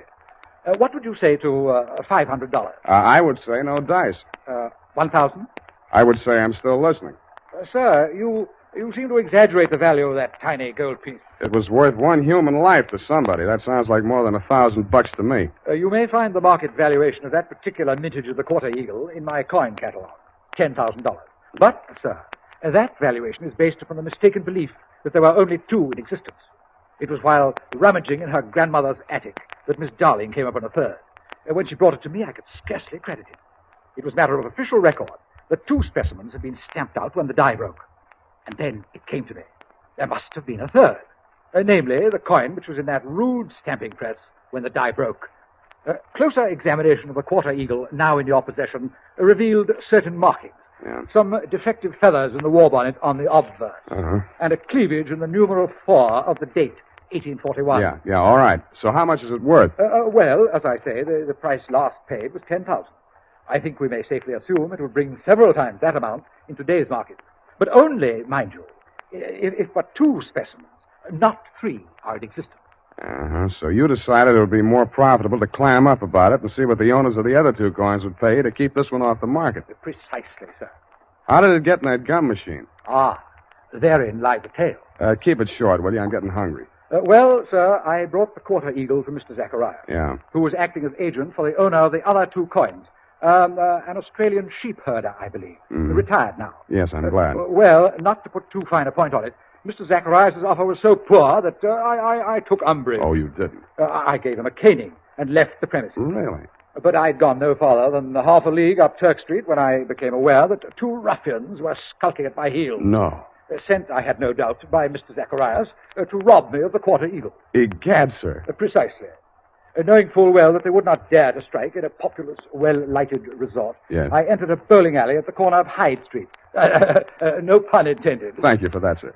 But there upon the wall, I spied a penny vending machine, and the word eagle caught my eye. Association of ideas, no doubt. No doubt. But that, sir, is how I came to put the quarter eagle into Mr. Eagle's gum machine. Yes, I think I can take it from there. When you went back, the machine had been taken out by the Eagle Company's maintenance man, right? Not quite. I caught him in the very act of removing the machine and followed him out of the building. Yeah, but then you lost track of the machine. I found out why. Never mind that now. What I want to know is who followed Mr. Eagle home the night he was killed. I'd rather not say. Then all bids are off. One moment, Mr. Spade. Yeah? Am I to infer that your price for the quarter eagle necessarily includes bringing the murderer to justice? Just that, Mr. Chislehurst. Well, I suppose there's nothing for it but to make the supreme sacrifice. Merle. Me? You double-crossing pig? Now, Merle, you know perfectly well you did away with poor Mr. Eagle. Shut up. I'll cut you to pieces. Gross insubordination. You deliberately exceeded your instructions. I wanted you to apply only sufficient violence to recover the coin. Instead, you seized the opportunity to satisfy your nauseating bloodlust. Really, Merle? Cut you to pieces. I'll cut you to pieces. All right, drop. Ow! Drop the shiv, Merle. Knock that, you punk. Egad, that was a near thing, sir.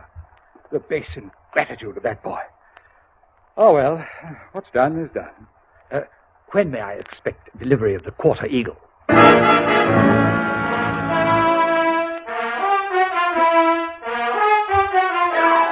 I didn't answer him. To cover my embarrassment, I gagged him, manacled him to Merle, and delivered the package marked one murderer, one accessory to the dumbfounded minions of the law. And that, Thelma, darling, I regret to inform you, is still the crop. After I'd sprung you from the pokey, I got hold of Higgins, and we went through every coin out of every Eagle gumball machine in the city of San Francisco. It couldn't happen, but it did. Your quarter Eagle is, shall we say, no place. Period. End of report. Sam, I'm disappointed in you. Well, so am I, sweetheart. But I'll forgive you if you found even one Indian head penny from my penny card. Yeah, just one from that machine on Drum Street. Oh, Sam. There you are, sweetheart. Oh, thank you. And it's an old one. And no older than I feel. Go type that up.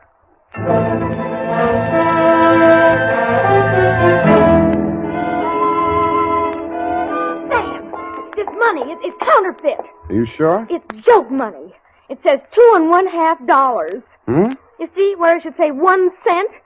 $2.50. Let me see that. $2.50.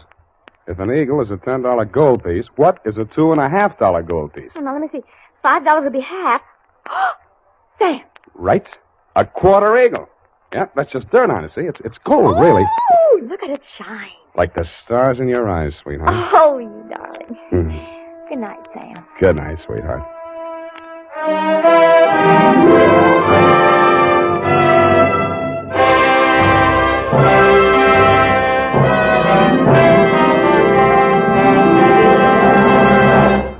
The Adventures of Sam Spade, Detective.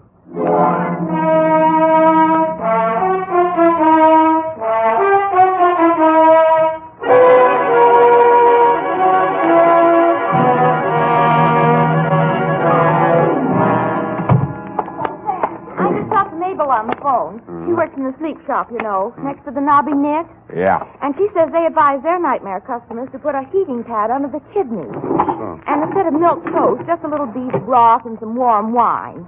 And pine oil. In the wine? No, in the broth. I mean the brass. Bass, Sam. Oh! Sam, look at you. Black eyes and scratches. Your lips cut. You didn't go home at all. I did so. When you promised me you were going straight home for that much-needed rest. And all the time you knew you were going straight to some sordid bar and get into a brawl. I even bought these things from the sleep shop. Next door to the knobby net. To Detective Lieutenant Dundee, Homicide Detail, San Francisco Police. Medical authorities agree that lost sleep can never be made up. From Samuel Spade, license number... 137596. Fatigue is cumulative. Subject, the Insomnia caper. Dear Dundee. Honest Lieutenant, This is how I got into that mess last night, honest. I'd been feeling a little rocky for 2 or 3 days. There was nothing much wrong with me, but as my secretary, the ineffable Miss Perrine, said... Sam, what you need is a good night's sleep. Which, Lieutenant, is how I happened to be at home, in bed, at 10:30 in the p.m., wearing a sleep shade, earplugs, and quiet pajamas.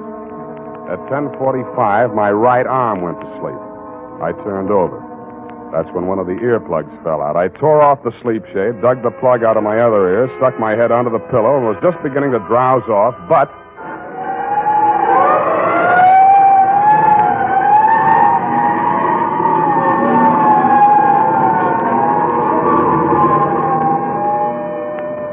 I sat up and lit a cigarette. The city plunged again into the silences of the night. The fog was creeping in on little cat's feet. Oh, put an end to your romance and your spiteful creatures. That'll take you, you bluffer. Like you.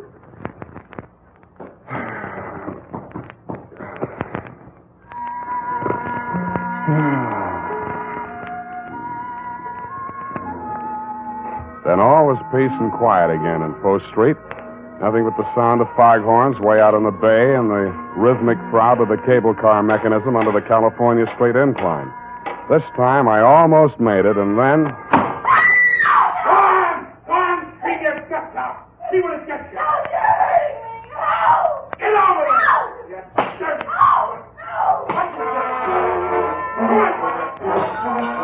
I went over to the window and peered out. The room was on a level with mine in a building just across the alley. I had had occasion to scrutinize said room and its occupant on happier occasions. She was young, red-haired, and also had a nice profile, which I had observed in silhouette against the window blind when she did her nightly setting up exercises. I now observed that she had a boyfriend, and he seemed to be angry. Not wishing to pry into her affairs, I closed my window. Drew the blind, went back to bed. It was stuffy with the window down, but quieter. I actually fell asleep. I dreamed I was home in bed and somebody was knocking on my door.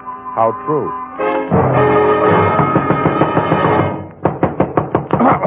Please, open the door, let me in.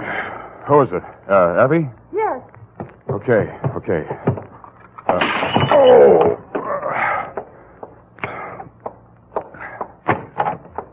What? Please, don't be angry. May I come in for a minute? You're in.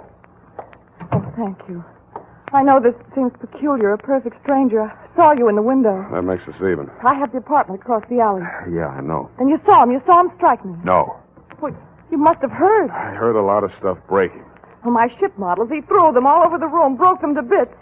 They weren't especially valuable, and besides, they were presents from him, so... Now I get it. Now, you came here to tell me all about your collection of ship models. I think that's real neighborly of you, Miss... Doreen Dubar. Yeah, well, it was nice meeting you. Drop in again sometime, and I'll show you my collection of trout flies.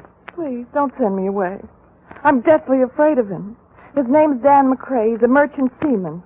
His boat just got in today, and... Yeah, but why me? Well, I've seen you in the window so many times, I somehow felt I knew you. That's foolish, I suppose. I don't even know your name. Look, sweetheart, if you think you're going to rope me in as a witness to that lover's quarrel... Oh, please, no. It's more than that. Believe me. I can't tell you everything, but... Why tell me anything? Okay, I'm sorry.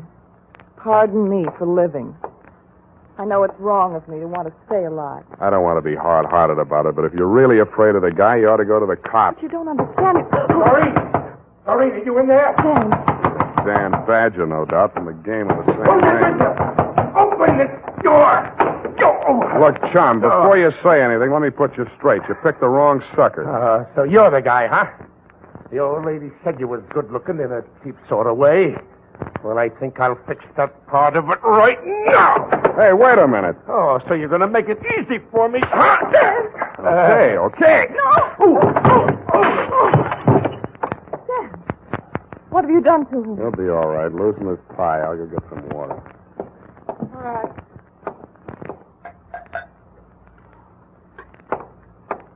Is he coming around?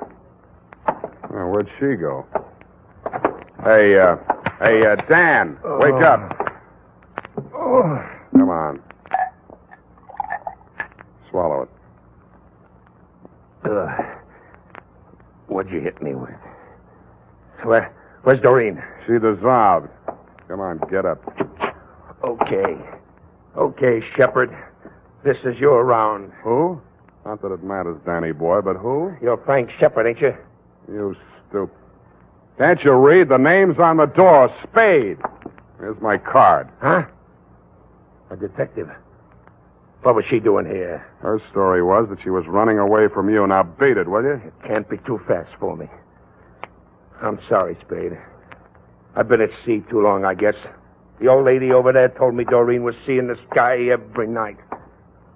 Channel fever or something. I blew my top. Yeah. No hard feeling, Spade? Ah, forget it. But when you do catch up with that guy, Shepard, watch your left. You telegraph it.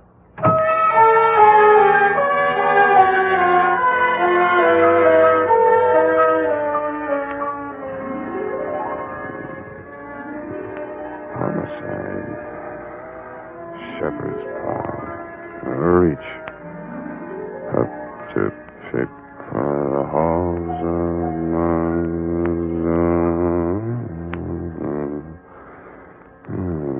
Oh, boy, look at me. I'm dozing. Don't answer that, baby. Let it ring.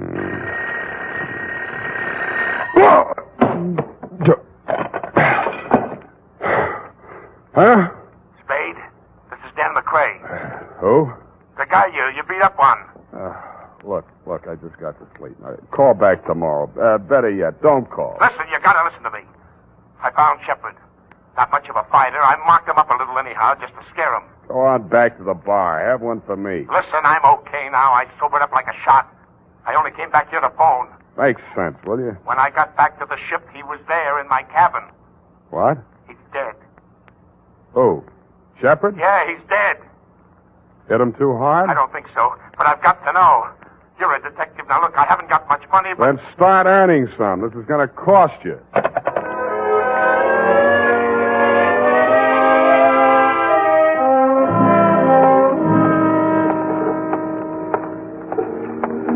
Hello, Dan. Well, you got here quick. I'm a real fast sleepwalker. This the ship? Yeah. Come on, I'll take you aboard. Give me the rundown. Shepard took your girl while you were away at sea. You slapped her around a little, broke her toy boats, and generally behaved like a bad boy. We'll skip that little exhibition match in my apartment. Then what? Come on, up this ladder. About those ship models. One was missing. She acted funny about it, and guess where it was? In Shepard's hotel room. Yeah? The Boston Hotel up on Broadway. Crumb dump. I shook the address out of that old lady. Never mind that now. So you went there, went up to his room, worked him over. But he was alive when I left there. That's clear. Then I had drinks in a lot of different places. I think I was in some other fights. Yeah, you look it. I don't know who with, just faces, a lot of blurs. I don't even know where all I went. Then I don't remember anything till I'm in an all-night beanery down here on the Embarcadero, and a cab driver's holding me up on the stool pouring coffee to me. Then I came aboard. Yeah? Come on in my cabin. I'll show you.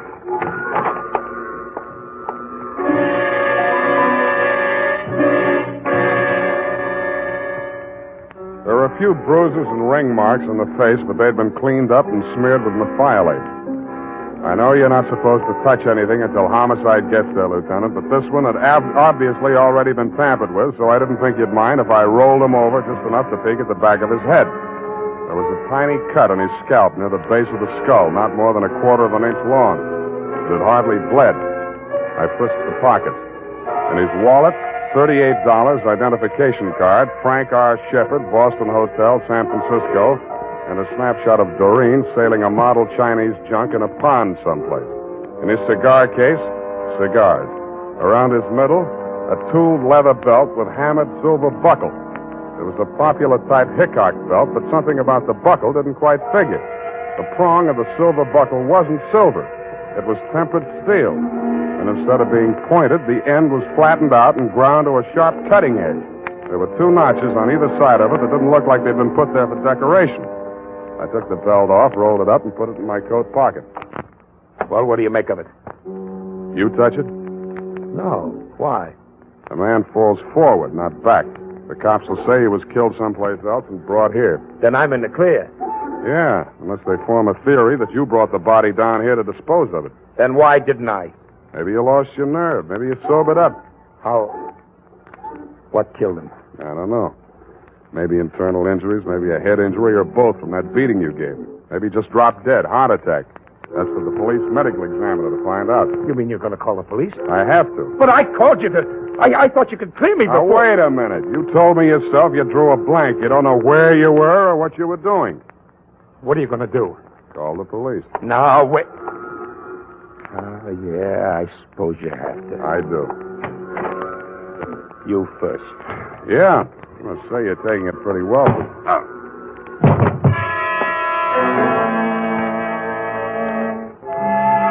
I had a small dream. Abstractions, you know, cubes and circles. Nothing worth describing. But after I'd given Homicide the rumble and crawled home to my own trundle, I did better. I dreamed I was Wild Bill Hickok, the belt tycoon.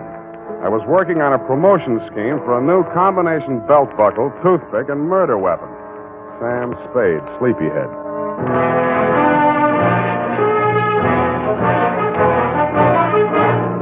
The United States Armed Forces Radio Service is presenting the weekly adventure of Dashiell Hammett's famous private detective, Sam Spade.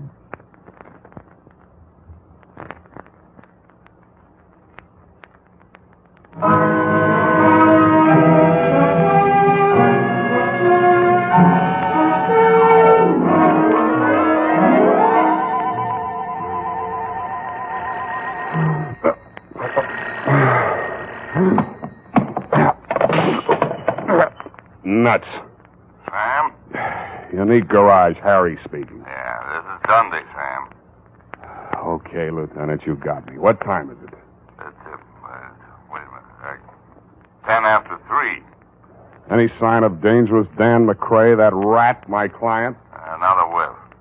Hey, about that girl, Sam. Dubar, Doreen L., Balboa Apartment, Sutter Street. Can Yeah. you give me that description again?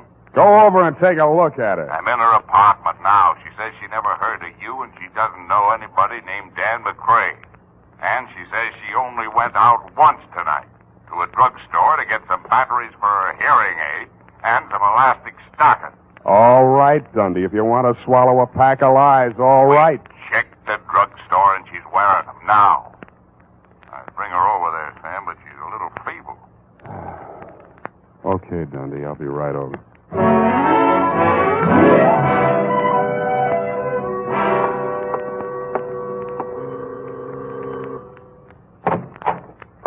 Hello, Dundee. Come in, Sam. I want you to make sure, Sam, this is the apartment. Yeah. That's my window just opposite. You can see the bed that I just got out of to come over here in response to your untimely call.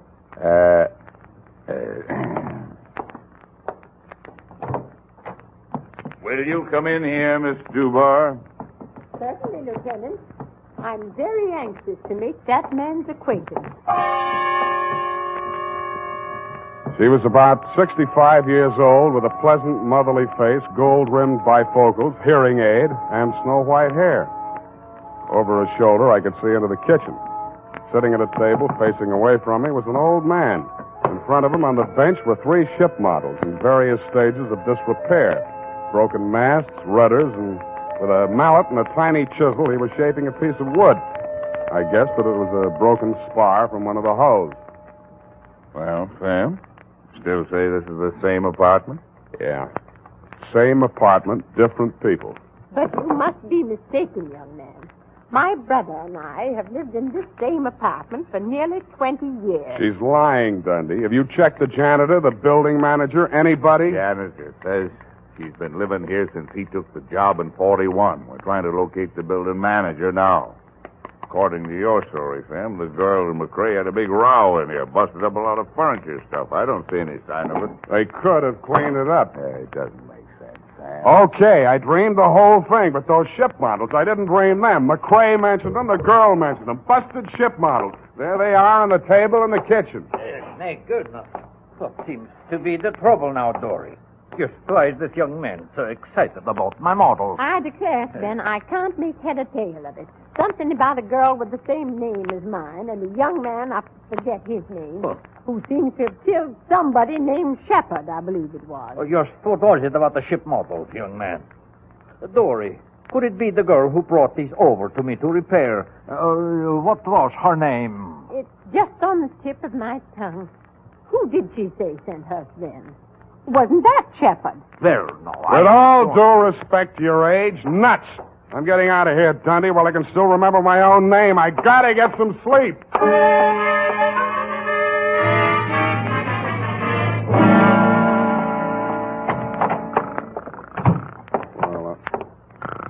Hey, wake up. Oh, Sam. Get out of my bed. I'm sorry. I was beat. I didn't know where else to go. You can go to jail. Their beds don't have inner springs, but it's a free flop. Listen, I had to make that break. It would have been a murder rap for sure. You mean your memory came back? I had a funny feeling I'd seen that guy Shepard somewhere before. And just before I slugged you while we were standing there in the companionway, it came back to me. That guy Shepard, he came aboard ship yesterday when we docked. He flashed a badge on the gangway watch and asked to see the ship's carpenter. The one that made those ship models for you? Yeah. But don't you see? Manslaughter is one thing, cop killing is another. This ship's carpenter, what's he look like? Oh, thin, around 65. Lame. Talks like a Swede. City morgue. Maxie, Sam Spade. That stiff-tagged Shepard? Shepard, yes, Sam. Just got him back. I think it's all there. Those autopsy boys. Careless. What killed him, Maxie? Puncture wound. Base of the skull. Small, sharp instrument.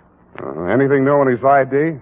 Well, Shepard seems to be a phony handle, Sam, but it'll have to do till Rita comes along. Sergeant Polhouse let it drop that the boys at his hotel thought he was a detective. Uh-huh. And funny thing about Sheppy boys, Sam, no belt, no suspenders, very loose trousers. How'd he keep them up? By the time I got to him, it didn't matter. I figured he wore a belt, and somebody swiped it off him. That's an interesting theory, Maxie. I'll see what I can do with it.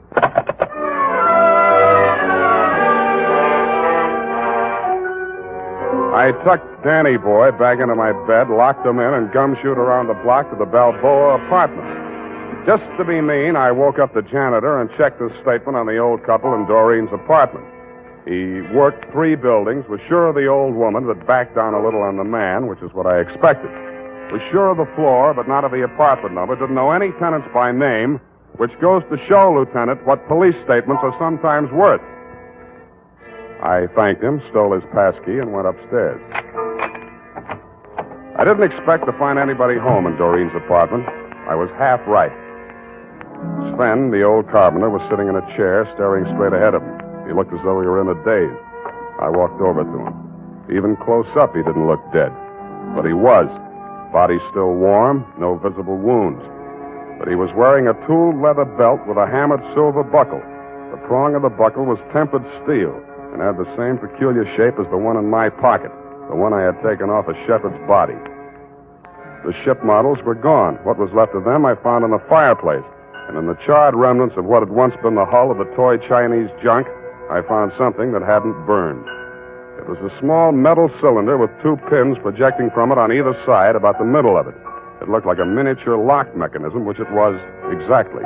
The key, you guessed it, was the prong of that belt buckle. The cylinder was empty, except for a few white grains that looked like sugar.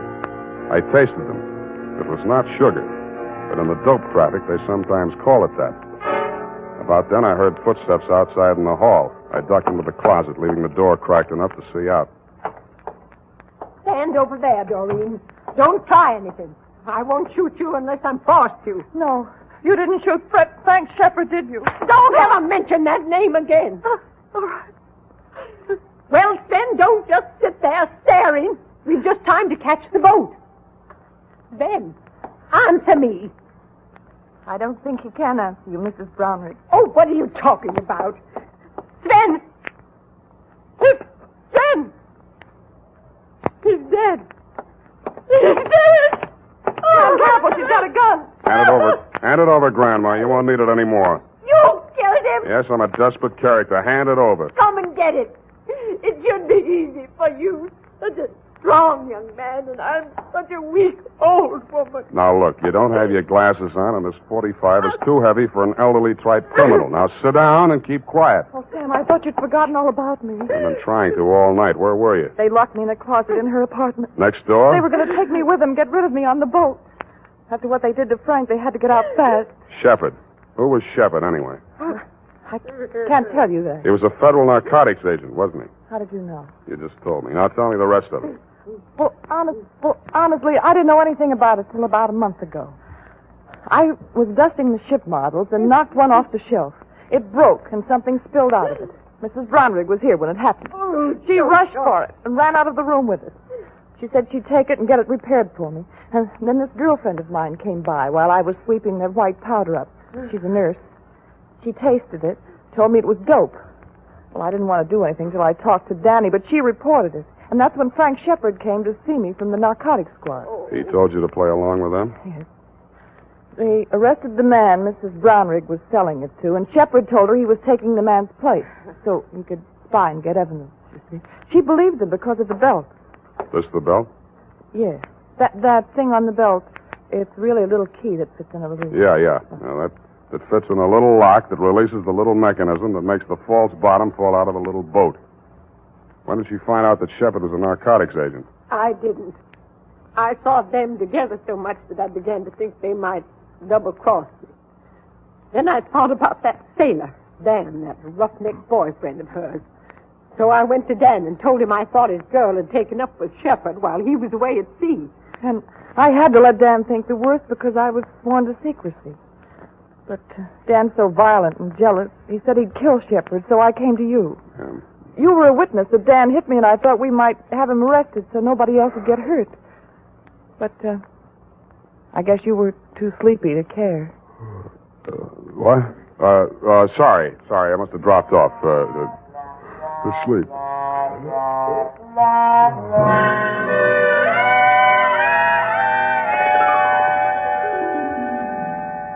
Period.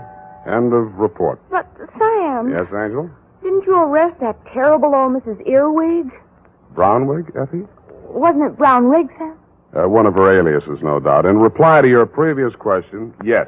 Who killed Mr. Shepard, Sam? And how? Look, Eff, you'll recall that Sven was shaping a piece of wood with a small chisel and a mallet. The fatal wound, you recall. Oh, and who killed Sven? Sit down. I want to have a serious talk with you. Oh. No, over here. Yes, Sam. Stop twisting your handkerchief. Yes, Sam. Effie, sometimes I think you've been a detective secretary too long. Warps the outlook. Sam, are you trying to tell me that my services are no longer required? See, that's what I mean. You jump to conclusions. As in the instance of the death of Sven. I only asked who killed him, Sam. Exactly. Did it ever occur to you that some people, especially old, feeble people, just die? Yes. Quietly? Sitting in a chair sometimes? Yes. Sometimes in bed in their sleep? That'll never happen to you, Sam. Sick. But it did happen to Sven. Perhaps the excitement of his criminous activities, fear of discovery, his impending flight were too much for his heart. On the other hand, it might have just been old age. Of course. The point is, Effie, it does happen. Never in detective stories, only in real life. Mm-hmm. Well, I guess that's all. Good night. Sam, you're not sleepy. Nevertheless, I'm going home to bed. Oh. Well, good night, Sam. Good night, sweetheart.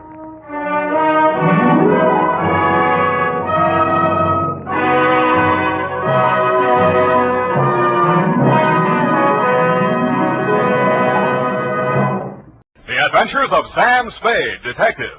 Brought to you by Wild Root Cream Oil Hair Tonic, the non-alcoholic hair tonic that contains lanolin. Wild Root Cream Oil. Again and again, the choice of men who put good grooming first.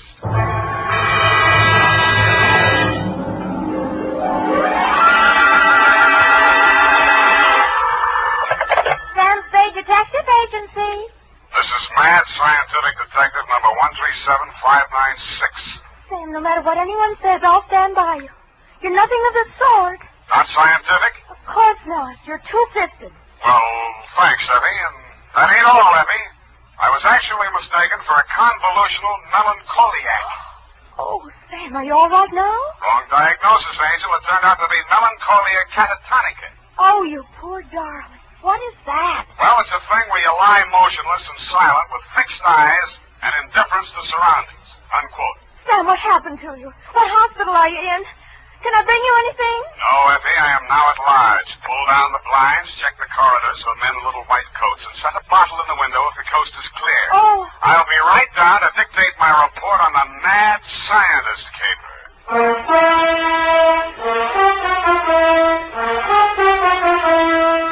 Dashiell Hammett, America's leading detective fiction writer and creator of Sam Spade, the hard-boiled private eye, and William Spear, radio's outstanding producer-director of mystery and crime drama, join their talents to make your hair stand on end with the adventures of Sam Spade. Presented by the makers of Wild Root Cream Oil for the hair. Nobody has to tell you that a neat personal appearance can have a lot to do with helping you get ahead on the job. Now, the first step to a good appearance is well-groomed hair. And I mean hair that's groomed with Wild Root Cream Oil. Wild Root Cream Oil always grooms the hair neatly and naturally. It relieves dryness, removes loose dandruff. Yes, men, to look your best at all times, spruce up with Wild Root Cream Oil Hair Tonic. Again and again, the choice of men who put good grooming first. And now, with Howard Duff starring as Spade, Wild Root brings to the air the greatest private detective of them all in the Adventures of Sam Spade.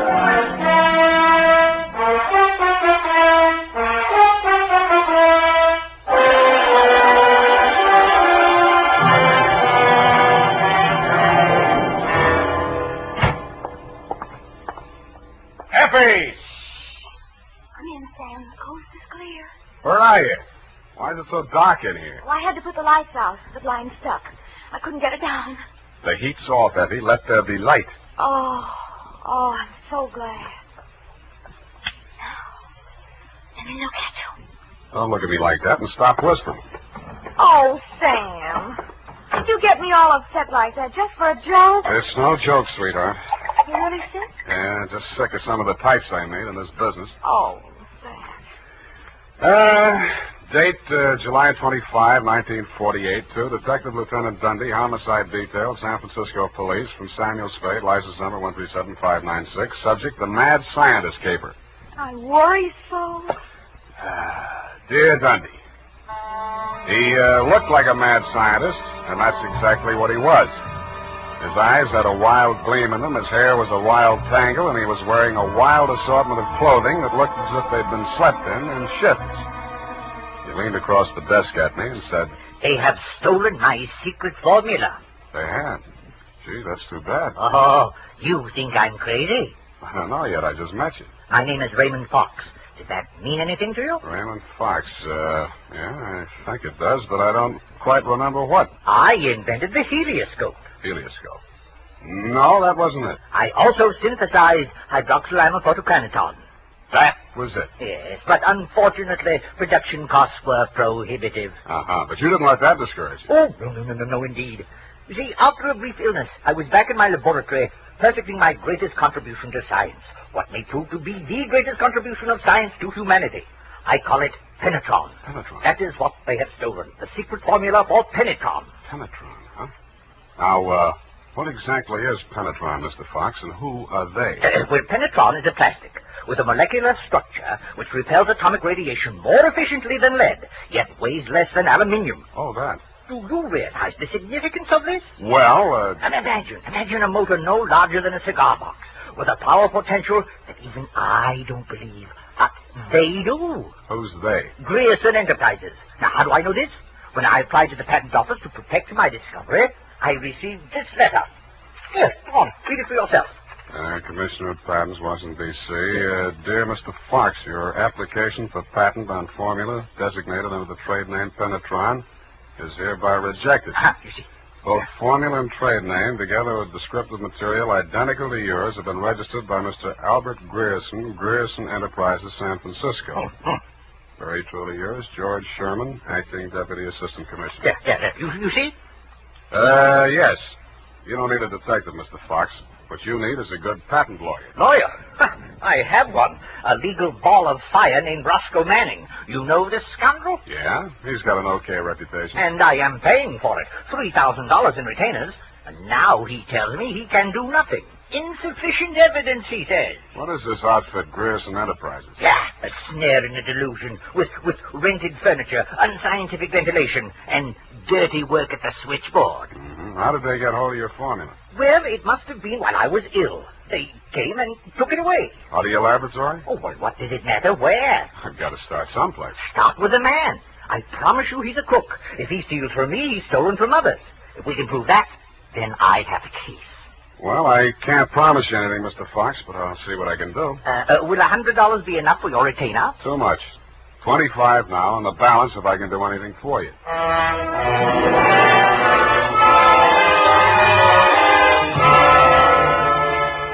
I doubted if I could even earn the 25, but if he wanted to gamble, it was okay with me. The offices of Grierson Enterprises were pretty much as he described them, a beautiful front, especially at the switchboard. Grierson Enterprises, good afternoon. No, Mr. Grierson's out of town. No, I don't know when to expect it. I'll be right with you. That's good news. Grierson Enterprises? No, he is not. No, I do not, and he doesn't want to talk to you in any case, Mr. Manning. Oh, if it would just stop. Can't you shut it off? I might as well. Nobody seems to believe me anyway. You weren't looking for him, too, I hope. Oh, please, just tell me you're selling magazines or collecting salvage or just anything. My card. Oh, detective. Mr. Grierson hasn't done anything, has he? That's what I want to find out. My client says he swiped his secret formula. Oh, not that maniac. You don't look the type. You know he's mad, don't you? Maybe yes, maybe no. Personally, I'm crazy about money. Mad money, pin money, or dirty money. Your employer didn't happen to leave any lying around, did he? No, but he has a charge account at a bar downstairs in the building when it's nearly 5 o'clock. Could you cross-examine me there? I thanked her as gallantly as I could under the circumstances. She said, "Wait here, I won't be a minute." And while she was gone, I made a quick frisk of the office. The file cabinet was empty. Grierson's desk contained nothing but 2 unsharpened pencils, tobacco crumbs, a rubber band, some rusty paper clips, an old gas bill, a glass ampule, broken, labeled sodium denadrine for intravenous injection, and a business card from one Roscoe Manning, attorney at law. I stuck the card in my pocket, went back to the switchboard, and in less time than it takes to tell, I was calling her Lois, and she was calling me Sam over cocktails for 2. That's all I know about it. I didn't think anything about his taking his correspondence out of the files. He often took work home with him. Mm-hmm. When was the last time you saw him? Oh, it's been nearly 6 weeks. You haven't heard from him in all that time? He was with Mr. Fox just before he left. They had a terrible quarrel, but then Mr. Grierson managed to get him calmed down, and they left the office together. And that's the last time you saw Grierson? Yes, and it's all very strange. What did that maniac tell you? That Grierson swiped his invention. Do you believe that? I didn't even believe in the invention. Now I'm beginning to think it was worth stealing. Oh, Mr. Grierson wouldn't. He's a brilliant man, you know. What else has he invented? Well, I don't know. He always had a lot of projects, but of course he never took me into his confidence. Just exactly what is your job? Oh, it's quite simple, really. I just tell people he's an imp. Yeah. Look, sweetheart, you really mean to tell me it never occurred to you that there might be something slightly fishy about Grierson Enterprises? I know. Why should it? Because there's a smell of red herring up there. It's in the air. You mean Mr. Grierson's a crook? Well, what does that make me? Worry that out on his time. Drink up.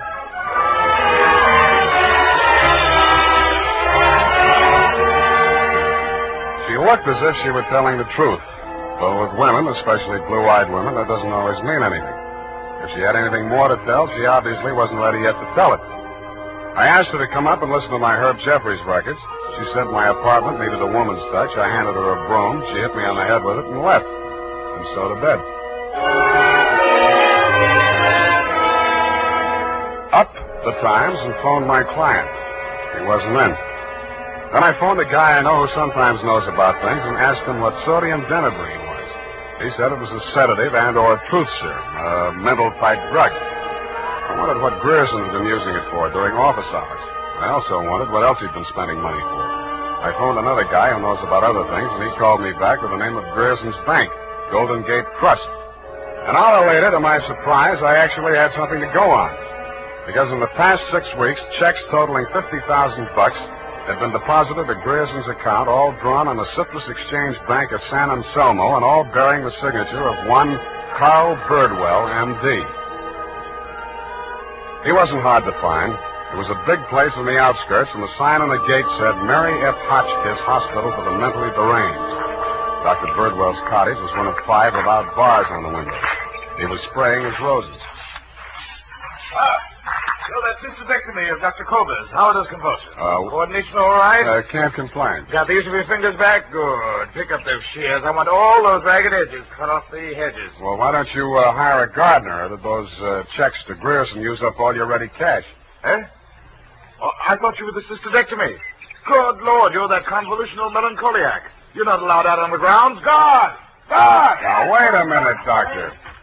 This one acting up. Take him back. I sent for the cystectomy. This is the wrong man. You're crazy. Come on. Let go of me. I'm not a patient here. I'm a detective. Yeah, and I'm Sherlock Holmes. Come on, now, back to the violent war. Come on, lay off. I got an office in San Francisco. I can prove it. 137596.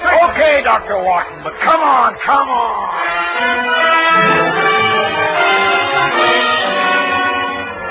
And in more time than it takes to tell, due to the guard's jiu-jitsu, I was disrobed, straitjacketed, and rolled into a wet sheet. A full-fledged inmate of the Mary F. Hotchkiss Hospital for the Mentally Deranged, which is exactly where I belong for having taken Mr. Fox's $25.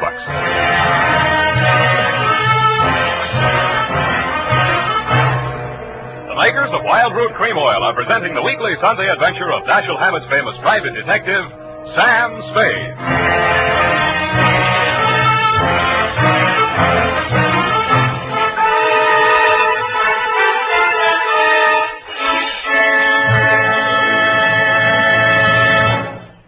If you want the well-groomed look that helps you get ahead, socially and on the job, listen.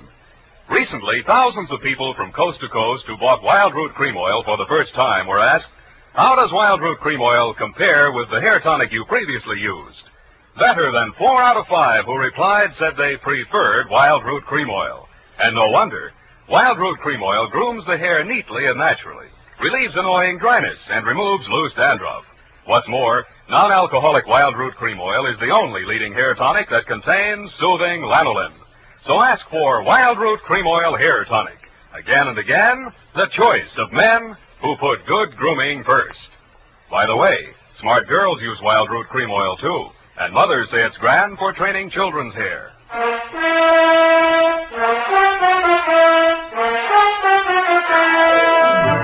And now, back to the Mad Scientist Caper. Tonight's adventure with Sam Spade.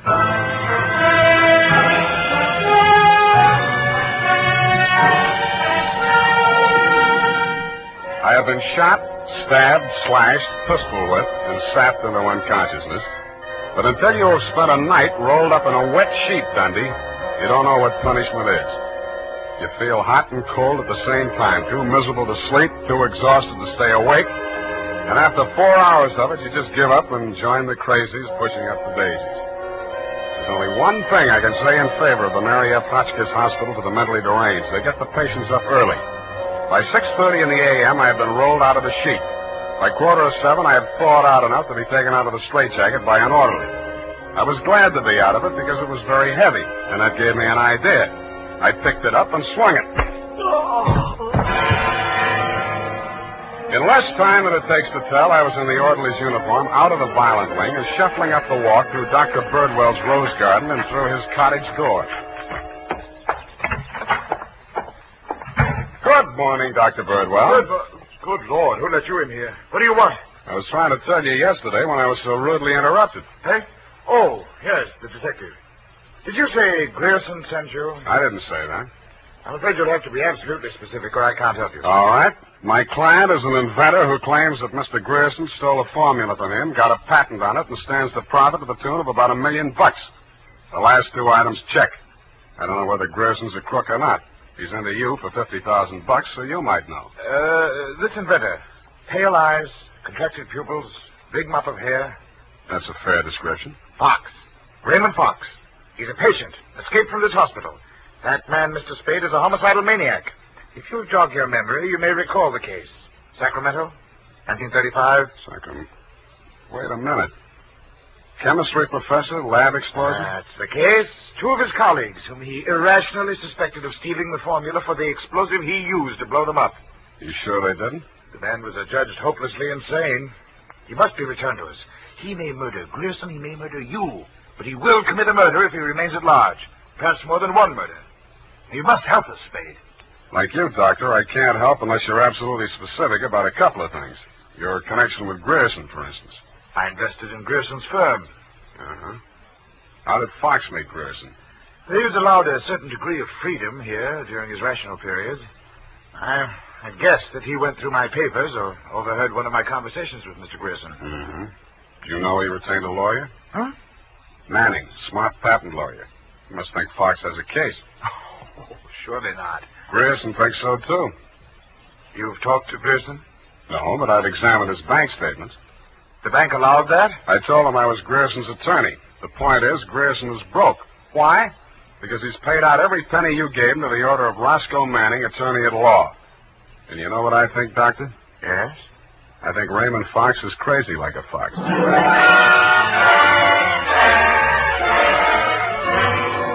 I had the same idea about Dr. Birdwell, but I didn't say so. I didn't feel up to spending another night in a wet sheet. I also didn't feel up to the interview that was awaiting me outside the gates. A limousine, only a little longer than a hearse, was standing at the curb. A round pink head with a gray Homburg on it bobbed out at me from the driver's seat and said, Mr. Spade? Yeah? Roscoe Manning. How'd you do? About $49,975 less than you've done in the caper so far. The law is a lucrative profession, my boy. Get in. I'll drive you back to town. No charge? Yeah, I'll even give you some free advice, sans retainer.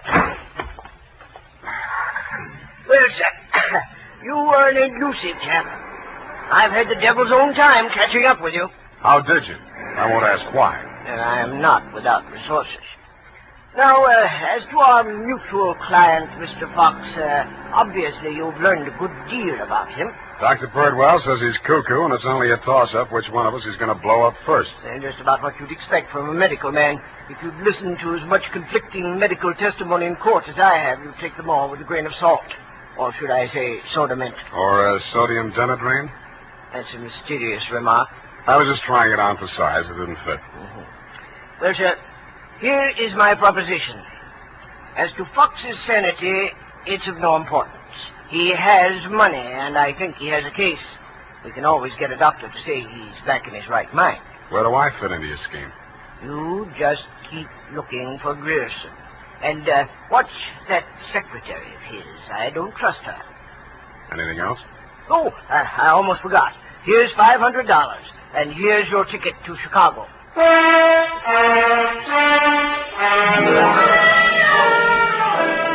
I don't know why, but somehow I got the impression that Mr. Manning was trying to get rid of me. He should have used that ticket to Chicago himself. We stopped at Sausalito for breakfast, and the condemned man ate a hearty meal. We drove the last mile through the Marina District and pulled up in front of his house. Well, sir, have a nice trip. Or take the car, Mr. Spade. I'll pick it up at the depot. Goodbye. It's been charming. Goodbye. He backed across the sidewalk, waving, and I waved back. Then he went up 3 steps, put a key in his door, and opened it.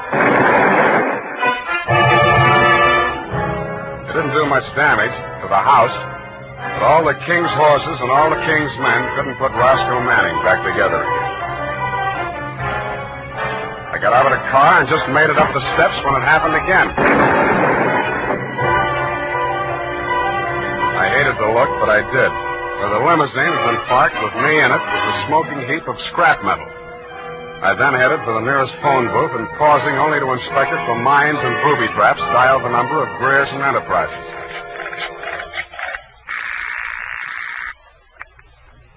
Grierson Enterprises? Lois, Sam Spade. Sam, darling, thank you for the present. What present? I haven't had a chance to open it yet, but I think I can guess what it is. A traveling clock. You mean a package arrived and it ticks? Oh, darling, don't be such a tease. Now, Lois, listen. Oh, all right, I'll open it now. Throw it out the window. No, don't do that. Pedestrians, innocent bystanders. Have you got a metal wastebasket there? I think so, yes. Well, fill it up with water and throw the package into it. And ruin my lovely clock? It is not a lovely clock. It's a lovely booby trap. Oh, go on. I'm serious. Manning just got one of them, and what's left of him is on the way to the morgue. Oh, I think I'm going to faint. Lois! Lois! Wake up! Pour some water on yourself. Hello, hello!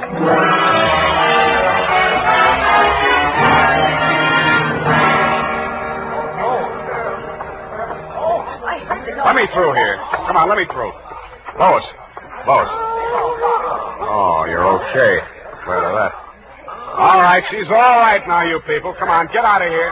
She's all right. Come on, get up. You're not hurt. What happened? It exploded in the water. At least you had sense enough to do what I told you to. Oh, this is a new dress. Now look at It looks fine. Here, put this coat around you. I don't think that was a very funny joke, Sam. Neither do I. Now, try and forget your clothes for a minute. And try and answer a few questions for me. There isn't much time. Sam, what is it? I want you to be very sure of this, Lois. Try and remember accurately. How many people has Grierson seen since he opened this office? Well, not very many. It was hardly ever in. It's strange. Now that I think of it, I can only remember two. Mr. Manning and that mad scientist man, Mr. Fox. Yeah, did you hear any of the conversation between Grierson and Fox? He just screamed at Mr. Grierson about how his invention had been stolen from him. Then it sounded as if they scuffled, and all of a sudden Mr. Fox calmed down. Mm-hmm. When he came out, his eyes looked funny, as if he'd been hypnotized. Yeah. What does Grierson look like? Oh, he must have been quite handsome at one time. He's sort of like Gregory Peck with a mustache, only fatter and balder and older. Mm-hmm. I wouldn't have put it exactly like that, but I can see what you mean. But you've never seen him. Don't make book on it, but I think I have.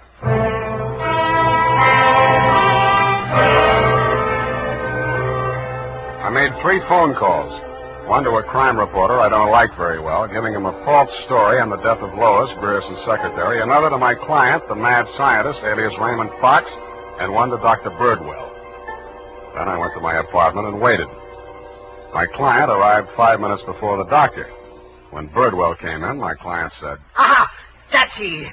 He stole my secret formula. Oh, now, Raymond, you're getting confused again. Oh. I'm the doctor, don't you remember? That's not true. Your name is Grierson. Oh, he's much worse. He's identification. Now, you must try to remember, Raymond. Nobody's going to hurt you.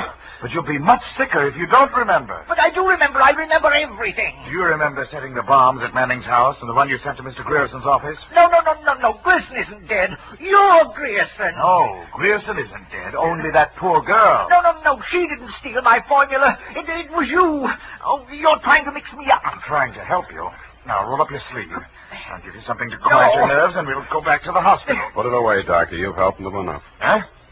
Now, look here. This man is my patient. He needs medical attention. I won't argue with you, but I think you'd better get it from some other doctor. Right now, he's making more sense than you are. Just keep on the way you're going, Spade, and I'll have you back in that wet sheet. I did it once, and I can do it again. Sit down. You got delusions of grandeur. Stop shaking, Raymond. I said you're making more sense than he is, and I can prove it.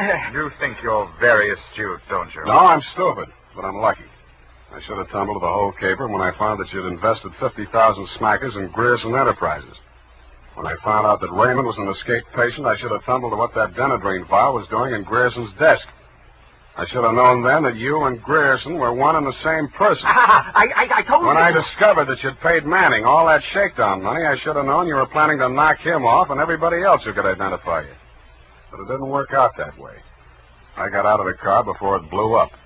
Dumb luck. And you can identify me as Grierson? I don't have to.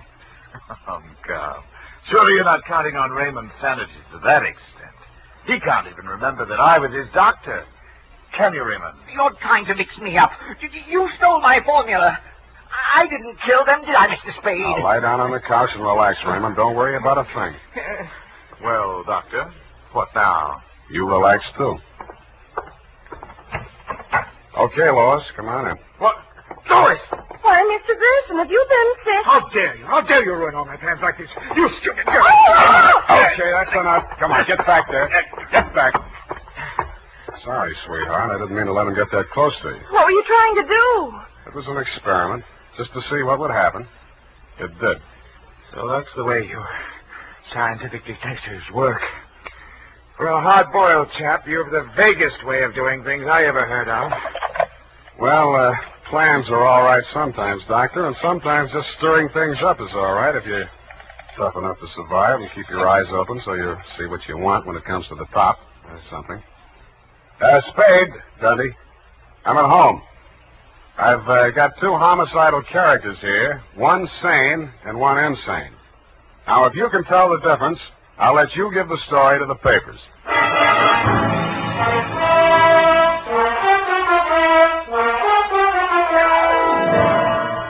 And that, Lieutenant D, is the crop.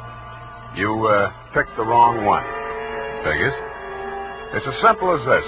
Raymond Fox was the loony, but Birdwell, alias Grierson, conceived and executed the whole scheme, including the explosions.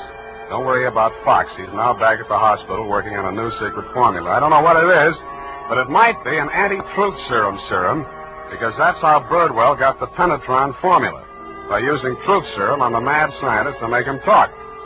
Anyway, you figured he's crazy like a fox. His enemies are all dead or on their way, and he's as snug as a rug in a bug house. Period. End of Looney Tunes. Well, of all...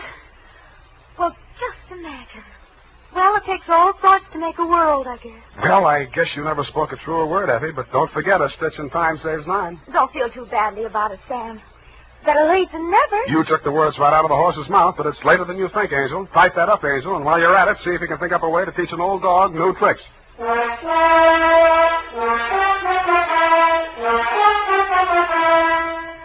Say, mister, if you haven't tried Wild Root Cream Oil Hair Tonic, why not get it tonight or first thing tomorrow? You'll be glad you did, for Wild Root Cream Oil grooms your hair neatly and naturally without giving it that plastered-down look.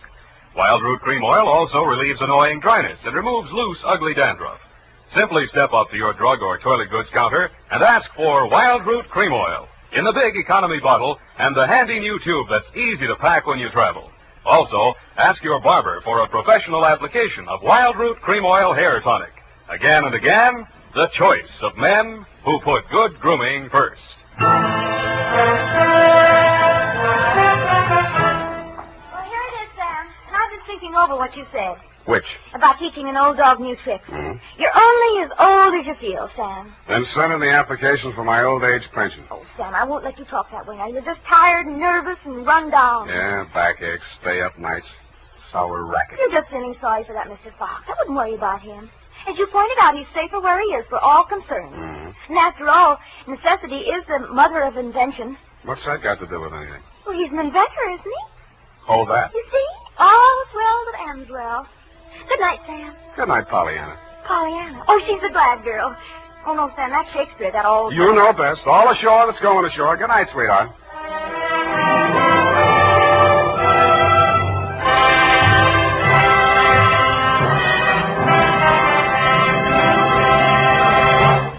The Adventures of Sam Spade, Detective. Brought to you by Wild Root Cream Oil Hair Tonic, the non-alcoholic hair tonic that contains lanolin. Wild Root Cream Oil. Again and again, the choice of men who put good grooming first. Sam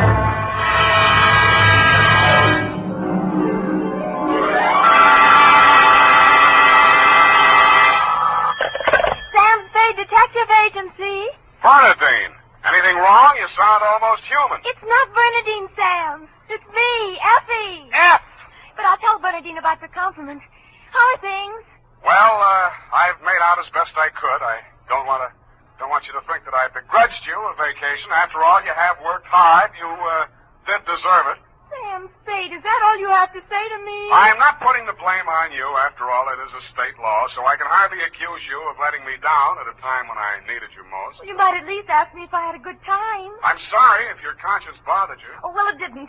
I had a divine time, and I met all sorts of interesting people. Mostly men. You don't say. What else? Well, it was this desert ranch, you know, with a lot of buttes around. You mentioned those. No, Sam, no. They're the result of erosion. Those outdoor types, they go to pieces. Sam, are you pulling my leg? Not over the phone, Effie, but stay where you are. I'll be right down to look at your snapshots, and when you have the time, I'll dictate my report on the missing Newshawk caper.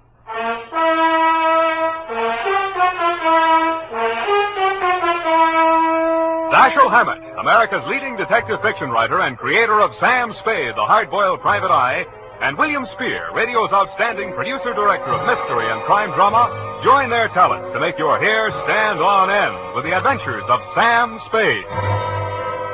Presented by the makers of Wild Root Cream Oil for the hair.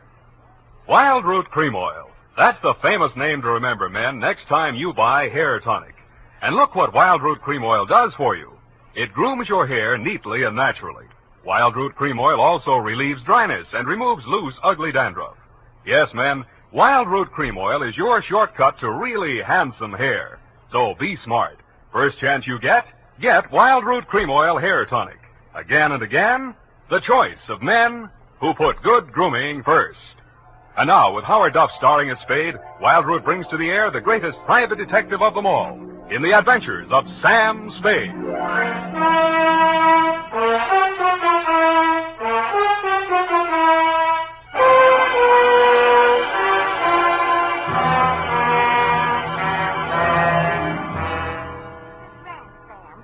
Outside of Kanab on Virgin River. Kanab, the Pearl of the West. Uh-huh. And did I mention the buttes?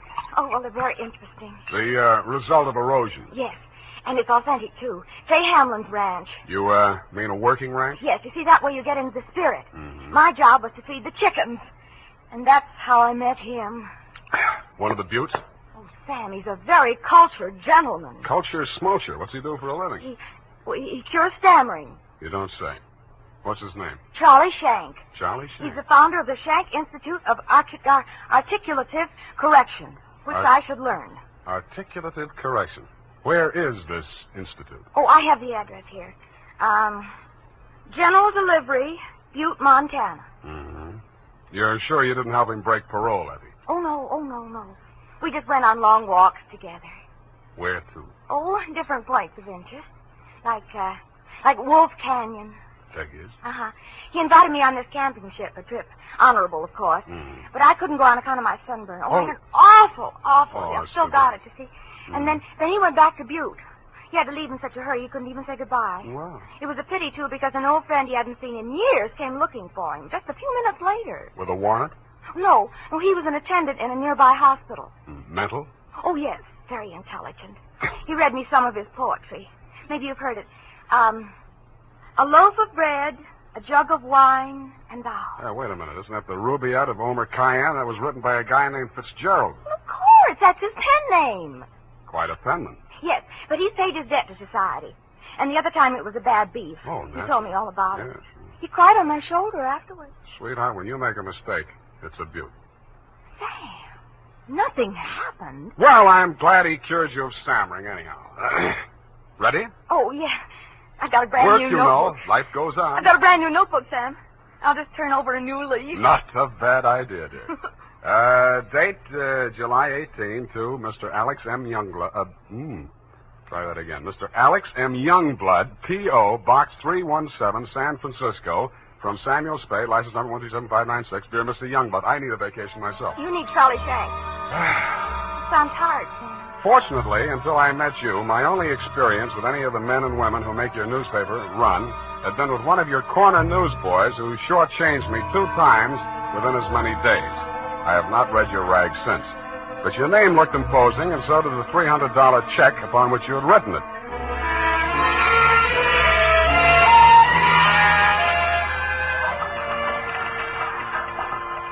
Per your instructions, promptly at 4 p.m. on the 15th inst., I munched through the litter of your city room toward a door marked A.M. Youngblood, publisher, managing editor, and city editor. I wondered if you were ambitious, frugal, or 3 men.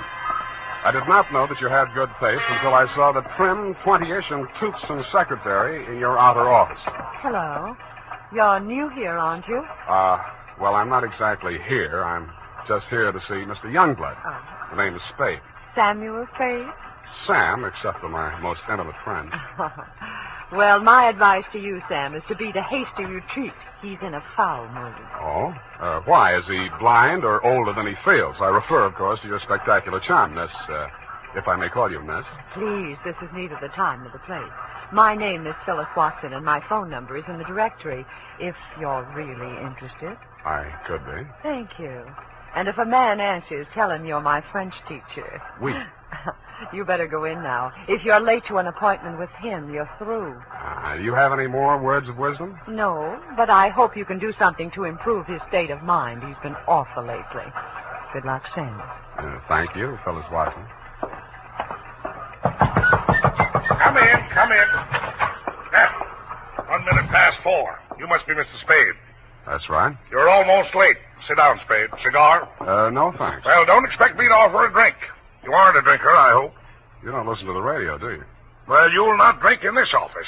Nothing here but a cooler filled with water from a clean, gurgling, laughing mountain stream. You sound like a reformed drunk, Mr. Youngblood. What's that? Well, it was a good many years ago. If you don't mind, I'll just paste up the weather report for my morning edition before we talk. Oh, you do that too, huh? Yes, obviously. And with good reasons. I remind myself that I was once a copy boy, and I find it a splendid way to, at least once each day, to lower myself to the level of the working man. There we are. Very hot in Phoenix, I see. Mm-hmm. Just what do you want a detective for, Mr. Youngblood? I was coming to that, Mr. Spade. Sorry. Now, well, first let me warn you that your assignment is a highly confidential one. They all are. In this case, a man's life may be at stake. The situation, my newspaper, at my order and under my guidance, has launched a campaign against crime. Not aimed at the petty criminal, but at the easy-living leeches at the controls of the rackets, the hoods and bankers' clothing, the mansion-house parasites who direct the pickpockets, the second-story men, the housebreakers, who gamble away $500,000 a year and pay income tax. Don't go to pieces. Of that amount. Yes, I understand. You're after the boys on the safer side of the fences. Nicely put, Spade, yes. Thank you. Well, the long and short of it is this. The author of the expose series, Ray McCulley, my top crime reporter, has been missing for 2 days. I want you to find him. What makes you think he's still alive? Good heavens, Spade. Why must you suggest that he isn't? Because if I were a mansion-house parasite in danger of being unhoused by a newshawk, I'd see said newshawk standing in a cement block in the bottom of the bay. I will accept that only when no stone has been left unturned. Every straw and every haystack has been searched. Every... nook and cranny? Yes. Sounds as though you need at least one police force, Mr. Youngblood. Now, why don't No, you just... No. Impossible. We've already had a brush with the police over the expose. I'll not be dictated to at this stage of the game. I started this investigation, and I'll finish it alone. Well, it's a pretty big order, Mr. Youngblood, but times are tough. I'll see what I can do. Good. I hereby turn over to you all the resources and power of this, my newspaper. When one of my reporters is in trouble or danger, sir, I will spend every penny of my fortune, if necessary, to deliver aid and succor to his side.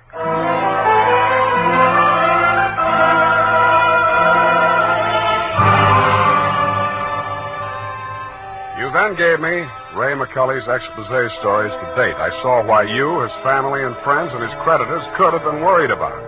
They were hot. One followed a stolen car from the time of the heist through the alteration of the body color, tire brands, license number, motor serial number by the time it was shoved onto a used car lot. They named names all the way through. And another did the same to the firm of Otter, Badger, and Mole, furriers, and alleged manufacturers of coats from clouted pelts. Ray McCulley had dropped out of sight right after that story had been published. So I left your office hoping that I'd reach the address of Otter, Badger, and Mole before closing time. I did. The plushy showroom was occupied by a dozen attractive fur-bearing models, female, but wax. The live models, male, were wearing padded shoulders, pointed shoes, and coats tailored for underarm artillery. They would have looked more natural at Madame Tussaud's waxworks, Bertram the burglar section. Hey, what'll it be? Something for the little woman? Where do I find Mr. Otter? You the law? Leo sent me. He's in his office. Come on. Oh, wait a minute. Don't crowd me. You say you want to see the boss? On business. Stop nudging me with a rod. In there, hey, move. Okay. Hey, boss. Yes, Woody? Here's Joe here to see you. Leo sent him. Well, nudge him in, Woody. No nudging, Woody. Well. So Leo's sending a man to see me. I wonder why. If you'll comb this character here out of my hair, I'll try and tell you. Sit down, Woody. Thanks. You're new in town. Yeah, that's why Leo sent me. A local muckraker named Ray McCulley interviewed you. He also interviewed Leo, but it didn't get printed yet. Leo wants to find him. So do I. How can I help? Well, he walked out of here, went to his hotel, wrote the story, and mailed it in. That's the last anybody's seen of him. Leo was just sort of hoping that you'd already taken care of him. Not yet. That's all I wanted to know. Thanks. Just a moment. Yeah? Leo sending you out alone? Why not? That's a tough boy, that McCulley. He's got plenty of protection. That's what you need. What kind of protection? Go along with him, Woody. Who, me? You're Woody, aren't you? Now, look, Mr. Otter, I don't want to look a gift horse in the mouth, but the way I see it, this is a lone wolf type caper. Hey, what's the matter, hey? You think I'm too good for you? Well, Woody, I wouldn't say that. Good, it's settled then. Take care of him, Woody, and don't mix it up with any of Leo's boys. If he's out to get that rat McCully, he's our friend.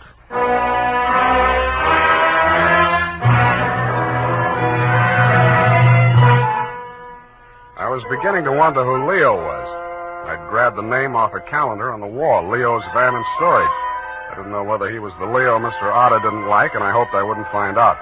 The best way I could think to keep from finding out was to shake Woody. On the way uptown, I walked him past 4 police stations. Crossing Market Street, I pushed him straight into the arms of a traffic cop who begged his pardon and let me off with a warning. At the Blue Bottle Bar and Grill, I gave Joe, the bartender, the Mickey Finn sign, but Woody liked it. He ordered another. Then he said he knew a place on Columbus where the drinks were even better. It was called Leo's Place. I wondered if that meant anything. Hey, you, hey. Who, me, huh? I want your drink. Don't you like this joint? Yeah, sure, it's fine. We're not getting anywhere, though. You really take your work serious. Me, when I go gun for somebody, I go where I'm least likely to succeed. You live longer. Yeah. Woody, what do you know about this guy, McCully? You hear the boss. He says he's a rat. Yeah, but he said he's got plenty of protection. Who's furnishing it? Well, you see, there's a... Boy, oh, boy. Look at what just walked in. I looked. What I saw was not disappointing. She was wearing a skin-tight black satin with a plunging neckline and a new look only in places where it didn't matter. But she still looked enough like your secretary, Phyllis Watson, to be out of place in Leo's place. She didn't stay there long. She made a beeline through the kitchen to the rear exit. I made a beeline right after her. Woody was breathing down my neck as I started up the rickety outside stairway at the back of the building. I stopped the landing and turned around to face him. See you later, Woody. I didn't wait to see if he made it all the way to the bottom of the stairs. I was more interested in what was going on at the top.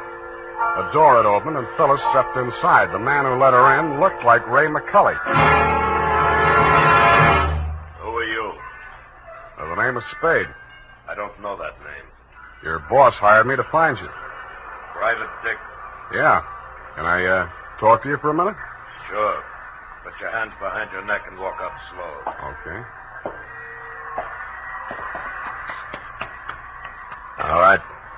Go inside. What's the matter? You're not acting glad to see me. This is the guy, fellas. Yes. Alex hired him this afternoon. There, you see. Now, what do you want me to tell Youngblood? You're not going to tell anybody anything. Oh! It caught me right behind the ear. The last thing I saw was that plunging neckline as Phyllis rushed forward. I didn't know whether she was rushing to my rescue or to get in a few licks of her own. 5 seconds later, I didn't care. As the design of the linoleum slammed up at me, I had just time to wonder why, of all the people who were looking for Ray McCully, I had to find him. Then I was out. Boing. Maced for my pains.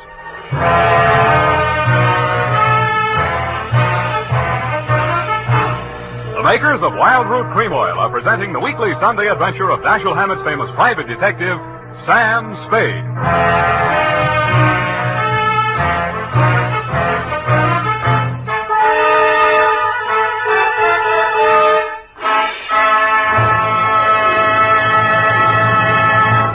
If you want the well-groomed look that helps you get ahead, socially and on the job, listen. Recently, thousands of people from coast to coast who bought Wild Root Cream Oil for the first time were asked dryness and removes loose dandruff. What's more, non-alcoholic Wild Root Cream Oil is the only leading hair tonic that contains soothing lanolin. So ask for Wild Root Cream Oil Hair Tonic. Again and again, the choice of men who put good grooming first. By the way, smart girls use Wild Root Cream Oil, too. And mothers say it's grand for training children's hair.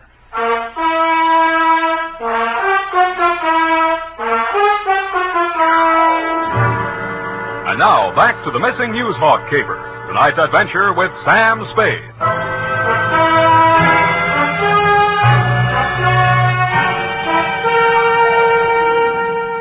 I was lying on the floor in a room with nothing in it but a sink, an army cot, a square of dirty linoleum, and a body. I staggered to my feet, ran some cold water over my head, and took a closer look. It was Ray McCully. He was a very dead crusading reporter. He'd been stabbed clean through with a long-bladed kitchen knife. It set on the handle, property of Leo's place. I went through his pockets. And his wallet, a press card, a police card, union card, and 10 genuine, crisp, new $1,000 bills. That gave me a line on the killer. He was crazy. So was I. I left it on him, too. Folded up in his vest pocket, I found 2 newspaper clippings, one from the Chronicle and one from your paper. Both weather reports for the same date. It was very hot in Phoenix, according to both papers. But according to your weather report, the temperature in Needles, California was 135 degrees. That needled me. So did the slip of paper I found on his shoe. The number 9 and a date had been stamped on it with a rubber stamp. The date was the same as that of the weather reports. I turned it over. It said Ruthie's Booth, Manson Bowling Alley.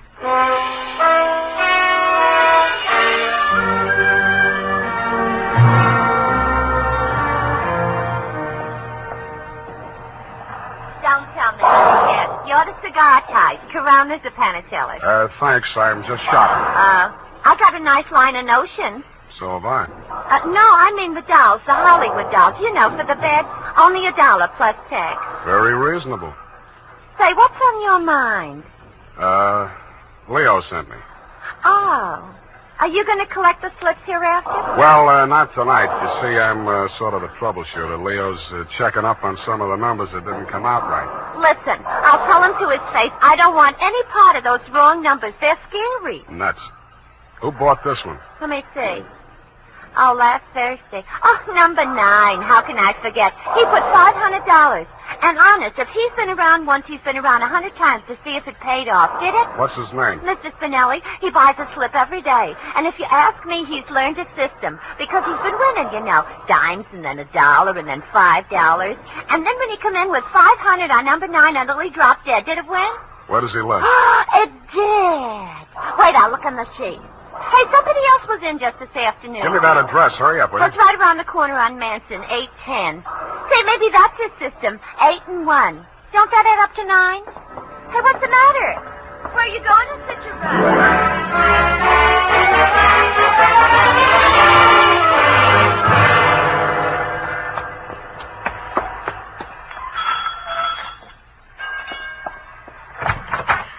Please, come back later. Tomorrow. Next week. Are you Mrs. Spinelli? Yes, please. I had so much trouble. Is your husband home? Oh, my poor man. They take him away. He's dead. Oh, I'm sorry. How did it happen? Who are you? I'm a detective. Maybe I can help you. May I come in? All right. Come on.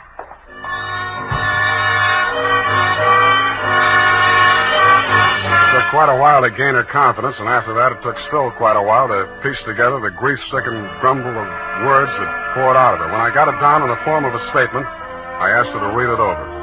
Item, statement by Mrs. Arturo Spinelli.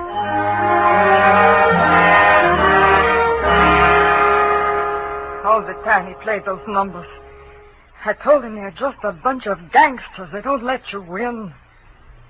Then he met this man McCulley, a writer for the newspaper. My husband says this man shows him how to win. He wins and wins. Then he goes to bank and takes out all our savings. I begged for him not to do it. But no, he was greedy. And this McCulley poisoned his mind. Sure, he won. He brought the money home in his hand. $10,000. I don't want it. I'm scared. I took it while he was sleeping with wine and gave it to the men. I tell him all I want is the 500. He tried to tell me we do good. We help catch the big gangsters. I say we don't want to do so good we get murdered in our bed. So he says, okay. But if I change mine, here is address. I don't change my mind. Because already my husband, he is dead. At home. Stabbed. No, I don't change my mind.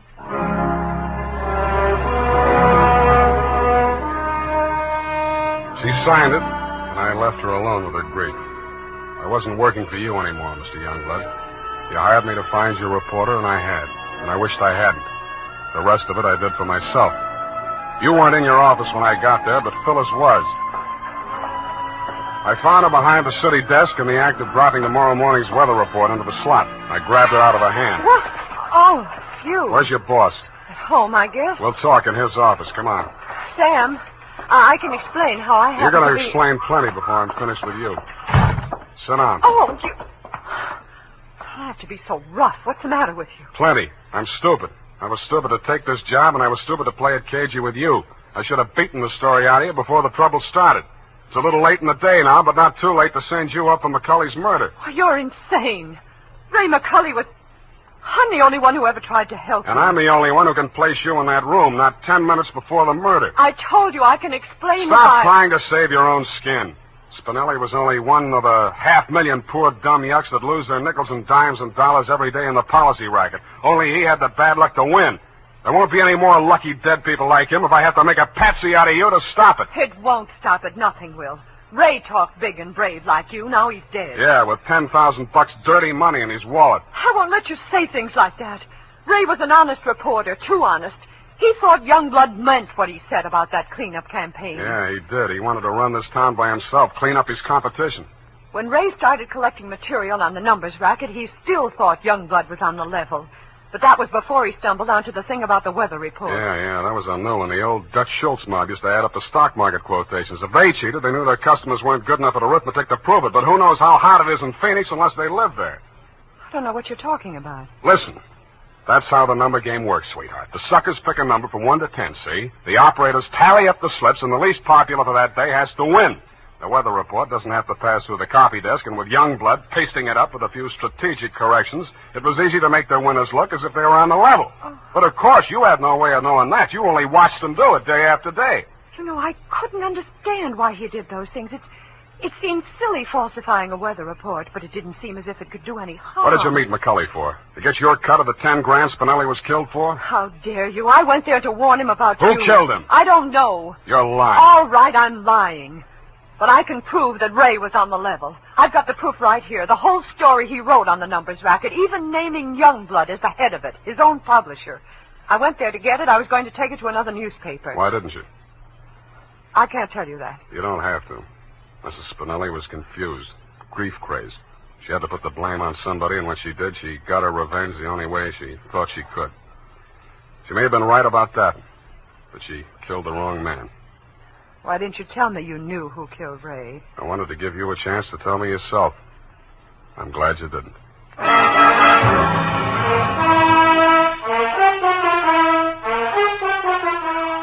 And that, Mr. Youngblood, is the crop. I'm sure you appreciate the fact that I gave the double scoop to your paper. Like Mrs. Spinelli, I have my own ideas of vengeance. Besides, it may up your circulation a little, and you can certainly use a little extra money for your defense. By the way, who's Leo? Period, end of report. But, Sam, Yes, Evie. I thought Mrs. Spinelli killed Ray McCulley. The vacation helped. You're absolutely correct. Mrs. Spinelli killed Mr. McCulley, if you'll pardon the expression. Well, why did she kill her husband? I was wrong. The vacation didn't help.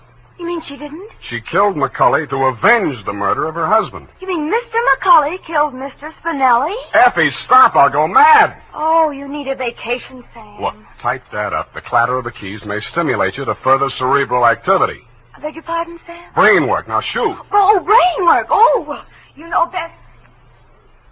Tonight, men, or first thing tomorrow, get Wild Root Cream Oil and see what wonders it does for your hair. Notice how easy it is to apply. Notice what a neat, natural job it does of grooming your hair. Notice, too, how effectively Wild Root Cream Oil relieves annoying dryness and removes loose, ugly dandruff. No getting around it. Once you try it, you'll never be without it.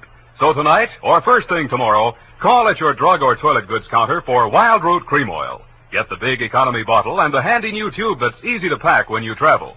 Also, ask your barber for a professional application of Wild Root Cream Oil Hair Tonic.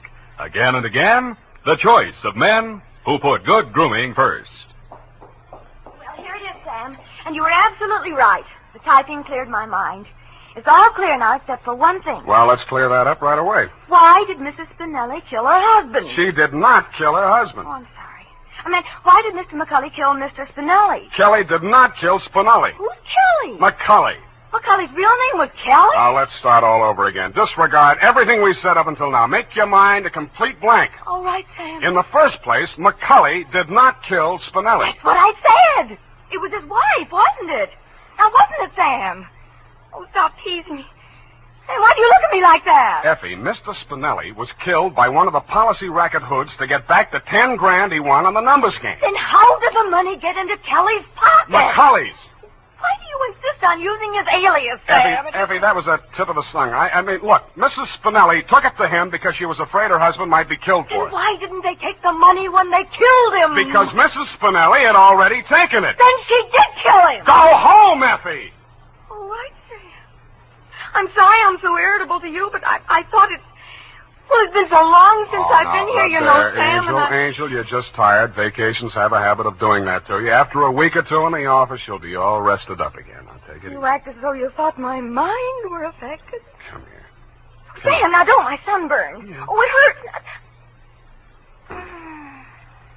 It's nice to have you back. You look good, too. All tanned and healthy. You're roof. It's great. I think my nose is peeling. Well, don't pick at it. Good night, Sam. Good night, sweetheart.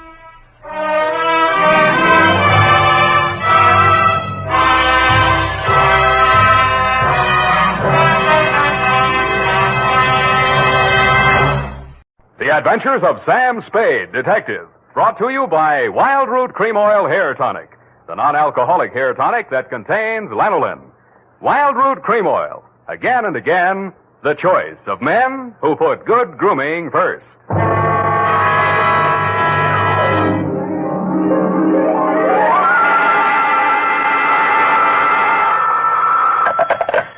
Sam Spade Detective Agency. Are you still there? I believe that interpolation is hardly rhetorical, Mr. Spade. To what have you been up, if you'll pardon the expression? And has that girl regained her facilities? I wouldn't know, but her faculties are as good as ever, if you'll pardon the expression. Mr. Spade, sometimes I think you're a regular philanthropist. Don't you mean philanderer? How much money did you make out of that case? Well, I broke even anyway. That's what I mean. You're a philanthropist. Well, you know best, Bernadine. By the way, was that man really murdered with the buzzsaw, or was that just publicity? He really was, Bernadine. Why? There just happened to be one lying around. Oh, I don't mean that. Why was he killed? For the Wheel of Life. Oh. You're not going to ask what that is? Some curio, no doubt. Listen, Bernadine, the Wheel of Life is, oh, well. I suppose I don't have to tell you to stay where you are. Just sit quietly with your book in your hand, and I'll be right down to dictate my report on the Wheel of Life caper.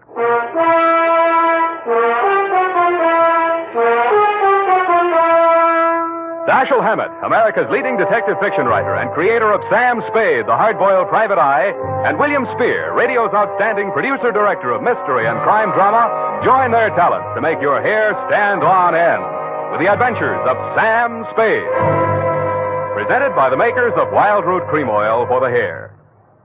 Come on, mister. Give the gals a break. Treat them to a look-see at a really handsome head of hair. Neat, well-groomed hair, the way yours is going to look when you spruce up with Wild Root Cream Oil Hair Tonic. Famous Wild Root Cream Oil grooms your hair neatly and naturally, relieves annoying dryness, removes loose, ugly dandruff. So, how about it, men? Why hold off any longer when now's the time to get Wild Root Cream Oil Hair Tonic? Again and again, the choice of men who put good grooming first. And now, with Howard Duff starring as Spade, Wild Root brings to the air the greatest private detective of them all in the Adventures of Sam Spade.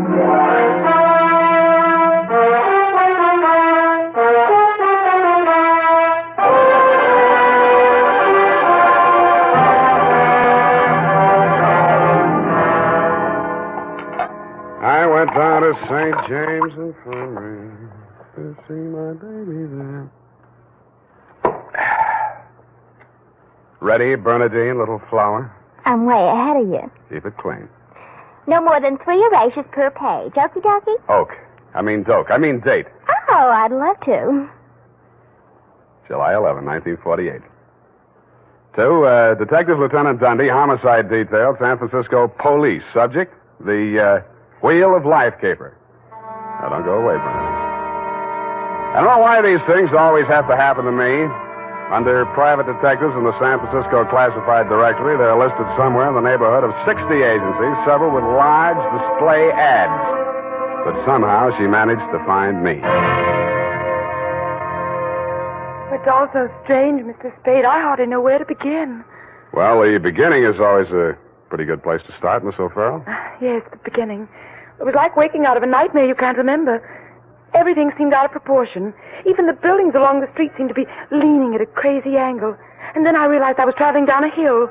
I looked wildly around for something to help me get my bearings. And there was a street sign, O'Farrell, stuck in my mind, so I gave it to your secretary when she asked for my name. Uh-huh. And what's your real name? I don't know. I don't know who I am, where I came from, or where I'm going. Mr. Spade, I'm so frightened. Now, wait a minute. A lot of people suffer from temporary loss of memory. Most of them recover. But amnesia is a sickness, and I am not a doctor. Oh. And you won't even try to help me? Well, I can give you the name of a good head doctor right here in the building. There's also missing persons. Oh, but I'm not a missing person. I'm right here. Yeah, I mean, where you aren't, somebody might be missing you, n'est-ce pas? But the police... Oh, I'd rather not. I might be wanted for some crime. How do I know? You sure you want to find out? Oh, yes, I do. It's terrible not knowing. But I want to find out for myself. Can't you understand that? What do you think I can do for you? You might save my life. From what? I'll try to tell you exactly how it happened. First, I looked at my watch. It was 3 minutes past 10. The cable car stopped at the corner and a man got on. I couldn't remember ever having seen him before, but then I couldn't remember anything. He sat down beside me and he caught hold of my arm. I tried to pull away. You can see the marks where he... Yeah. Well, who was he? He acted as if I was... I think I know what you mean. Did you find out who he was? No, I was too frightened to speak.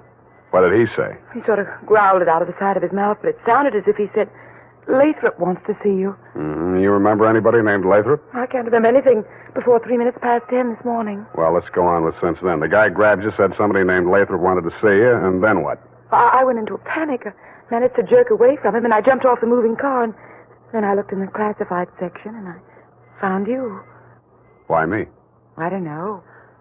Name, I guess. A spade to dig up my past. Please, Miss O'Farrell. Do you think I'm very silly? No, I think you're very beautiful. I wish you could remember whether you're married or not. Oh, no. Well, at least I have no wedding ring. What have you got? I mean, besides what's visible. Well, I couldn't find much of anything. I went over my clothing. There don't seem to be any marks of any kind. Mm. Well, you got any money? A little over $300. Let's have it. The purse, too. All right. Uh-huh. Lipstick, aspirin, bobby pins, Kleenex. Nothing here. They couldn't have been bought in any drugstore. Powder. Hey, what kind of powder is this? Then there was this in my coat pocket. A match folder. Sailor's Rest Bar, Hotel Calcutta, 1100 Embarcadero. Little number written inside. 120. What's that, a room number? I don't know. My purse, you have to destroy it. Here's $10 of your own money. Buy a new one. Wow. Did you find something? Coin, Chinese bit. Good luck piece, probably sewn in by whoever made it, maybe in China. That ring any bells? No. No, I'm afraid not. Shoe. What? Your right shoe. Let's see it. Take it off. You aren't going to tear it up the way you did the purse, are you? Dust. Plaster dust. Is that a clue? I don't know, is it? I'm not a detective. Well, you are in this case, baby. If it doesn't mean anything to you, it doesn't mean anything. Well, it doesn't. That's everything. What am I going to do? Well, let me see. First, we better give you a name. O'Farrell's all right. You look like, Lana would do, but, no, that's in use. How about, Poppy for forgetfulness? Poppy O'Farrell. That's a funny name. No, you think so? I think I like it. You do? I think I like you, too.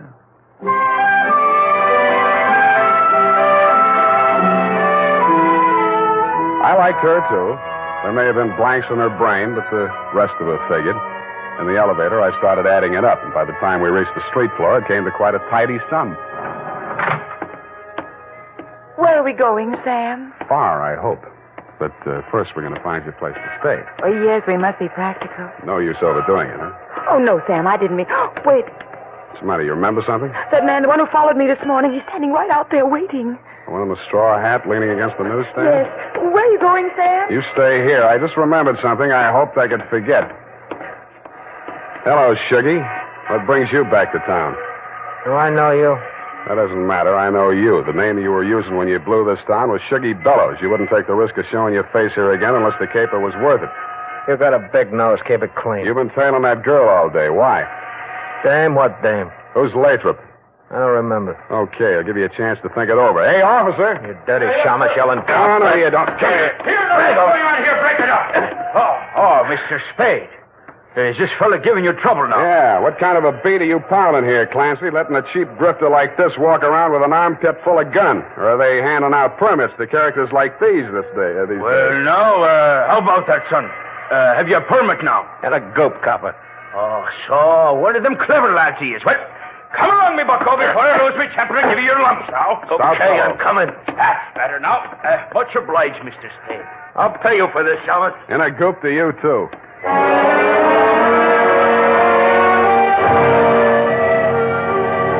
I was sure he would, but I was also sure that I wouldn't have to worry about him for the rest of the night. I checked Poppy O'Farrell in at the Belvedere, locked her in her room, and told Tiny Stover, the house dick, to keep an eye on her. When I left him, he was, and he seemed to be enjoying his work.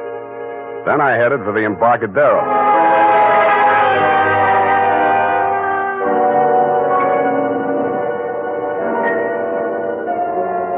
I found the Hotel Calcutta, but I couldn't find the lobby.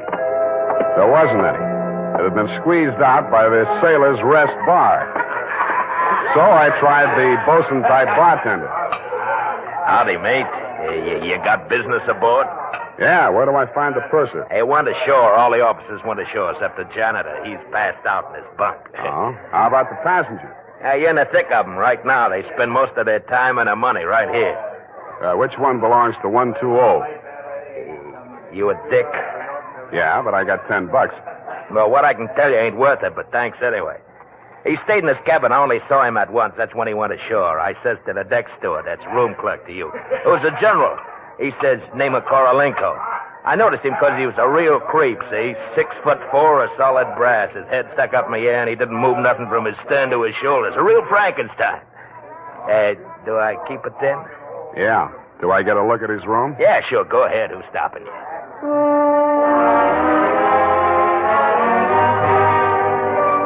So I went. Nobody stopped me until I opened the door to 120. Then I stopped myself. It was an inside room with one small window and an air shaft. But it looked as if a flurry of snow had blown in. The floor and the rest of the flat surfaces were sprinkled with a fine, dirty white powder. It wasn't snow, it was dust. Plaster dust. Like the stuff I'd found in Poppy's handbag and on her shoes. I shook the place down, not expecting to find anything. I didn't until I opened the wardrobe.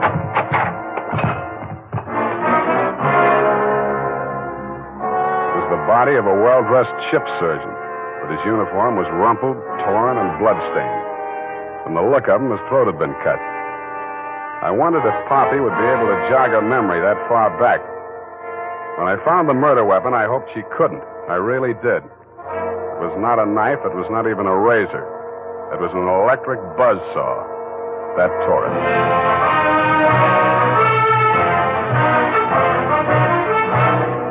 The makers of Wild Root Cream Oil are presenting the weekly Sunday adventure of Dashiell Hammett's famous private detective, Sam Spade.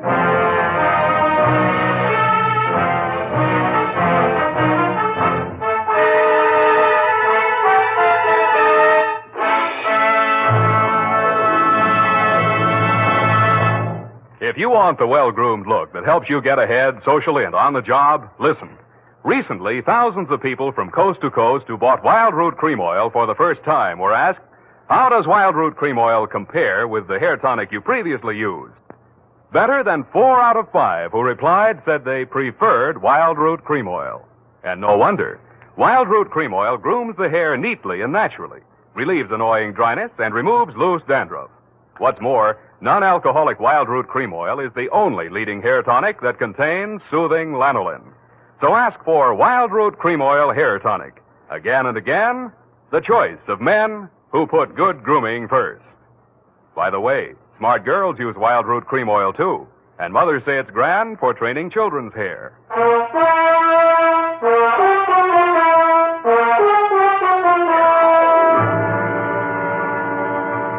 And now, back to the Wheel of Life caper. Tonight's adventure with Sam Spade.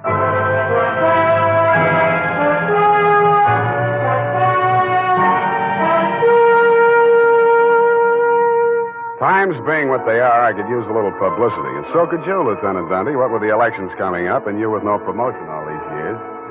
This one time, I got it instead of you and wished I hadn't. The morning papers called it the Buzzsaw murder and went on shamelessly from there. Horror killing related by Private Eye. Stan Slade, ex-Pinkerton man, mum on mystery woman. Elderly sleuth, dodges photographers, denies hotel visit, was in bed with Apple and good book, says Peeper. There wasn't a word of truth in it, mainly because nobody could get at the facts. I wasted most of the day down at headquarters trying to find out what name Shuggy Bellows had been booked under. Then I dropped in at the Belvedere. Poppy had checked out. I decided to get back to my office and drink poison. I hardly got the desk drawer open when a sobering influence walked in. It was a Mr. 6'4" of solid brass. The Frankenstein who had been described to me by the bartender as the occupant of room 120. Excuse me. I am Koryenko. Please, I shall sit down. I am so heavy. Make yourself at home. Oh. Mr. Slade. Slade. Excuse me. I am so heavy. I am Koryenko. So you told me. I am really Spade myself. So, why are she hiding from me? Who? That girl, Miss Paget. Her I am paying 1 month in advance, $300 American. Me, she have dessert. I am not rich, only moderately wealthy. But you understand, it's not question for money alone. That ship's doctor, he was most kind to me. He cared to me even after I arrived. Now he are dead for his pains, his dirty tricks. Yeah, I know how you feel. Now, if you'll take it a little easy, I think we'll get farther. You say this girl's name is Paget, and she traveled with you.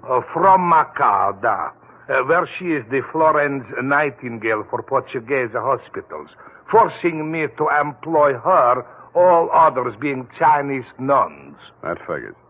You sick? No, only I am so heavy. They are breaking my back in traffic accident, a rickshaw collusion. You're wearing a plastic cast? Yes, like a turtle. I am closed with my neck sticking out. Look, see? Now it is better as before. The ship's doctor trimmed the rough edges with buzzsaw. Buzz, buzz, buzz. I can walk. But it's like suit from armor, for which I alive. Look.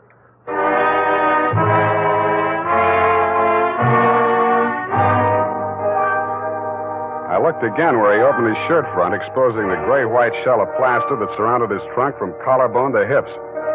In a 6-inch circle over the left side of his chest, I counted 4 bullet gouges. I dug one of the slugs out and examined it. It was .32 caliber. The plastic cast, which was molded to the shape of his body, was no more than 1 inch thick. I didn't see how it had stopped the slugs, but it had. About then, the parts of Korolenko that were not held rigid in the cast began to tremble violently. Why are they doing this? Why? To a virtually helpless man. Why, Mr. Spade? Why? Where did you have that cast put on? Don't I said Macau? The Portuguese hospital there? The same. They are hanging me up with the neck and plastering me. Comes great pain, they put me to sleep from anesthetic. I are waking up in ambulance arriving at shipboard. Why you wish I should tell you my operation? More important things we should be discussing. I think so, too. I think Miss Paget and her friends had something they wanted to smuggle out of Macau and into San Francisco, and you're it. Oh, excuse me. I am not comprehensible. Look, I mean, while you were out with the anesthetic, they planted the goods, whatever they are, in or under your cast. Oh, that is why I am so heavy. The wheel. The The what? The wheel. Look, I'll show you. He hauled a manila envelope out of his overcoat pocket and waved it in my face. I took it over to my desk and fished out the contents. It was a set of X-ray films. 3 of his spine, showing the fractures, 4 of the skull, 3 I couldn't figure out, and 1 of his rib cage, only something new had been added. In silhouette, it looked like the wheel off of a child's wagon. What is it, this wheel? What to do? What to do? 6 months I must remain in this straitjacket. If I remove it, I die. If I keep it on, they kill me to get their smuggle. Well, you look to me like the luckiest man alive. That wheel, or whatever it is, saved your life by stopping 4 slugs. But still I shall die. How shall I die? When shall I die? Your best advices, please. Korolenko, I think you better die right now. Excuse me? It's the only safe place for you. The morgue.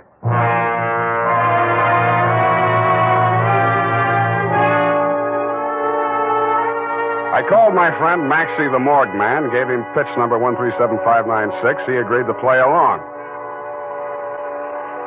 An hour later, I stood on the curb, head bowed, hat in hand, as the morgue wagon drove away into the gathering mist. Straight facing the way, What do you want, Shuggy? I want to blast this gun straight through you, and I will if you give me any excuse at all. You sound like you mean that, Shuggy. You're getting smart, Shamus. Now get going. Where to? Mr. Lathrop wants to see you.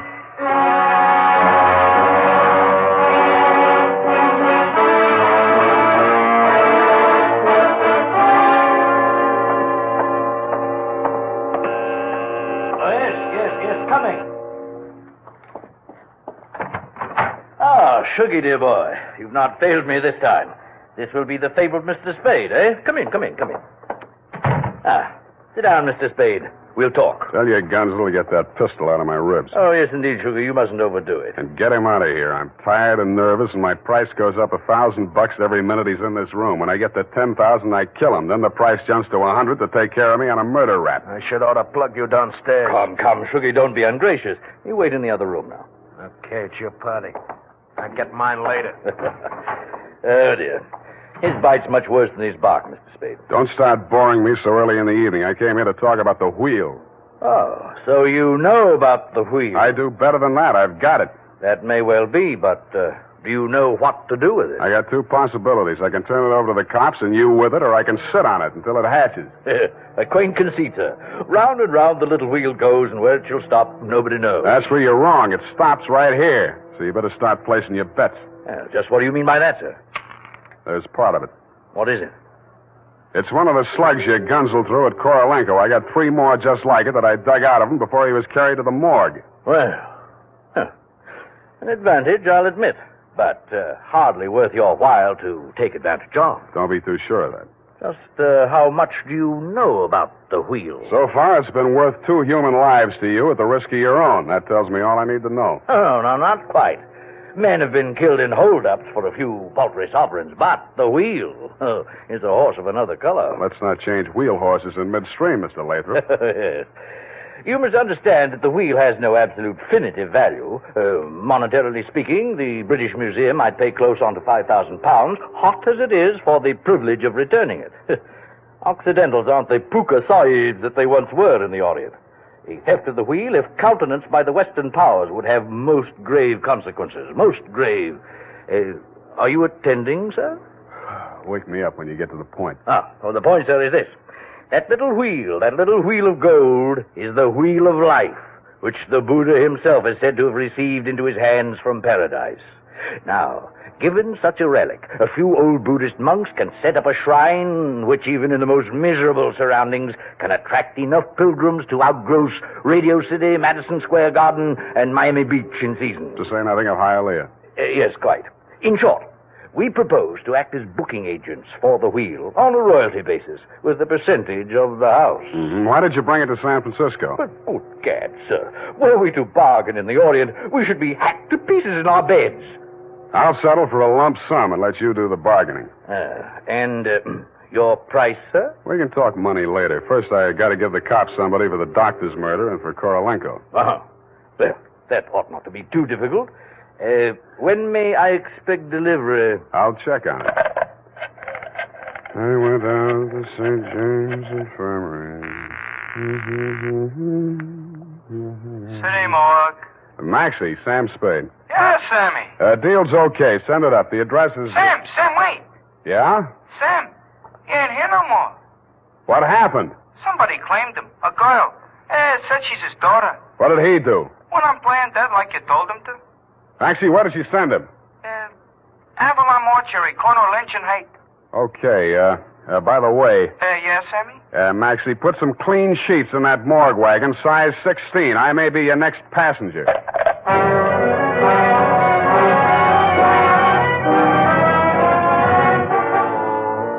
At the Avalon mortuary, the night watchman let me in. He said Mr. Korolenko's daughter had brought an overnight bag and was keeping a vigil by his bier in slumber room number 7. I approached on tiptoe. Just as I reached the door, I heard the most terrible sound I've ever heard. It was a buzzsaw biting into plaster. How deep, I didn't like to think. I did the first thing that popped into my head. I grabbed up a lamp from a console, smashed the bulb, and plunged it into a vase of flowers. As luck would have it, slumber room number 7 was on the same fuse box. As luck would not have it, I was facing a desperate woman in the dark. I hugged the carpet while she emptied her gun. I hoped she didn't have a spare. I forgot about the buzzsaw. The room lighted up momentarily from the lights inside my head, and I staggered back against the wall. I waited for her to get her bearings again. There was no hope of me getting mine. Then I heard a big, hollow thud. The whole room shook and the lights went on. Poppy O'Farrell and/or Paget lay on the floor under the stony weight of Korolenko plus 60 pounds of plaster. Get up! Get up! You're pushing me! I can't. I'm so heavy. You comfortable there, Korolenko? Comfortable in such situation? Do you ask the turtle, are he comfortable? Is Faker on bed of nails? He's equally here as elsewhere. Yeah, okay. Just hold her there until I get a statement. And he did. Item, statement by the aforesaid. It was like waking out of a nightmare you can't remember. Everything seemed out of proportion. That was her story, and I had to admire the way she stuck to it. But if you keep trying, I'm sure she'll get back enough of her memory to confess that she planted the wheel of life in Korolenko's turtle shell when she decided to double-cross Shuggy and Lathrop. They never tumbled to her hiding place. They were gunning for Korolenko because they thought Poppy was working with him, which was true in a way, but not the way that they thought. That's why they tortured the doctor in an effort to learn Kay's whereabouts. I understand your boys have picked up the rest of the trio, and they can tell you everything except why I conceived the brilliant idea of having Korolenko play dead. Between you and me, amnesia's a handy little gadget to have around, Dundee. I'm trying to draw a few strategic blanks myself. Period. End of report. Pardon me, Mr. Spade. Yes. There are just a few little coincidentals that I do not find entirely reprehensible. Such as? Well, I don't want to appear lucid or anything of that type. Believe me, you doesn't. I mean, don't it? Oh, you say the sweetest thing. But it's about the wheel. Oh, yes, the wheel. Well, I'll tell you what you do. You type that up. I've got to call in about that now.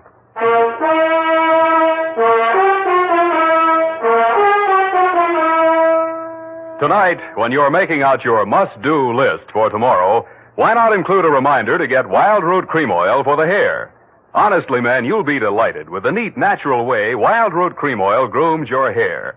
The way it relieves that annoying dryness and removes loose, ugly dandruff.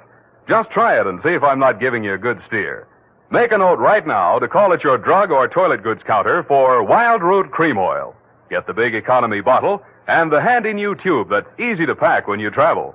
Also, ask your barber for a professional application of Wild Root Cream Oil Hair Tonic. Again and again, the choice of men who put good grooming first.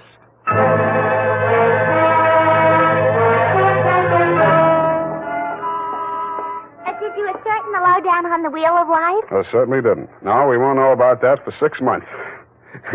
Because definitively, I mean definitely, that plaster cast has to stay on him. Doctor's orders, you know. Oh, but I won't be here 6 months from now. You can say that again. But I won't be here 6 months from now. Stop repeating yourself.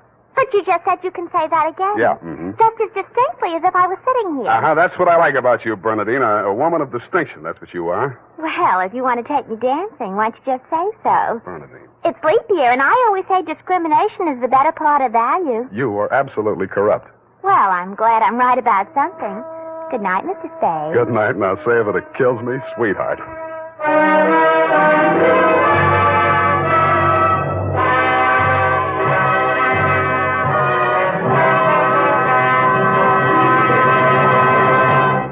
The Adventures of Sam Spade, Detective. Brought to you by Wild Root Cream Oil Hair Tonic, the non-alcoholic hair tonic that contains lanolin. Wild Root Cream Oil. Again and again, the choice of men who put good grooming first.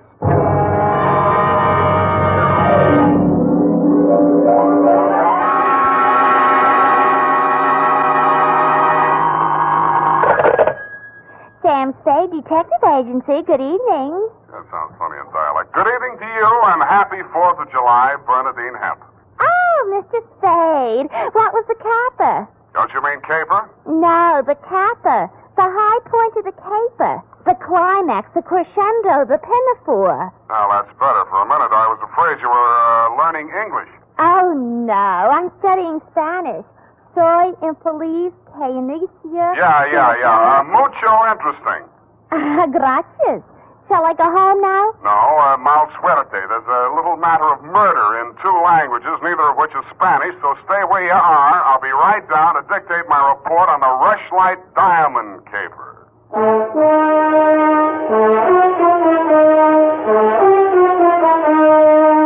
Dashiell Hammett, America's leading detective fiction writer and creator of Sam Spade, the hard-boiled private eye, and William Spear, radio's outstanding producer-director of mystery and crime drama, join their talents to make your hair stand on end with the Adventures of Sam Spade. Presented by the makers of Wild Root Cream Oil for the hair. Listen, men, to this holiday tip on good grooming. To help spark up your whole appearance, first be sure that your hair is well groomed. Be sure it's groomed with popular Wild Root Cream Oil hair tonic. Wild Root Cream Oil grooms your hair neatly and naturally, the way you like it, the way she likes it. Wild Root Cream Oil also relieves annoying dryness, removes loose, ugly dandruff. So look your best all the time by sprucing up right with Wild Root Cream Oil hair tonic. Again and again, the choice of men who put good grooming first. And now, with Howard Duff starring as Spade, Wild Root brings to the air the greatest private detective of them all in the Adventures of Sam Spade.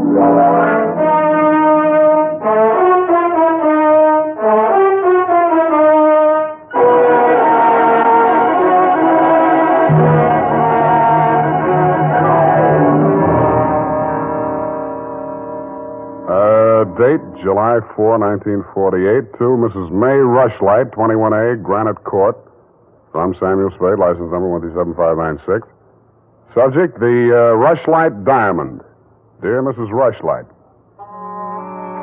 it was the kind of nice, relaxing assignment that comes my way just often enough to remind me that gum chewing can be respectable. There was an air of quiet elegance about 21A, Granite Court, and about the butler who answered the door. He took in my rented gray topper and doeskin gloves, nodded approvingly at my wing collar, watered silk ascot, pearl gray waistcoat, morning coat, pinstripe trousers, and my spats with the mother of pearl buttons, and asked me if I were a florist. I set him to rights, and he led me up a flight of stairs to the early A.M. annex of your morning room. Mr. Samuel Spade. You're just on time, Mr. Spade. Mrs. Rushlight will be pleased. I'm Nancy Ward, Mrs. Rushlight's social secretary, and if you don't think that's tough to say, try it. Mrs. Rushlight's social... what's tough about that? You'll do. Definitely you'll do. Shall we dance? I will dance at her wedding. But don't get me wrong, I'm not secretly in love with Ralph Rushlight, and the bride is lovely. Just hate to see all that money going down the drain. Is there anything else you think I should know? You know what your job is. You're supposed to guard the wedding presents. That's simple because it's nothing but a lot of cheap silver. And stay away from the champagne. It's non-vintage. The food will be foul. The guests are the most dismal aggregation ever assembled. Sounds like a lovely party. I arranged the whole thing. I told you she's a lovely bride. What'd she ever do to you? I'd rather not say. I don't want to sound bitter. This way, Mr. Spade. The old hat. Mrs. Rushlight will see you now. Thank you, Florence Nightingale. Nancy? Oh. This is it, darling. Mr. Spade, come over here, young man, so I can get a better look at you. How's this? It's good. Turn around. Yes, you'll do. That'll be all, Nancy. Couldn't I be finishing up these place cards while you talk? Take them with you. Do them outside. Very well. Nosy girl. But nice. Nice nose. Oh, you too, eh? Well, I agree. That's why I'm marrying off my nephew to that wretched girl, Lotta Van Eyck. Have you ever seen Bugs Bunny, Mr. Spade? You don't mean They protrude. the ears? No, the teeth. As my late husband used to say of her mother, she could eat a tomato through a tennis racket. There's only one thing that'll prevent this wedding from being an utter disaster. She doesn't understand much English. Well, what's the matter with your nephew? A great deal, but it doesn't show. Suffice it to say, he has criminal tendencies and the mentality of a snail. Mrs. Rushlight, I don't like to seem forward, but why are you telling me all this? Oh, you're supposed to mingle with the guests. You'll need some conversation. Now, as to your assignment. The bride, being what she is, the wedding presents are hardly worth guarding except for one. Ironically enough, it's from me. What is it, a machine gun? Oh, that's good. Oh, excuse me, I must write that down. And tear it up immediately. Oh, dear. No, Mr. Spade. But it's bad luck, the Rushlight diamond. You've heard of it? Something about it in the American Weekly a while back, wasn't there? Yes. It's not as large as the Hope diamond, but there's not a flaw in it. My late husband, Roy Rushlight, bought it for his first wife. She sank with the SS General Slocum in Hellgate, the East River, 1904, over 1,000 lives lost. Luckily, she was wearing a paste copy at the time. I was only a young girl when I married Mr. Rushlight, and, fool that I was, I signed anything his lawyers asked me to sign. After his death, I discovered that the diamond was to be mine only until the marriage of my husband's male heir, at which time it must go to his bride. Well, that's too bad. You say, though, that the Rushlight diamond is bad luck. Oh, there's that, of course. I wonder if it's too much to hope. Well, I must go and help dress the bride. Go along downstairs, Miss Spade. Take this jewel case with you. Put it on the table with the other presents, and guard it well.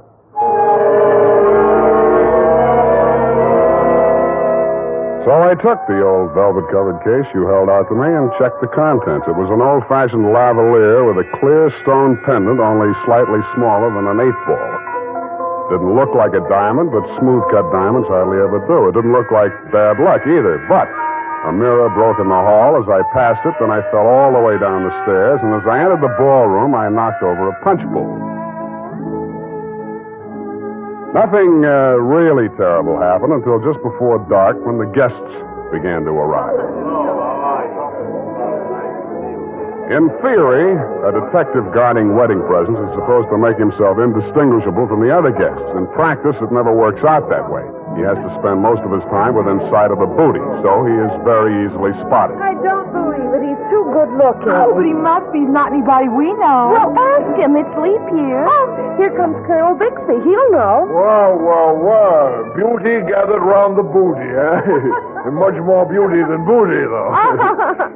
Say, when are they going to hang the diamond on that drip? No, there's no way to talk about the blushing bride. Is that it in the crummy old case there? That case is heirloom, young lady. The stone that reposes in it is worth a king's ransom. Now take your grubby hands elsewhere. Get on with you. Go on. Well, just because he's going to give the bride away, thinks he can order everyone around. Mr. Spade, allow me to congratulate you, sir. At these affairs, one all too often sees the detective on guard duty at the punch bowl. I was forewarned. Oh, yes, very bad champagne. Flat. I'll be glad when these ill-starred nuptials are consummated. And by the way, Bixby's my name, Colonel Lysander Bixby. Colonel? It is my melancholy and thankless duty to give the bride away to the hapless groom, Ralph Rushlight. However, it's much better to give than to receive. You tell that to May Rushlight, eh? You're quite a trinket. Mustn't touch. Grubby hands, remember? Oh, sense of humor as well as sense of duty, eh? Candidly, if I knew a place to fence it, I'd be the... Colonel Bixby. Oh, Miss Ward. How lovely you look. Poor Ralph. Mrs. Rushlight asked me to warn you to get ready. The bride will be down any moment. Good grief. Well, I suppose I must steel myself. Where did I leave my glass? Keep your eye on that old goat, Mr. Spade. I don't trust him. Who is he? He's the only one here who knows why this wedding's happening. The bride's foster father. You mean he's got something on the family? You'll never know how much until you kiss the bride. Look, Nancy, it's none of my business, but Starting. I'll have to go in now. Now, wait. What? How does it go? Speak now or forever hold your peace? No, I can't do that. Thank you for understanding.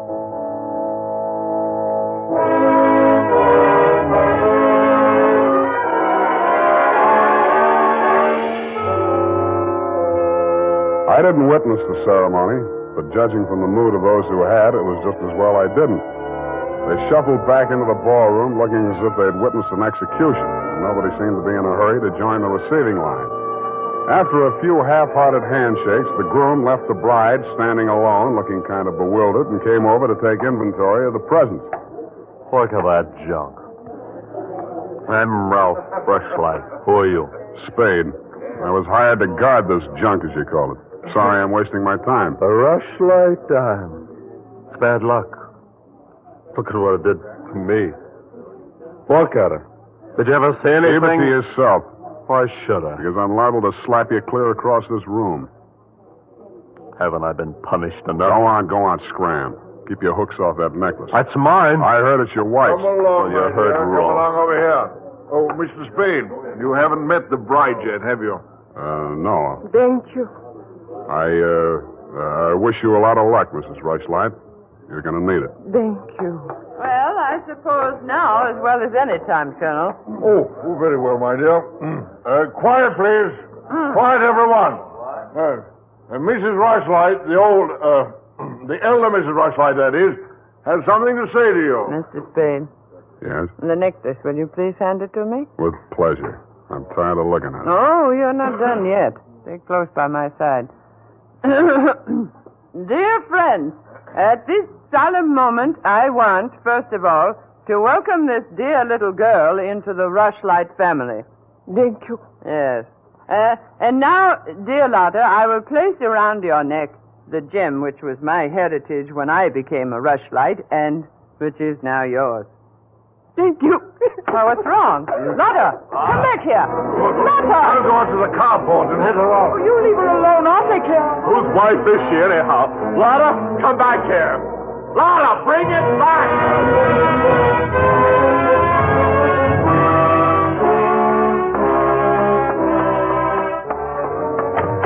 I was almost ashamed of joining the chase, but I had to because I'd been hired to guard the Rushlight diamond, and for my money, the best way to do that was to help her get away.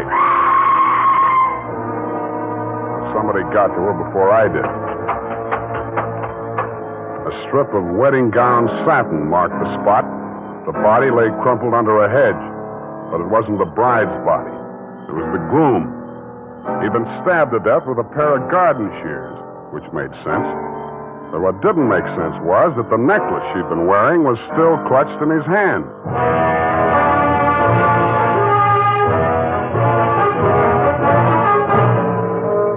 The makers of Wild Root Cream Oil are presenting the weekly Sunday adventure of Dashiell Hammett's famous private detective, Sam Spade.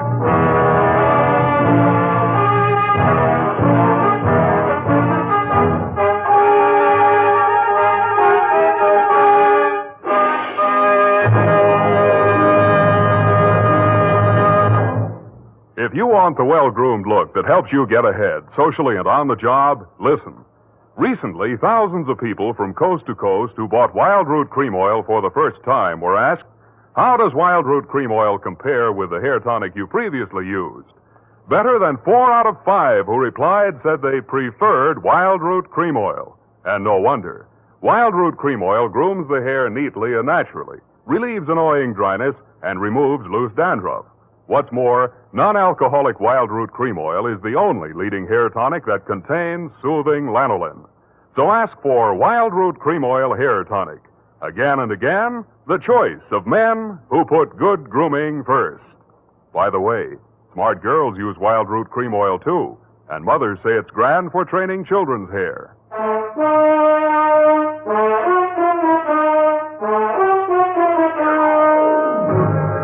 And now, back to the Rushlight Diamond Caper. Tonight's adventure with Sam Spade.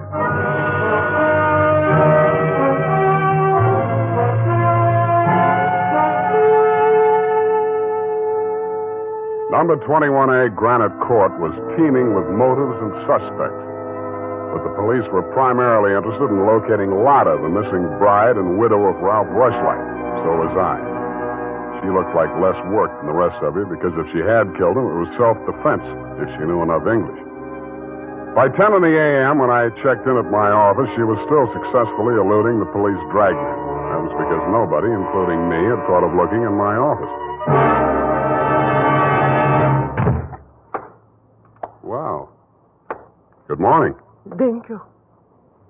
Is that all the English you know? Thank you. No. I want my necklace. The police have it. You go with me. Tell them who I am. Okay, but first I have to know who you are. Where you came from, what your connection with Colonel Bixby is. I am in Macassar being born. In Macassar? Dutch colony. Uh-huh. My father there 7 years ago dying is. When I 13 years old have arrived. I see. Colonel Bixby in San Francisco, the financial representative from my father was.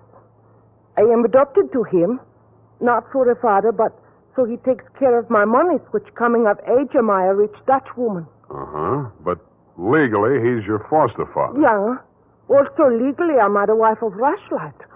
I want my necklace. You married him for the necklace? Yeah. Why did he marry you? For one half of necklace and resale. But all everything to take he wishes. You and Ralph were going to divvy the take from the Rushlight diamond, you thought. Yeah. And what was the colonel going to get? Money from Mrs. Rushlight. Oh, no, wait, that doesn't make sense. Mrs. Rushlight stood to lose a small fortune by that marriage. Why should she pay the colonel to promote it? You the detective are? You said that. Where my necklace are. That I say. Yeah, well, look, I'm not as sure as I was. Wait just a minute. I'll check on it. Homicide, Lieutenant Dundee. Spade, Dundee. Oh, yes, Sam. What's new on the Rushlight caper? Oh, you know I can't talk about the case, Sam. Oh? I got a line on that girl. Oh? Where is she? You know I can't talk about that, Dundee. Oh, you can't you? Well, let's see if this doesn't change your mind. The necklace we found on Rushlight's body was a phony, a fake copy. Uh-huh. Does that make her guiltier than she was before? Well, now she's got a motive. Throws all our previous theories into a quartet. Now, where's the girl? She's in my office, Lieutenant dear. Come and get her. Thank you.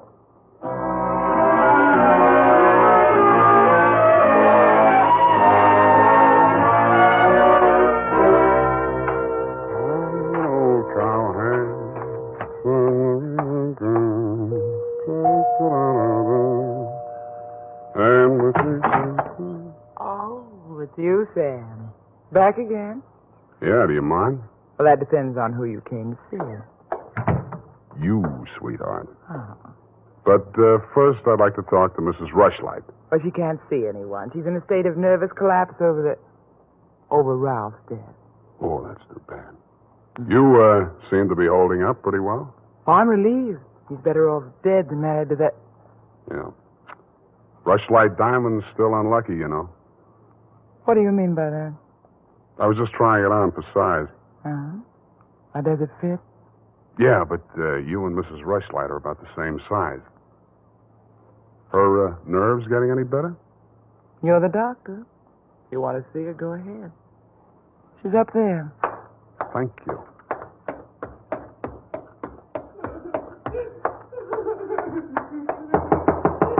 Mrs. Rushlight. Go away, I'm ill. I'm sorry to break in on you like this, but I haven't got much time. How dare you? Nancy!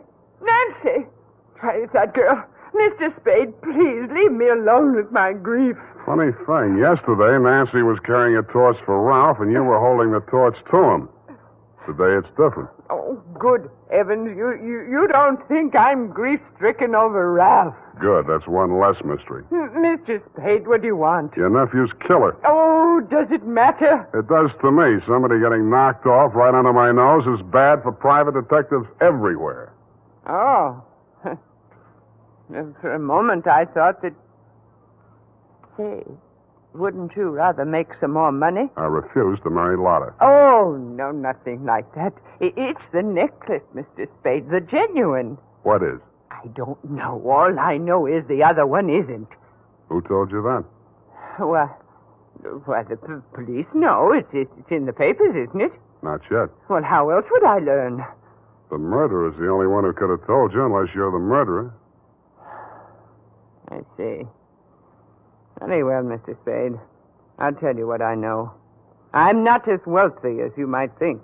In fact, I have for 4 years lived from pillar to post, from hand to mouth, ragtag and bobtail, struggling to make ends meet. Yeah, what you mean is you're eking out a meager existence, keeping your head above water, one jump ahead of the sheriff, stalked by the grim specter of poverty. Is that right? Oh, how well you put it. In fact, Mr. Spade, I'm something of a crook.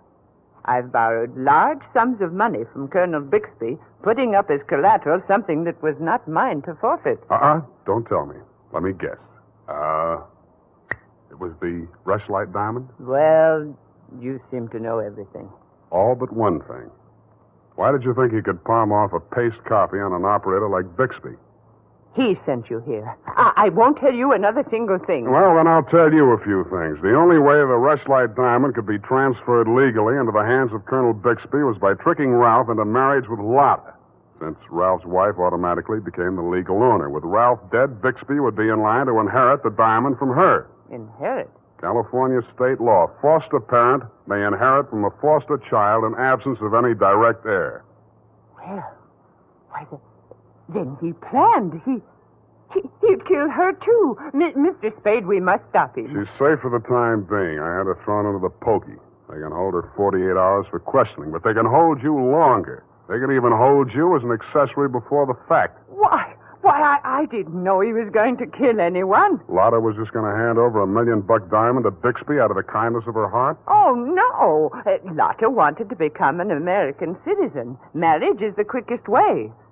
For her, Ralph was the only way. Okay, I'll buy that. Now, tell me honestly, Mrs. Rushlight, what happened to the genuine stone? I honestly didn't know. I wasn't sure. But now there can be only one answer. Nancy with the laughing face? She went with me when I went to the bank vault to get the Rushlight diamond to present to Lotta after the ceremony. Uh-huh. She looked after all my jewels, including the paste copy that I habitually wore. Homicide, Lieutenant Dundee. Spade again, Dundee. I think I got the Rushlight caper all wrapped up. I'm heading for your office now, so wait for me. And whatever you do, don't let that Lotta dame out of your sight. Thank you. Goodbye. Wait a minute, Sam. Wait a minute. Yeah? The Lotta dame. She's already gone. Escape? Bailed out. Custody of her foster father. Wait a minute. I got the name here, son. Bixby. He's a colonel, and no wonder you're only a lieutenant. Mr. Spade, can't you stay for tea? Not thirsty. Nancy? Nancy, where are you? Oh, here I am, Sam. I was waiting for you. You got the keys to that car out in front? Why, yes. Do you want to borrow it? Yes, with you in it. Why, Sam, wait till I put my face on. Let it go. It's as good as lost anyway.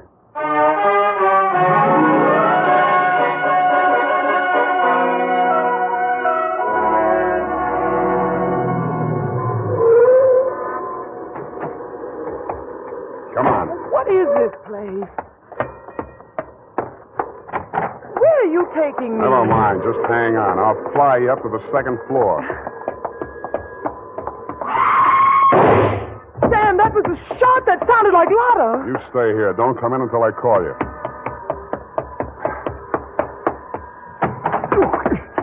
Spade, what are you doing? Get back in there. Don't, drop it. No.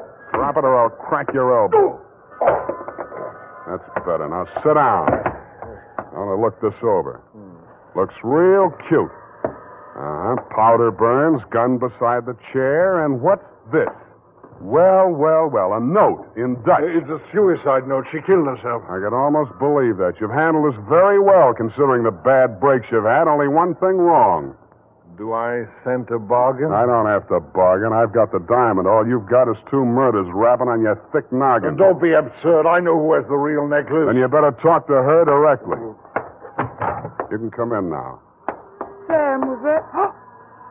Oh, that poor, homely little dame. What did she ever Stop, do? you're breaking my heart. She committed suicide. You know better than that. She committed suicide. If the colonel's price is right. Oh, I see. I'll put it to you directly. It's not easy to fence. It'll have to be cut. That'll decrease the value considerably. Say, $10,000, no questions asked. Pardon me, that suicide shot. It's ringing in my ears. I can't hear you. 20,000. 50. All right, 100,000. Sam, don't be a fool. Take it. I'll give you a real break, Colonel. That's the cops coming after you. Anything, Spade. What do you want me to do? I want you to try and get out of here. What are you going to do? There's the door. Go ahead. All right. Thank you, Colonel.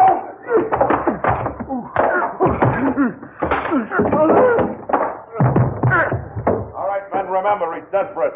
Bixby, we're giving you a chance. Come down or we're coming up after you. Come on. Come on, get up, Colonel. Here he comes. Careful, it may be a trick. Watch it, Dundee. Here he comes.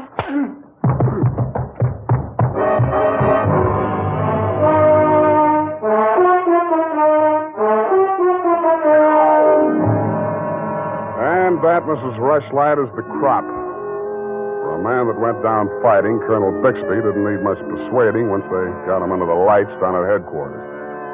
He confessed to everything, and the murders weren't the worst of it, the way I figure. The worst of it was the cruel way he victimized the poor little ugly duckling, Lotta Van Eyck. It's tough enough to be whipped before you start. Period, and a report. My goodness, that was muy triste. I mean, I'm beginning to see why Effie gets so repressed sometimes. Effie, depressed? That little doll told you that? Only between she and I and the lamppost. She's so sensitive, you know. Not like I, of course. I invariably cry at weddings. You don't say, Bernadine. You attend weddings often? With high frequency, Mr. Spade. You mean frequently? No. The last time it was FM. You know, frequency moderation. Oh, yes. Moderation in all things, I always say. You mean you attend radio weddings? Oh, yeah. I've been married 6 times.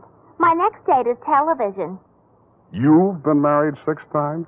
Well, to each his own, Mr. Spade. You mean 6 men have... Oh, no. No, I only marry my husband. Repetition is the spice of variety, I always say. Is that legal? If it's not after 6 weddings, what isn't? To each his own, you say. Well, we don't presume to make a career out of it. As soon as we get the mangler and the deep freeze, we're going on our honeymoon. Well, congratulations, and type this up when you have the time. Mrs. Bernadine Hemp.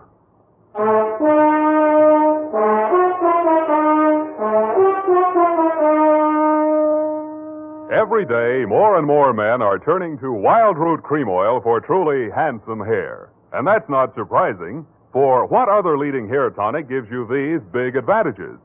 It grooms the hair neatly and naturally, relieves dryness, removes loose dandruff. What's more, Wild Root Cream Oil is non-alcoholic and contains soothing lanolin. No wonder Wild Root Cream Oil is the favorite with so many millions of smart, particular men. Get Wild Root Cream Oil. Again and again, the choice of men who put good grooming first. Well,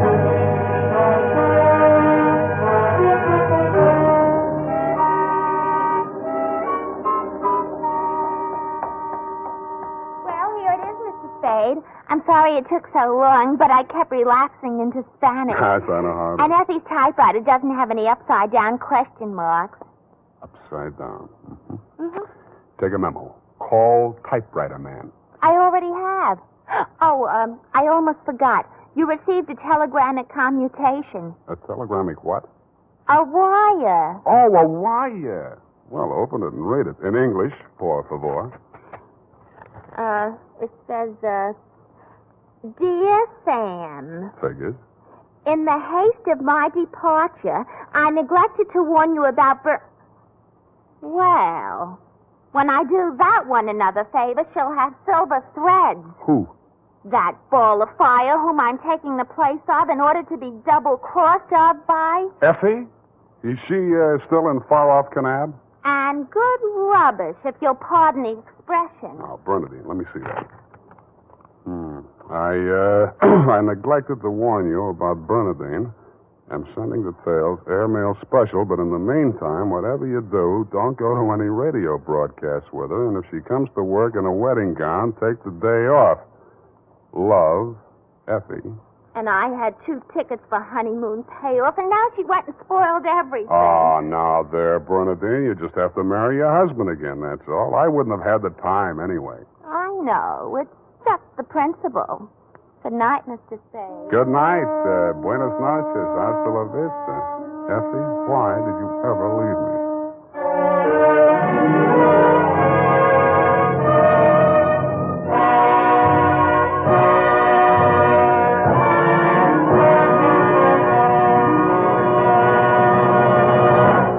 The Adventures of Sam Spade, Detective.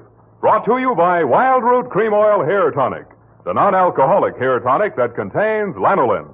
Wild Root Cream Oil. Again and again, the choice of men who put good grooming first.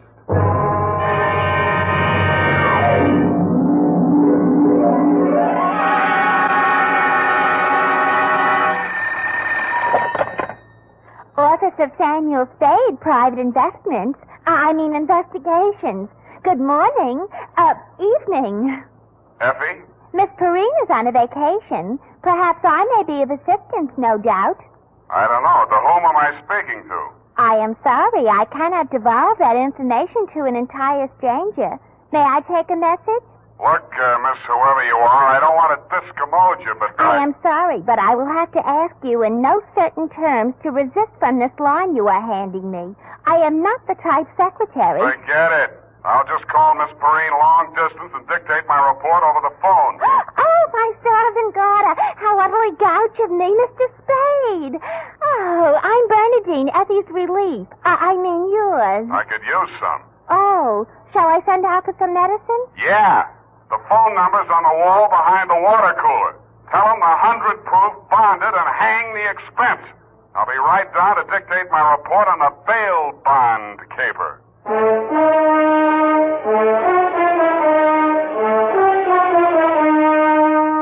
Dashiell Hammett, America's leading detective fiction writer and creator of Sam Spade, the hard-boiled private eye, and William Spear, radio's outstanding producer-director of mystery and crime drama, join their talents to make your hair stand on end with the Adventures of Sam Spade. Presented by the makers of Wild Root Cream Oil for the hair. Only 3 days left, gals, and June, the month of weddings, will be over. But don't worry, there are still 187 days left in leap year, still time to snag the man of your dreams. You know, the one who uses Wild Root Cream Oil on his hair. He and millions of other men use Wild Root Cream Oil daily, because Wild Root Cream Oil grooms the hair so neatly and naturally, relieves dryness, and removes loose dandruff. Any smart man who wants to look smart always insists on Wild Root Cream Oil Hair Tonic. Again and again, the choice of men who put good grooming first. And now, with Howard Duff starring as Spade, Wild Root brings to the air the greatest private detective of them all in the Adventures of Sam Spade.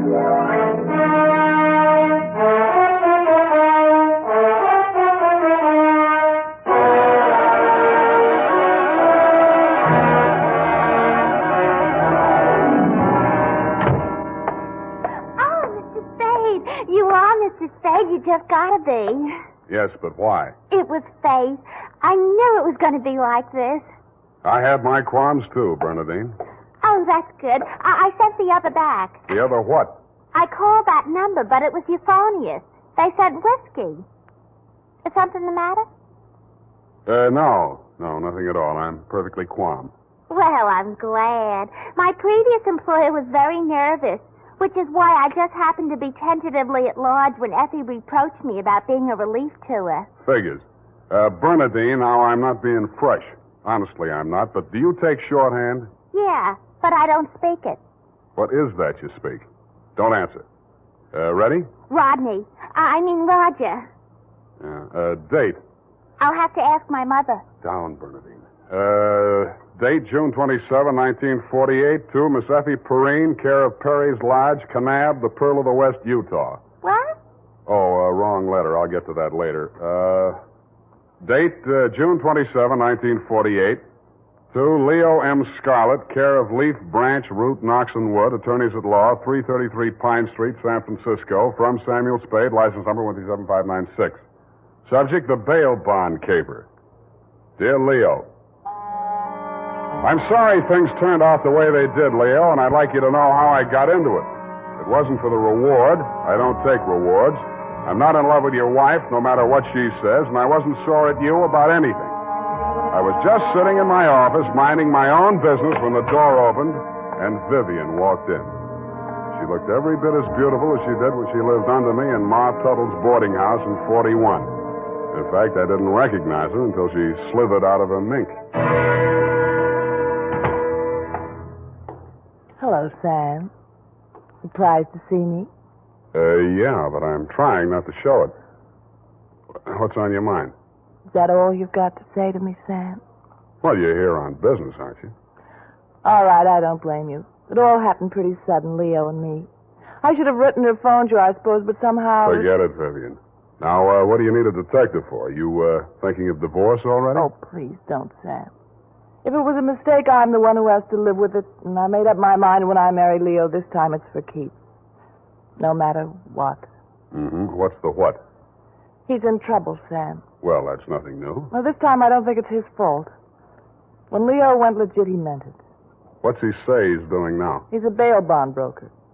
Judging from your new look, I'd say he's a success. Sam, a man called him on the phone today. I answered.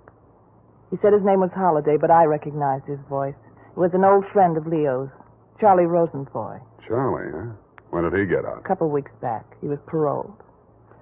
I don't know what he said over the phone, but Leo looked scared and sick. I don't wonder. The word around town was that Charlie took the rap for Leo. And I don't know anything about that. All I know is Leo's on the level now, and Charlie never will be. He did plenty on his own during that time he served. Well, I won't argue that, but from where I sit, it looks like Leo better start wearing a gun again. He has. That's what I'm so frantic about, Sam. You hear any of the conversation from Leo's end? He didn't say much. But I did hear him say, "All right, 10 tonight. I'll meet you there." That wasn't very smart of him. I know, but that's the way he is. It might be only for a payoff. I thought of that, too. But Leo hasn't got that kind of money. He's been dropping a lot at the racetracks lately. And even if he had it, he's not the type to pay blackmail. I don't like it. Why should I stick my neck out? Why did you have to come to me anyway? 'Cause I trust you, Sam. I know you were jealous of Leo. I was? Sam, if we ever meant anything... If you meant half the things you said to me when we... Stop it. That's blackmail. Oh, I feel so lost and alone. I don't know where to turn. Okay. I'll see what I can do. Oh, Sam. I'll make it up to you somehow. You see if I don't. Sure you will. And tell Leo to stop dropping his money at Tan Ferran. This is going to cost them plenty.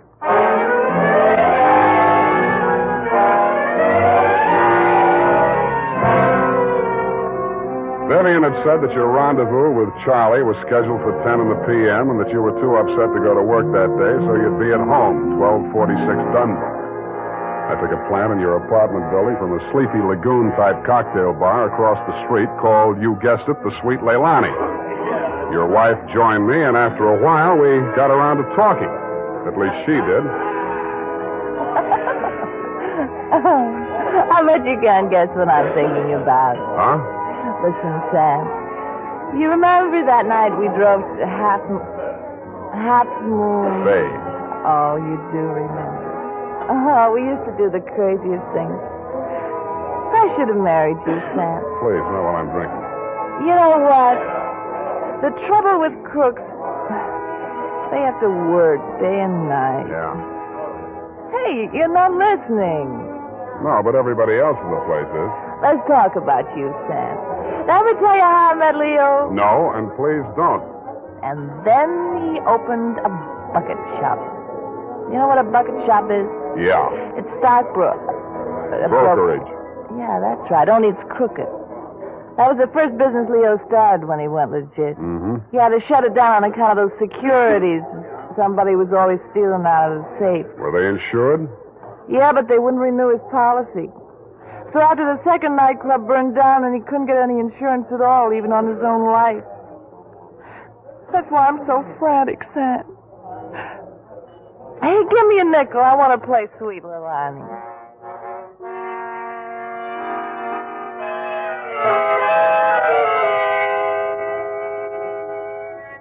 50 nickels, and 2 hours later, sweet Leilani broke under the strain, so we had Princess Papuli till even that gave out, and we were starting on the Hawaiian war chant when she disappeared through a door marked Wahine, Hawaiian for powder room, and never came back. Around 9:45, I mumbled something to the bartender about the lady will pay, put on my smoked glasses, and strolled out and across the street. You came out of the building a couple of minutes later. You led me a zigzag course up Merchant Street to Salon, across Salon to Commercial, down Commercial to Drum, and made a lateral pass over Drum back to Dunbar. Your destination, I'd never have guessed it, was the Sweet Leilani. Happily, they were not playing Sweet Leilani. It was very, very quiet. The regular customers had taken a powder, and I didn't blame them. In the new crop at the bar, I counted 10 broken noses, at least 5 broken paroles, assorted knife scars, and 4 pairs of cauliflower ears, and 1 maverick.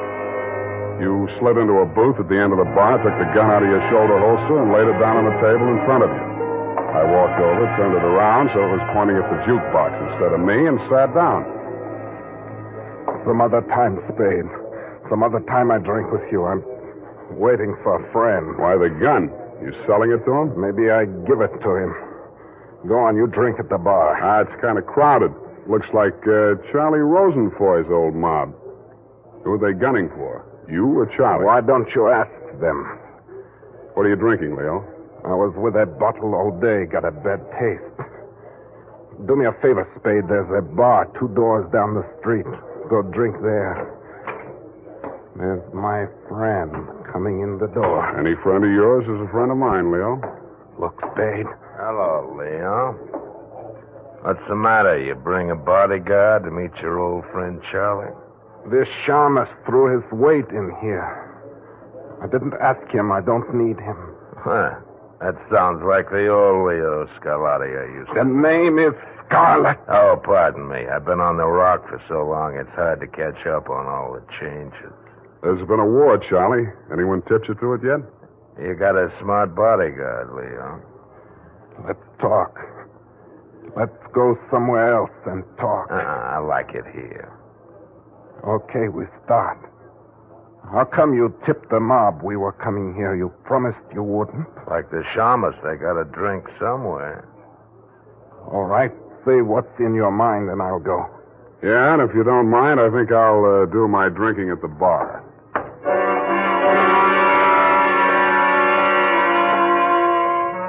Both of your guns were on the table. It didn't look as though you were going to use them on one another, and I figured that neither of you was going to do much talking in front of me anyway, so I strolled back to the end of the bar to look at the television. The 10 o'clock news roundup was on, and the ticker tape that was moving across the screen said ... in Atlantic City today, period. I ordered a highball, and then the ticker tape started again. This time it said San Francisco, $1 million bail bond robbery. $1 million in negotiable bonds is tonight in the hands of a group of daring hold-up men who commandeered an armored truck at the very portals of the police department and the Hall of Justice. And it said, this concludes the 10 o'clock edition of the Television News Roundup.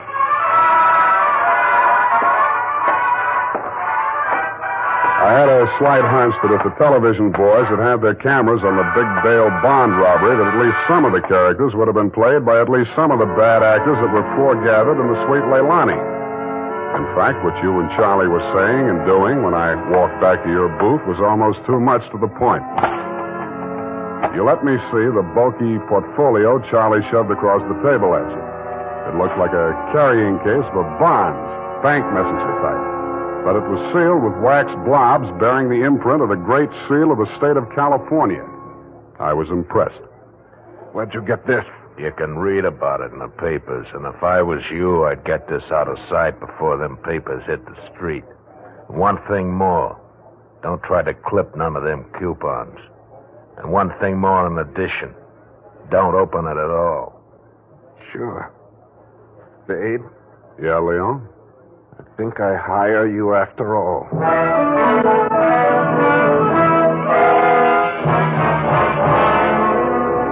I took the job and you handed me the portfolio. Outside, we flagged the taxi and you gave the driver an address on Portsmouth Square.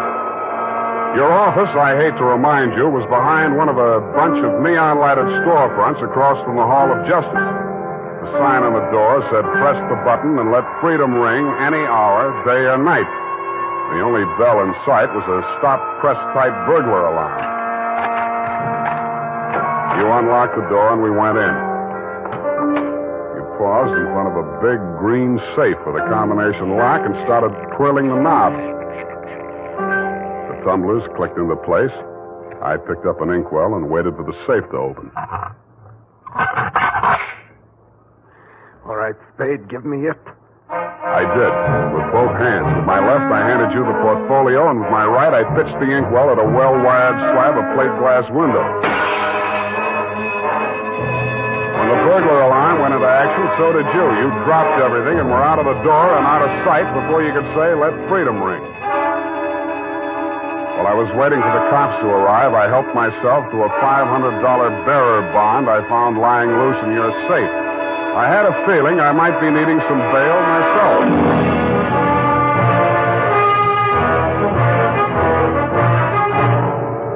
The makers of Wild Root Cream Oil are presenting the weekly Sunday adventure of Dashiell Hammett's famous private detective, Sam Spade.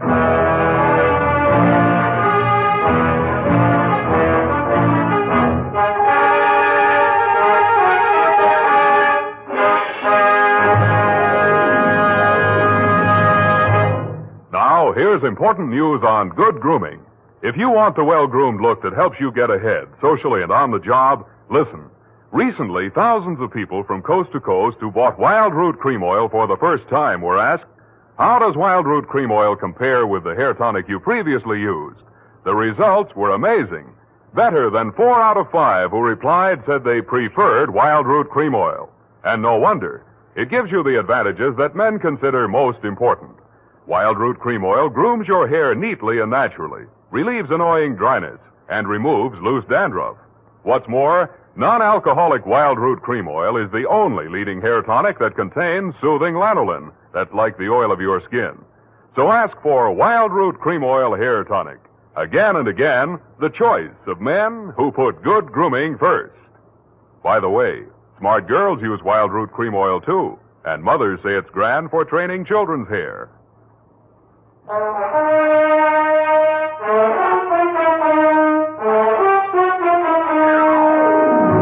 And now, back to the bail bond caper. Tonight's adventure with Sam Spade.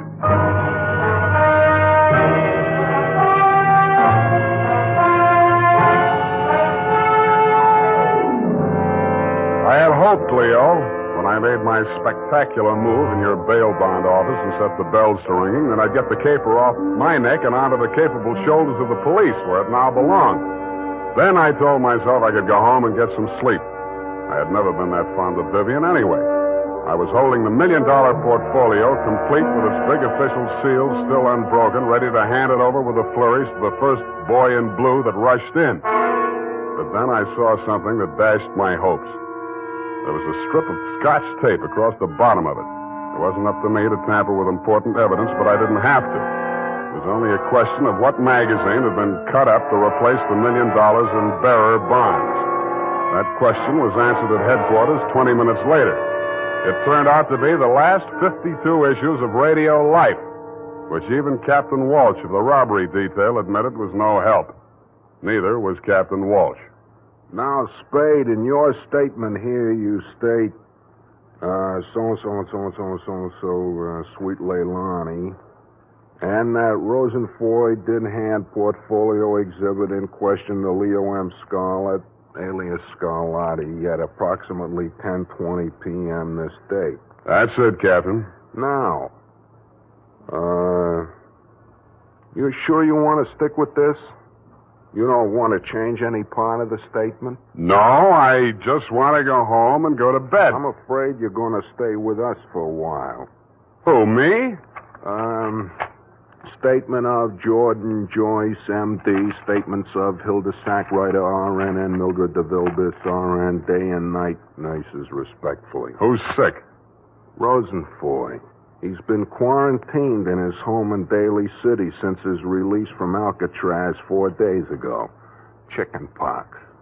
Sorry, Sam, I'll have to book you. You sure you don't want to add anything to that statement? Only this. Kelsey Walsh, if you continue to do such brilliant police work, you will be waving a stop sign at a school crossing in time for the fall semester. You are a hangnail on the finger of justice.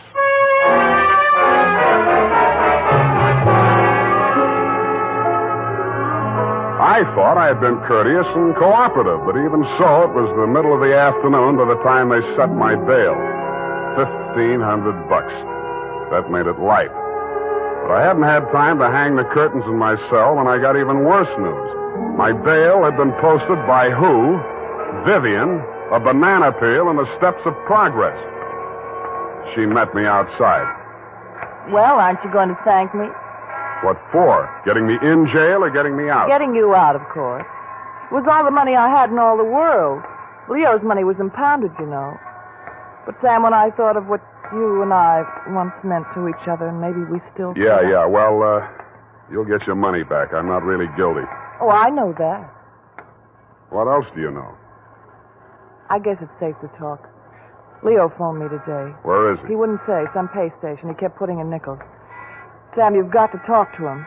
You've got to convince him it's best to give himself up. Now you're beginning to make sense, sweetheart. But how can I get to talk to him? I've arranged it. He's to meet us at the Club Leilani. You know, where we had our reunion yesterday. That place on Dunbar? Yeah. Oh, that's great. A crowded saloon less than a block from the police department. Besides, the place has lousy memories for me. By the way, did you ever get out of the ladies' room?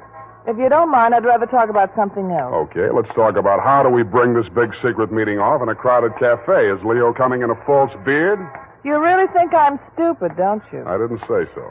Well, it so happens that the place is closed on Tuesday. See that sign in the window? Closed Tuesday. Mm-hmm. Now, how do we break in? I was counting on you. You're a detective. Can't you use a glass key or something?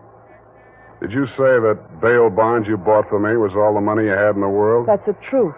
Then get ready to forfeit it. It's a risk I've got to take. You've got to take. Sam, please, if we ever meant anything... Yeah, I know. Half Moon Bay. But sometimes I wish we hadn't been childhood sweethearts. Wait here. I'll case the alley.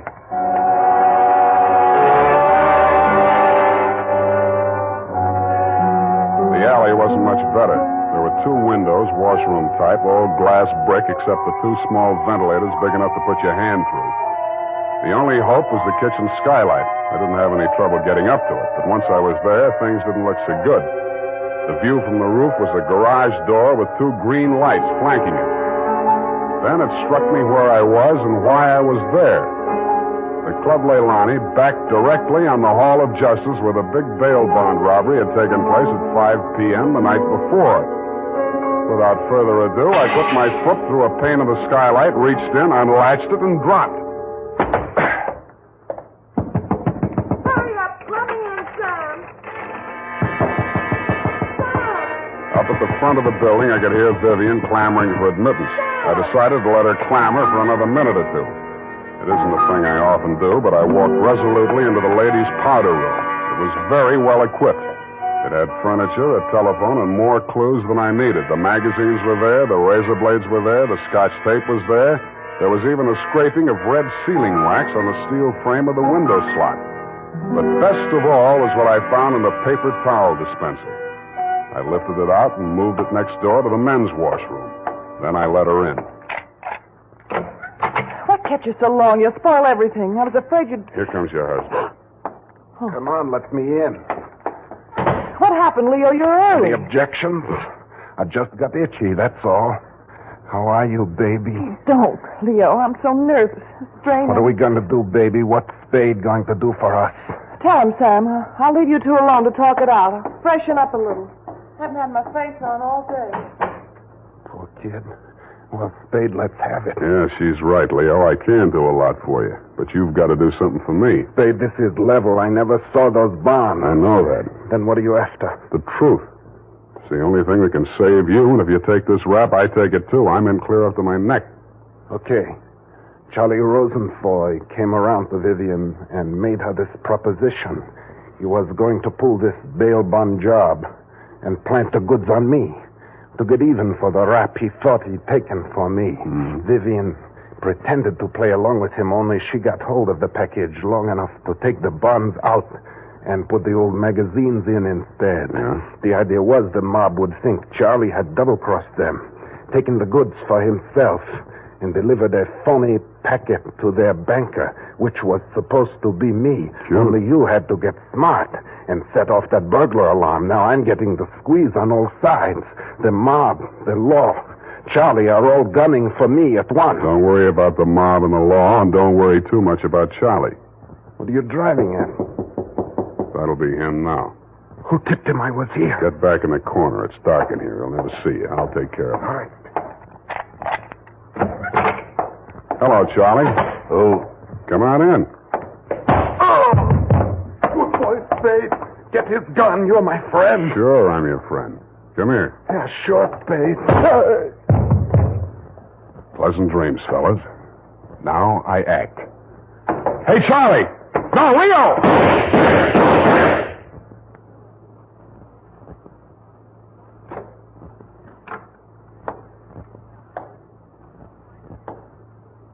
Vivian? Sam? That you? Yeah. The last of your boyfriends. You mean Leo? Charlie? Yeah. They just knocked each other off. Oh, Sam. I can't see. Dark. Where are you? Right here in front of the jukebox. You sure? Hope to die.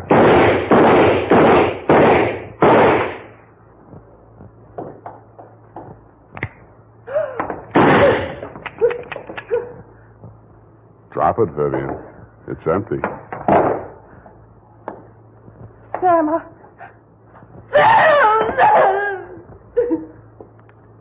Vivian, how could you? After Half Moon Bay.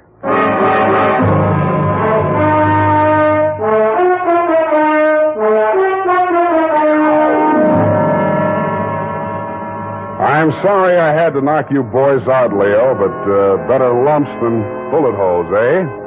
After she started wrapping up the caper, it wasn't too hard to figure what she was up to, providing you could keep her smoke out of your eyes. She told Charlie how to operate on you and told you how to operate on Charlie. $1 million for her and 2 dead gangsters lying on the floor of an empty joint where they'd shot it out. The secret of the missing bonds would have to be written off by the police as having died with either one of whichever of you ever had them. Period. End of something. Pardon me, Mr. Spade. I know you're tired, and if you're too brushed, please feel free to allude the whole matter. But Yes, okay, let's do that. thank you. Effie said that you were always glad to qualify any little points that she didn't understand. She said that, did she? Yeah, but she also said that quite accidentally that you sometimes leave things out that should be left in. Bernadine, times are very bad. They're cutting salaries everywhere. But where were they during the whole nefarious affair, if you'll pardon the expression? The bonds? In the paper towel dispenser, didn't I say so? Oh, that's what you moved to the men's. But how did they get there? In the Walreenies, if you'll pardon the expression. Simple. When the thieves whizzed through the alley after the heist, Vivian had her well-manicured little lunch hook thrust through the window slot to receive them. Oh, that's how the red sailing wax got there. Bernadine, you're spectacular. Now go and type this up. You're making me nervous.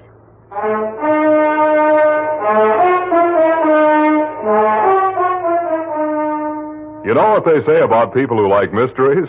Once a mystery fan, always a mystery fan. And that goes for hair tonics, too. Once a Wild Root Cream Oil fan, always a Wild Root Cream Oil fan. Just try it and you'll see what I mean. Wild Root Cream Oil grooms the hair neatly and naturally, relieves annoying dryness, and removes loose, ugly dandruff. So tonight, or first thing tomorrow, step up to your drug or toilet goods counter and ask for Wild Root Cream Oil. Get the big economy bottle and the handy new tube that's easy to pack when you travel. Also, ask your barber for a professional application of Wild Root Cream Oil Hair Tonic. Again and again, the choice of men who put good grooming first. Well, here it is, Mr. Spade. I hope it's not too erroneous. Oh, I'm sure it's quite offensive. Don't you mean inoffensive, Mr. Spade? Have it your way. I don't want to sound imprudent, Mr. Spade, but I must say that your conduct through the whole thing was very brave and outrageous. Don't you mean courageous? Now I've got you doing it. You're going to be just like Mr. Cummel. Your previous employer, no doubt. Yeah, poor man. You know, he finally became completely erasable. They had to take him away. Mm-hmm. What were his symptoms? Well, when he ordered the puppy biscuits, I thought he was just being concentric. But after a while, he wouldn't answer to anything but Rover. I had to sprinkle his flea powder in the morning, you know? And then he had his little tricks. He always wanted to show off, you know, sitting up and rolling over. He could shake hands, too. What's so great about that? Any dog can shake hands. Yeah, but can you scratch your ear with your foot? If I set my mind to it. Now go home, Bernadine, or I'll report you to the SPCA. You can't frighten me. Effie told me that your bark is worse than your bite. Good night, Mr. Spade. Effie, in far-off Kanab, come home, sweetheart.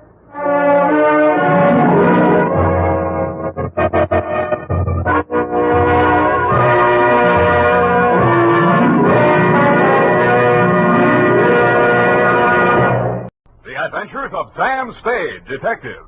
Brought to you by Wild Root Cream Oil Hair Tonic, the non-alcoholic hair tonic that contains lanolin.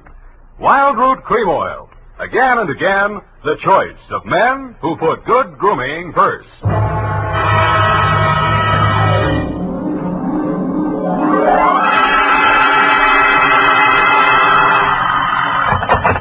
Spade Detective Agency. It's me, sweetheart. Risen from not one, but 2 deathbeds. Oh, Sam, I bet not.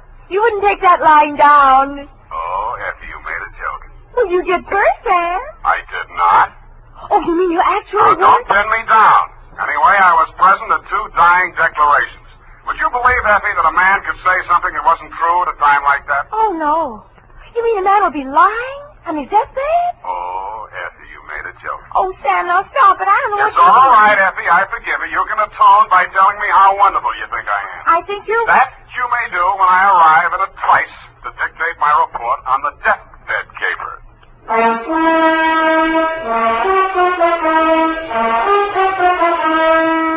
Dashiell Hammett, America's leading detective fiction writer and creator of Sam Spade, the hard-boiled private eye, and William Spear, radio's outstanding producer-director of mystery and crime drama, join their talents to make your hair stand on end with the Adventures of Sam Spade. Presented by the makers of Wild Root Cream Oil for the hair. Tell me, mister, how many times a day do you have to comb your hair? Not many, I'll bet, if you groom it right, first thing every morning with Wild Root Cream Oil. For this famous hair tonic grooms your hair neatly and naturally, and helps it to stay that way throughout the day.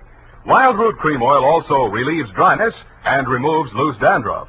With Wild Root Cream Oil, you don't have to keep combing your hair every 2 minutes. That is, unless your gal can't resist running her hands through it. Get Wild Root Cream Oil Hair Tonic. Again and again, the choice of men who put good grooming first. And now, with Howard Duff starring as Spade, Wild Root brings to the air the greatest private detective of them all, in the Adventures of Sam Spade.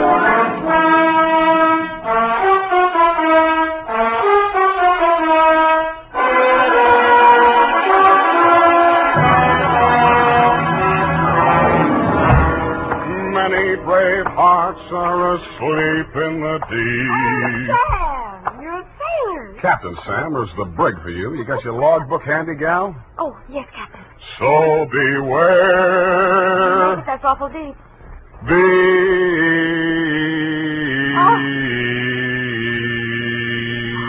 Date June 20th, 1948.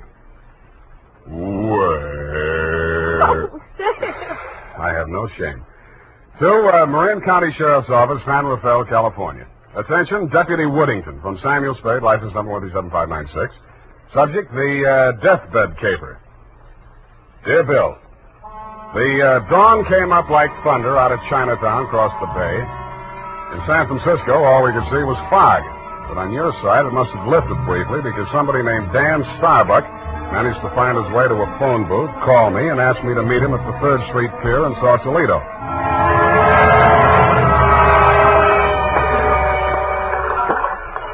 I didn't see him when I first got there. I didn't even see the pier. It was too foggy. And in the glow of the neon lights in front of the Viking saloon, I saw a man who seemed to be waiting for someone. He was a big guy with a good face, but plenty of worry on it.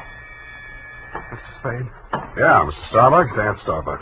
Come on down to the end of the pier. I'll explain as we go along. We gotta hurry. You act hot. You wanted for something? What? Not yet. What's the caper? Well, my brother's out there on his yacht, the Marguerite. He's dying. When he's dead, they may call it murder.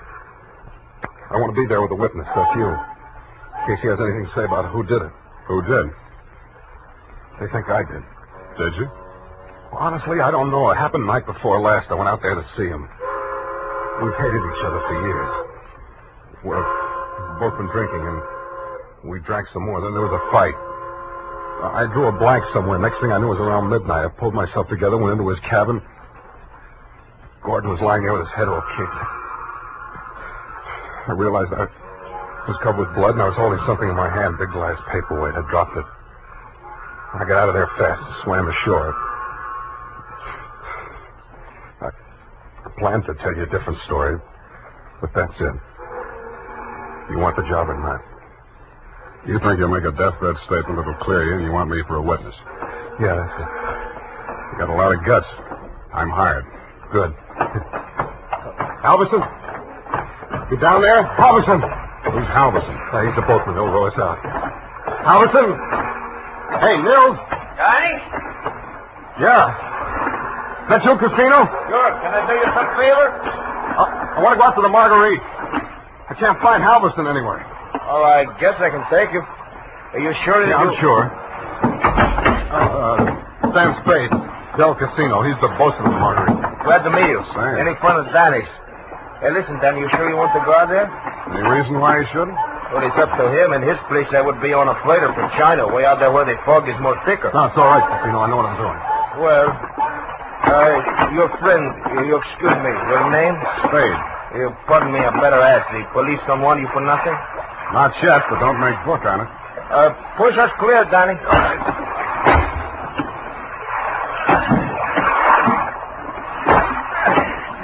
This fog is closing in, but I can still see the light from the Marguerite. I wish we don't find her.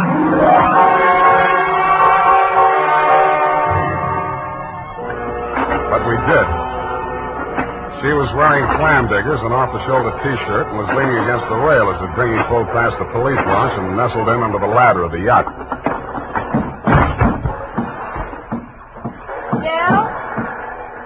Del, is that you? Yes, Miss Starbuck. Who is that with you? Keep quiet. Del, what are they saying ashore about... Oh, I thought you... You're Mrs. Starbuck? Yes? I'm Sam Spade. I'm from San Francisco. I'm a detective. Your brother-in-law's in the boat. You captured him? He wants to come aboard.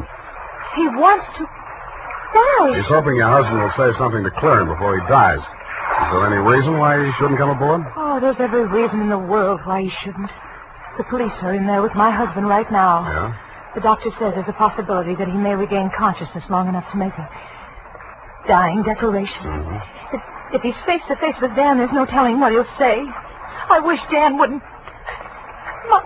My husband is dying. Dan? Yeah. What's he say? I don't know, but I think you'd better come aboard.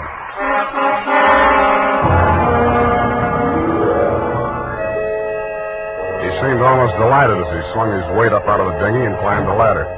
Del Casino, the bosun, followed, wearing a puzzled expression that turned to fear as we entered the cabin. The yellow glare from the lamps swinging overhead was almost blinding to walk into out of the foggy night. The first thing I focused on was the bunk that held the dying man. His head was heavily bandaged, his skin was chalk white, and his lips were beginning to turn blue. The room was tense with waiting. Ranged around him in a semicircle were the supporting players. 2 doctors, 1 family type with a nurse, 1 police medic without, 1 sheriff with cigar, 1 police stenographer, female with pencil and notebook poised, 9/10 of a widow, and us. At 18 minutes past 7, somebody moved. Dying man. The 2 doctors rushed forward, took his pulse and blood pressure. Let's go. Adrenaline 3cc, Chlorine 1, so...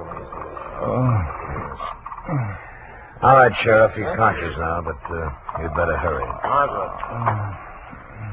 Mr. Starbuck, you can hear me all right? Take that down. Can you hear me? Affirmative answer. Now, Mr. Starbuck, we have to ask these questions. 1, what is your name? Please try to answer. What is your name? Gordon M. Starr. You got that? What is your name? Gordon M. Starr. That's close enough. Fill it in later. Now, Mr. Starbuck, where do you live? Where do you live? I'm dead. You got that? 1277 Marymount, Pasadena. Hey. Now, Mr. Starbuck, let's try a little harder. This is a long one. Have you been injured, and what was the cause of your injury? Yes. Hurts my... You got that? Affirmative. Now, the second part. What was the cause of your injury? Head. Head on head. Do you believe that you're about to die as a result of your injuries, or have you no hope of recovery? I know. Now let's get to the point. Who inflicted said injuries? Hey, Mr. Starbuck, please, you haven't much time, you know. Go away. Doc, is there anything you can do? I'm afraid not. This is ghastly. Can't you leave him alone? Can't you let him die in peace? What are you afraid of, Maggie? What are you afraid he'll say? All right. All right, tell them, Gordon. It was Dan that struck you, wasn't it? He was jealous. He always hated you for marrying me. It was Dan. Now, Mr. Starbuck, I know how you feel, but we can't allow this sort of thing. Please step aside so we can finish up here. Mr. Starbuck. Doctor? Very low pulse. I'm not sure whether... Is Dan here? Here I am, Gordon. Tell him the truth. Do you identify this man, Mr. Starbuck? Yes. It's my brother. Dan. Yeah. You got that, brother Dan? He's lying. He's lying. Gordon, you know who did it. Why don't you tell the truth? What do you got to lose now? Nothing. I'm finished. You finished me. Gordon! Gordon, not yet. I'll come back. Doctor, answer. He's dead. Well... Okay, Doc. Ennis Starbuck, it is my duty as sheriff of this county to take you into custody on suspicion of murder. I must tell you that anything you say may be held against you. You better come along too, Spade. Routine questioning, you know. Okay, Sheriff. Well, I don't think we'll need the handcuffs, will we, son? No, I'll go with you.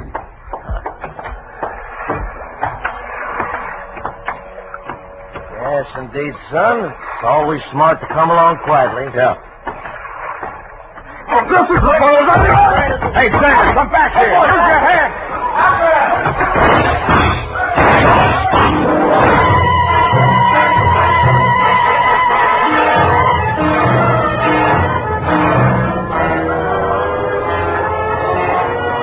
He only had one friend. He was the best friend in the world for a man on the land, the fog. The searchlights on the police launch spun frantically as the craft heeled around in a half circle to head him off. Instead of cutting the fog, the beams from the powerful lights bounced back from it and blinded the men behind them. After 10 minutes of that, they gave up. The sheriff had a theory. Don't worry. Between the fog and the currents, I doubt if we'll make it. We'll probably recover the body in the morning. And they did. But it wasn't Dan Starbuck's body. It was the bosun, Del Casino. And he was found in Richardson Bay, adrift in the dinghy from the Marguerite. Somebody had creased the skull with the same type blunt instrument that had been used on Gordon Starbuck. But Del hadn't lived long enough to make a dying declaration.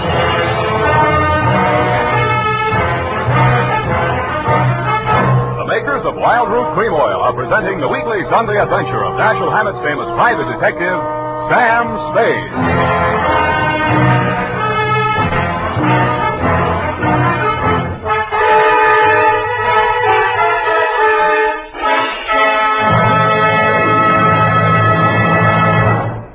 Now, here's important news on good grooming. If you want the well-groomed look that helps you get ahead, socially and on the job, listen. Recently, thousands of people from coast to coast who bought Wild Root Cream Oil for the first time were asked, how does Wild Root Cream Oil compare with the hair tonic you previously used? The results were amazing. Better than 4 out of 5 who replied said they preferred Wild Root Cream Oil. And no wonder. It gives you the advantages that men consider most important. Wild Root Cream Oil grooms your hair neatly and naturally, relieves annoying dryness, and removes loose dandruff. What's more, non-alcoholic Wild Root Cream Oil is the only leading hair tonic that contains soothing lanolin that's like the oil of your skin. So ask for Wild Root Cream Oil Hair Tonic. Again and again, the choice of men who put good grooming first. By the way, smart girls use Wild Root Cream Oil too, and mothers say it's grand for training children's hair.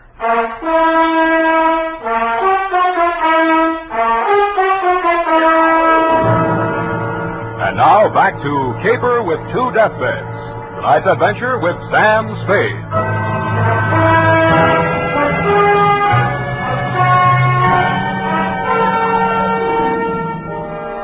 The police theory of the Del Casino killing went something like this. Casino had shoved off in a dinghy to join in the search that Dan Starbuck had rescued him and been maced for his pains. Also found in the dinghy, but not as yet worked into the police theory, were 2 items. 1, a waterproof wallet containing the seaman's papers of one Nils Halverson. 2, a tattoo mark on the right bicep of the deceased.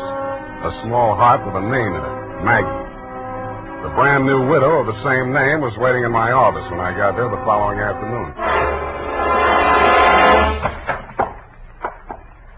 Hello.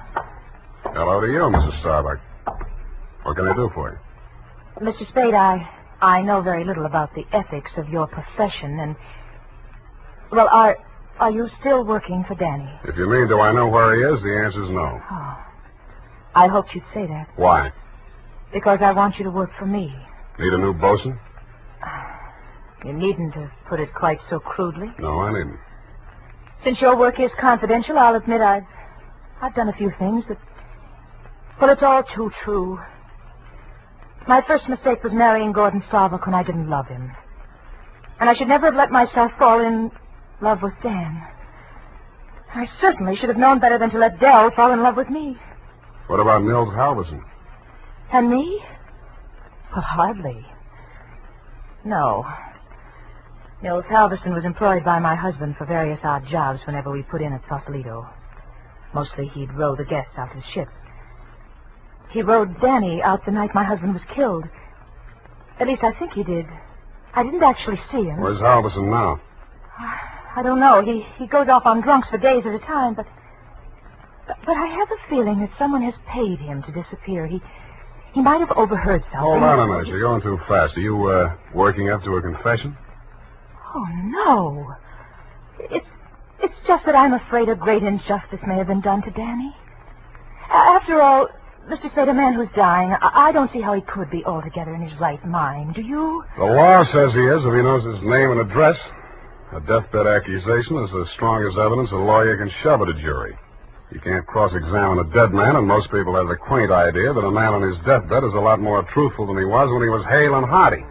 Then you think Gordon may have been lying? Could be, or wool gathering, or picking up some of the lines you were feeding him. Oh, I was just afraid he might die before he... You see, I thought I might shock him into saying yes or no. He could have said no, couldn't he? Well, make up your mind. Oh, all I know is it's on my conscience now. If we could find old Halverson and force him to tell what he knows. He's a very strange man. He's devoted to me. If the police find him before I do, he might refuse to talk out of a mistaken loyalty. To you? Well, I meant if he thought I had anything to do with the... Well, he's very strange. I told you that. What makes you so sure he's alive? Why wouldn't he be? If I'd been the killer and he'd rode me to and from the scene of my crime, I'd see him secured in Davy Jones' locker. Fish feed, lobster bait, asleep in the deep. Will you work for me? I'll let you know.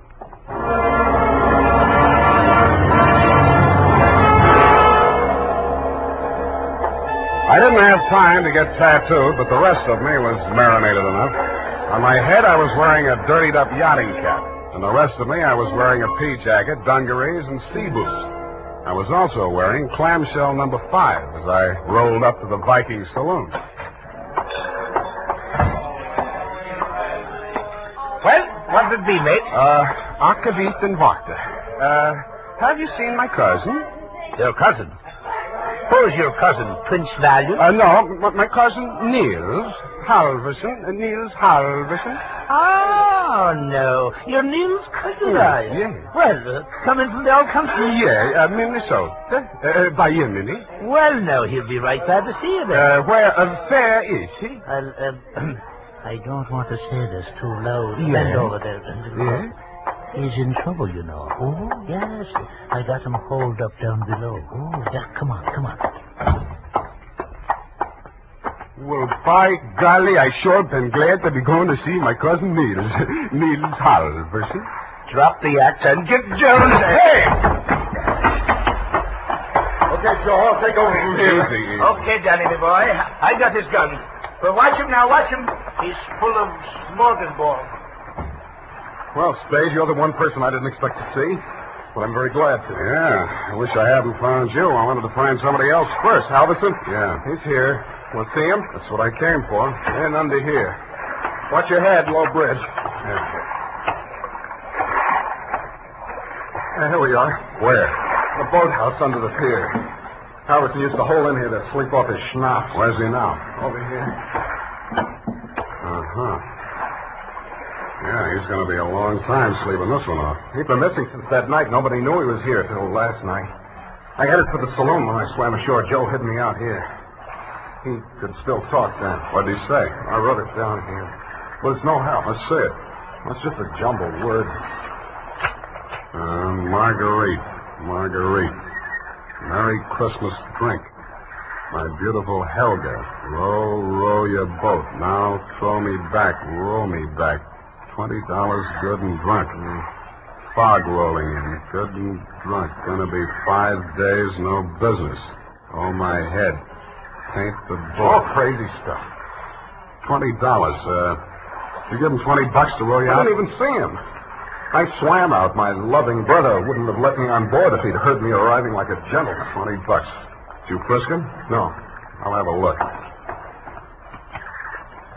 Oh, I don't... Hey, wait. Uh-huh. Real soggy, but a 20. Now, look here, I'm sticking to my story. I swam out there. I didn't give him that 20. Maybe you didn't. Maybe you did. You gotta believe me. I didn't even have $20. That's why I got... Shut up. What's the matter with you? What are you gonna do? Come over here, Dan. What? I don't believe a word of your story, and even if I did, it wouldn't make any difference. Well, what are you... Shut up. You're gonna stop talking and listen for a while. I stuffed a gag into his mouth and muscled him over to a piling and handcuffed him to it. He didn't even look surprised. He just stood there staring at me as if he'd lost his last friend in the world. But I wasn't looking at him as much as I was listening to those footsteps on the boards overhead. I waited for them to come back. They did. I walked across the soggy planks to where Nils Halverson lay in the shadows. Nils, I want you to answer these questions again. Now, this time I'm going to take them down. You get lots of $20 and lots of drink. Now then, I know you don't feel so good. You don't have to talk if you don't feel like it. Just nod your head for yes and shake it for no. Okay, Nils? That counts in a court of law as long as there's a witness. Okay. Now, your name is Nils Halverson. Your address is 213 Bayview, Sausalito. That's correct, is it? Nod your head. Good. Good. That proves you're in your right mind. You know you were injured. Yeah. You know the cause of your injury. Hit on the head and thrown over the side of your boat. What? Huh? Not from... Oh, dinghy. Well, it's the same thing. All right. Now, you know you're dying. You have no hope of recovery. That's obvious, but nod your head. That's the boy. Now, Nils, on the night of the 18th, around 10 o'clock, after your usual working hours, you rowed somebody out to the yacht Marguerite in return for which this person gave you a $20 bill. This person is also the person who killed, who inflicted your fatal injuries. It is. Now, the name of that person, if you can possibly speak even in a whisper, so there can be no mistake. Can you hear me? Just say it close to my ear. Yeah? Yes. Yes, I got it. That's all. Now, I know you don't write, Mills, but make your mark here. Come on, I'll guide your hand. There. Now we're going to take... Mills. Mills. Well, anyway. All right, Maggie. Come on in and join the party. Don't try anything. The light's on you. I'm a better shot than you, and if there's a ruckus, the whole saloon will be down on us. They're all friends of Danny's, too. Stop there. Toss the gun. Okay. What's the matter, Angel? You look kind of scared. No. Just disappointed, that's all. Don't give up so easy, sweetheart. I always wanted to take a trip around the world. We might go on the Marguerite together. Yeah, sailing into the sunset, sleeping with our deathbed statements under each other's pillows. Yeah, I see what you mean. I guess it wouldn't work. How much for yours, and what do we do about him? Dan? I'll take care of that. Throw it in with a deal. Okay. But I want it in writing. A little statement to the effect that I can keep under my pillow. Fair enough. All I want from you is a little statement from you to this effect. That you, Marguerite Starbuck, employed Mills Halverson to row you out to the yacht on the night of the 18th, that you there overheard a quarrel between your husband and brother-in-law, and that taking advantage of said brother-in-law's inebriated condition, you sneaked up behind your husband, hit him with a paperweight, and decamped, leaving the murder weapon in Dan's hand. You then started back to shore in the dinghy, and realizing that the only witness who could testify you were aboard that night... All right. All right, I'll sign it. Okay. We'll have plenty of time to put in all the legal decorations later. I'm afraid we won't, baby. You're going to be spending all your available time at Tehachapi and points west. What are you talking about? You just made a full confession in front of a witness. You heard it, didn't you, Dan? Every word. Oh, it's Figg. Honest. An honest man. Well, I did tell a fib. Now, this is really going to hurt, I'm afraid, Maggie. You see, we didn't actually have any deathbed statement to match yours. No? No. Mills Halverson was a good deal too dead to have made a deathbed statement just now. He's been stiff for 12 hours.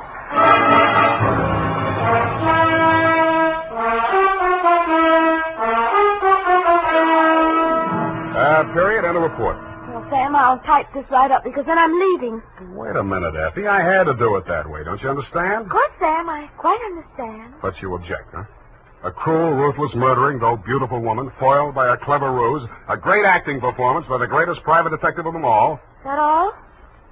You're still leaving? Yes, Sam, my bags are packed. Well, pardon me for having feet.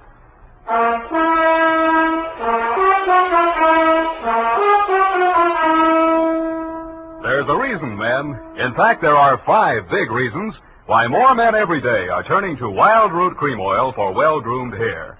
Wild Root Cream Oil grooms your hair neatly and naturally. Wild Root Cream Oil relieves dryness and removes loose dandruff. Wild Root Cream Oil is non-alcoholic and contains soothing lanolin. 5 big reasons why you, too, should join the millions with handsome, well-groomed hair.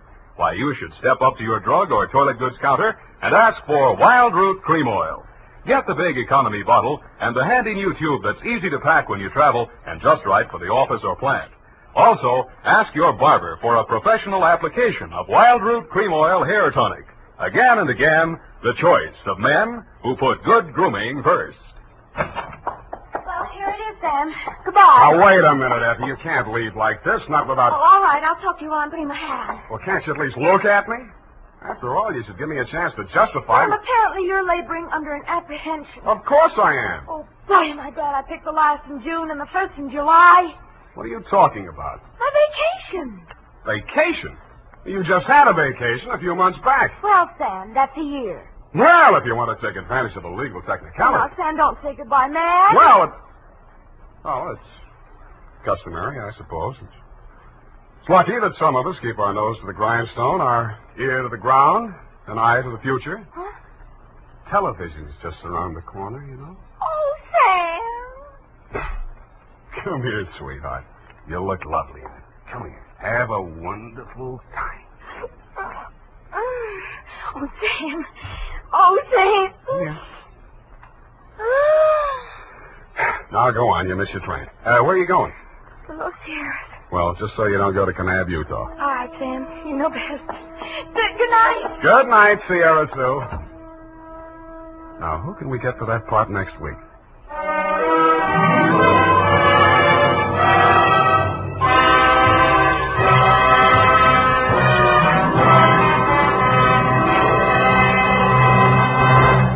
The Adventures of Sam Spade, Detective, brought to you by Wild Root Cream Oil Hair Tonic, the non-alcoholic hair tonic that contains lanolin.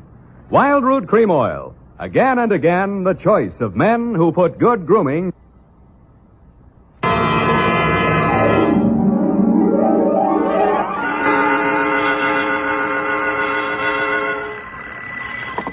Sam Spade Detective Agency. Me, sweetheart. Oh, Sam, I got it. Got what, my pet? A bank book, Sam. Well, you must advertise in the Lost and Found right away, Effie, and find the owner. There might be sickness in the family. Oh, but it's your bank book, Sam. What? Uh-huh, it has your name on it. Samuel Spade, account number 4. It's a forgery. Somebody's trying to pin something on me. Lock it up and don't touch it until I get there. Oh, all right. Did you make a lot of money on this one, too? Got the check right in my pocket, $500. Oh, Sam, we're making more money than a movie star. Well, almost. And all honestly, too. 600 last week and 500 this week. Yeah, how about that? And Life gives a 3-page spread to I Spy Moulton. But we mustn't let it turn our heads, Effie. No. We gotta stay in there pitching. I'll be right down to pitch my report on the Adam Figg caper.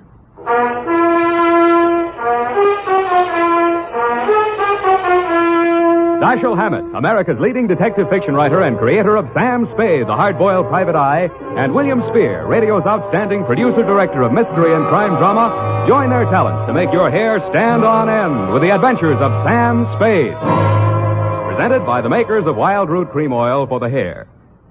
You've heard the saying, you never know until you try. Well, you'll never know how handsome your hair can look until you try Wild Root Cream Oil. See for yourself how neatly and naturally Wild Root Cream Oil grooms your hair. Note how effectively it relieves annoying dryness and removes loose, ugly dandruff. You can get Wild Root Cream Oil Hair Tonic in either the big economy-size bottle or the handy tube. Or you can ask your barber to use it on your hair. But by all means, try it.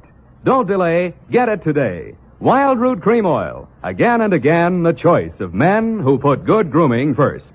And now, with Howard Duff starring as Spade, Wild Root brings to the air the greatest private detective of them all in The Adventures of Sam Spade.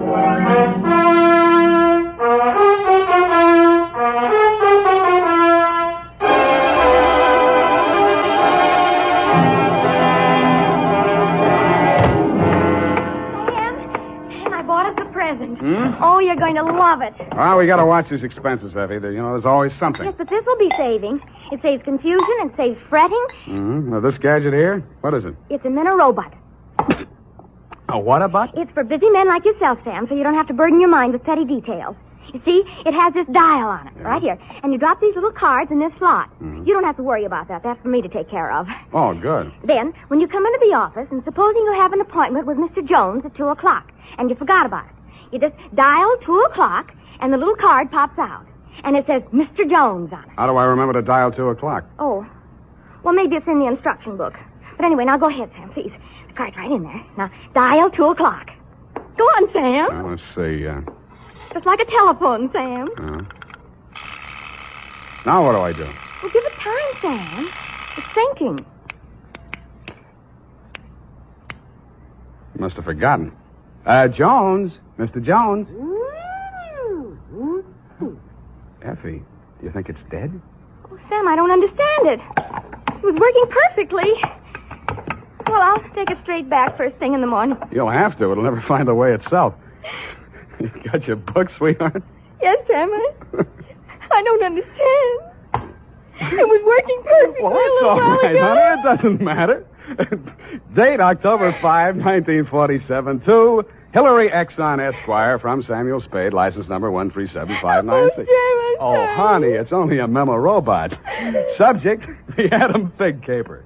Dear Mr. Exxon, October 2nd in San Francisco was one of those days that you see blown off the calendar by a gust of wind in the movies to denote the time is passing. It was a day for scraping off the minutes with a fingernail file and wondering whether the display ad I'd paid for in the classified section of the phone book wasn't just a waste of money. It certainly wasn't the day I'd expect a leprechaun to walk into my office. He said his name was Adam Figg. He said he was the butler at Exxon Manor in Los Nidos. The limousine, Mr. Spade, is waiting to take you away. We mustn't keep them waiting, must we? Of course we mustn't. Who mustn't we? Why, Mr. Hillary, of course, sir. Oh, Mr. Hillary. And old Mr. Exxon. The old gentleman is very ill. Dr. Feig's office is down the hall. Turn to your right, second door. Well, I assure you, sir, that Mr. Exxon is the best of medical care. Your duty will be simple, to prevent his death. Do I donate blood or just frighten away the evil spirits? Oh, it isn't quite that, sir. Someone is trying to kill Mr. Exxon. He's a very sick man, and I'm sure he'd prefer dying from natural causes. Uh-huh. I get $25 a day in expenses. Here is an ample amount in advance. But you should know, sir, that the old man is a nasty, cantankerous, villainous, crooked, intimidating... $500? Please, Figg, you're talking about the man I love. Los Nidos was at least an overnight caper, so on my way out, my lovely and charming secretary, Miss Perrine, handed me a brown paper bag which contained A, one pair of socks, darned, B, one shirt, ironed, and C, the apple which she always polishes for me the night before. We arrived at your large Southern-style mansion 2 hours later. Figg! Oh, Figg, where the devil have you been? To the city, sir. I can't find the keys to the liquor closet. Where are all the maids? What happened to that cook we hired yesterday? Who is this man, and why is he wearing that necktie? This is Mr. Spade, sir, the detective. I'm Hillary Exxon. Come in, please. Go on upstairs, Figg. See what that girl is doing to my father. I don't believe she's in this at all. Very good, sir. In here, Mr. Spade. Pardon the condition of the house. The old man has been firing the servants again. Your father, you mean? Yes. Every time he gets shot at, he fires all the servants. He gets shot at pretty often? About once a year. In the fall. Uh-huh. You always hire a detective? No. Oh, dear. I'm not keeping you up, am I? No, excuse me, please. It's much worse this time. I can't get any sleep. Guns going off in the middle of the night. The whole household disturbed. When and where was he last shot at? Yesterday morning at about 1:30. I dug the bullet out of the woodwork myself, a .38 caliber, embedded in the door frame that leads to Miss Kaywood's room. That's his nurse. Was she with him at the time? No, Dad sleeps like a baby, full of sedatives. She sees to that. Shot come from outside? Yes, but we found nobody on the grounds. No traces of anybody. I don't know whether Dad knows who shot at him or not. He's such a closed-mouthed old devil. You don't care very much for your father, do you? To be frank, Mr. Spade, if hating weren't such an effort, I would despise him. He is without a doubt... Well, listen. Get out of here! There, that's just a sample. Well, come on, let's see what's eating him now. Get out! Talk to me like that. I tell you I won't stand for it. Well, you don't have to stand for it. Take that silly painted face out of my sight. Don't you dare! Get out!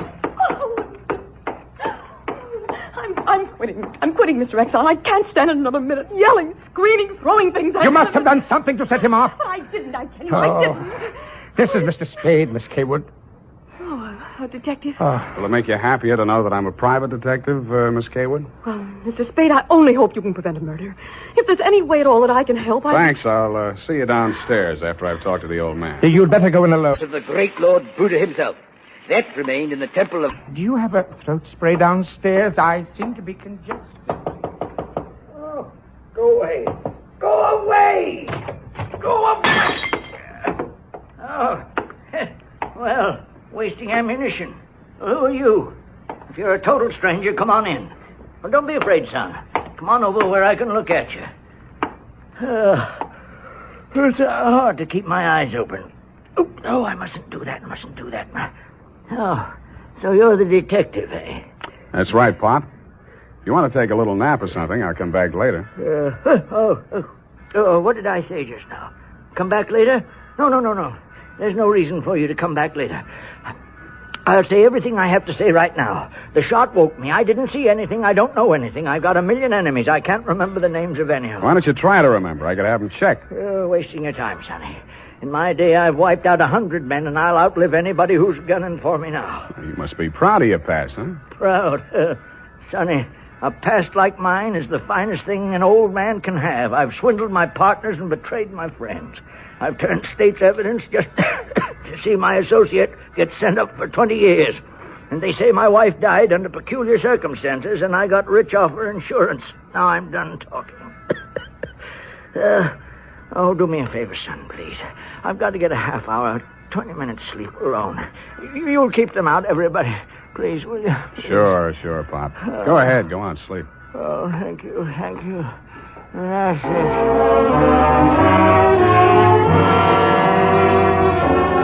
He closed his eyes, rolled over, and fell into a heavy sleep. I stood there a moment, looking down at the frail, wasted old body.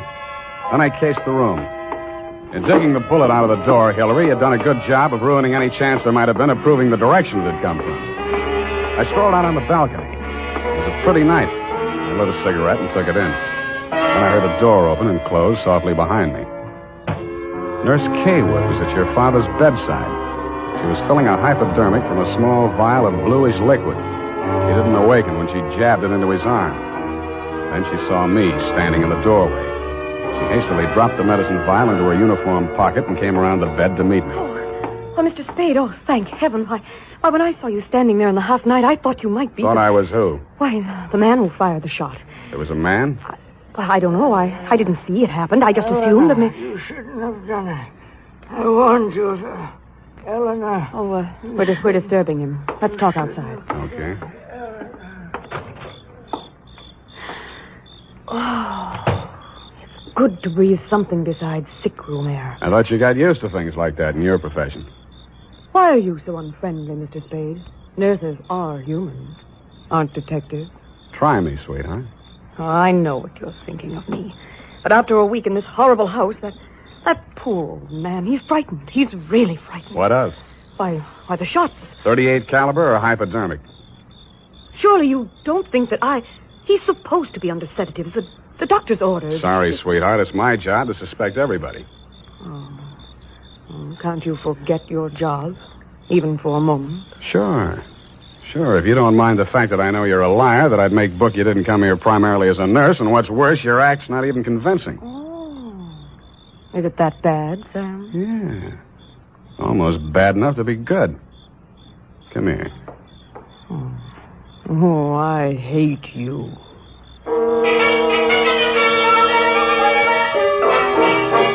It was a very satisfactory love scene for both of us. For reasons of her own, Barbara wanted to keep me out of that sick room for a while, and she did.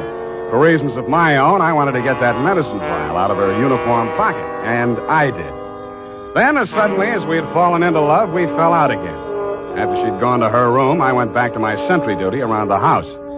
Under a light on the front veranda, I examined the bottle from which Barbara had taken the injection for your father. It was labeled sodium thanatol and had been dispensed by a firm called Ibis Chemicals Limited in Cairo, Egypt.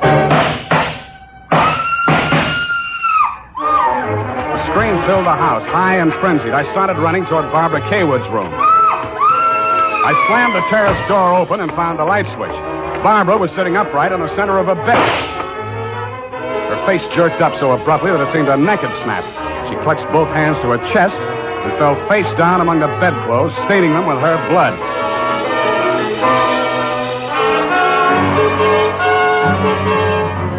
I don't know whether I went through, over, or around the screen that stood between her room and the old man's. I circled Exxon's bed. He lay on the floor on his side facing the window. I went outside. A .38 automatic lay on the ground a few yards away from the building. I put that into my pocket and listened. No shadows moving. Nothing. Then he was on me before I could be sure he wasn't a medium-sized tree. Break your back, see the light. The warm stuff in my cheek might have been the thing's blood or mine. It gathered me up and bent me back and tore at my throat. Then I remembered that hands are stronger than fingers. I started with his thumbs.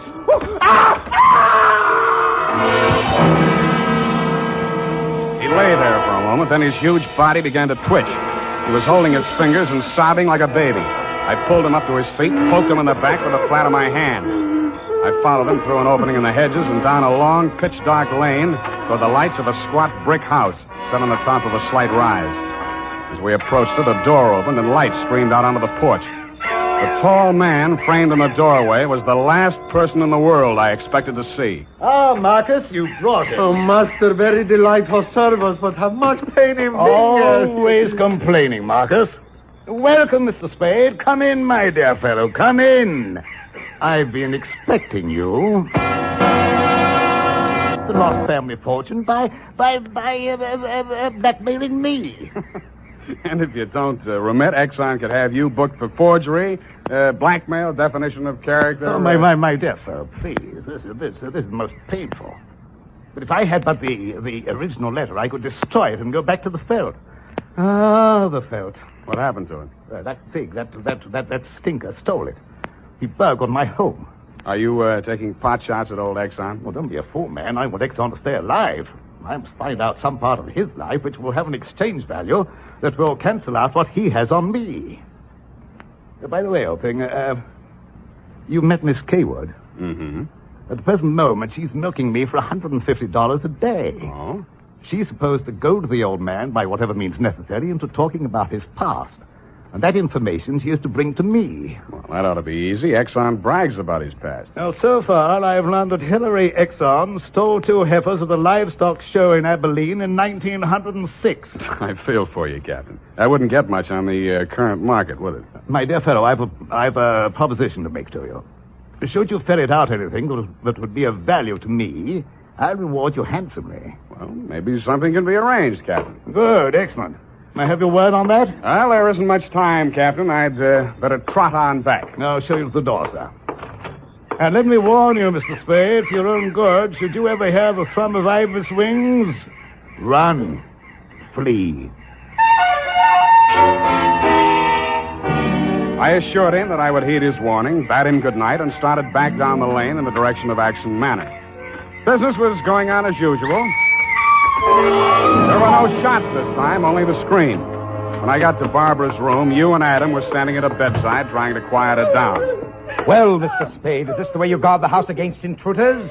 Where have you been? Ask Adam. What does he mean by that, Figg? I'm sure I don't know, sir. I've not left the house, sir. What happened here? Oh, she woke up screaming. She said someone had come into the room and torn off her bandages. A nightmare, of course. Please, I want to talk to Mr. Spade alone. Oh, please go. Adam, you go too. Please, Hillary, you go too. Good. Some questions I want to ask you, sweetheart, alone. But look here, Spade, look here. She just had a terrific shock. She shouldn't be questioned. Well, the code of detective transcends that of the medical, Mr. Hillary. Perhaps he should have a few minutes alone with Miss Kaywood. Oh, very well, Figg. I suppose you know best. Remember what the doctor said, Miss Barbara. Not too much exertion. What happened, Barbara? Well, it could have been a dream. Somebody was standing over me in the darkness and peering down at me. And then he started to rip off my bandages, and I screamed. And when Figg came into the room and he turned on the lights, he was gone. It could have been a dream, Sam, and I could have been clawing at the bandages myself in my sleep. But you weren't. It wasn't a dream. I've been talking to Captain Sherry. And then I thought... Oh, well, how much do you know? That you've been feeding the old man truth serum to get him to talk in his sleep. Oh, How much talking has he done? well, plenty. How much you told Sherry? Well, just as little as possible. Why? Because, Sam, if we can keep that old man alive and out of jail long enough to sell what we know to Sherry for what it's really worth, we'd be fools not to do it. What makes you so sure you'll stay alive long enough to collect, sweetheart? Well, because you're going to help me, aren't you, Sam?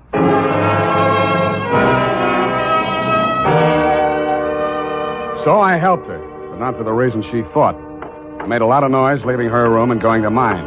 Going back, I didn't wear any shoes. I slipped into a clothes press in her room so quietly that even she didn't hear me. I left the door slightly ajar and waited. Time passed, and I was stiff from standing still. It happened at about 3 a.m.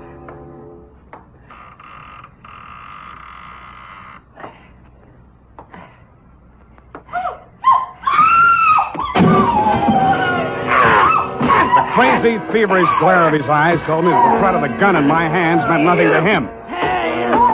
I jumped to his side, twisted the knife away from him, picked him up in my arms, and carried him, kicking, clawing, and swearing, back to his bed. He lay there, breathing hard. Then he smiled. You're a smart one, Sonny. You had me figured out the first time you came in here, didn't you? Not quite, Mr. Exxon. The gun under your window was the clincher. That gun? Sure. I had it under my pillow all the time. I got tired of shooting into door frames. Look, you're dying, Mr. Exxon. There's no use trying to make up stories now. You're right, Sonny. I knew that nurse would sit up in bed after I fired tonight. and then I let her have it right through the screen. Why? You know why well enough. She was doping me up and sneaking in here at night, listening to what I was babbling about. Maybe you weren't saying anything important, Mr. Exxon. I might have, Sonny. I might have. 14 years ago, I killed my wife. I wanted to carry the secret to my grave.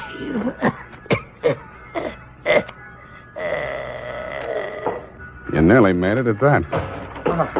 Spade! What's happened? Is he dead? He's dead. Did he say anything, sir? Did he confess anything? You must tell me if he said anything. I didn't hear him say a word. Well.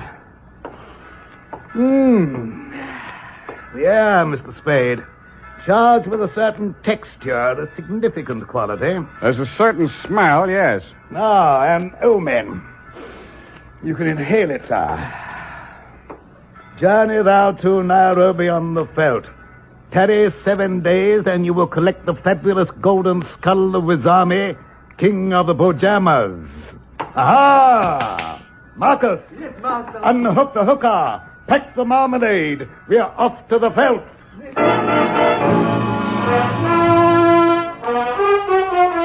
Just then, a flock of birds broke across the horizon, screaming. There must have been thousands of them, but not ibis, Mr. Exxon.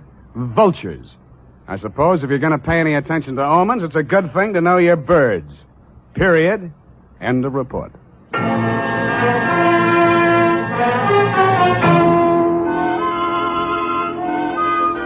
Right now, I have something to say to every man who doesn't use a hair tonic. To every man who says, I don't believe in it or I don't need it.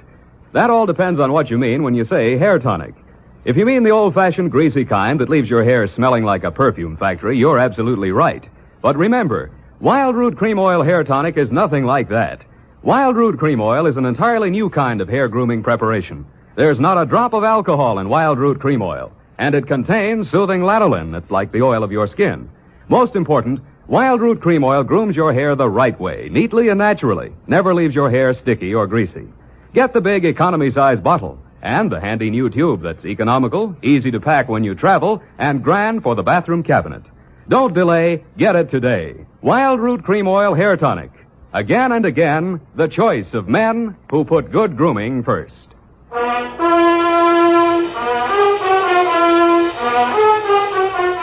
Well, Effie, we, Sam, the memo robot works after all. I told you it would.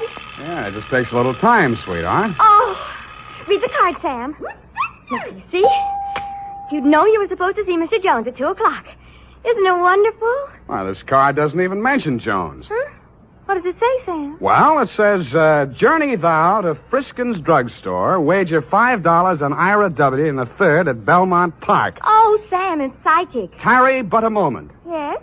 Thou wilt lose $5.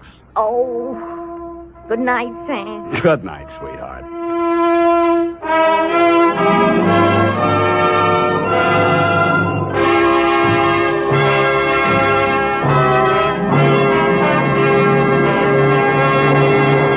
The National Broadcasting Company presents The Adventures of Sam Spade, Detective.